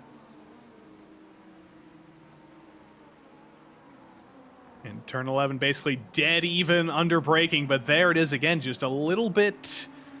it seems a little bit more oversteery for the number 90. They seem a little bit more jerky with the movements of the car. It seems to move around a little bit more on turn in, but it's working for him. He's closed the gap again. Is he going to poke a nose to the inside to turn 1 just to let Manuel know that he's there? He doesn't. He's going to get back in line, but there is the Glacier Ferrari checking up Sudao just a little bit. Not enough, though. Still not enough to open the door, but there's a huge pack coming up. Yeah, it certainly is. As we got that Paceworks Rusty Spatulas battle ahead, which could always... It just depends where you meet them, though. If you meet them right at this part of the track where you can dive down on the straight, it doesn't matter too much. But if you get them in the corners, that is where it's very difficult, as Maniti Racing has to back out of the second move there for Rusty Spatulas. But now diving up the inside, it will be in towards the very fast turn 6. All the room given up towards the 7 and 8 chicane. Yobdelik trying to get closer, waiting for the opportunity. Oh, yes, that could be it, though. Mercedes slowing down Maniti through turn 7. As we come through turn 8, is there going to be a dive down towards the hairpin? Delict to the outside, trying to go for a little bit of a switchback through turn 9. There's another checkup with the BMW, but Delict himself gets a little bit out of shape on the throttle coming off of turn 9, and he may have had a chance there. Seems to have used it up. He's going to go for his favorite switchback again off of turn 10. But yet again, it looks identical to the previous lap. Sudao has nailed the exit of turn 10 every single lap, and that is a critical place. And that's been the critical scenario. That's been the critical piece that's been holding back the attacking number 90. Yeah, important corner on the track. Well, both of them, actually. The exit of turn 10 and then the braking into turn 11. If you can do both of them, then you've got a very strong race car indeed. And it seems Maniti have set up the car very nicely. I mean, they're still doing some of the fastest laps in the whole class while they're battling through all of the traffic as well. Just showing you how fast these drivers really are, that they can still set good laps even weaving through the traffic. We've got Urano up ahead now in the GT3. Is that going to be a factor? Of course, both of these teams have GT3 cars. They can always get in the way, either on purpose or not. They do slow down Manita, though, on the exit of turn 4, down towards turn 5. They're having to defend hard on the inside. Delict to the outside, trying to brake later. That's going to be very difficult, but he's going to get the switcheroo up towards turn 6. But I think Maniti might just be able to hold on this time around. Trying their best to play the teammate game. Wasn't quite enough for Delict to get to the inside, but this is as close as he's been in multiple laps. He dives to the inside into the S's, and they come together. Maniti and Urano come together into the S's. First and second in class take each other off. No contact with the wall, so they should be okay. But where's Orion? Where's Ilkka Haapala? How far back is he? There goes Maniti back into the lead. Delict rejoins in second. They weren't far enough back for Orion to get up into second, so first and second don't change, but high drama as Yup Delict tries to stuff it to the inside. Oh, wow, and I'm happy that Maniti ended up on top of that, because it's sort of status quo as of where it was, but definitely would need to get a replay to see exactly where these drivers were on the track and how much room they were giving each other. They're definitely going for it. Yobdelik, that was his opportunity. His sister teammate helping them out of the previous corner. Let's see this diving up the inside now. Very late. Maniti covering it off and not quite space given as such, as Urano just couldn't quite keep it in that same line. Very tight on the apex. Very difficult to say so. Maniti definitely not giving any more space than they needed to. They had such a buffer over third place. Now, Ilkka Haapala and Orion are very truly in this fight. But here's Yup Delict again. Dives it to the inside. Just barely a car-shaped hole there. Nowhere near enough of a gap. Both of them end up looping it around. They both did well, I guess, to recover and not flail around for too long trying to get back out on track. But tempers are going to be flaring, and that gap is coming down again. It could very well happen for a second time here as Yup Delict brings that gap down again. And once again, it's the Urano GT3 up ahead. This time, no difficulties for Maniti. But definitely the last time around, definitely, not necessarily on purpose as such, but just the Urano car in the apex through turn 4. Maniti had to check up. That gave Urano the run, so Delict really had to go for it. He's been sat behind for quite a while. Definitely not easy to make the overtake, but of course it's not the easiest thing to do going side by side through that sequence of track. Ooh, yellow Caution! flag. Safety car. Who could have expected this? I don't know what caused it. I don't see anything immediately that would immediately call for a safety car, but shock and awe, caution is out at the Motegi road course.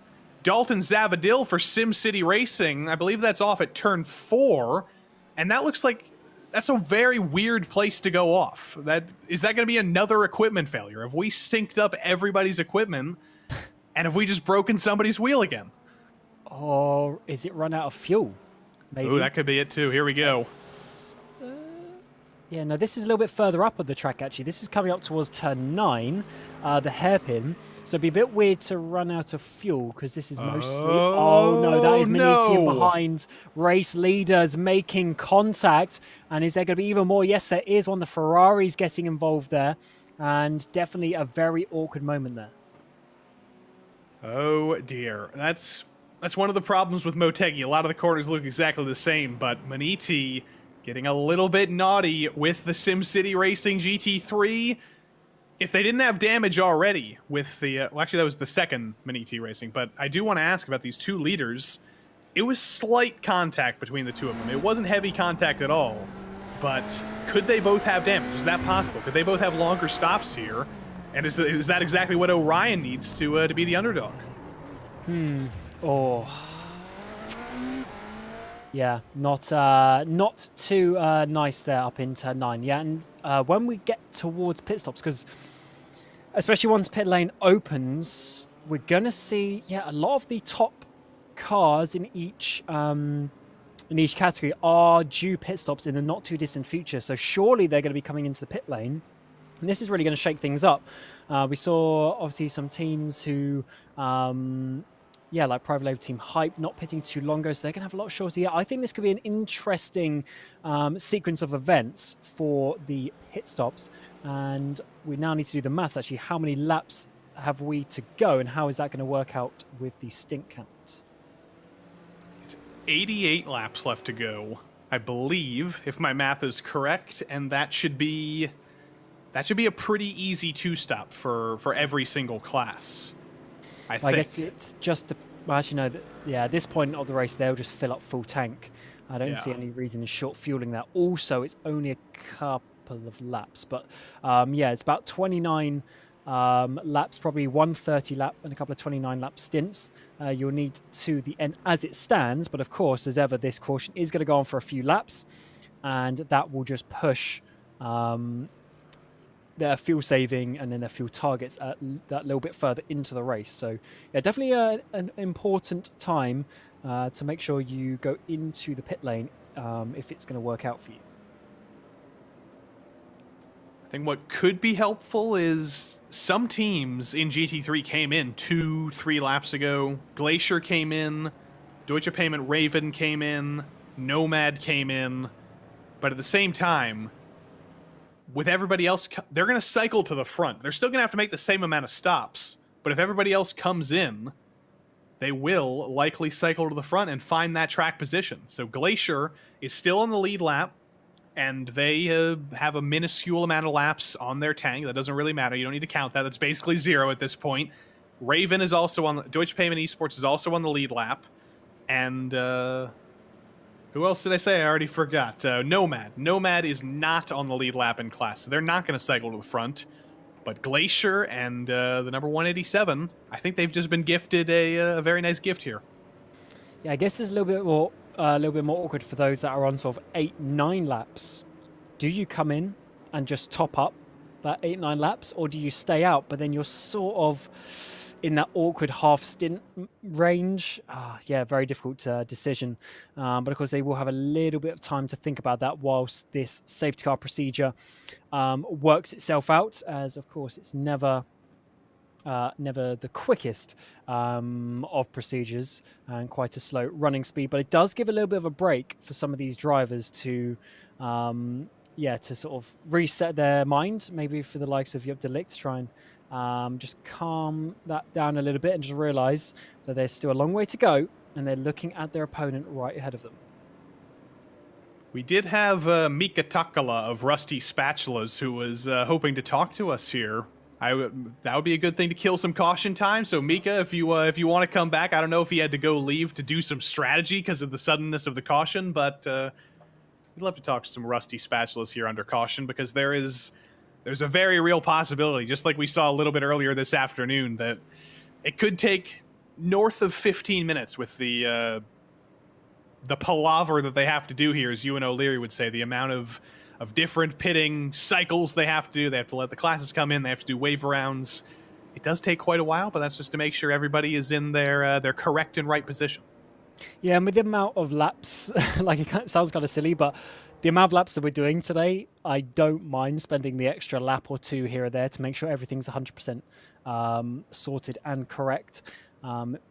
I definitely think the rolling speed could be a little bit higher, though, for the safety car. But certainly, when it's a safety car procedure, you've got to make sure everything is done, because if it's done incorrectly, drivers could gain and lose laps effectively. So that is a big either gain or penalty for it being done wrong. So it's definitely something that needs to be, just make sure everything is sorted out, of course. But certainly is a point to maybe think about where these drivers could finish in terms of the points as well, for how that's going to work in the championship, because as ever, we just got one race left for Fuji in 4 weeks' time, and for the likes of GTP, it's going to be quite important here for Urano in that second place to get past Maniti, who are currently leading the championship.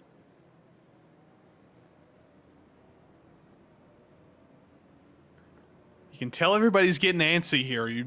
Sometimes when we watch the broadcasts of real life races, when we hear drivers complaining, "Oh, the safety car is driving too slow," you're like, they're pushing as fast as they can. Bernd Mailander in F1 is pushing as fast as he possibly can in that car.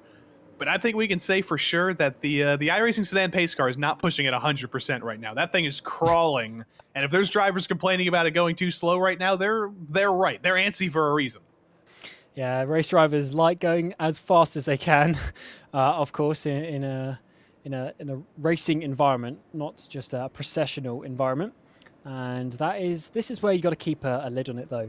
And this is where the mental side and the experience side of sim racing comes out, especially now as it's been around for so long. A lot of drivers have years and years and years of experience, and they will know to keep calm in these situations, especially as we've just done the fuel calculations, and it looks fairly calm on the fuel wise. There's nothing to stress about for that situation, so you just got to do what you can do, and keep yourself awake as well, and keep your brain live for when we go back to green flag racing. You're going to need to turn it on, and you're going to be in battles that have now closed up because everyone is nose to tail again. Well, speaking of experience, I'm going to tell you something absolutely horrific, Cam. Not in this series, but it's been so many years since iRacing was released. There are people who race on iRacing. There are drivers in the top level of sim racing who were born after iRacing was released. That is that is unacceptable. The passage of time is too strong. That's terrible. Are we really getting that old? That there's people born after that? Nah, that can't be true. I believe it is true, because oh no, 2008. We're in 2023. There are people who are 15 years old who were born in 2008. That does not make me a very happy boy. But the pit cycle kicks off here for our GTP headers. Maniti is in, Urano is in, Orion is in. Everybody will be in. And now we see, is there any damage for Maniti or Urano to fix after they came together in the S's? Maniti up on the jacks, Urano up on the jacks as well. And there's going to be a driver change for Urano. You have to lift. No, there is not. I thought he was just getting out of the car there. He did not. He's going to stay behind the wheel, and now it becomes a race off a pit lane, while they sit there for a good 16 more seconds. It is a driver change. Dylan Scrivens is behind the wheel. They tricked me for a second. Yeah, Scrivens getting back in. And this, of course, is going to be a race off pit road, but in some ways it doesn't matter. I guess you might lose position in the Crocodile. And actually, of course, Orion are right behind them now, so that is another reason to try and get out, which Scrivens has done, as they had to wait for the Crocodile to go past. But yeah, if you did have that sort of 10 seconds or so optional repairs here and there, sometimes it is worth doing it in this situation. But of course, because Orion was so close, probably wasn't worth doing that. If that was the case, as everyone's almost stopped actually, coming down this first straight towards turn 3, as everyone gets back on the Crocodile. So certainly, strategic-wise, it's going to be very, very interesting how these things work themselves out as we get into a line where we'll get the prototypes coming around, and then it will be a line of the GT3s behind the pace car.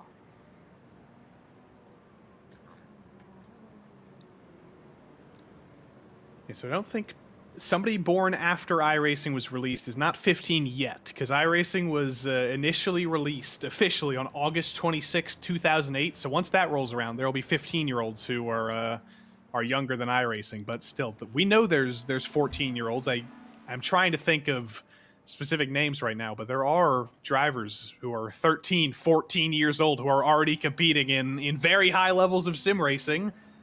And when they were born, iRacing was just always there. Sim racing has existed for quite a while. I remember hearing, I think in 2020 during the pandemic, there was a Finnish league where a driver won for the first time in 17 years because his last win was in 2003 on Grand Prix Legends. So sim racing has been around for a while, but younger than iRacing. I can't. It doesn't even make sense to say those words.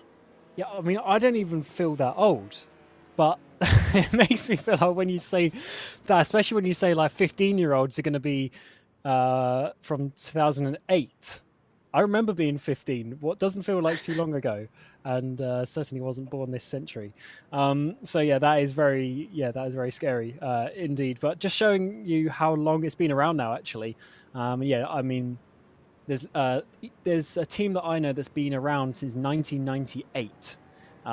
So what's that? 25 years this year that they've been around, and the CEO of that, I mean, he's obviously well into his late 40s now.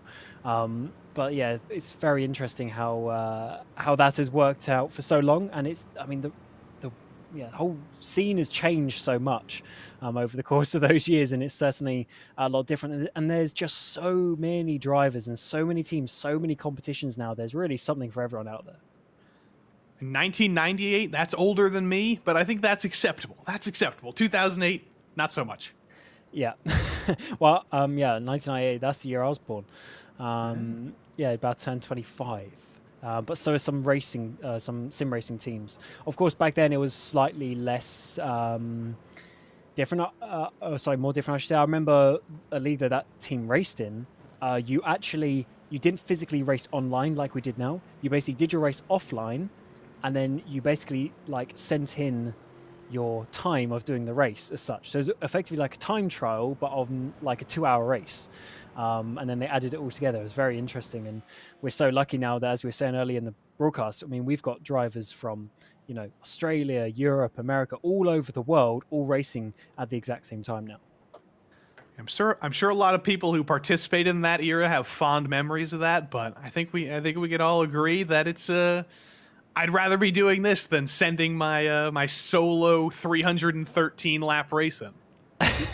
Yeah, I guess it wasn't endurance racing at the time, as we're getting the GTPs come around again and go in front of the GT3. That is so nicely organized. It's very satisfying seeing that happen as the GT3 slow down and let the GTPs all get in a line, so we have a nice clear run towards a restart. And it seems to have been worked out very nicely indeed. But I don't know about you, but for some reason that shot was just very satisfying. It is very satisfying. That's one of the things I love about this series. That's one of the things I love about the organization of IVRA.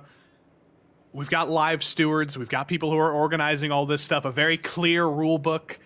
There's lots of endurance leagues that try and organize things like this, but that is a masterclass. Yeah, certainly.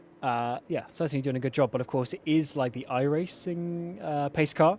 Some leagues do have a manual one as such, but of course they're making it work for their needs, which is the good thing you can certainly do on this sim, as they are now obviously in the line again. Just having a look down a couple of the drivers. Yeah, so there's been a couple of driver changes, and that's going to change things in with the battles, because for instance at the front, P1 and 2, Sudao is still in the car, but Scrivens has got back in, so a change of drivers there I wonder if that will change the way they work out the positions. As is that Urano actually giving up a position to Orion and even dropping down a bit further? Something. I think they're being given an end of line penalty potentially for causing the collision. I'm going to check the stewards channel right now. I got to see. I think that is what's going on right now. Is that just because they can't serve a time penalty during this period? Maybe. Let's have a bit of a look. Yeah, but for sure, I think you are correct. End of line penalty. Dylan Scrivens dropped down. That's actually going to only be 5th place. We've seen Phil Kraus also. Also do that. So that is giving a free run to Maniti at the front. Orion going to 2nd place. Joao Vaz in the 2nd place. Trek Esports go up into 3rd place. And of course, because of all the pit stops have happened, they are now back equal with everyone. So I think Trek Esports have probably gained quite a bit out of this. And there's some of our big winners, and this is very interesting now because the only team that we've seen able to take the fight to Maniti is Urano, but suddenly now Joao Vaz has been given a look at the leader for that Orion number 46. Lucas Garrett's for Trek has been given a look at the leader. They can see the lead in their sights. Maybe that's going to be a little bit of extra motivation. Maybe that'll be some of the extra pace that they haven't had over the last 100 laps. Maybe it's going to work itself out as, of course, we're getting closer and closer towards the end of the race. As you say, that middle third of the race was very, green flag, very fast, and strategy is working out. But now it all gets reset again, and all the positions have closed up. So you need to try and work it out as the driver's starting to weave, trying to get some heat into their tyres. And yeah, they're really obviously trying to work out exactly how the car's going to feel like when they get green flag racing, because they need to be on it. As soon as it goes green flag, they need to be on it, and they need to be trying to get the positions, as obviously the gaps between themselves are now tenths rather than 10-20 seconds. And see the difference between our GT3 AM runners. Maniti, so many cars ahead of the train of Nomad there. A little bit of a checkup at the back there. Just drivers trying to make sure they don't get into fender benders with each other. But Manuel Sudau controls the field. He controls the pace, and the green flag is back out for 90 or so more laps of Motegi. Manuel Sudau on the throttle and into turn 1 under control here. He's already built up about a half a second back to Joao Vaz. Green flag is out for realsies here at Motegi. GT3 gets the green flag as well. It's Impulse Racing leading the way in GT3 over Heusenfeld, over Maniti, and then it's Maniti leading in AM as well. We're back racing at Motegi. 85 more laps left to go. Fairly easy 2-stop for everybody. This is when things start to get tense.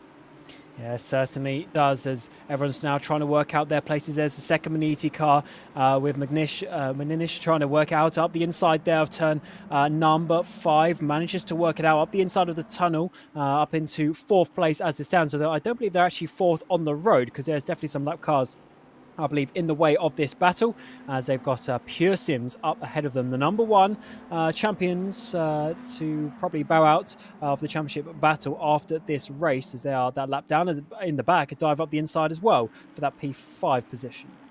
And look at that bright red GTP of Urano. Dylan Scrivens behind the wheel. He's got to get very, very aggressive after that EOL, and he is getting aggressive as he dives to the inside of Adam Crane in the Satellite Racing LMDH.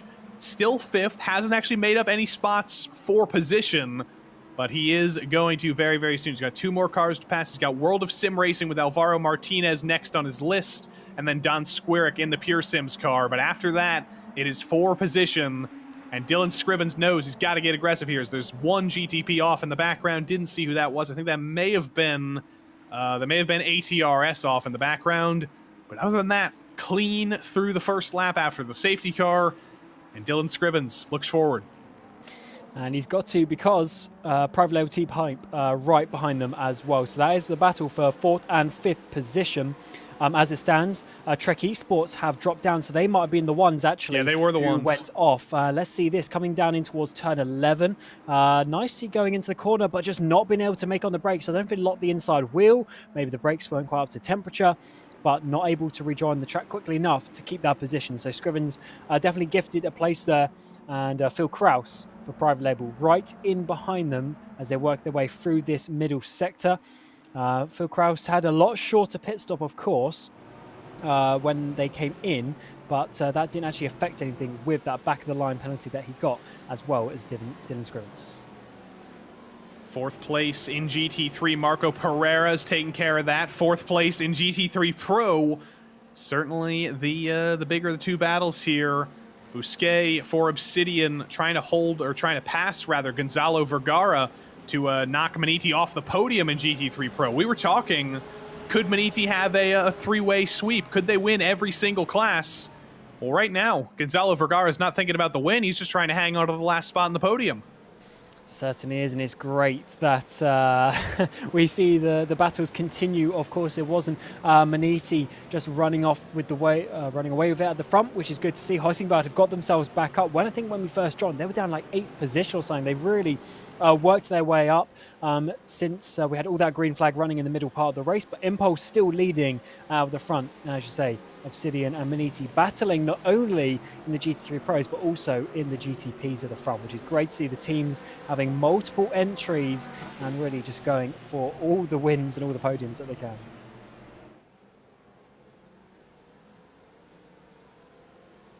Gap is expanding at the front in GTP. It's just slowly expanding and expanding and expanding by about a 10th a lap. So I don't think that's going to come down until Scrivens makes his way up into 2nd. But in 3rd place, Gonzalo Vergara still trying to hang on to 3rd, but Fernando Antoli Bousquet in P4 seems to be the quicker of the two. But even when you're in a train like this, when it's early goings, it is still so difficult to force the driver in front into a mistake. It's so difficult to get to the inside, and he is just stuck as a car in this train right now as they kick up a little bit of grass off of turn 4. Yeah, especially in some ways, when you're in a train like this, the pressure's slightly off a little bit because everyone's had that restart. Everyone knows that you've got people around you. It's not like you've just suddenly been sprung into a battle after a pit stop and all of a sudden your race has changed. You've known that this is coming for the last sort of 10-20 minutes or so since the yellow flag got called, and you can just work your way through. And of course, everyone else is so close on pace as well. You just got to keep doing what you're doing, and you should be able to hold on to that position. As overtaking on track, of course, is ever difficult in your class. We do have 3 Porsches here at the front with 1 Mercedes there in that 2nd place, and another one back in 5th place as well, as they try and work their way now through turn 10 onto the back straightaway. It does seem Heusingbout can't quite hold on to Impulse at the front. Get about a mile of straight back here. Not much draft. There's going to be a peak to the inside, but it's not a real peak. It's just letting him know that he's there. Nothing doing there. No mistakes into turn 11 for anybody. It's a remarkable sight to see. Other than that little trek into the gravel for Trek Esports, very, very few mistakes on that restart. Normally you'd expect a little bit of jitteriness, a little bit of first lap jitters on cold tires. It's your first time racing with a full field of cars at about 150 laps. But no, we've got through it clean. We're in the rhythm again. And hopefully I didn't just jinx us into another safety car soon. Yeah, hopefully not. Definitely not something that we want to see.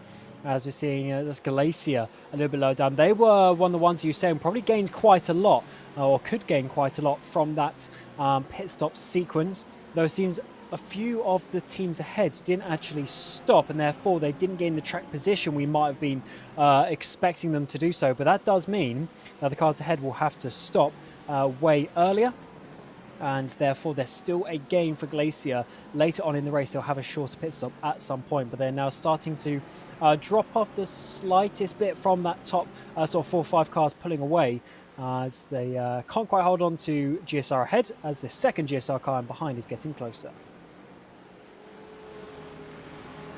I've been trying to track Dylan Scrivens as well while this GT3 battle has been going on. He's been quicker than Maniti in 3rd, but not necessarily quick enough to bring that gap down as fast as he needs to. So we'll check in on their progress a little bit later. But remember, this is one team that's gotten into a little bit of trouble today. German Sim Racing. This isn't the car that spun. This is the green entry with Locatello behind the wheel now. So they've had the calmer race of the German Sim Racing entries in GT3, but still Not going to be calm right now in the Audi versus the Ferrari. Under braking into turn 11. A little bit later on the brakes is the Audi, but not late enough. Just stuck in a sandwich between a Ferrari and a Mercedes. Hoping for Glacier to slide it a little bit through the final corner. Stays in line for the moment. Look at that pack of GT3s ahead of them. The gap really starting to open up now ahead of the Glacier car. And that is important, of course, because the whole point of a safety car in many ways is to bunch the cars up and then give, obviously, the teams want to use that as an opportunity to get places. But GSR and Urano in behind, obviously getting held up effectively a little bit. As Urano look to go down the inside in towards turn 4, seem to be making that move in the brakes. GSR don't defend it. Of course, that Urano car is a couple of laps down, but trying to work their way back up. At least that is one position. And now Glacier is in their sights up ahead towards turn 5. And GSR don't try and come back. They're probably close enough, but they know not to fight that one and just try and follow Nicholas Laubish through, who, of course, is one of the faster cars and drivers on the track. Check how many laps down they are now. 2 laps down. I think did they get one of their laps back under the safety car? Well, I can't remember how many laps down they were, but actually potentially, yeah. Potentially, yeah, because they were definitely more than 2 laps, if I remember rightly. Oh, a battle for second here on track. I think there was a little bit of a bobble from Marcel T for Huyskenveld. Maniti around the outside off of turn 10. They've got to be left a little bit of room there. But Gonzalo Vergara in the number 179 is going to have to go the long way around at turn 11. He's not going to be able to. The Mercedes too fast in a straight line. Marcel T for Huyskenveld stays ahead under braking into turn 11. There's just that little bobble. Marcel in the 148 manages to hold it off. But that was a very important battle for Manisi, but they couldn't quite make that stick, and that's put Obsidian all over the back of them.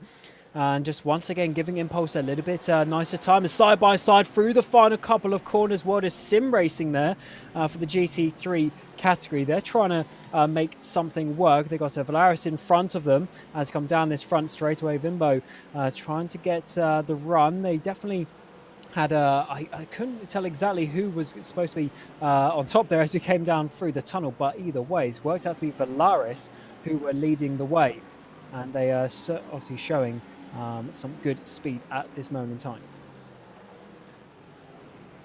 Got a replay of the little moment here as BMW versus BMW into turn 10, just a little bit too late on the brakes potentially for World Sim Racing. Then Valaris gets the switch back off the corner. And then we'll see him go side by side through that final sector. You especially don't want to be going side by side through that final sector because it's so tight. But when you're in 2 BMWs, famously wide, it's especially difficult to put 2 cars wide through there. Well, yeah, doesn't look like any contact, no. They gave each other room. World Sim Racing probably not helping themselves with how extremely they went to the sides of the track, both before and after the corner. But Vimbo's not going to be complaining about that one, as we're seeing Dylan Scrivens up into 3rd place now ahead of McNinch there for the second Manisi car, the 79. That gives Scrivens a nice run up towards Orion, who've actually stayed on the back. Orion only 4/10 off Sudal for the leading Maniti car, so definitely it's not Maniti at the front just running away with it, which is good to see as we get a replay here of Scrivens. I think there must have been a mistake for McNinch in the number 79 because his last lap was pretty slow. Let's see, was there a mistake now that Scrivens is putting the pressure on him into turn 3? Very late in the brakes for Scrivens. Things are still fine for McNinch, but there's a little bit of a bobble, and eventually he just says, you know what, it's in my best interest to just let him go through here, and he does. There's a huge bobble, or a huge gaggle, rather, through the final sector. Oh my goodness, they've reached all the GT3 cars at once, and Scrivens fears for his life through the final sector. God, yeah, so many cars. You've got to try and find a gap for your own car in this, as McNinch is now defending a little bit further back from I think it's Private Label, or is it Team, or maybe Trek in the background, trying to work their way back up and certainly getting a very difficult, in very difficult positions with all this traffic. Look at this, trying to find a way as the GT3s are trying to pounce on the opportunities as well. There's dust being hit up as Vimbo goes off. He's going to do exactly what McNinch did a couple of laps ago, just a little bit more dramatic fashion, as I think that's Team Hype right there in the middle of the screen as well, diving it down the inside. All sorts happening as the 2 classes combine for the first time. This is insanity. Remember when I said it was such a nice calm restart? Well, everybody has found each other on track again, and there are trains of GT3 cars everywhere on track. Like the Roaches said, once you step on, you might never get off of that train. Side by side between Motegi and German Sim Racing, Tim Matzke in GT3 versus German Sim Racing in Pro. Going to be fairly straightforward there, but look a few quarters back, and there's going to be GTP traffic on their tail soon. And here they come, Pseudo coming up towards the back of the Urano GT3. That's what almost caught him a cropper a few laps ago when they had the contact with Job de Ligt through turn 6 and through 7 and 8, I should say. Up the inside to find a couple of corners there. Urano going in and slipping in behind as Motegi on the front straight away. They've still got quite a few cars to go past, and that just shows you there's so many GT3s. They're pretty much just taking them over a whole lap, pretty much a lap and a half to get through all of them. Just showing you how the field spread is and just how long it takes to go through. Let's see a replay of Vimbo here coming up. Bit of contact there with Orion potentially, maybe not, but just going a little bit too wide on the curb and spinning the rear tires. One of those lazy errors, unfortunately, is get a little bit too wide, clip the grass, and the round goes LBMW. But here comes Sudau, 2 more cars for him to get through, and then he's all clear for a couple of moments. Meanwhile, Joao Vaz, a little bit further back, is going to get checked up more. That gap is going to expand and expand and expand. As always, the race leader, they have that snowplow on the front. They occasionally get held up a little bit worse, but when you're that leader, you can break through that traffic. And Sudau is having a far easier time than anybody else is having in traffic as Scrivens gets held up through the S's. Certainly does around the outside on the GSR cars as they try and work their way through. So much traffic at this point. It really feels like the start of the race again after the restart. And that is obviously one good thing about having safety cars in an endurance race. Closes everything back up and just adds a second chapter, or even a third in this case. Maybe, actually, how many safety cars did we have earlier? There's quite a few, actually. So maybe about the 4th chapter in the race as we try and get back going. There's Orion on the screen, Joao Vaz in that second place, keeping up with Manuel Pseudo. And that will be very good for Orion to see, because they are really in the hunt today for the race victory. I'm still wondering, could there be a little bit of damage on the Motegi car? They didn't get any damage repaired in the pits. They actually had a shorter stop than everybody by 3 seconds. But there was that bit of contact. I don't know if it's possible. They could have a little bit of damage that could be slowing them down. But also, we've just heard from the stewards that there will be a green flag penalty served. The number 79 Motegi car, Liam McNinch, will be taking a 20-second penalty on pit lane for the incident that brought out the caution, with that little punt with the SimCity Racing entry. Yeah, absolutely, and he's in the pit lane now, if I'm not mistaken, so should be serving it as we speak. And Job de Ligt as well has received a 10-second penalty. So number 90, Dylan Scrivens, is in that car now. They've received a 10-second penalty for their move on the number 17, the other Motegi Racing. So one Motegi getting the penalty and the other Motegi getting away with that one. It was really, just Job a little bit too late really into that corner of turn 7, and that caused that spin a little bit early. As we come back into the GT3s, a bit of contact maybe between those two cars on the exit of turn 5 with Garrett Thompson for Quasar. Not fighting for position here necessarily. Marco Pereira would be his next car for position, who's a few seconds up ahead. But Thompson and Quasar, like we've said, they've been having a quiet run in the top 5. Could be about to get less quiet, because Antti Salminen for Torque Freak is again challenging the Quasar entry. David Bearclough was doing a great job in this car. He's just got out. Antti Salminen behind the wheel now, trying to keep up the good rhythm. Absolutely, and it's as you literally just saying, the rhythm is so important to try and get a bit of muscle memory going, a bit of consistency into the braking zones, into the corners. It just helps you be that little bit more consistent, and it's really the inconsistencies where you lose the time rather than just physically being slower, because if you just start making loads of mistakes, you start sliding the rear a little bit more, start braking a bit too late, a bit too early sometimes, that inconsistency is where you really start to have some issues. But it's such a close battle that it's actually quite difficult to see your braking zones and everything sometimes, and you're more focused on the cars ahead then what you're doing is we come back a little bit further to the Dodger Payment Esports entry, trying to get close to the back of the GSR car right ahead of them. Yeah, speaking of names in the field, there is no better name in the entirety of this entry list than Marius Rommelfanger. Can't beat it. You cannot beat it. You cannot not have fun saying that name. Yeah, as you were saying earlier about what names mean, I wonder what that means. Translated to English, certainly a very, I guess it's got to be said with a very aggressive tone to make it sound right. Yeah, literally, it's got to be yeah, a very old school name, I guess, in that regard. And he's doing a good job to keep up with that GSR car ahead of him for that 7th place, which is Locatello, who we're following quite a bit earlier on in the race. But they are just falling away now a little bit from Glacier, who themselves are falling away from the cars ahead. So definitely some splintering packs are coming the way of this front pack in general. Yeah, Locatello, that's not quite as fun of a name. Locatelli is a cheese, so I guess you can have as much fun as you want with a cheese. And then Philip Gogolok for Impulse Racing, trying to do far more important things and trying to actually hang on to the lead of this race in GT3 Pro. Hoisingfeld with Marcel T, though, all the way to the back of him, only a couple of tenths behind. Bousquet for Obsidian and the Maniti car with Gonzalo Vergara as well, all in this train, all 4 position. It's a 4-way battle for the GT3 Pro lead. It's great to see that they are keeping up, and the pace seems pretty even between them, which is, yeah, just awesome. We know we're going to get battle towards the end of this race now, and they're actually getting towards the end of their stint. Impulse at the front. They only have a handful of laps left. They're on lap, what's that, about 27 of their stints. So they've got a few laps. Hoisingfeld in behind, though. They're having to defend from Obsidian, diving it down the inside there of turn 5. They're not actually going to defend to that in the end. Hoisingfeld go down into 3rd place. Obsidian up into 7th. Bousquet getting that 2nd place, and he can now chase down Impulse again. They were batting earlier.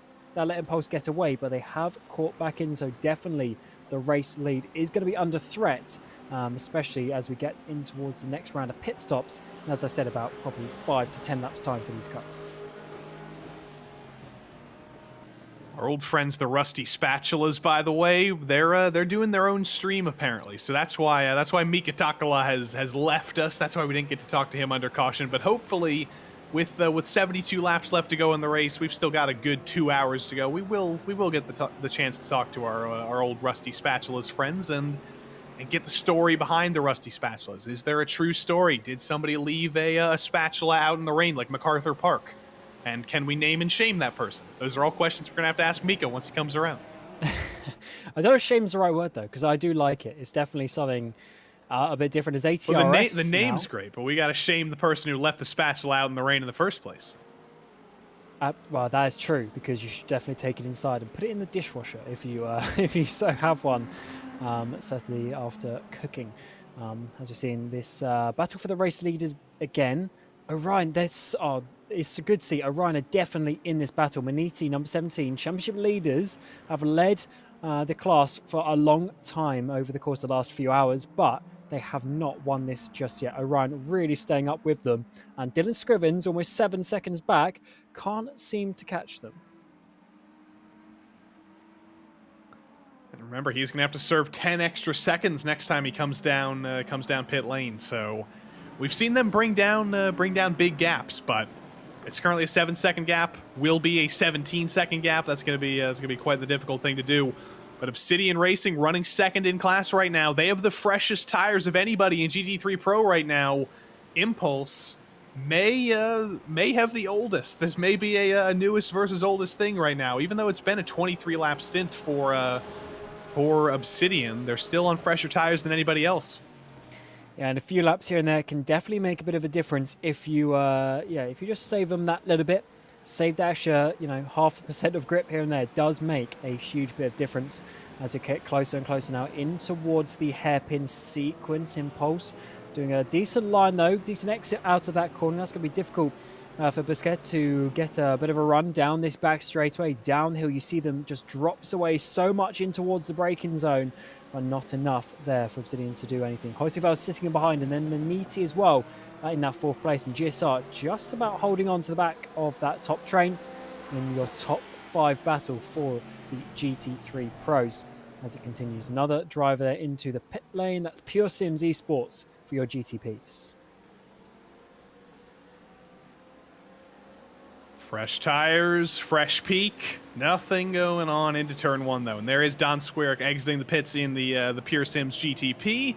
That may cause a little bit of trouble in this battle here as he's come out right in the midst of it. Is he going to take a dive into turn 2 here? He is, and is he going to get both in one? Yes, indeed he is. So that should make things pretty easy, but it does lead to a little bit of a mistake from Gogolok into turn 3 there. Little bit of a bobble. Doesn't let second place get to the inside, though. It was an equalized mistake. Sometimes that works out for you, but here comes Bousquet to the inside. Obsidian finally goes for the dive and finally gets the lead in GT3 Pro.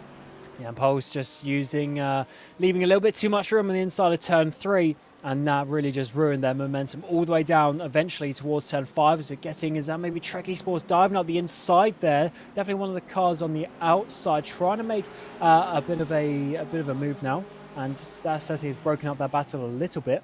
And that's going to give Bousquet just that extra couple of tenths. Trying all in the background though. Maniti one for a spin. The Maniti Porsche needs to reverse it out of the way. Glacier go through. A number of cars have gone through. Now, of course, is a very important one for their championship aspirations as so many cars come through. That was, I wonder if there's a bit of contact there maybe the second round. It's possible, and is that the death blow for Maniti's chance to sweep all 3 categories in this race? It may just be. They fall to 9th now, just barely hanging on to the top 10. Load up the old Panopticon replay to see what happened to them, but Obsidian, while we wait for the replay to come up, the freshest tires in the field, they've gotten the lead that they think they deserve, and they're pulling away already. Yeah, certainly are. Impulse can't seem to keep with them on this previous lap, although it was actually very close in terms of the difference in their speed over the course of the last few laps. Where on the previous one, it was 8 tenths that Obsidian managed to get up. Hoisingbell dropping off a little bit. Let's have a look here. Maniti Racing coming through turn 8 now, trying to get a bit of a switcheroo. There's the Hoisingbell on the inside there. Maniti going to cut back to the inside, dive it down just way too late. Didn't keep it down to the apex and made contact. All Vergara's fault there. Turn 9 has really been a war zone so far tonight. It is, or so far this afternoon. It has not been the place you want to go for a pass, but while we wait for the next cycle of pit stops to come around here, while we wait for things to cycle through, we finally have our Rusty Spatula man here. Mika Takala from Rusty Spatulas is finally here, taking a break from your own stream to talk to us. We have the obvious question to talk about. We've heard the story behind, well, we've heard the names. We know Rusty Spatulas, we know Rusty Skillets, but we need to know the story behind it. Yeah, the story is kind of a long story. Our drivers, we have been sim racing from the 90s, and most of us has kind of we have had quite long breaks in sim racing, and recently we do not have time to train to be like aliens that we used to be, so our skills are a little bit rusty.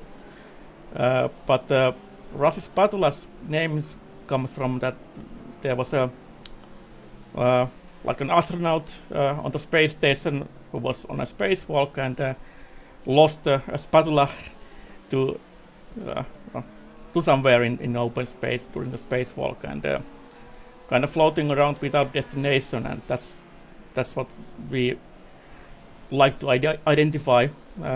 We don't have any goal.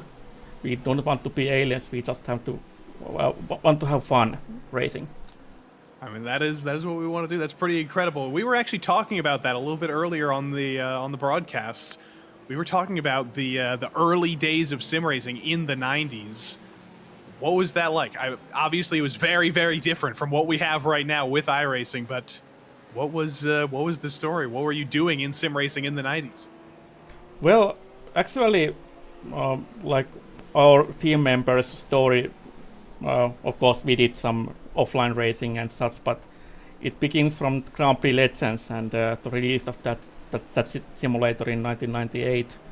It was actually our driver Henna Häkkänen, who is now driving for us, who was living in Finland at the time and set up the Finnish Grand Prix Legends Championships, and he ran it for like 1 or 2 years before handing over to someone else to do the league racing administrator stuff, and then me and another guy, we did the NASCAR Racing 4 and 2002 and 2003 Finnish leagues in the beginning of the 2000s, and we kind of know what it's like to organize a league and do the stewarding, which is of course a bit different these days than it was back then, but anyways.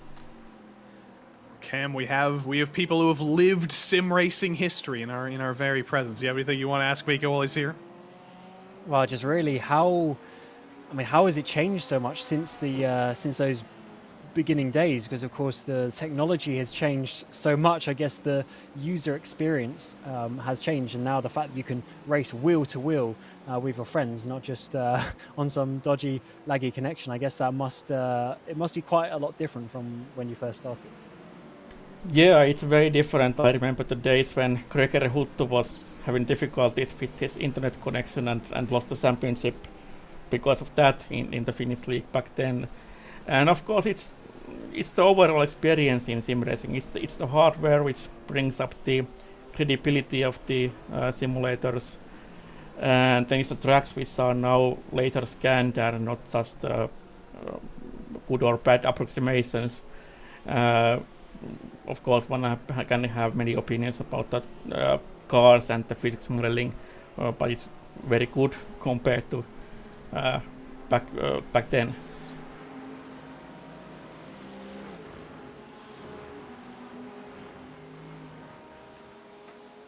So it's coming to the time of the season for Finland where it's Mammi season apparently, and I've been desperate to get to Finland. I need to try this thing. Is it going to live up to my expectations?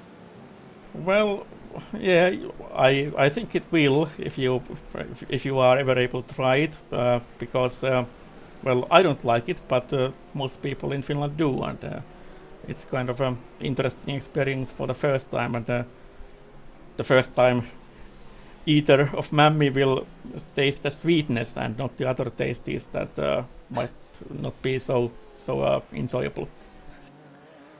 I'm going to get to Finland one of these days. We love our Finns. Thanks for joining us for a couple of minutes, Mika, and we'll let you get back to your stream. Thank you. Mika Takala of Rusty Spatulas and Rusty Skillets for that matter. I'm lost for words, Cam. It's always incredible to learn even more about the early days of sim racing, because like we said, it was 2 years before I was born. Before I was born, people were still doing sim racing. People were doing this very thing. Henna Häkkänen was racing Grand Prix Legends in leagues, and we're still keeping the tradition going today. Yes, it's weird when you think about that, because sometimes you just think about if you think about sim racing, maybe you think of the early days of iRacing and all those years ago when the World Championship started and that sort of thing, but that was already in the making for 10 years before that. It's pretty crazy when you realize just how long it is. And I guess that's one reason actually why there seems to be this community of older people, should I dare say, call them old, in sim racing. As well. It's not just about all the young kids, in their teens and early 20s, because they have time to do so. The older generation as such, the first generation of sim racing, they've continued to do it over all these years, and the passion is still there. And he endorsed me trying Mammi, so I'm going to Finland. This will happen. I don't know when it's going to happen. I don't know if it'll happen in 2 years, in 5 years, but I will be making it to Finland. Oh, and the German sim racing Audi gets punted around. That seemed like a little bit of history there. There seemed to be a little bit of aggression in those extra taps. Yeah, I don't know why there was about 3 taps there between the two, but yeah, that was a very weird situation as they come into the pit lane. And that was the second of the GSR cars. So that is the Locatello entry. The first GSR car is still in third place, still just half a second behind Impulse in second, so don't worry about that one. But let's see here. Deutsche Payment Esports coming through. This is the chicanes of 7 and 8. This is weird because this was about a few corners before what we saw. I wonder if there was anything previous to those contacts we saw a little bit later. Once we were right on board with our old buddy Rommelfanger. Have we angered him? Under braking into turn 10. Looks like everything's still okay. Maybe a little bit of a bobble. Nothing too crazy. No harm, no foul. A little bit of a bobble off at turn 10 for Locatello. Rommelfanger moves to the outside, barely. He tries to move to the outside, tries to go for a switch back to the inside, switches back to the outside, and then eventually just decides to go, you know what? You're going around. Okay, that was interesting. So we caught that right at the end. I assumed there would have been a spin or something first, but no. GSR just going very slowly there on the inside of the corner, trying not to let any sort of switchback happen. And Deutsche Payment actually in the live picture-in-picture seemed to go off again in turn 7-8. I didn't quite see exactly how that happened. Just saw the aftermath of that. But yeah, Urano getting past him now. So definitely some very just awkward and needless contacts and stuff. Because I assume GSR are now going to be in the pit lane getting some repairs. Actually, they're back out already, but it was a slightly, just a couple of seconds longer than some other people, so maybe a couple of seconds of optionals. So that's broken up that battle a little bit, unfortunately. That was quite a good battle for the last spot in the top 5 in GT3 Pro, and now there's one driver remaining in that battle. He looks about 6 seconds up the road to the next car for position, which is Glacier. But there actually is still quite a battle for P2 in class in GT3 Pro. Now that Obsidian has kind of run away with things, Impulse is still trying to hang on here. They're on the last lap of their stint. They're 35 laps into this fuel stint, and they are holding up an absolute train behind them. And as that Obsidian get away, 5 seconds is the gap at the front. And that car behind in that third place is actually the Maniti of the GT3 categories, the AM category, as GSR in behind. So Maniti got past GSR recently and is working out. And I do wonder, is this a bit of fuel saving from Impulse maybe? Or just struggling with the tyres, maybe the end of the stint? Bit of an interesting one for them to slow down so much. And just show how, because I mean, they were pulling away at the beginning of the stint. They were actually pulling away, maybe just going out a little bit too hard. Maniti down the inside, no, just backing out of that one to get in line. But I would expect Impulse to be in the pit lane in 2 corners time. I'm thinking though, can they extend this a little bit further? Because we've had a couple of caution laps, but Matsky's trying to get to the inside. He's doing the same thing that Rommelfanger did. Going for the switchback into turn 11, and he loses it himself. He tries to go for the switchback, but Tim Matsky pounds the inside wall. He's still got a comfortable lead in GT3, but the team that has been in dominant control of this class for the entirety of the race suddenly finds itself with nose damage for the first time and a mistake for the first time in 5 hours. And I know you're a racing driver, everyone's a racing driver here, but that is definitely the definition of a needless mistake, because they're not fighting those cars for direct position. And I know you want to be, as high up as you can, blah, blah, blah, but you don't need to be risking and getting that close to cars that you're not really fighting, especially when cars are going to be, because Impulse came into the pit lane that time. If you had a strategist, you should be able to work that one out and not be batting 1 corner before the pit entry. So definitely just a bit of a pointless hit of the wall there for Maniti Racing, especially as they're so far clear. Just no need to be taking risks like that. But they now have P2 there for Prasada Nomad, getting closer and closer, and the gap now is only around about 5 seconds or so to Maniti at the front of the GT3 category. Like we said, the safety car changed everything. What was once half a lap lead is now 4 seconds of a lead only, and there's a couple of others who are on the lead lap as well. Archer Brothers are on the same lap, a couple of seconds behind, and that's that's the last other team that are on the lead lap, but it is not a one-way fight for this GT3 win anymore. There are 2 other teams that can legitimately take this thing, and if there's one more mistake for Tim Matzke, that's the lead gone. That's He's got no buffer. Yeah, that's why you can't get complacent, and that's why you can't be making little mistakes like that. Yeah, about a lap ago now, as we are coming down the hill once again with Dilworth there in that sort of turquoise entry up behind the Maniti car, and that is the 179 of Vergara, who we saw. Yeah, that Maniti car's obviously dropped down a bit, but they did have the spin.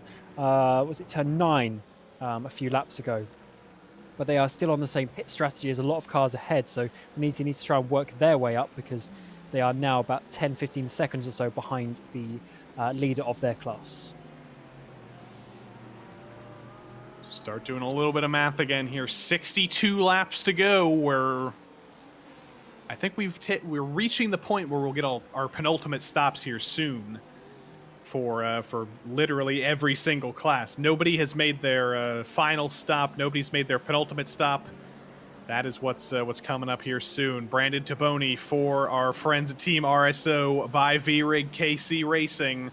Very, very long team name, but got to get all the sponsors in there. I think they've run into a little bit of trouble, as has Dennis Garrison for Virtual Motorsport into turn 1. Oh yeah, just going a little bit too hot. Tried to save it, but then I think just clipped the curb, which sealed the deal on that one. Interesting, because we haven't really seen many people go off there at turn 1, as we were mentioning earlier. It's not like the hardest braking zone in the world. You really do take some speed through. But just slightly misjudging that one and losing a little bit of time, and is now in that battle with P14 right behind them.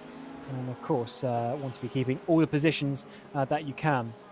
Big mistake for Orion. Orion's just lost second. I don't know where it happened. They're almost making contact with a lap GT3 car, but there was a big mistake for Orion. I don't know if Joao Vaz got into a GT3 car, if a car got into him, but that's Urano up into second. And yeah, 4.5 second gap ahead as well. So definitely some sort of issue. Let's have a look at the replay here. Joao Vaz got Maniti just up ahead, coming towards turn 5, all looking good as it stands. Going to be losing the rear, maybe no, up through. Oh, this is going to get awkward through turn 7. This is going to be very tight. We've got this Rusty Spatchers on the outside there, almost touching the grass up towards turn 8, getting close. Oh, bit of contact. There might even be a penalty coming their way too. I think that was World of Sim Racing, I believe. I think they clipped the grass coming into the S's, and there was nowhere Vaz could go there. That is tragic. And World of Sim Racing again through the middle sector there, having every single problem they could possibly have. And now Dylan Scrivens has nobody between him and the lead. But let's ride on board with Vaz again. Yeah, so he's going to go to the outside. Rusty Spatch is a little bit bad body language, but that's okay. But it's this dive just way too late. World of Sim Racing already going for the apex, and that is some needless contact. And as you see in a second, Scrivens is going to come around the outside to take that second place down towards turn 9 as well. Bit of a shame for Orion. They've been having a very good race since that restart. They were on the back of Maniti for so long, and just as we're starting to think about pit stops in this category, they lose out to Urano. I do kind of want to see that from a helicopter view again, because I couldn't tell if that was World of Sim Racing shutting the door or if they clipped the grass, because Marco Pereira was very far over to the right. I think he may have been over the curb. I don't know if he shut the door or if he clipped the grass. Let's see here. Coming into the S's. I think he clipped the grass. I don't think he was trying to shut the door. I think he was out of control. Yeah, he definitely slightly lost the rear, but I don't think that really changes the situation, though. Of course, it closed the door a bit quicker, naturally, but I do think either way, Orion was a bit late to that scene. But let's see, you'll be able to see, really focus on the steering wheel, and you should see a bit of a jolt if they do go a little bit wide. Let's come over to the right-hand side, go onto the curb a little bit further. Yeah, definitely losing it a bit, but the contact was definitely after that. And as always, being the faster class, I always say definitely need to be watching out for things like that, and I do think it was a bit too late. Joao Vaz takes the hit now. Doesn't seem to be too much damage, though, so it's recoverable.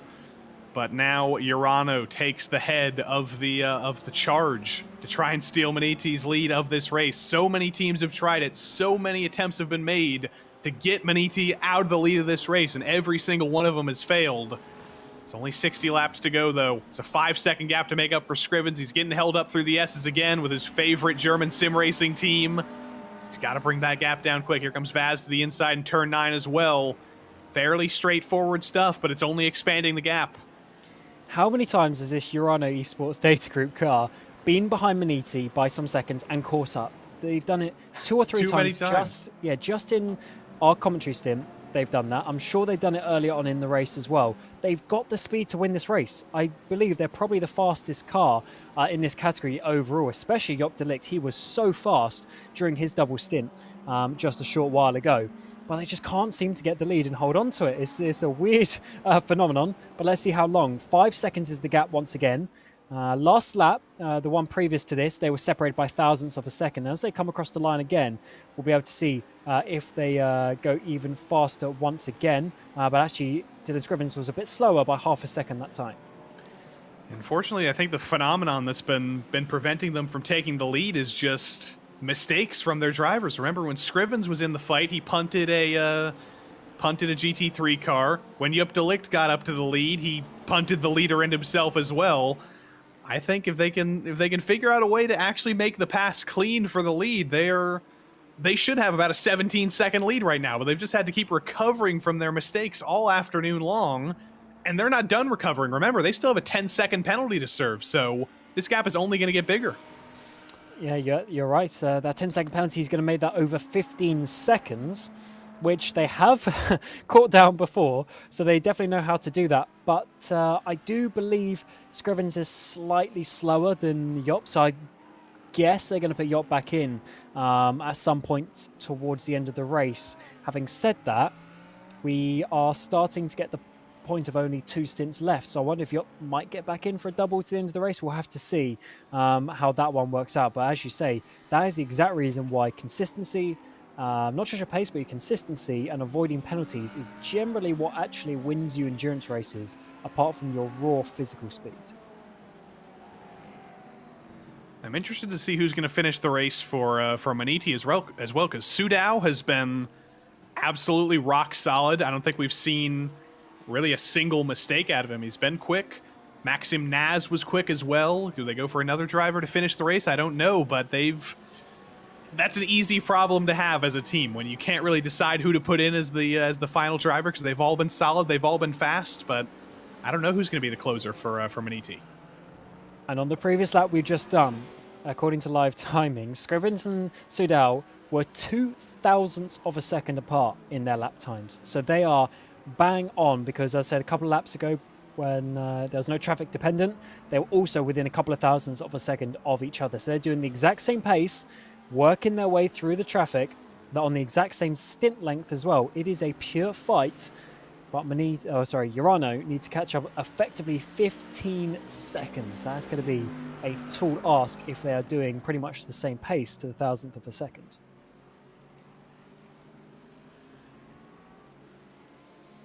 Just taking their time through the traffic here, finding him at the easiest possible moments. I think some of our penultimate pit stops are kicking off, though. Obsidian and German Sim Racing are on the 36th lap of their stints. Maniti is in. Alex Bennett is getting behind the wheel in the GT3 Pro Maniti entry. So we're starting to get into the final couple of stops here. We're in the double digits of laps to the end. The end is in sight here. About 90 minutes of racing to go. And unless there's a safety car, things are pretty straightforward. And speak of the devil, 30 laps into the GTP stint, Maniti's in for GTP as well. Does Urano come in? Yes, they do. So no extra fuel saved there. And Vaz as well. Kraus as well. So all of them, top 4 coming in. They all pit during that safety car caution period. And here is Trek Esports, the 5th car in the battle. They also did. So is that going to be also a 30-lap stint for them? Do they keep to the right? Yes, they do. So top 5 all on the same strategy to the end. Pure battle of pace and of driver talent as well. Are we going to see any drivers swapping? Chin has got back in to the private label entry. Scrivens has seemingly stayed in. Maniti has changed. We've got Husfeldt getting in that car with a couple of stints to the end, and Vaz, I think, has stayed in for Orion. Husfeldt wins the race off a pit lane. Scrivens, remember, serving a 10-second penalty, so he's going to fall to third, potentially fourth. He is going to fall to fourth as Josh Chin for Private Label Team Hype gets by as well. Penalty still being served for Scrivens. It is exceptionally long when you're a driver sitting in that situation. Here comes Scrivens off a pit lane, fourth place, and 16 seconds off the lead. Hopefully that's the final comeback they need to make. That's what they're thinking right now. And that is quite a bit of ground they have to make up with about 60 laps to go. Oof, yeah, that's tricky. That certainly is tricky. They do have a stint after this, of course. So I do wonder, maybe they send Yacht back in for the final stint. We'll have to find out. But Scrivens is in there for the second stint in a row as they go up the inside of Rusty Spatulas, and they need to try and find that pace from somewhere there. At the same time, at this time, they're doing the same pace as Maniti. And of course, when you do that, you don't gain any time, and that gap will just stay the same. And this opens the door once again for Orion, but Orion, with that issue earlier on, are now 7 seconds off and might end up getting a penalty, actually, I would assume, from that contact we saw earlier. But I don't think it's actually on the steward's sheet just yet, so maybe no protest. Yeah, haven't seen anything yet. Last penalty was still the Maniti GTP penalty, so maybe they're working things out right now. But we're in the dying stages of the race here. Every position matters right now. You need to start getting aggressive. Christopher Hyman for German Sim Racing, one of those drivers who's been aggressive, and Sasha Engelhardt, one of the cars that we've seen get more aggressive than any other for the Deutsche Payment Esports entry. Rommelfanger has gotten out of the car. Engelhardt, who's been very, very quick over the course of the afternoon, is back behind the wheel. Gets a little bit wide off of turn 9, though, and look who's behind. That is the Maniti AM car, who's still leading, or will be leading, in the AM class once the other two come down pit lane. And behind them is the Maniti Pro car, who has fallen out of the top 7, the top 8 in class with that mistake we saw a little bit earlier. Yeah, this last part of the race hasn't gone quite so well for the two Maniti GTs, but that's how endurance racing goes sometime. At least for this 278, they are still looking great for the championship, and either way, they're going to be enjoying themselves, whether it's today or in Fuji in 4 weeks' time. They're looking super, super strong. And just showing how competitive they are. And as we saw in the comments section earlier, someone was saying, what's the difference between the pros and the AM category? And apparently 40% of the distance has to be done by a driver between 2.5 and 3K I rating. And earlier in the race, I was saying how Joshua Mayer is 2.7K. So even though he's that fast, that is his I rating, and that is obviously ticks the box for the rules. He's like the Ben Keating of IVRA. Ben Keating is probably faster than a lot of drivers, but because he's above the age of 50, he has to be a bronze. So he's a little bit of a super bronze there. So oh, is that why? I believe that is why. Yeah, because you get aged into bronze, and we don't have silver and bronze and gold here. We have onyx and amethyst, I believe. And one other, it's Pro, Onyx, and Amethyst. That's our equivalent, and Sapphire as well, I should mention. That's our equivalent of driver rankings here in IVRA. I'm more of a fan of Sapphire, Amethyst, and Onyx than I am of Gold, Silver, and Bronze. That's far more exciting. Yeah, certainly more, wacky names. But I couldn't tell you what the order is of them. Whereas Bronze, Silver, and Gold I couldn't either, but yeah. Makes a bit more sense, I guess, especially from the Olympics. And we also have Emerald. There's also Emerald. I forgot about there's 2 Emeralds in the field. There's only 2 of them. That's why I forgot about them. Oh my god. Yeah, that's a lot. That's a lot of different classes of driver. But that's an interesting one of being over 50. Can't do the pro classes. Or, yeah. Interesting how that one works out. But I guess age at some point does become a number. Although, yeah, he's certainly very fast.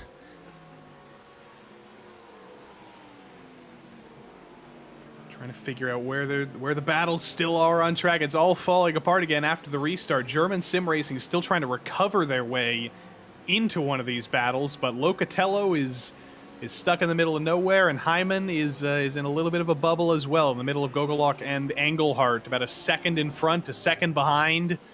It's about the time in an endurance race with about 50 laps left to go when you need to start pushing, you need to start bringing those gaps down. But you know everybody else is doing that too.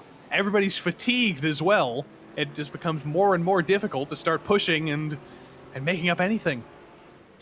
Indeed, and when the gaps are, or the lap time differences, I should say, are so close, as we're seeing, especially in the GTPs with Maniti and Urano there, literally a tenth of a second here, tenth of a second there is so much more difficult. And that's why I think we're seeing a couple of overtakes that are a bit risky, because when you get your opportunity, you have to try and make it.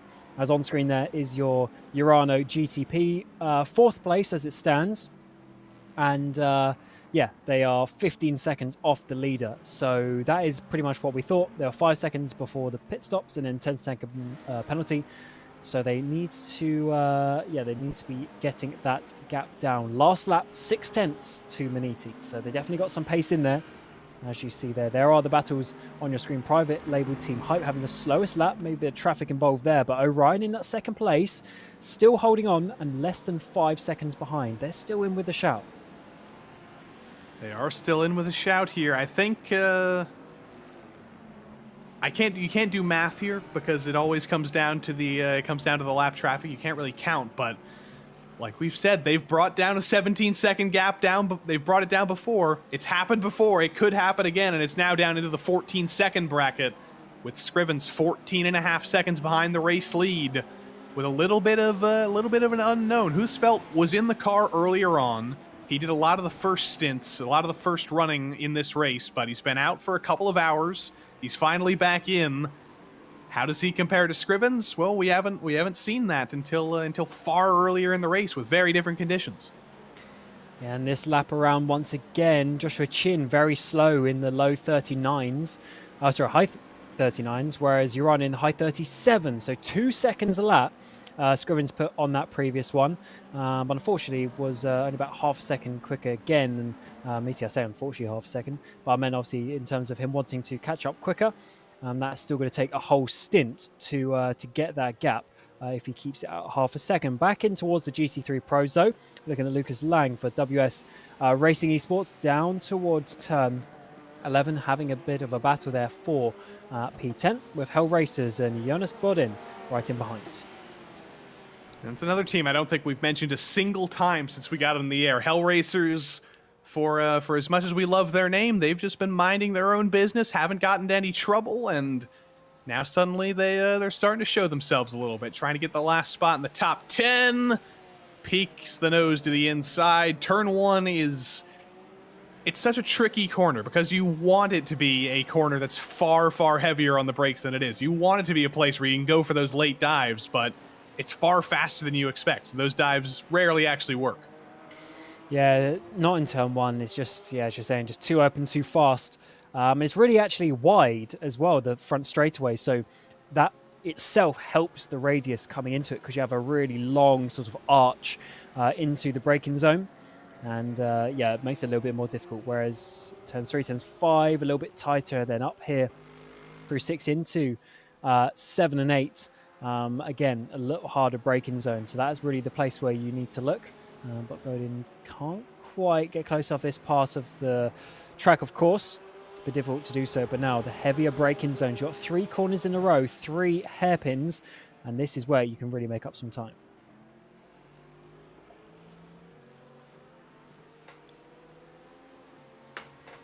Looks like we got another driver waiting for us here, so we'll catch up with him in a couple of minutes' time here because we do want to keep track of Jonas Bodin, and then I think we're going to go for one more break here so we can take you through the final hour and change of the race with no breaks whatsoever.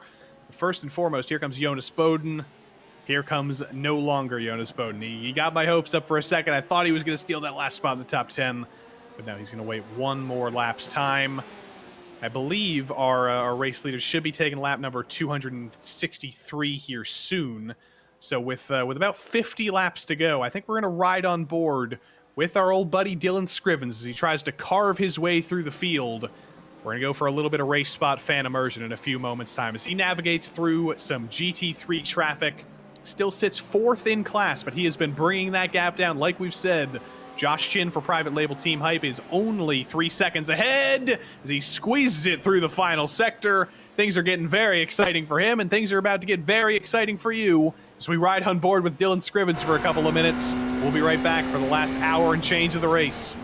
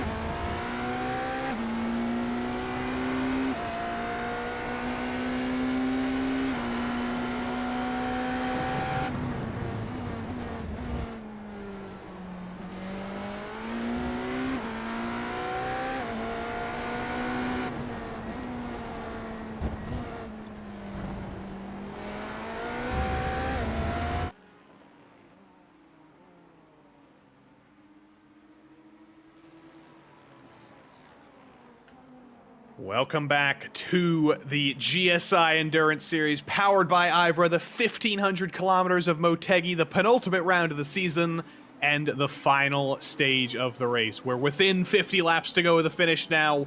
One more stop to go for just about everybody in the field, and things are really starting to kick off here. Dylan Scrivens on a recovery drive for the third or fourth time for this team so far this afternoon. It has been a very, very up and down day for Urano Esports Data Group. They've had the pace. They've had more pace than anybody in the field. But every single time they get up there, they get a shot at stealing the lead from Motegi Racing. It's a mistake. It's a spin. It's a punt. They've run into so much trouble over the course of tonight, but they've got one more shot at this, and they're desperately trying to get up front. But as I said, it is Motegi Racing still leading the race. They have been rock solid. There have been no mistakes. There was a slight mistake for Joao Vaz in second for Orion. That's why second place is a good 6 seconds behind right now. That's why there's some very clean air for Motegi at the moment. But there's going to be no clean air for third in class right now because Dylan Scrivens has caught Joshua Chin for private label Team Hype. And third place in GTP is about to be an actual battle once more. Dylan Scrivens' recovery continues. Absolutely, and during that break, he gained about a second or so overall to Motegi Racing, so 14 seconds behind now. But really what was actually happening was the private label Team Hype car was dropping back into his clutches, and it is that driver Joshua Chin up ahead who is really now in the sights for Dylan Scrivens. This is not really a battle that should last too long as such. Scrivens probably should be able to get past fairly quickly, but it is going to be an important one because it will matter for the battle. And as we come down towards turn 3, is there going to be any sort of dive? Not quite just yet, but Scrivens certainly is the driver to look out for in this battle. Losing a little bit of time there through turn 3 and 4 and up towards turn 5. I think he wants to get past as soon as possible, but do not give yourself another penalty. As you're saying, Joey, they've just had so many little issues. It's really hampered their actual raw speed that they've got on the track. And one more mistake, and it's over. They've had their fair share of chances to recover. They cannot take one more big mistake. They need to be perfect from now on. Josh Chin just riding along, running his line, making no mistakes as usual. But Dylan Scrivens may be an unstoppable force behind. Through his trouble spot at turn 9, he closes the gap down a little bit. One of the lap BMWs causing a little bit of trouble into turn 10.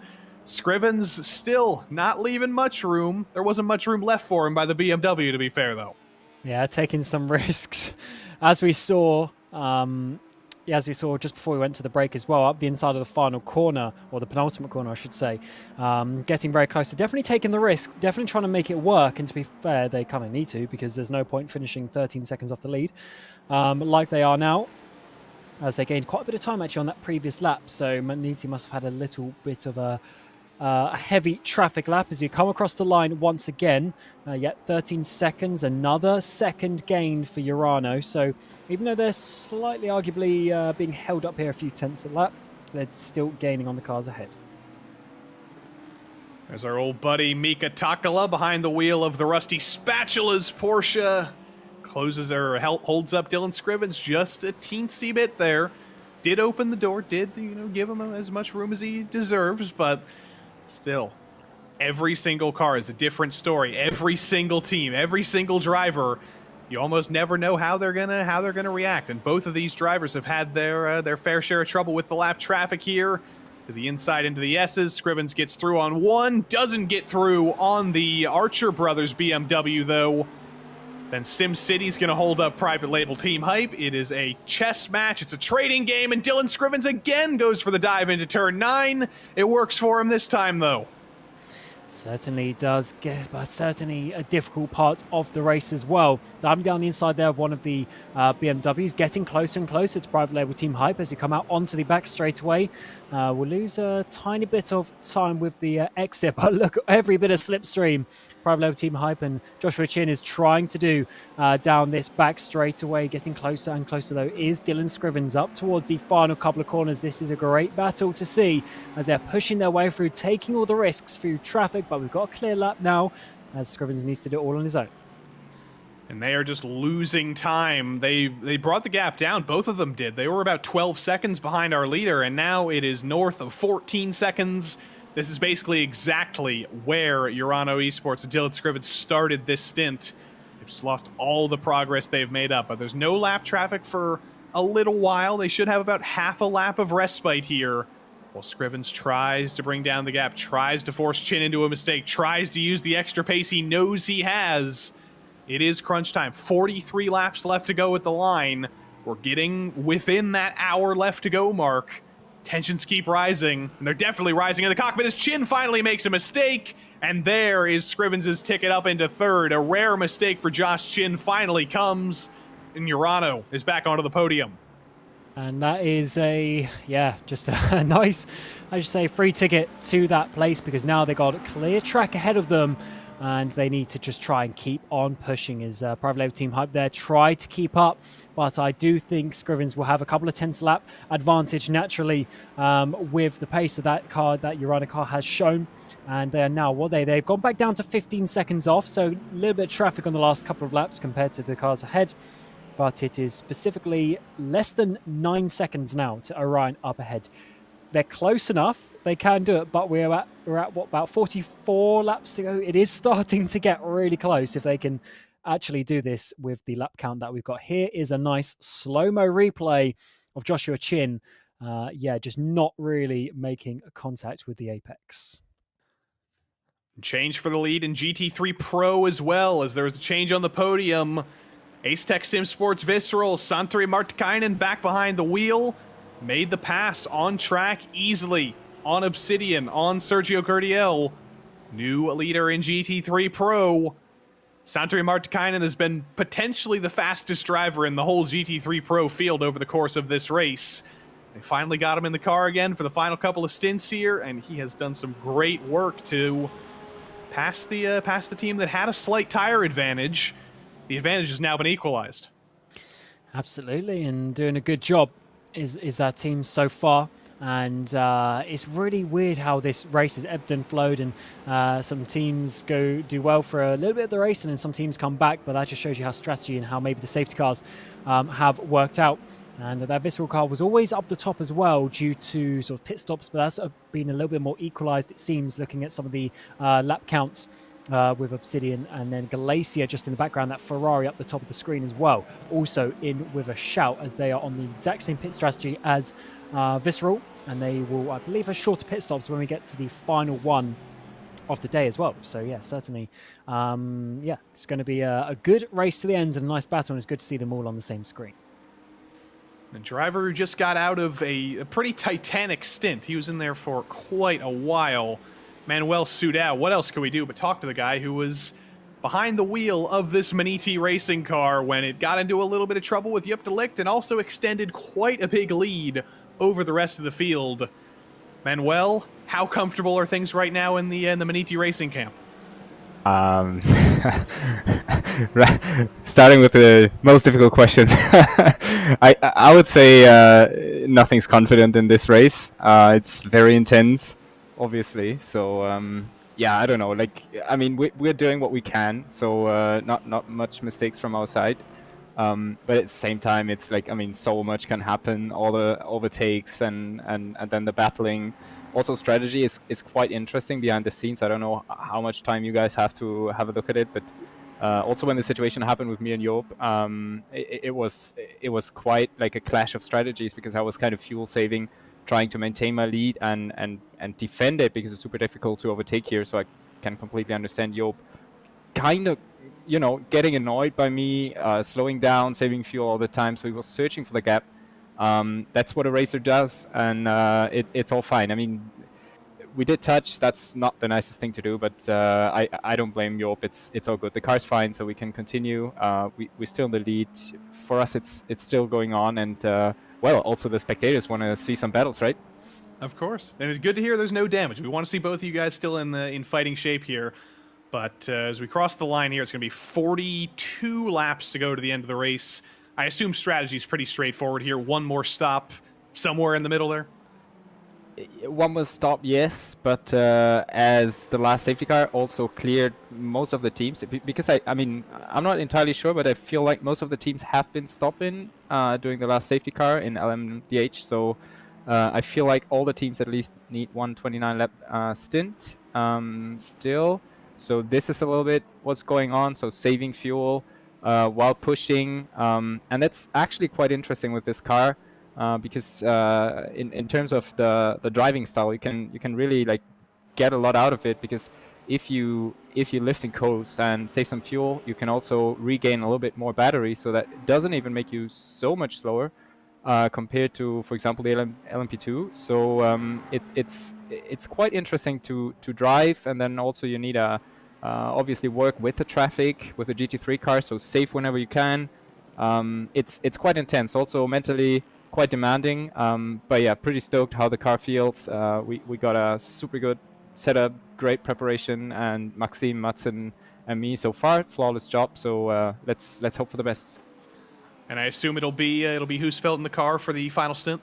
That is correct. Yes, he's also the fastest of us three. So we're also keeping that in mind to have kind of the cards in our hands.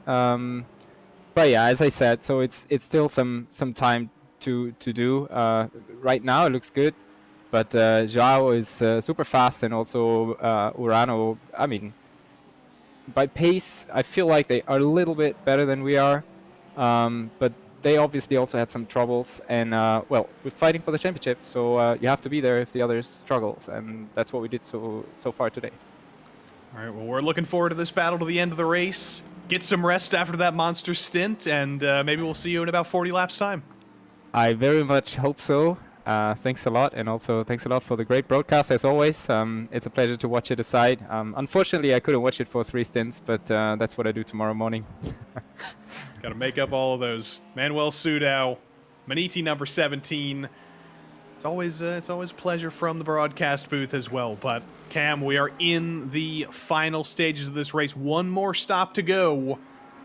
Urano, I was tracking them throughout the entirety of that interview with Manuel. Progress has not really been made. It's still 14 seconds. The only person who's made any progress is Joao Vaz and Orion. They've brought the gap down a little bit, but nobody's really bringing that gap down to Maniti. Yeah, I reckon that 10-second penalty is going to come back to rue them.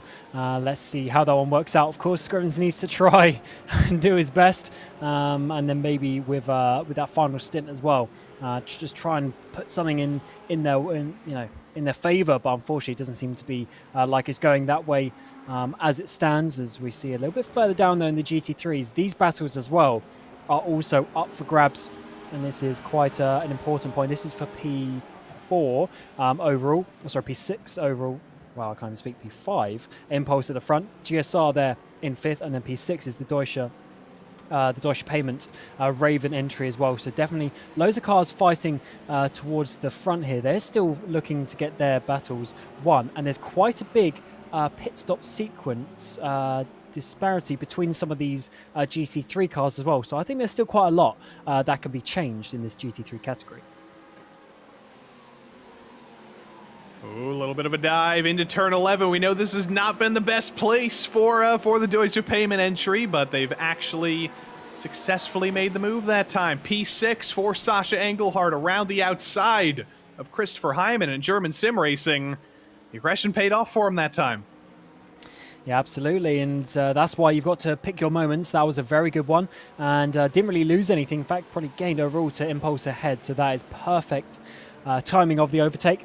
And getting up into that 6th place as well. They ahead of Impulse's 5-second gap as Locatello's off. This car has not had the best last couple of hours of the race. They're already quite a bit further down than where they were earlier on, and that just adds to it, unfortunately. They're 22nd overall. They're still on the lead lap, but they are quite a way off the back of that Leeds train, and that just adds to it.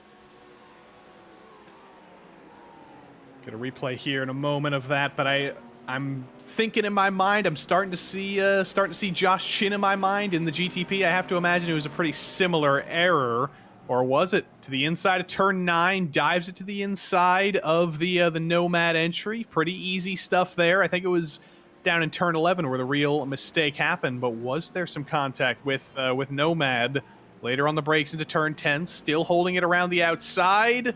Still fine, clips the grass, and we'll see some trouble caused once this back straight ends. Absolutely, side by side down towards turn 11. Turquoise car on the inside there, GSR on the outside, all just moving over in towards the line of the GSR car, and Locatello getting that contact. That's not going to be, yeah, he's not going to be too happy with that one, I don't think, because moving in the braking zone or towards the braking zone is always a very awkward and tight period of the track and of the lap, and unfortunately, yeah, just a bit of contact can send the car flying like that. Marco Nurmela, Glacier Racing on the podium here in GT3 Pro. They've been up and down all day long here. They've been leading the race, they've been on the podium, they've been in the latter half of the top 10, and now suddenly Glacier Racing does truly find themselves within a chance of winning this race. Got to get by Obsidian first, who has been struggling. Sergio Gurdiel behind the wheel has been struggling a little bit. The Ferrari for Glacier Racing, maybe a little bit more planted, maybe a little bit more controllable than the Porsche of Obsidian, but potentially slightly less fast overall. Still a little bit faster right now. Indeed, and you just see how these lap times will swing, but Glacier on that graphic, yeah, about half a second or so advantage on the previous lap, with Nurmela at the wheel as it stands, coming up through this middle sector of the lap, trying to find their way up into that second place, which has been up for grabs for quite a while. Big disparity in the pit stop laps as well. 8 laps younger are Glacier's tyres, which should obviously help with the speed advantage, but also when we get to that final pit stop, they're then going to possibly gain a little bit, because they should have a shorter pit stop as well, because they can go a lot further towards the end. If they can save a couple of laps here or there, that is going to benefit them. So this battle definitely has a lot of different angles to it, but Ferrario is leading this battle for a while, but they're only 2 seconds off the lead actually, so they've still got a shout, but Visceral seem to be holding that quite nicely.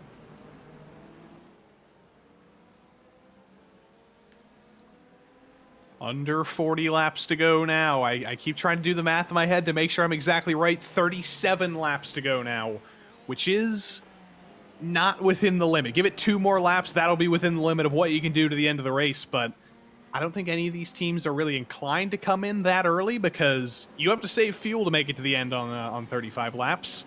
You don't necessarily need to do that with the amount of laps left. You can go a little bit longer in this stint, a little bit shorter in the next stint, and there shouldn't be any fuel-saving worry for anybody to the end. It's all going to come down to potentially tire strategy.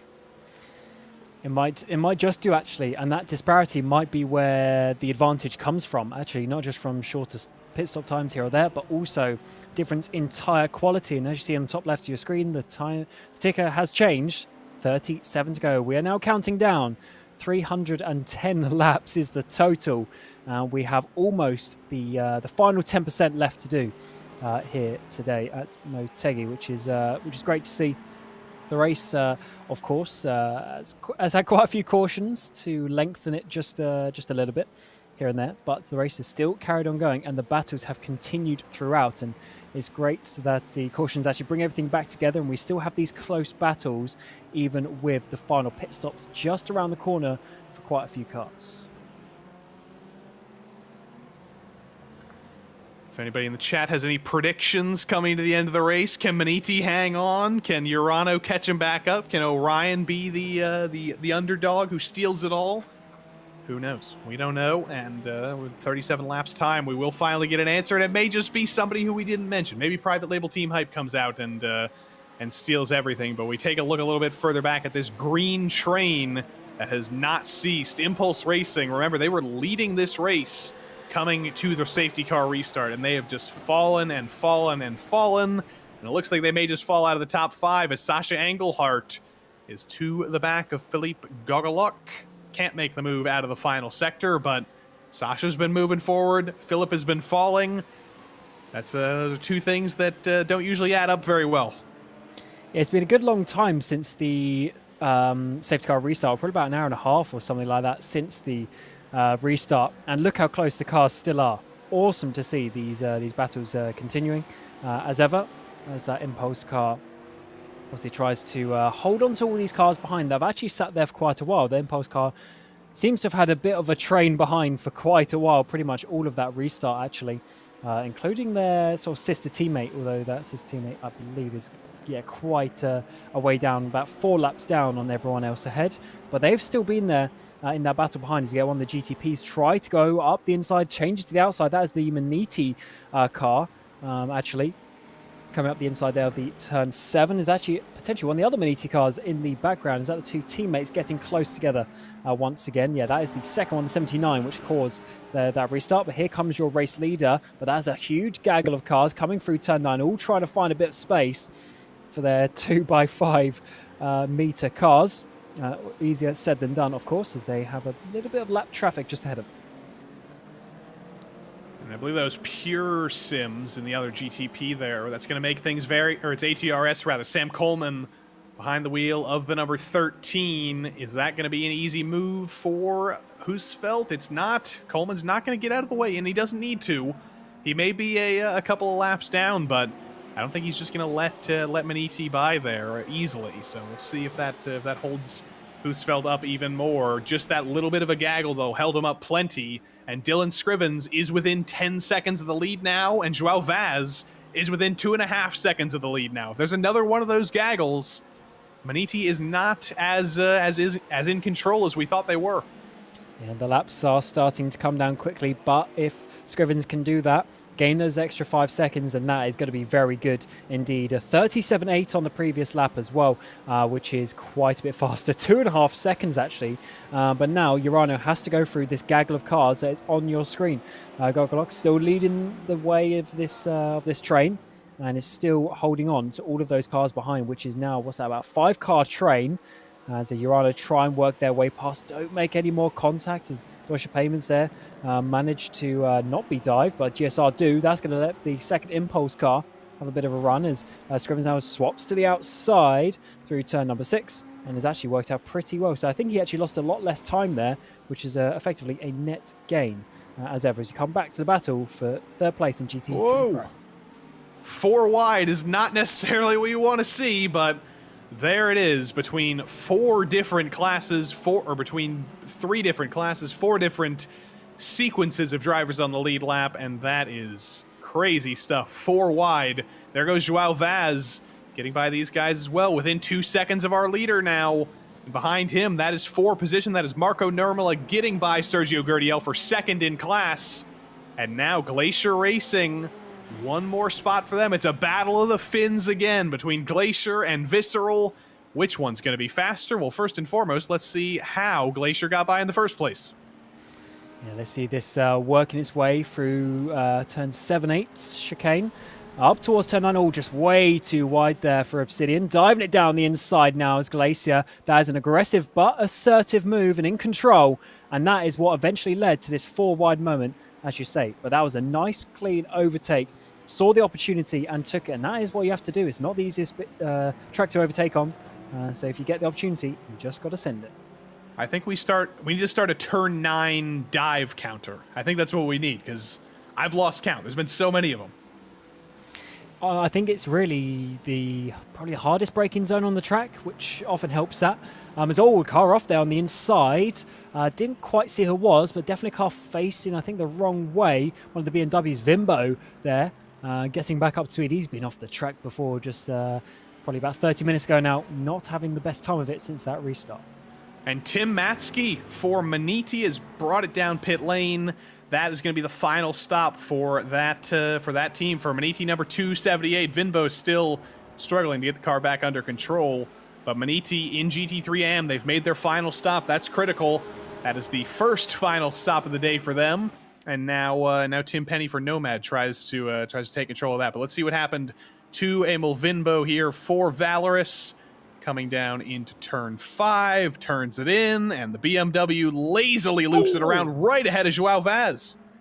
Wow, yes, and potentially was that Husfeldt as well, going up the inside. I'm pretty sure it was one of the Motegi cars. I think that was the other Motegi.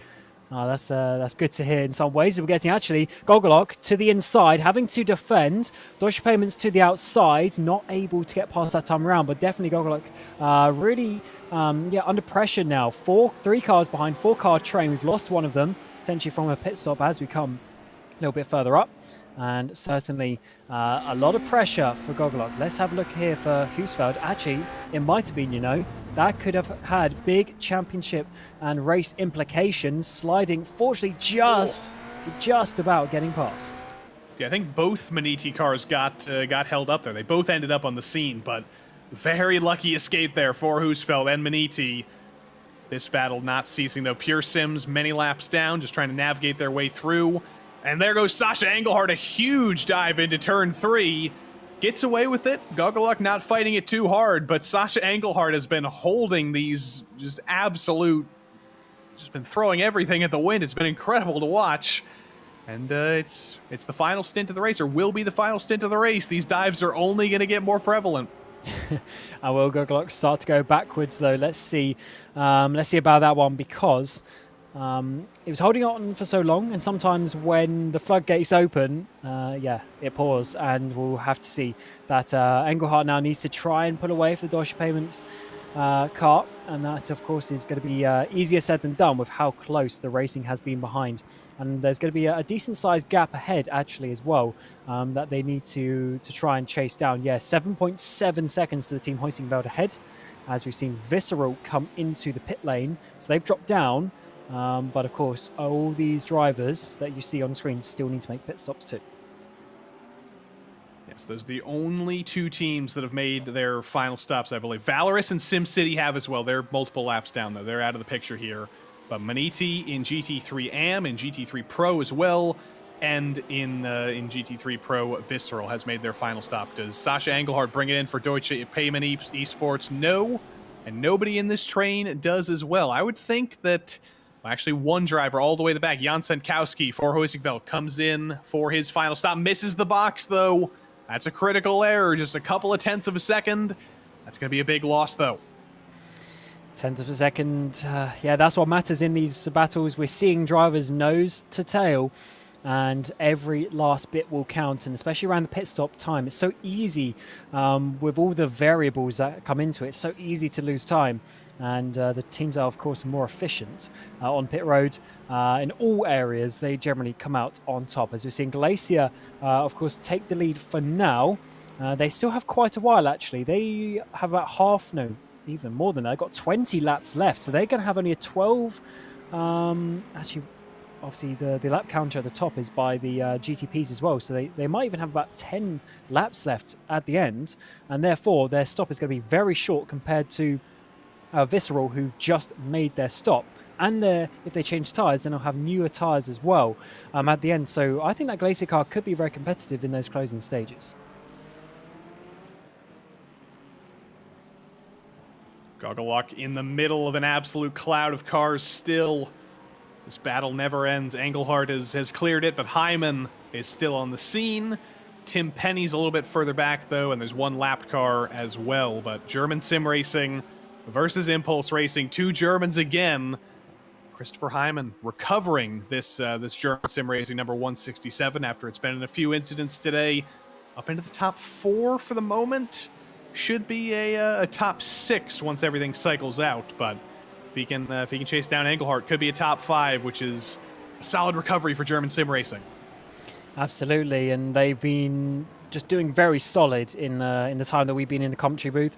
As we've seen Cherney here, he's had a few cars behind him during this race so far. WS Racing, in fact, I think was one of the cars that we've seen for quite a while, actually. Lucas Lang in that car currently, coming down the back straightaway in the number 120 machine. Trying to get the slipstream, trying to get closer towards the braking zone, but I think just a little bit too far this time around. As WS Racing have to stay in that P12 for a little bit longer, but for sure, that's one of those battles that seemingly has gone on for hours. It seems like a lot of these battles have been going on for hours, but there we go. There's the break. Tobias Cherney in for his final stop of the race. That safety car basically came out at the perfect moment, because that has given us a very wide window. It's put everybody on the same strategy, but it's opened up the opportunities for when you can put that strategy into place. Everybody's coming in at different laps. And something I've just realized, I don't know if you mentioned this, if I missed it, but Zhao Vaz has a 15-second time penalty yet to be served. Final pit stop coming up. That is going to open the door for Dylan Scrivens to have a free shot at Motegi Racing in that final stint. And that was for contact with the number 90. That was the Urano machine as well that we saw. That's actually a little while ago now. More than that, probably about 45 minutes ago or something like that now. Obviously, it took a while, but it says it's still pending, so they still need to serve that at the next pit stop, which could be very game-changing for the top part of GTPs. That's going to... There's no recovering from that if you're Vaz, unless there's a crash for Motegi Racing. Yes, yeah, for basically an unsafe rejoin, effectively, is what they got that penalty for. And that is some very big implications, as we're seeing Chin there just go a little bit too deep into turn 3 and just dropping a little bit further down as they are in that 4th place, but they're now over 8 seconds behind Dylan Scrivens. We haven't mentioned Scrivens in a little while. He had brought the gap down below 10 seconds. It was as low as 9 seconds. The lap traffic giveth, the lap traffic taketh away, though, and he's now north of 11 seconds. Is he going to come in this time? No, he's going to keep it moving around. There's been progress made, but is it enough progress? We will find out in 29 laps time as Chin comes into the pit lane. Interesting. Everyone stopped on the same lap. Interesting. First one in to the final pit stop. Everyone, and also just for reference, everyone now top 3. They're all on lap 29 of the stint, and there's 29 to go. So we know that even if they pit this lap, they'll definitely be able to get to the end of the race. So no problem there. But Chin first one in, and we'll see if they change driver, or Chin will potentially be taking that one to the end, as I believe he only just got into the car on the previous stint. Certainly the first ones to do this final pit stop.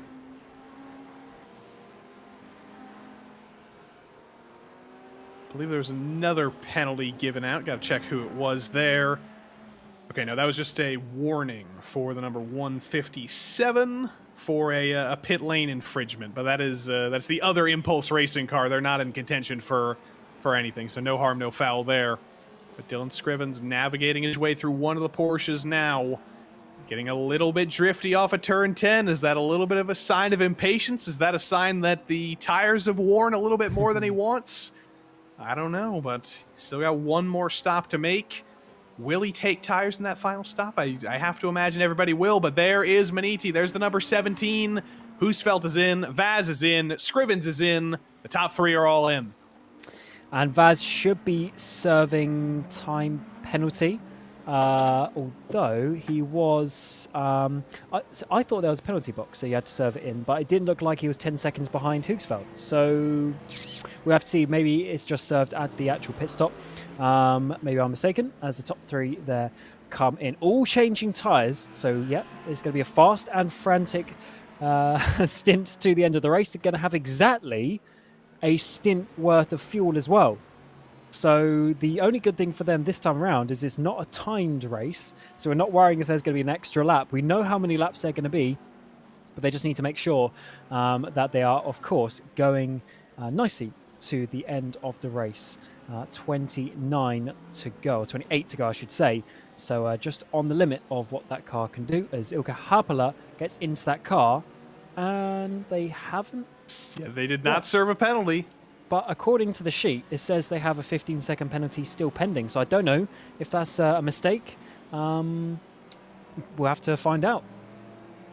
Yeah, because it was a very recent penalty. The message went out at 5:21 p.m. Eastern Time. It's 5:40 right now. It went out 19 minutes ago. But when did they have an unsafe rejoin? I'm trying to think. It was with the number 90, which is Urano. The actual time was, quite a while ago. There was 7.5 hours. I guess that was into the race. Can't see what lap it was, unfortunately, from the sheet that I've got. But yeah, certainly Yeah, we'll certainly have to see about that one. Also, there's a slow car. Was there 2 cars actually off? Or was it, yeah, there was 2 cars off. On the inside of turn 9, a car, BMW, on the exit as well. So something has happened between one of the GTPs and one of the GT3s coming into the infamous turn 9. That's had so many issues so far this race. World of sim racing. Oh dear. Oh dear.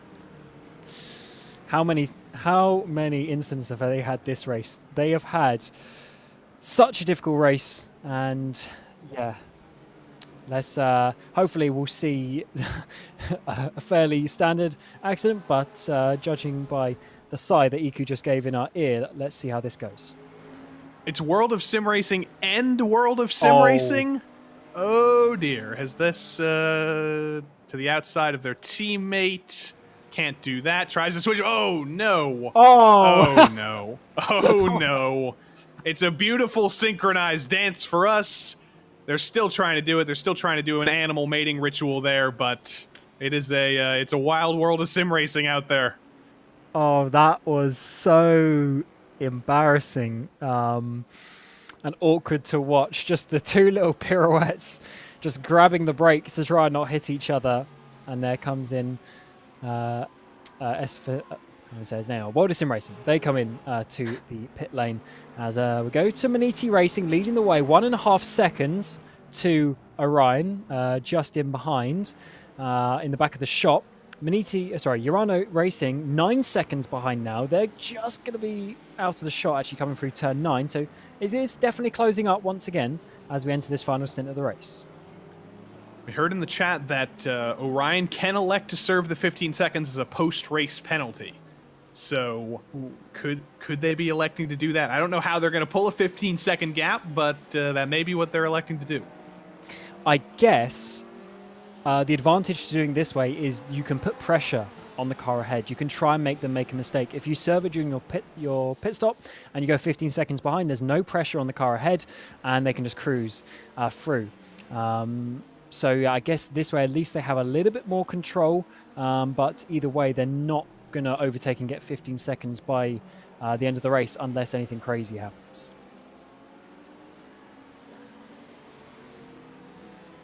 Scriven's within 9 seconds right now. I'm still, for the rest of the night, I'm going to be playing that World of Sim Racing replay in my head. It was just so beautifully synchronized. That's never going to leave my head. Yeah, I'm sure the team bosses will not want to be seeing that, especially with how their GTP's race has gone. They've had so many little issues here and there.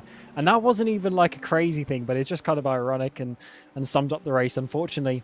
And at least they did hit each other as such, but still embarrassing to spin like that, especially as there was no reason for the BMW to be spinning there because they had their teammate on the outside. They didn't need to be pushing into that braking zone. They just need to do it nicely, let the GTP go around the outside and continue with their race. You know what else I'm very happy about? When we started, it was like 75% visibility. It was deep fog. We couldn't see anything. And it's a beautiful day at Motegi now. It is the sun is shining. We're getting reflections off of these spec maps. It's so bright out. This is a very good change. Just don't rewind about 7 hours into this stream because it was practically invisible. Yeah, the fog was quite something. I've never seen it like that in my time commentating and watching streams. Certainly a difficult situation for the drivers, but yeah, we got through that, and it is good to see that it brights up to the end of the race because we've actually had a pretty decent race today in terms of the loads of the battles that we've seen, and the fact that the lead battle still has 3 cars in it coming to the final 25 laps. I think that's a good day here at Motegi.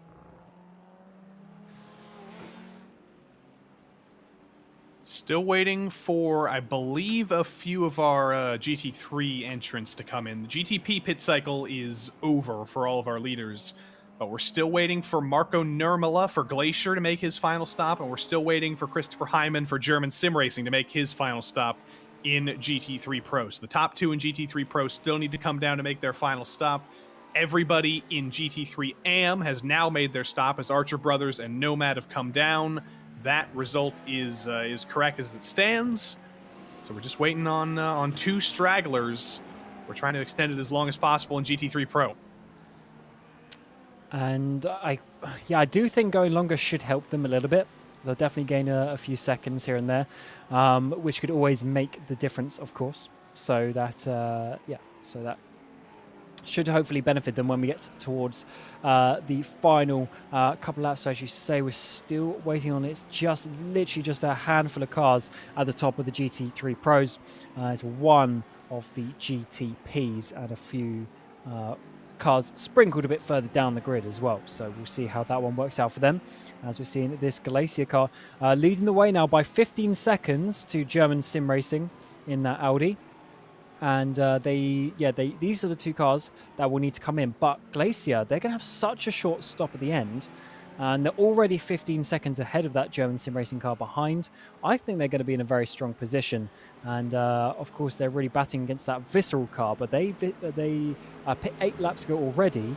And that's going to be up towards about 15, no more than that, probably about 18 laps or so differential by the time we get towards their stop, which means their pit stop in terms of fuel is going to be so much shorter. And Nomad has gotten a penalty. Looks like they haven't served it, actually. They got a penalty for that little incident they had with German Sim Racing coming into turn 11 a couple of laps ago. They got a 20-second penalty for that. But I'm looking at my live timing right now, and Tim Penny for the number 256 took a drive-through, but didn't stop. So that's not serving a 20-second penalty. I'm confused. Yeah, as I said, I'm pretty sure there's a penalty box that you have to actually physically stop it in. So if you say they've actually only just driven through and they haven't stopped, then therefore, they basically just driven through for absolutely no reason. And that is a waste of time. And as you said, at this point in the race, you might as well elect to serve it at the end of the race, like we're seeing with Orion, if that is correct that they can do so. Definitely an interesting one. Maybe we'll see them come back in and actually serve it later.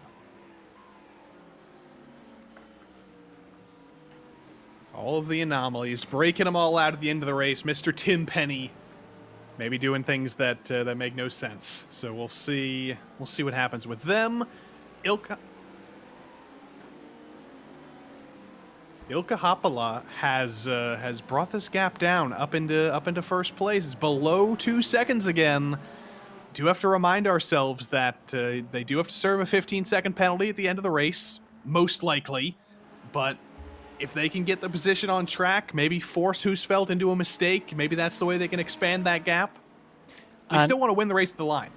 Yeah, they still want to win the race to the line, and they also want to be in a position where they could keep ahead of Urano if Urano make any sort of mistakes as well. And of course, definitely staying ahead of private label team Hype, who are about 20 seconds behind as it stands. So that's why they still need to keep pushing, because there's still opportunities for them.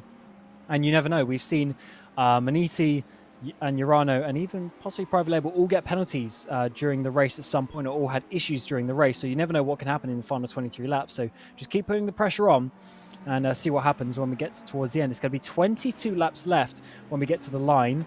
Live timing is saying we're somewhere in the region of 36 minutes-ish left towards the end of the race. So we're getting to those final stages already. So just keep pushing and see what happens. Very, very close.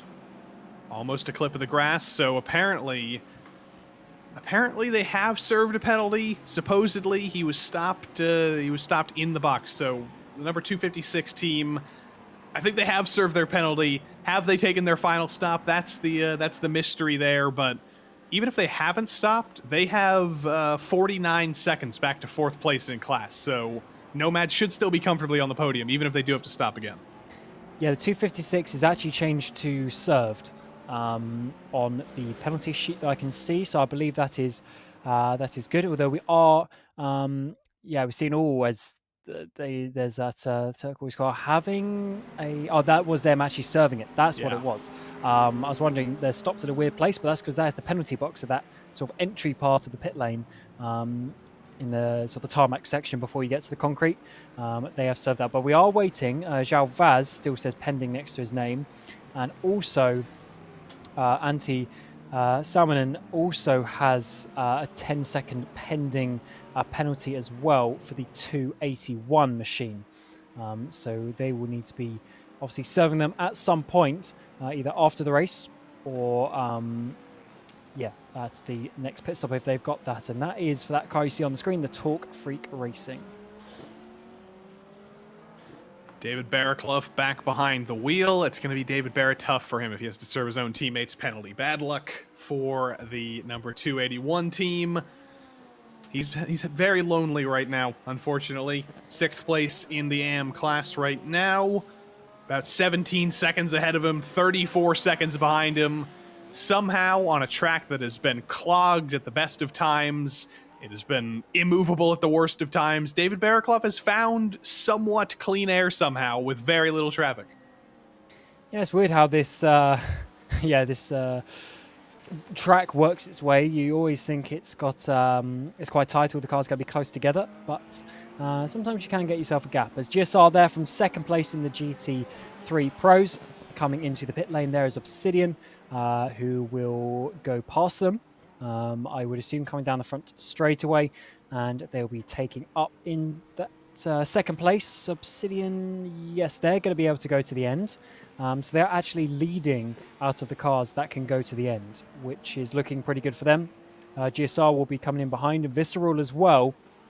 But those gaps are looking quite big. So I think Obsidian actually should have the net race lead once it all works out. They're 40 seconds behind Glacier, but I think Glacier's stop, even though it's going to be short, is probably going to be longer than that still. So I think Obsidian might have worked themselves tactically into race-winning position. And they could be our de facto leader here. The shortest stops we've seen of anybody has been 46 seconds or so for some of our other GT3 entrants, but when Nirmala brings that car for Glacier Racing down pit lane, that'll be probably about 7 laps from now. That'll only be 14 laps of fuel he needs to put in the car. I can't do the calculations for how many seconds that'll be in my head, but it's going to be close, I think. I think Obsidian definitely has the advantage, but this could be closer than we think. Yeah, interesting. Let's try and do a little quick bit of maths. So if we look at some of the stop times minus the lane times, it looks like it's about 20 seconds just to drive through the pit lane, total loss. So therefore, they would then need a 20-second stop or less.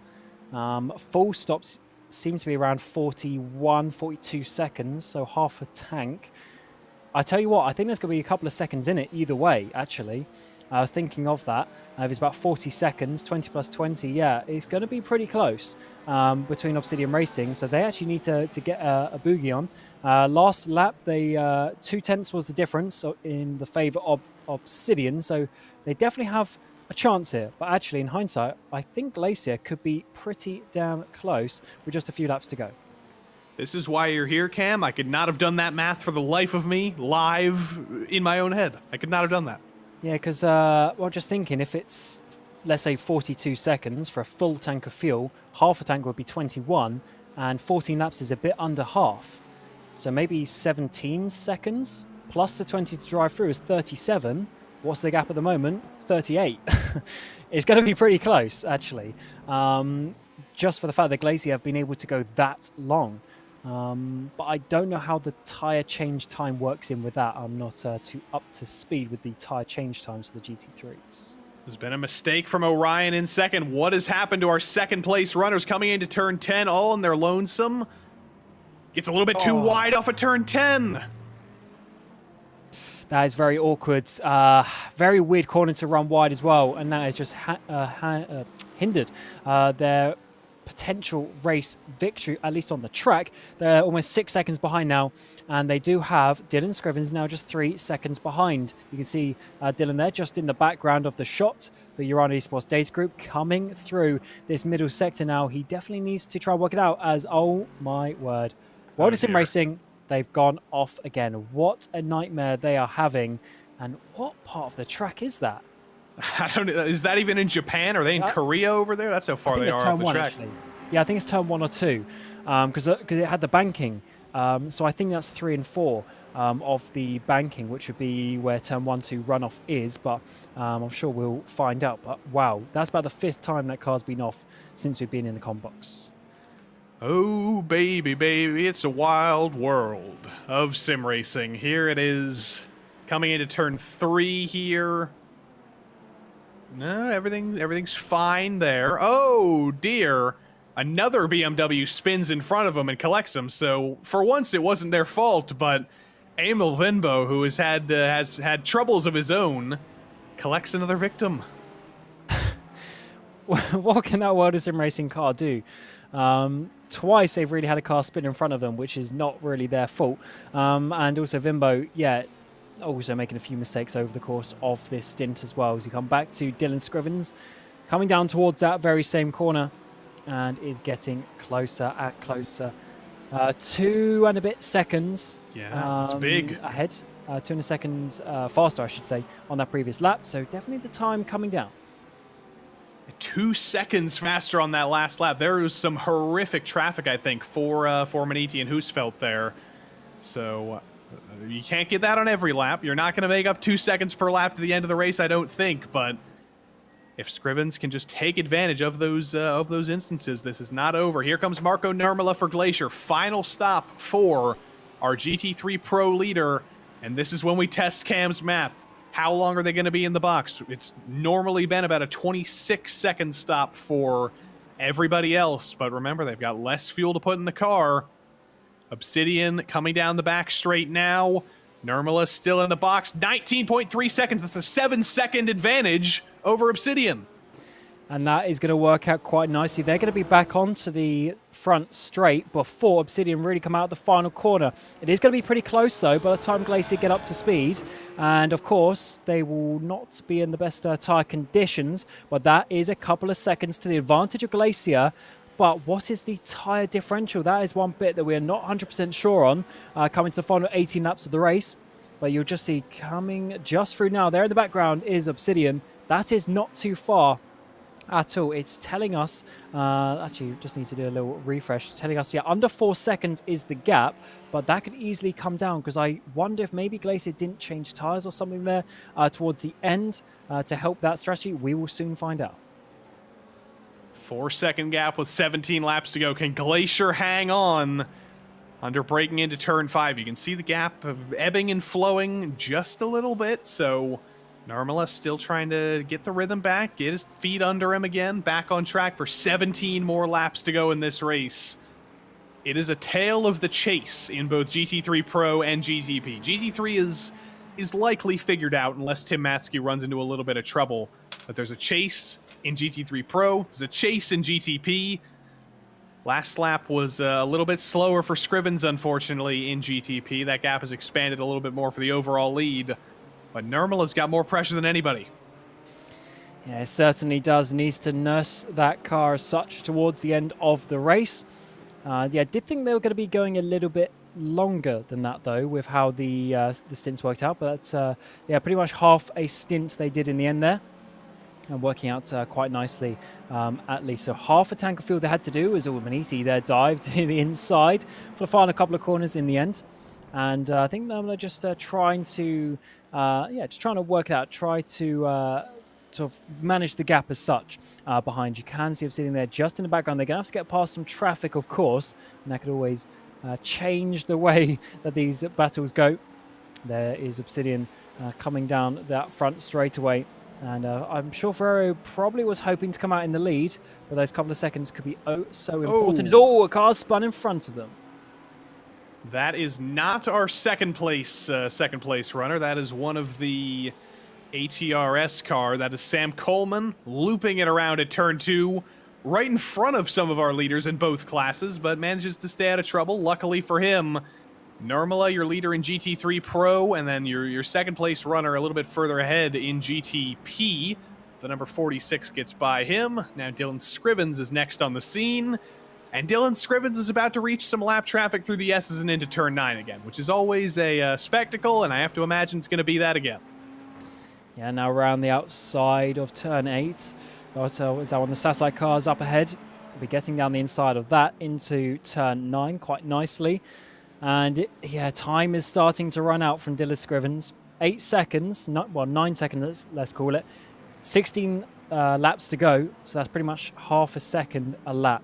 That is going to be very difficult to then not only overtake Maniti, but of course Orion stand in the way, having not served their penalty yet. So possibly not going to go the way of Urano, but they have had the pace today. They just haven't had the execution to get a race victory. But let's see what happens. They just got to keep pushing.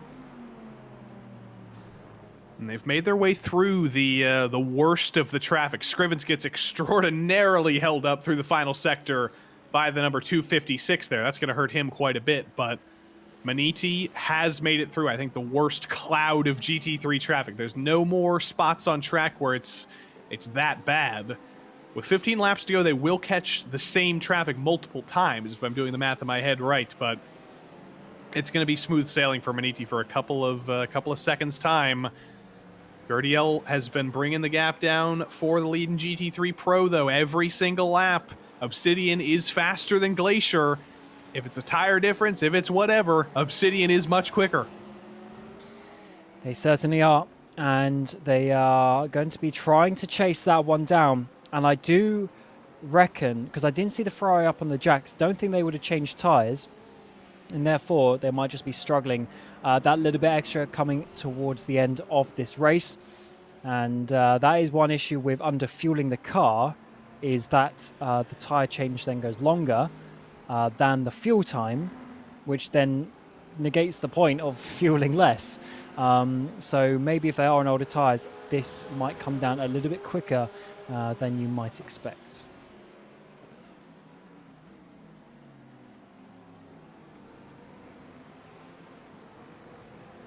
Feel the tension here. There's some lapping traffic a little bit further ahead. Christopher Hyman is fighting for position here. Remember, old Sasha Engelhardt still trying to make his way a little bit further in the field, trying to get 4th place for a team. Deutsche Payment Esports that's run into a little bit of trouble so far. But this is something you may remember from earlier in the race. These two cars came together, had a little bit of an incident together down at turn 11. Not an incident at turn 10 as Engelhardt dives it in, gets the car stopped. It's not over yet, though. On the outside, Hyman is going to try and fight back into turn 11, getting flashbacks. Can Hyman be late enough on the brakes to go around the outside at turn 11? I don't think he can. Engelhardt later on the brakes, and that's P4. And that was a nice move getting up. We've seen these cars battle for the last few hours, and Engelhardt managing to get that position to 4th place. And it's still a pretty decent position, but they do have 5 seconds ahead to get up towards the podium. So that is pretty unlikely, and a decent size gap behind as well. So fairly isolated battle for them as it stands, but they will be wanting to hold on to that. And just half a second separate those cars as they now come down towards turn 3 once again. I have to see if Hyman can try and get back into that 4th place, but as it stands, just a bit of a gap forming between them.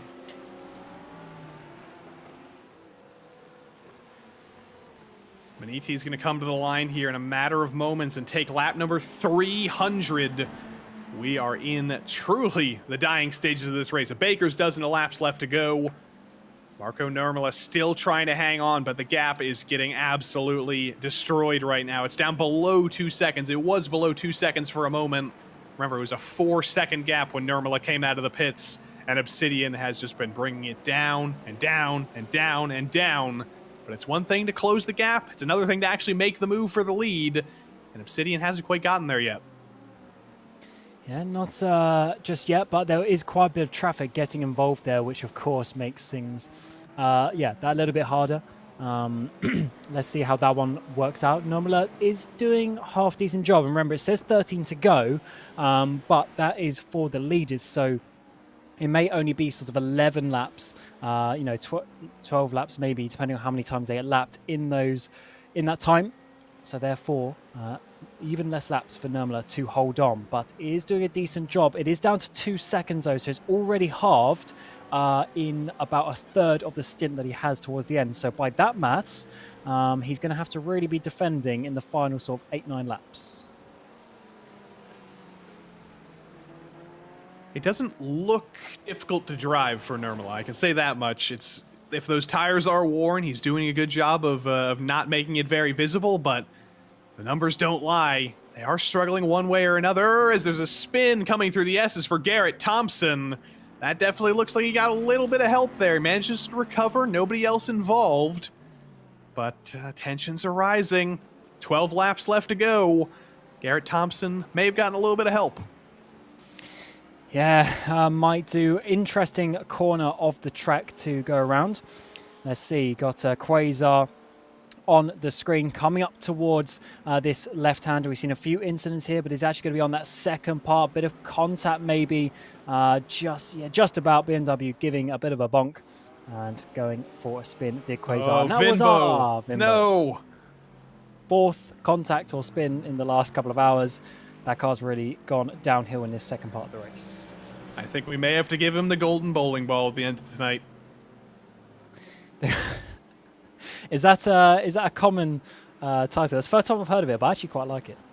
It's an IndyCar thing. I think we informally give people the golden bowling ball, but I think this may be a time where it's deserved.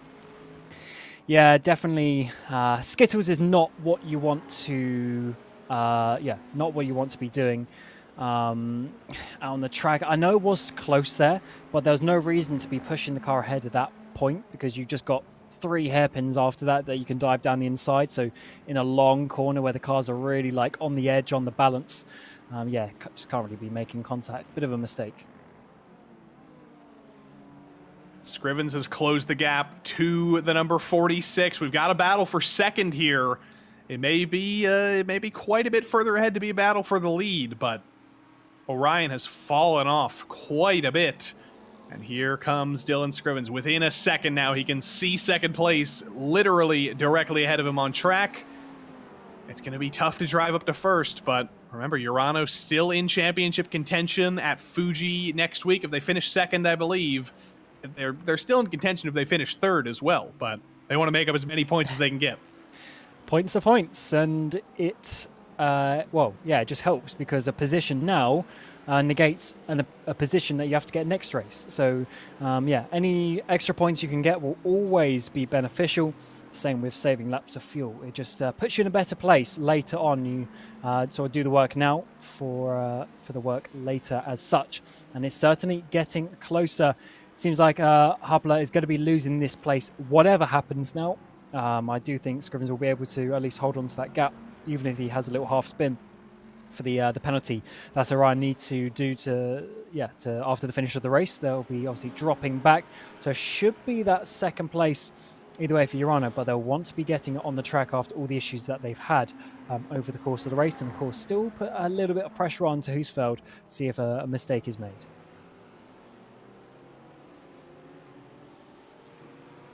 11 laps to go. Will be 10 laps at the line. Scrivens is running out of time here. Later on the brakes into turn 10. We know he's aggressive. There's a little bit of a drift as well for Orion, for Hoppala off of the corner. Talked a lot about tires with GT3 Pro battle.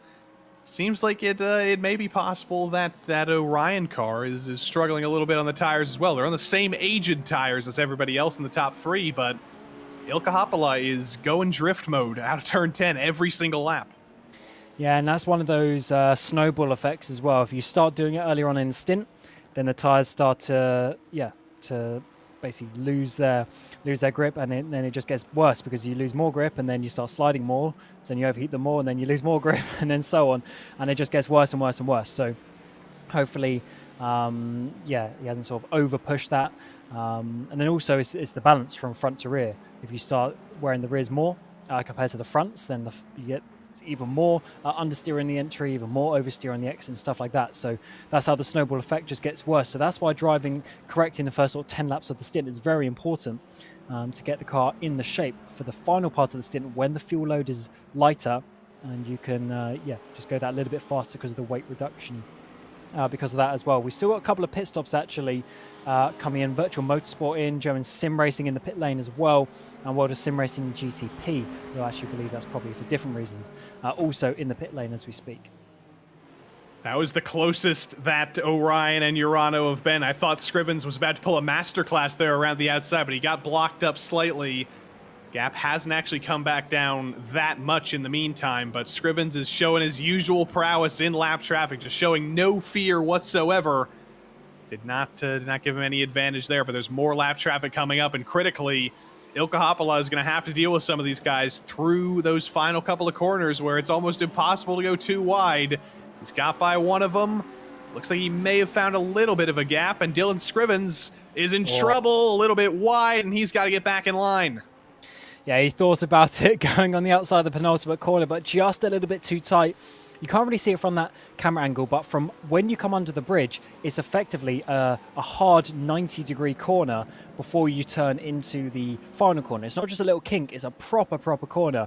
I think it's turn 12 and 13, it technically is, on the track map, those couple of kinks. So if you're going to go around the outside, you have to send it around the outside, and Scrivens just a little bit too late to make that work, and unfortunately that has really lost the momentum that he had, but they are losing time to Maniti ahead, so Orion is definitely slowing down a bit, and Scrivens will need to try and get that back in check as we're now inside the final 10 laps of the race. And Obsidian are inside 1 second. The gap to Glacier is absolutely nothing now. They are within sight of each other. Now, how can Obsidian make the move? Like I said a little bit earlier, it's one thing to bring the gap down. It's been a much more difficult thing so far today to actually make a move at Motegi. But on that last lap, Sergio Gurdiel for Obsidian was 0.8 faster than Marco Nurmela of Glacier. Speed advantage is there, but where do you make the move at Motegi? When does your opportunity come? I think it's probably in this part of the track that we're talking now, the sort of final sector coming into turn 10 maybe, or even turn 11. And then before trying to get the run out onto this front straightaway. We've seen a few moves into turn 1 along the race as well, but not many laps left, and the speed difference is a bit less than what I was expecting actually. So I think Nurmela does actually have half a chance of holding on to this if he does some good racing, keeps it on the racing line. And on that last lap, it was only 0.2 was the difference, and in fact Glacier in general were pretty much the same speed as everyone inside the top 8 inside GT3 Pro as well. So the pace is there for Nurmela, just needs the bit of driving talent and experience now to keep it on the track and keep it in that position. So one of the Maniti GTPs getting by fairly straightforwardly, and Nurmela's going to try and steal a little bit of the draft. I don't know how effective that's going to be, but might as well get as many hundredths of a second as you can. Down into turn 5 here. It's a tight and twisty part of the track. It's where you really need those tires to be operating at the optimal temperature. And they are certainly not doing so for Nurmela here through the S's. Like I said, it looks clean. It looks calm. Unfortunately, it also looks slow. As Obsidian continues to bring that gap down. 0.6, 0.5 into turn 9 now. There is blood in the water, and Sergio Gurdiel can smell it. Yeah, this certainly is getting closer and closer in towards the turn 10 hairpin. Coming onto this back straightaway, definitely gaining a little bit of time. Obviously, you naturally do with the concertina effect, but either way, I do think close up just the tiniest bit. Now down this back straightaway, there goes Orion down the inside. And trying to get past him. There goes Dylan Scrivens as well. Does he actually help? Maybe helps Obsidian here. Slows it down. Comes up towards the final couple of corners. Around the outside now. We saw Scrivens trying that on the previous lap. Didn't work. But he's certainly closer as we come onto the front straightaway. They go for a switchback out of the final corner here. No, I don't think Gurdiel was thinking that far in advance, but it's still a decent exit for the number 138. They're not going to be able to dive it to the inside into turn 1, though. A little bit too far back this time. But those better tires working to their advantage through turn 1. They were later on the brakes. They were faster through the center of the corner. Glacier Racing's mirrors are full of the number 138 piloted by Sergio Gurdiel. This is not a theoretical battle anymore. This is a battle on track, car versus car combat. And Gurdiel is going to have to wait for another chance to get by. He's got no GTP traffic behind him. He's going to have to do it the hard way here, unless there's some more traffic coming soon. He goes for the dive into turn 5 at the last second. Very unexpected there, and the move does not work. But that's the kind of thing we're going to be seeing for the next 7 laps, I think. He knows he needs to get by quickly, and that was quite a dive. how was there not contact between the two? Glacier managing to hold on with Nurmala. A bit wide there, though, on the apex. That's going to be tight. Going to go wide and up the inside. Go Obsidian to take the race lead in the GT3 Pros. And that was a nice, well-worked move. Took a couple of corners, took half a lap of racing. But certainly Obsidian now have it. And I don't think they're going to be looking in their mirrors. They're going to be just running away with it in the final few laps. If it's any solace for Glacier, they have a 16-second gap back to third place, which is Vince Peters in the Visceral number 145. So there shouldn't be much in terms of worry there. But now Sergio Gurdiel has control here, and all he needs to do is pull away for the next 7 laps. Try and extend that gap as much as possible, and you've got your GT3 Pro win here. But here is GTP for second. Dylan Scrivens, as close as he's been, still not able to get to the inside through turn 1. Off of turn 2, though, he's got a great exit. There's a GT3 car in the way, though. Is Dylan going to peek to the inside? He is. Under braking into turn 3. Scrivens on the inside, hopping on the outside. Dylan Scrivens takes second overall in GTP. 7.2 seconds up to Hutzfeldt, though. It's going to be an uphill battle for Dylan Scrivens. It's going to be almost an impossible gap to bring down unless there's mistakes, but he is up to second for Urano. I dread to think what the total time is that Urano have got back from their issues and penalties during this race. They've had so many opportunities, and he's almost got back that 10-second gap that he had before the penalty, which is just pretty crazy to think, including obviously overtaking quite a few cars in the process. Had a back-of-the-line penalty at one point early on in the race as well. Got spun around, well, really spun the car around himself as well. So certainly a very adventurous race for that Urano car. But yeah, I don't think Orion really had much of an opportunity. So we come back to GT3 Pros in the battle for this 6th place as it stands. So Team Huysingveld is on, and they have the car of Maniti, the 179 in behind. Alex Bennett is at the wheel, and they were only separated by 0.2 of a second on the previous lap. And this 179 is kind of the black sheep of the Maniti family. It was looking earlier in this race that it might be a Maniti sweep. It might be a win for them in GTP, GT3, and GT3 Pro. Unfortunately, the number 179 for Maniti had run into some trouble over the course of the afternoon, and they're only going to come home with 6th, likely at the very best. But still, 2 wins for Maniti, and still coming home with a decent result in GT3 Pro. That'll be a proud result for them, I think. And also, contact through turn 10, almost turned Senkowski, and that's going to be far more difficult to make that 6th place work now. I thought Huysingveld was going around there, but the contact fortunately was at quite low speeds, and they were able to hold on to that one. But Maniti there running the risk of not only obviously getting that position, but then getting the penalty for that. They have to be careful with that one. Might have the tiniest bit of front-end damage as well as we come on to the final 5 laps of the 1,500 kilometers of Motegi, and it's certainly been a pretty crazy race. So many incidents, and that one almost added to the list. I have a feeling that's not going to be the last one. I have a feeling there's still a couple of more incidents in the tank. Hopefully it's not safety car worthy, because we don't want to end this race under yellow. But it is still kicking off here with 5 laps left to go. Right now in GTP, the gap between Maniti and Urano will be 90 points in the championship, which is still reasonably big, but that is not a clinch situation for Maniti in GTP. In GT3, even with Maniti's struggles in this race, I believe they may clinch No, in GT3 AM, rather, with their win, they will clinch the championship, we believe. And then in GT3 Pro, Urano will have a 107-point advantage over Impulse, because Impulse has also run into some trouble of their own after the safety car cycle. So there will be 2 championships up for grabs in Fuji next week. There's still pretty big gaps between 2 of them, but they're still mathematically possible, and crazy things always happen in championship finales. Yeah, and it's going to come down to those half race points as well for that championship, actually. Because you say, was it 109 and then 99 points as well? So, yeah, after the half points is given in Fuji, there'll be 100 points left. And so therefore that half race points is going to be very, very important. That is obviously something to look forward to in 4 weeks' time as we return to the land of the rising sun once again for the finale of this series. And it's been a very very chaotic last couple of races, and that always adds to things when championships get blown wide open. But two teams having big gaps going into the final race, they'll be pretty confident, but they'll still have that doubt in their mind, just knowing that accidents can happen at any time. Here is that Motegi GT3 entry that we mentioned. Tim Matzke behind the wheel of the number 278. What a race it has been for this entry here. They've been untouched even after the safety car cycle when their gap was taken away.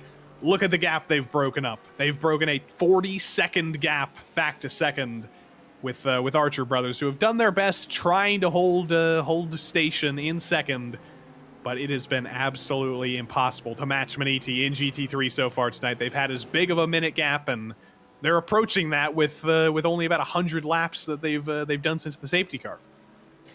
Yeah, certainly, as we see the two Motegi cars go past. But yeah, I mean, they've just been in absolute control. This car, the 278, and it doesn't matter what has been thrown at them this race. They've just had the pace to pull away.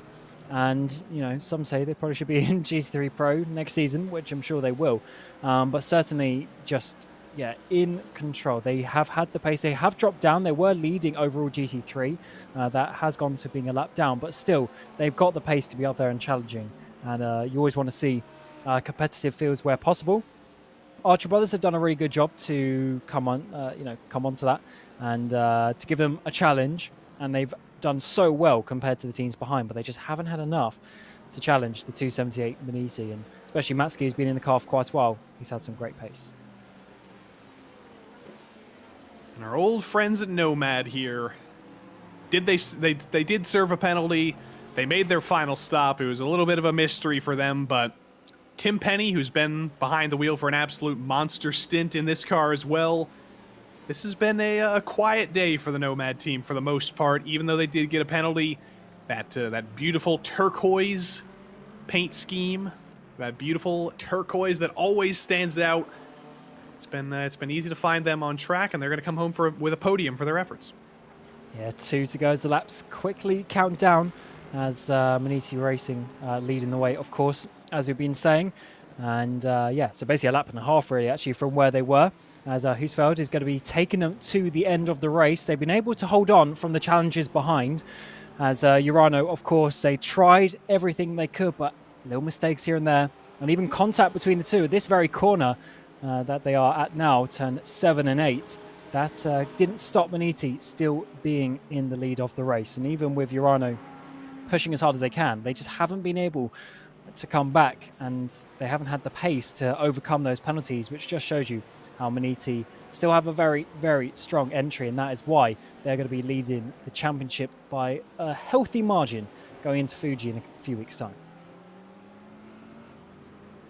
Can never get complacent when you're in the lead of a race like this. One little mistake and suddenly Motegi Racing's dominant win is a second place. But under breaking into turn 11 for the penultimate time, they've got an Impulse Porsche up ahead. They got a German Sim Racing Audi up ahead. Things are getting difficult for Motegi. It may not be as easy as they thought through the lap traffic, but I think that was a case of being a little bit conservative, not going for a move that could end in them losing the win in favor of losing about a second. But Motegi takes the white flag one more time around Motegi, and hopefully no more scary moments like that. Absolutely, but I think that was Impulse there, just trying to close the door to be like, hey, you can just give us a little bit more respect. We're trying to fight with that GSR car just ahead of them.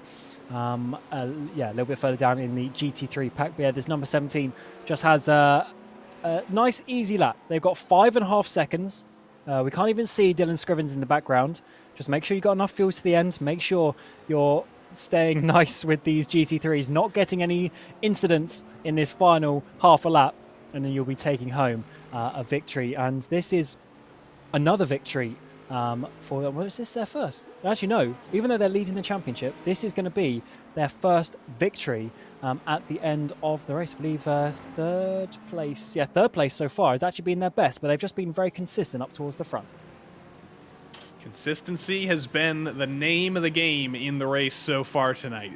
Arguably the faster of the two. Some of the members of Motegi Racing have admitted that Urano, they had more pace tonight, and they've shown that by the amount of comebacks they've had to make.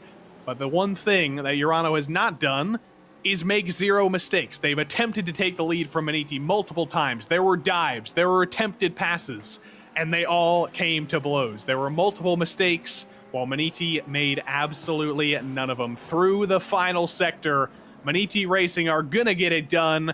Mats Husfeldt behind the wheel for the final stint, and he brings it home. Motegi Racing wins the 1,500 kilometers of Motegi. Urano comes home second after a valiant effort trying to bring it back to the win, but too many mistakes. It's going to be a second place for them. And both of these teams are going to go to the championship finale at Fuji with a mathematical chance of the championship. And what a race that is going to be. We've seen how fast Urano are, but will they be able to take home the victory? As you come back to the GC3 Pros, Obsidian took the race victory, or the race lead, I should say, a few laps ago. The race victory is on the cards for them, but as you see Glacier, the Ferrari, just in the background, they're there in case any mistakes happen for Ferrari on this final lap. But he's been very solid, and they did the right strategy. It worked out in their favor. Glacier tried to go long. They tried to make something work, but I think just with the way everything worked, and potentially with the tyre strategies as well, they've just been too slow in this final stint to hold on to the race lead. And just a few more corners to go now for Obsidian to take a race victory. They're currently 6th place in the standings. Their best place is 3rd as well. They didn't even race last time out in Monza, and now they're looking at a race victory in 4 corners' time. Always happy to see the underdogs here, and Obsidian, with the crazy strategy in GT3 Pro over the course of this afternoon, have shown up the entirety of the field. It looked like it might be a Visceral day. It looked like it might be an Impulse day. It looked like it might be a Motegi day. But after the safety car, Obsidian Racing runs away from Glacier, and the all-Spanish lineup for Obsidian, it is a buena victoria for Obsidian Racing. Their first win of the season, their best result of the season. And what a way to bring your name back into the minds of people at the end of the season. A little bit further back, coming to the line shortly, will be your GT3 AM winner.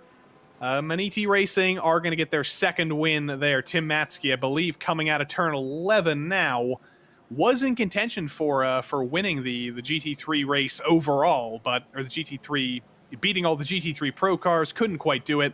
He's going to come home with the win in GT3 for Motegi Racing, the number 278 team. And of course, taking the championship with that as well. But let's go through the results first, Joey.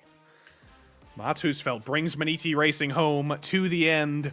Number 17, Motegi Racing, and number 90, Urano Esports Data Group will come to the championship finale in Fuji in about a month's time to fight for the championship. Orion were within a chance of victory, but could not quite keep pace at the end, and they may have a 15-second penalty added to their time at the end of it all. Won't really affect them, though, because Josh Chin was 21 seconds behind at the end of it for the private label team hype entry. Then Trek Esports was the last car on the lead lap, number 33, and then Motegi Racing's second car, the number 79, went a lap down. ATRS, Pure Sim, Satellite, and German Sim Racing all ran into assorted amounts of trouble in GTP. Also, World of Sim Racing finished 11th in GTP.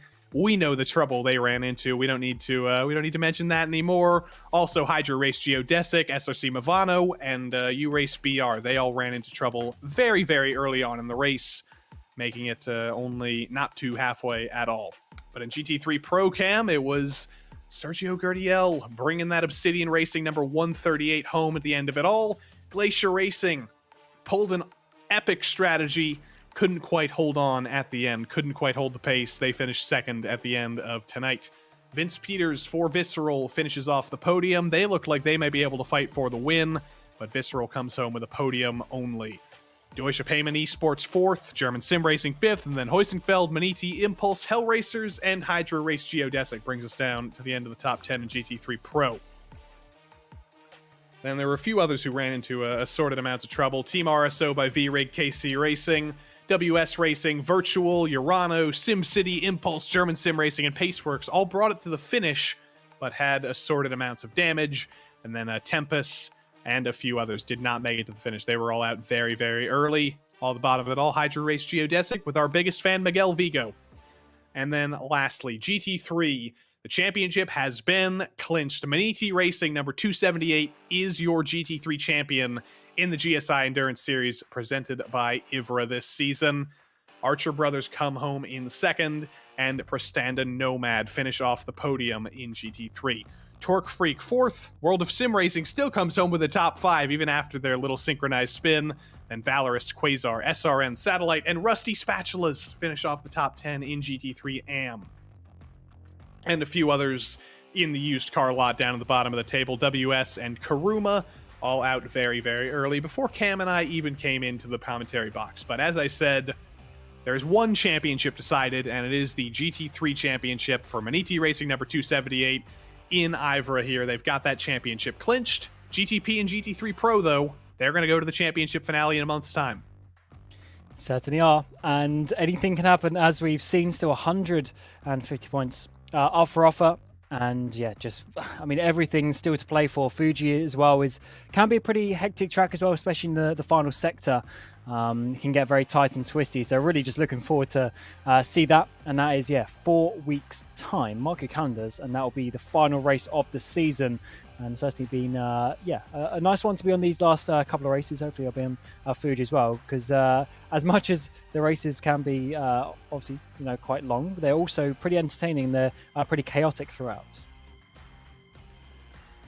I think Motegi is currently trying to organize all their people, trying to figure out who's going to talk to us here. And we do have Manuel Sudau, one of our overall race winners for Motegi. Like I said, he is back with us here. It's only been about 40 laps since we last talked to you, Manuel, but you did come home with the win after all. How tense was that final stint? Intense. Oh my god. No, it just feels amazing. Huge shout out to Mats and Maxim. They both are very exhausted, so they didn't want to come to the interview, so I'm doing this. But the job they've done today is just amazing. Like, the pace was amazing. The car was crazy good. That was just a lot of fun, and very happy that I don't know, we could win the first race of the season and extend our championship lead. That's obviously the goal for the last race, to stay where we are. But still 12 hours to go. Still 12 hours to go, indeed. It is a comfortable championship lead, as you said, but how are you feeling? You've got about 4 weeks of break right now. What's going to go on in terms of testing, and how are you going to make sure you're as ready as you can be once Fuji comes in a couple weeks' time? Well, Fuji tomorrow, I would say. I mean, we have our focus on that series, so we're preparing a lot also for this race. We've been preparing quite a bit, an incredibly good car was the payback for that investment. And we're going to do the same for Fuji to make sure that from our side we do the best as we can. Still, there's a lot of good contenders. Let's not forget about Mivano. They've been incredibly unlucky today. Very sorry for these guys. Also, Urano had many oopsies. We came together at one point, so it just shows like how much of luck is needed to come home in a good position in that championship. Well, congratulations to you guys on your first win of the season. Congrats to everybody at the team for that matter, and we will see you in 4 weeks' time still in Japan. Can't wait for it, guys. Enjoy your night. Thanks a lot for your job. Shout out to everyone involved. Also, special shout out to all the teams. Lapping wasn't easy in that track, and everything went really well and smooth. So thanks a lot to everyone involved, and shout out to IVRA. Well, Sudau of the Motegi number 17 squad, repping the whole team and winning for the first time this season, thanks to his efforts and his teammates' efforts. But we have a member of the championship winning team in GT3. Joscha Meyer is here with us after being one of the members who's just clinched this championship for Motegi Racing. You guys are going to fight for the championship in GTP next week, but in GT3, you're a champion. Yeah, we did it. We did it indeed. You guys had a very, very dominant run today. Seemed like the closest anybody could get to you was only after the safety car restarts. What contributed to the absolute dominance in the GT3 class today? I think we had a really good preparation. We practiced a lot. I did, at least. And Tim also did a lot. Our pro guys helped us with the preparation. And thanks to Alex Bennett, we had the Giga Dog. We achieved what some sim racers even call the hyper click, so that obviously helped a lot, especially in the end of the stints. We couldn't quite match the other AM teams in like the first 5 to 10 laps, but after that we were just better on the tires, and from then over the stints, especially in hot conditions, we just managed to get so much pace out of it. Manuel from the GTP squad said that Fuji practice starts tomorrow, half jokingly, but there's 4 weeks until the next race. How much of that is going to be dedicated to practicing Fuji? Oh, I'm not gonna drive Fuji. I drove every race so far this season. I'm not gonna touch Fuji. You get a deserved break. Yeah, I have worked enough to say no. When the championship is won, that's the time to take a break. Yeah. All right, well, until we see you next time, congratulations to you, and send our congratulations to the whole team. Motegi Racing, GT3 champions in IVRA this season. Yeah, second time. Second time, indeed. Yosha Meyer repping the team.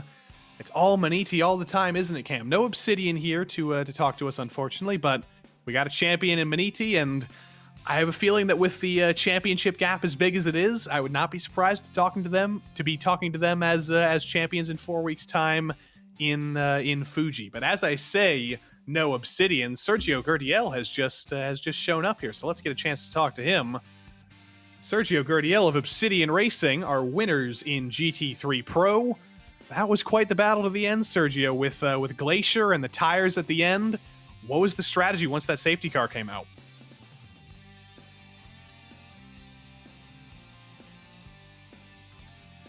Sergio, do you have a copy?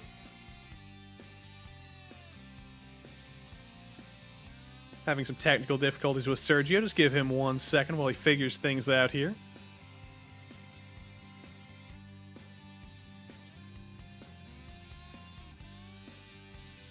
All right, bad luck with Sergio there. We'll give him a chance to work out his technical issues, but just to think about next week for one more moment here, or not next week, next month rather. I wish it was next week, Cam, but it's going to be an interesting race for our GT3 contenders because the championship may be clinched, but there's still a race to win. So does Motegi keep going out with their absolute best, or do they keep?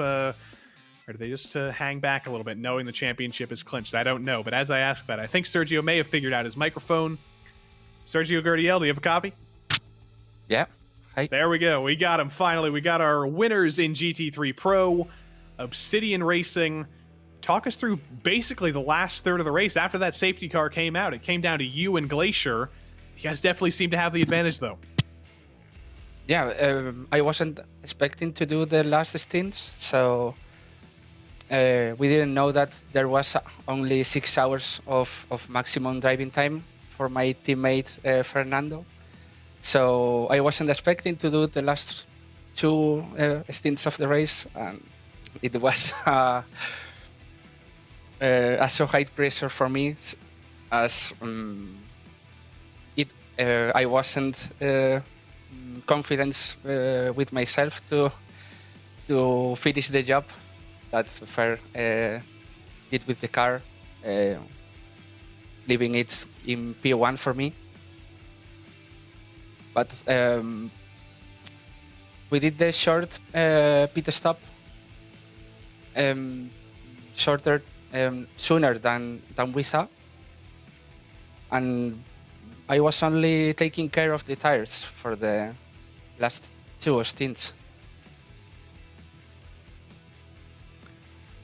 Good stuff there, and it got Obsidian Racing the win. Congratulations on your best result this season and your first win of the season. Yep. Send our congratulations to the whole team, and we will see you guys in a month's time at Fuji.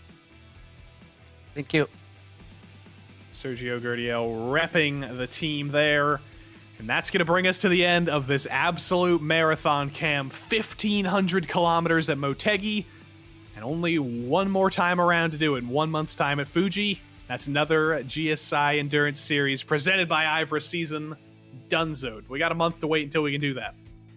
Yeah, and of course, as it says there, 12 hours as well, so slightly longer race for things to be worked out as well. So I believe that means slightly earlier start as well in the day for us. And yeah, can't wait to see how that one works out. It's been a great season, starting all the way back in October, going from April, sort of a winter series as such. But yeah, glad to see that we're getting the champion's crown now, and let's find out in 4 weeks' time. Well, we thank everybody for joining us here today. Potentially a longer race than expected, but it was quite the exciting race. Congratulations to our GT3 champions at Motegi Racing, and we'll give our congratulations to our other 2 champions once the championship finale rolls around in 4 weeks' time. But for now, thank you for joining us here on RaceSpotTV. I've been Joey Tebben. Cam Roger has been Cam Roger. Our producer has been Iku Marikala. We also had Arjuna Kankapati and Ewan O'Leary here for the first couple of hours. And until we see you next time, so long.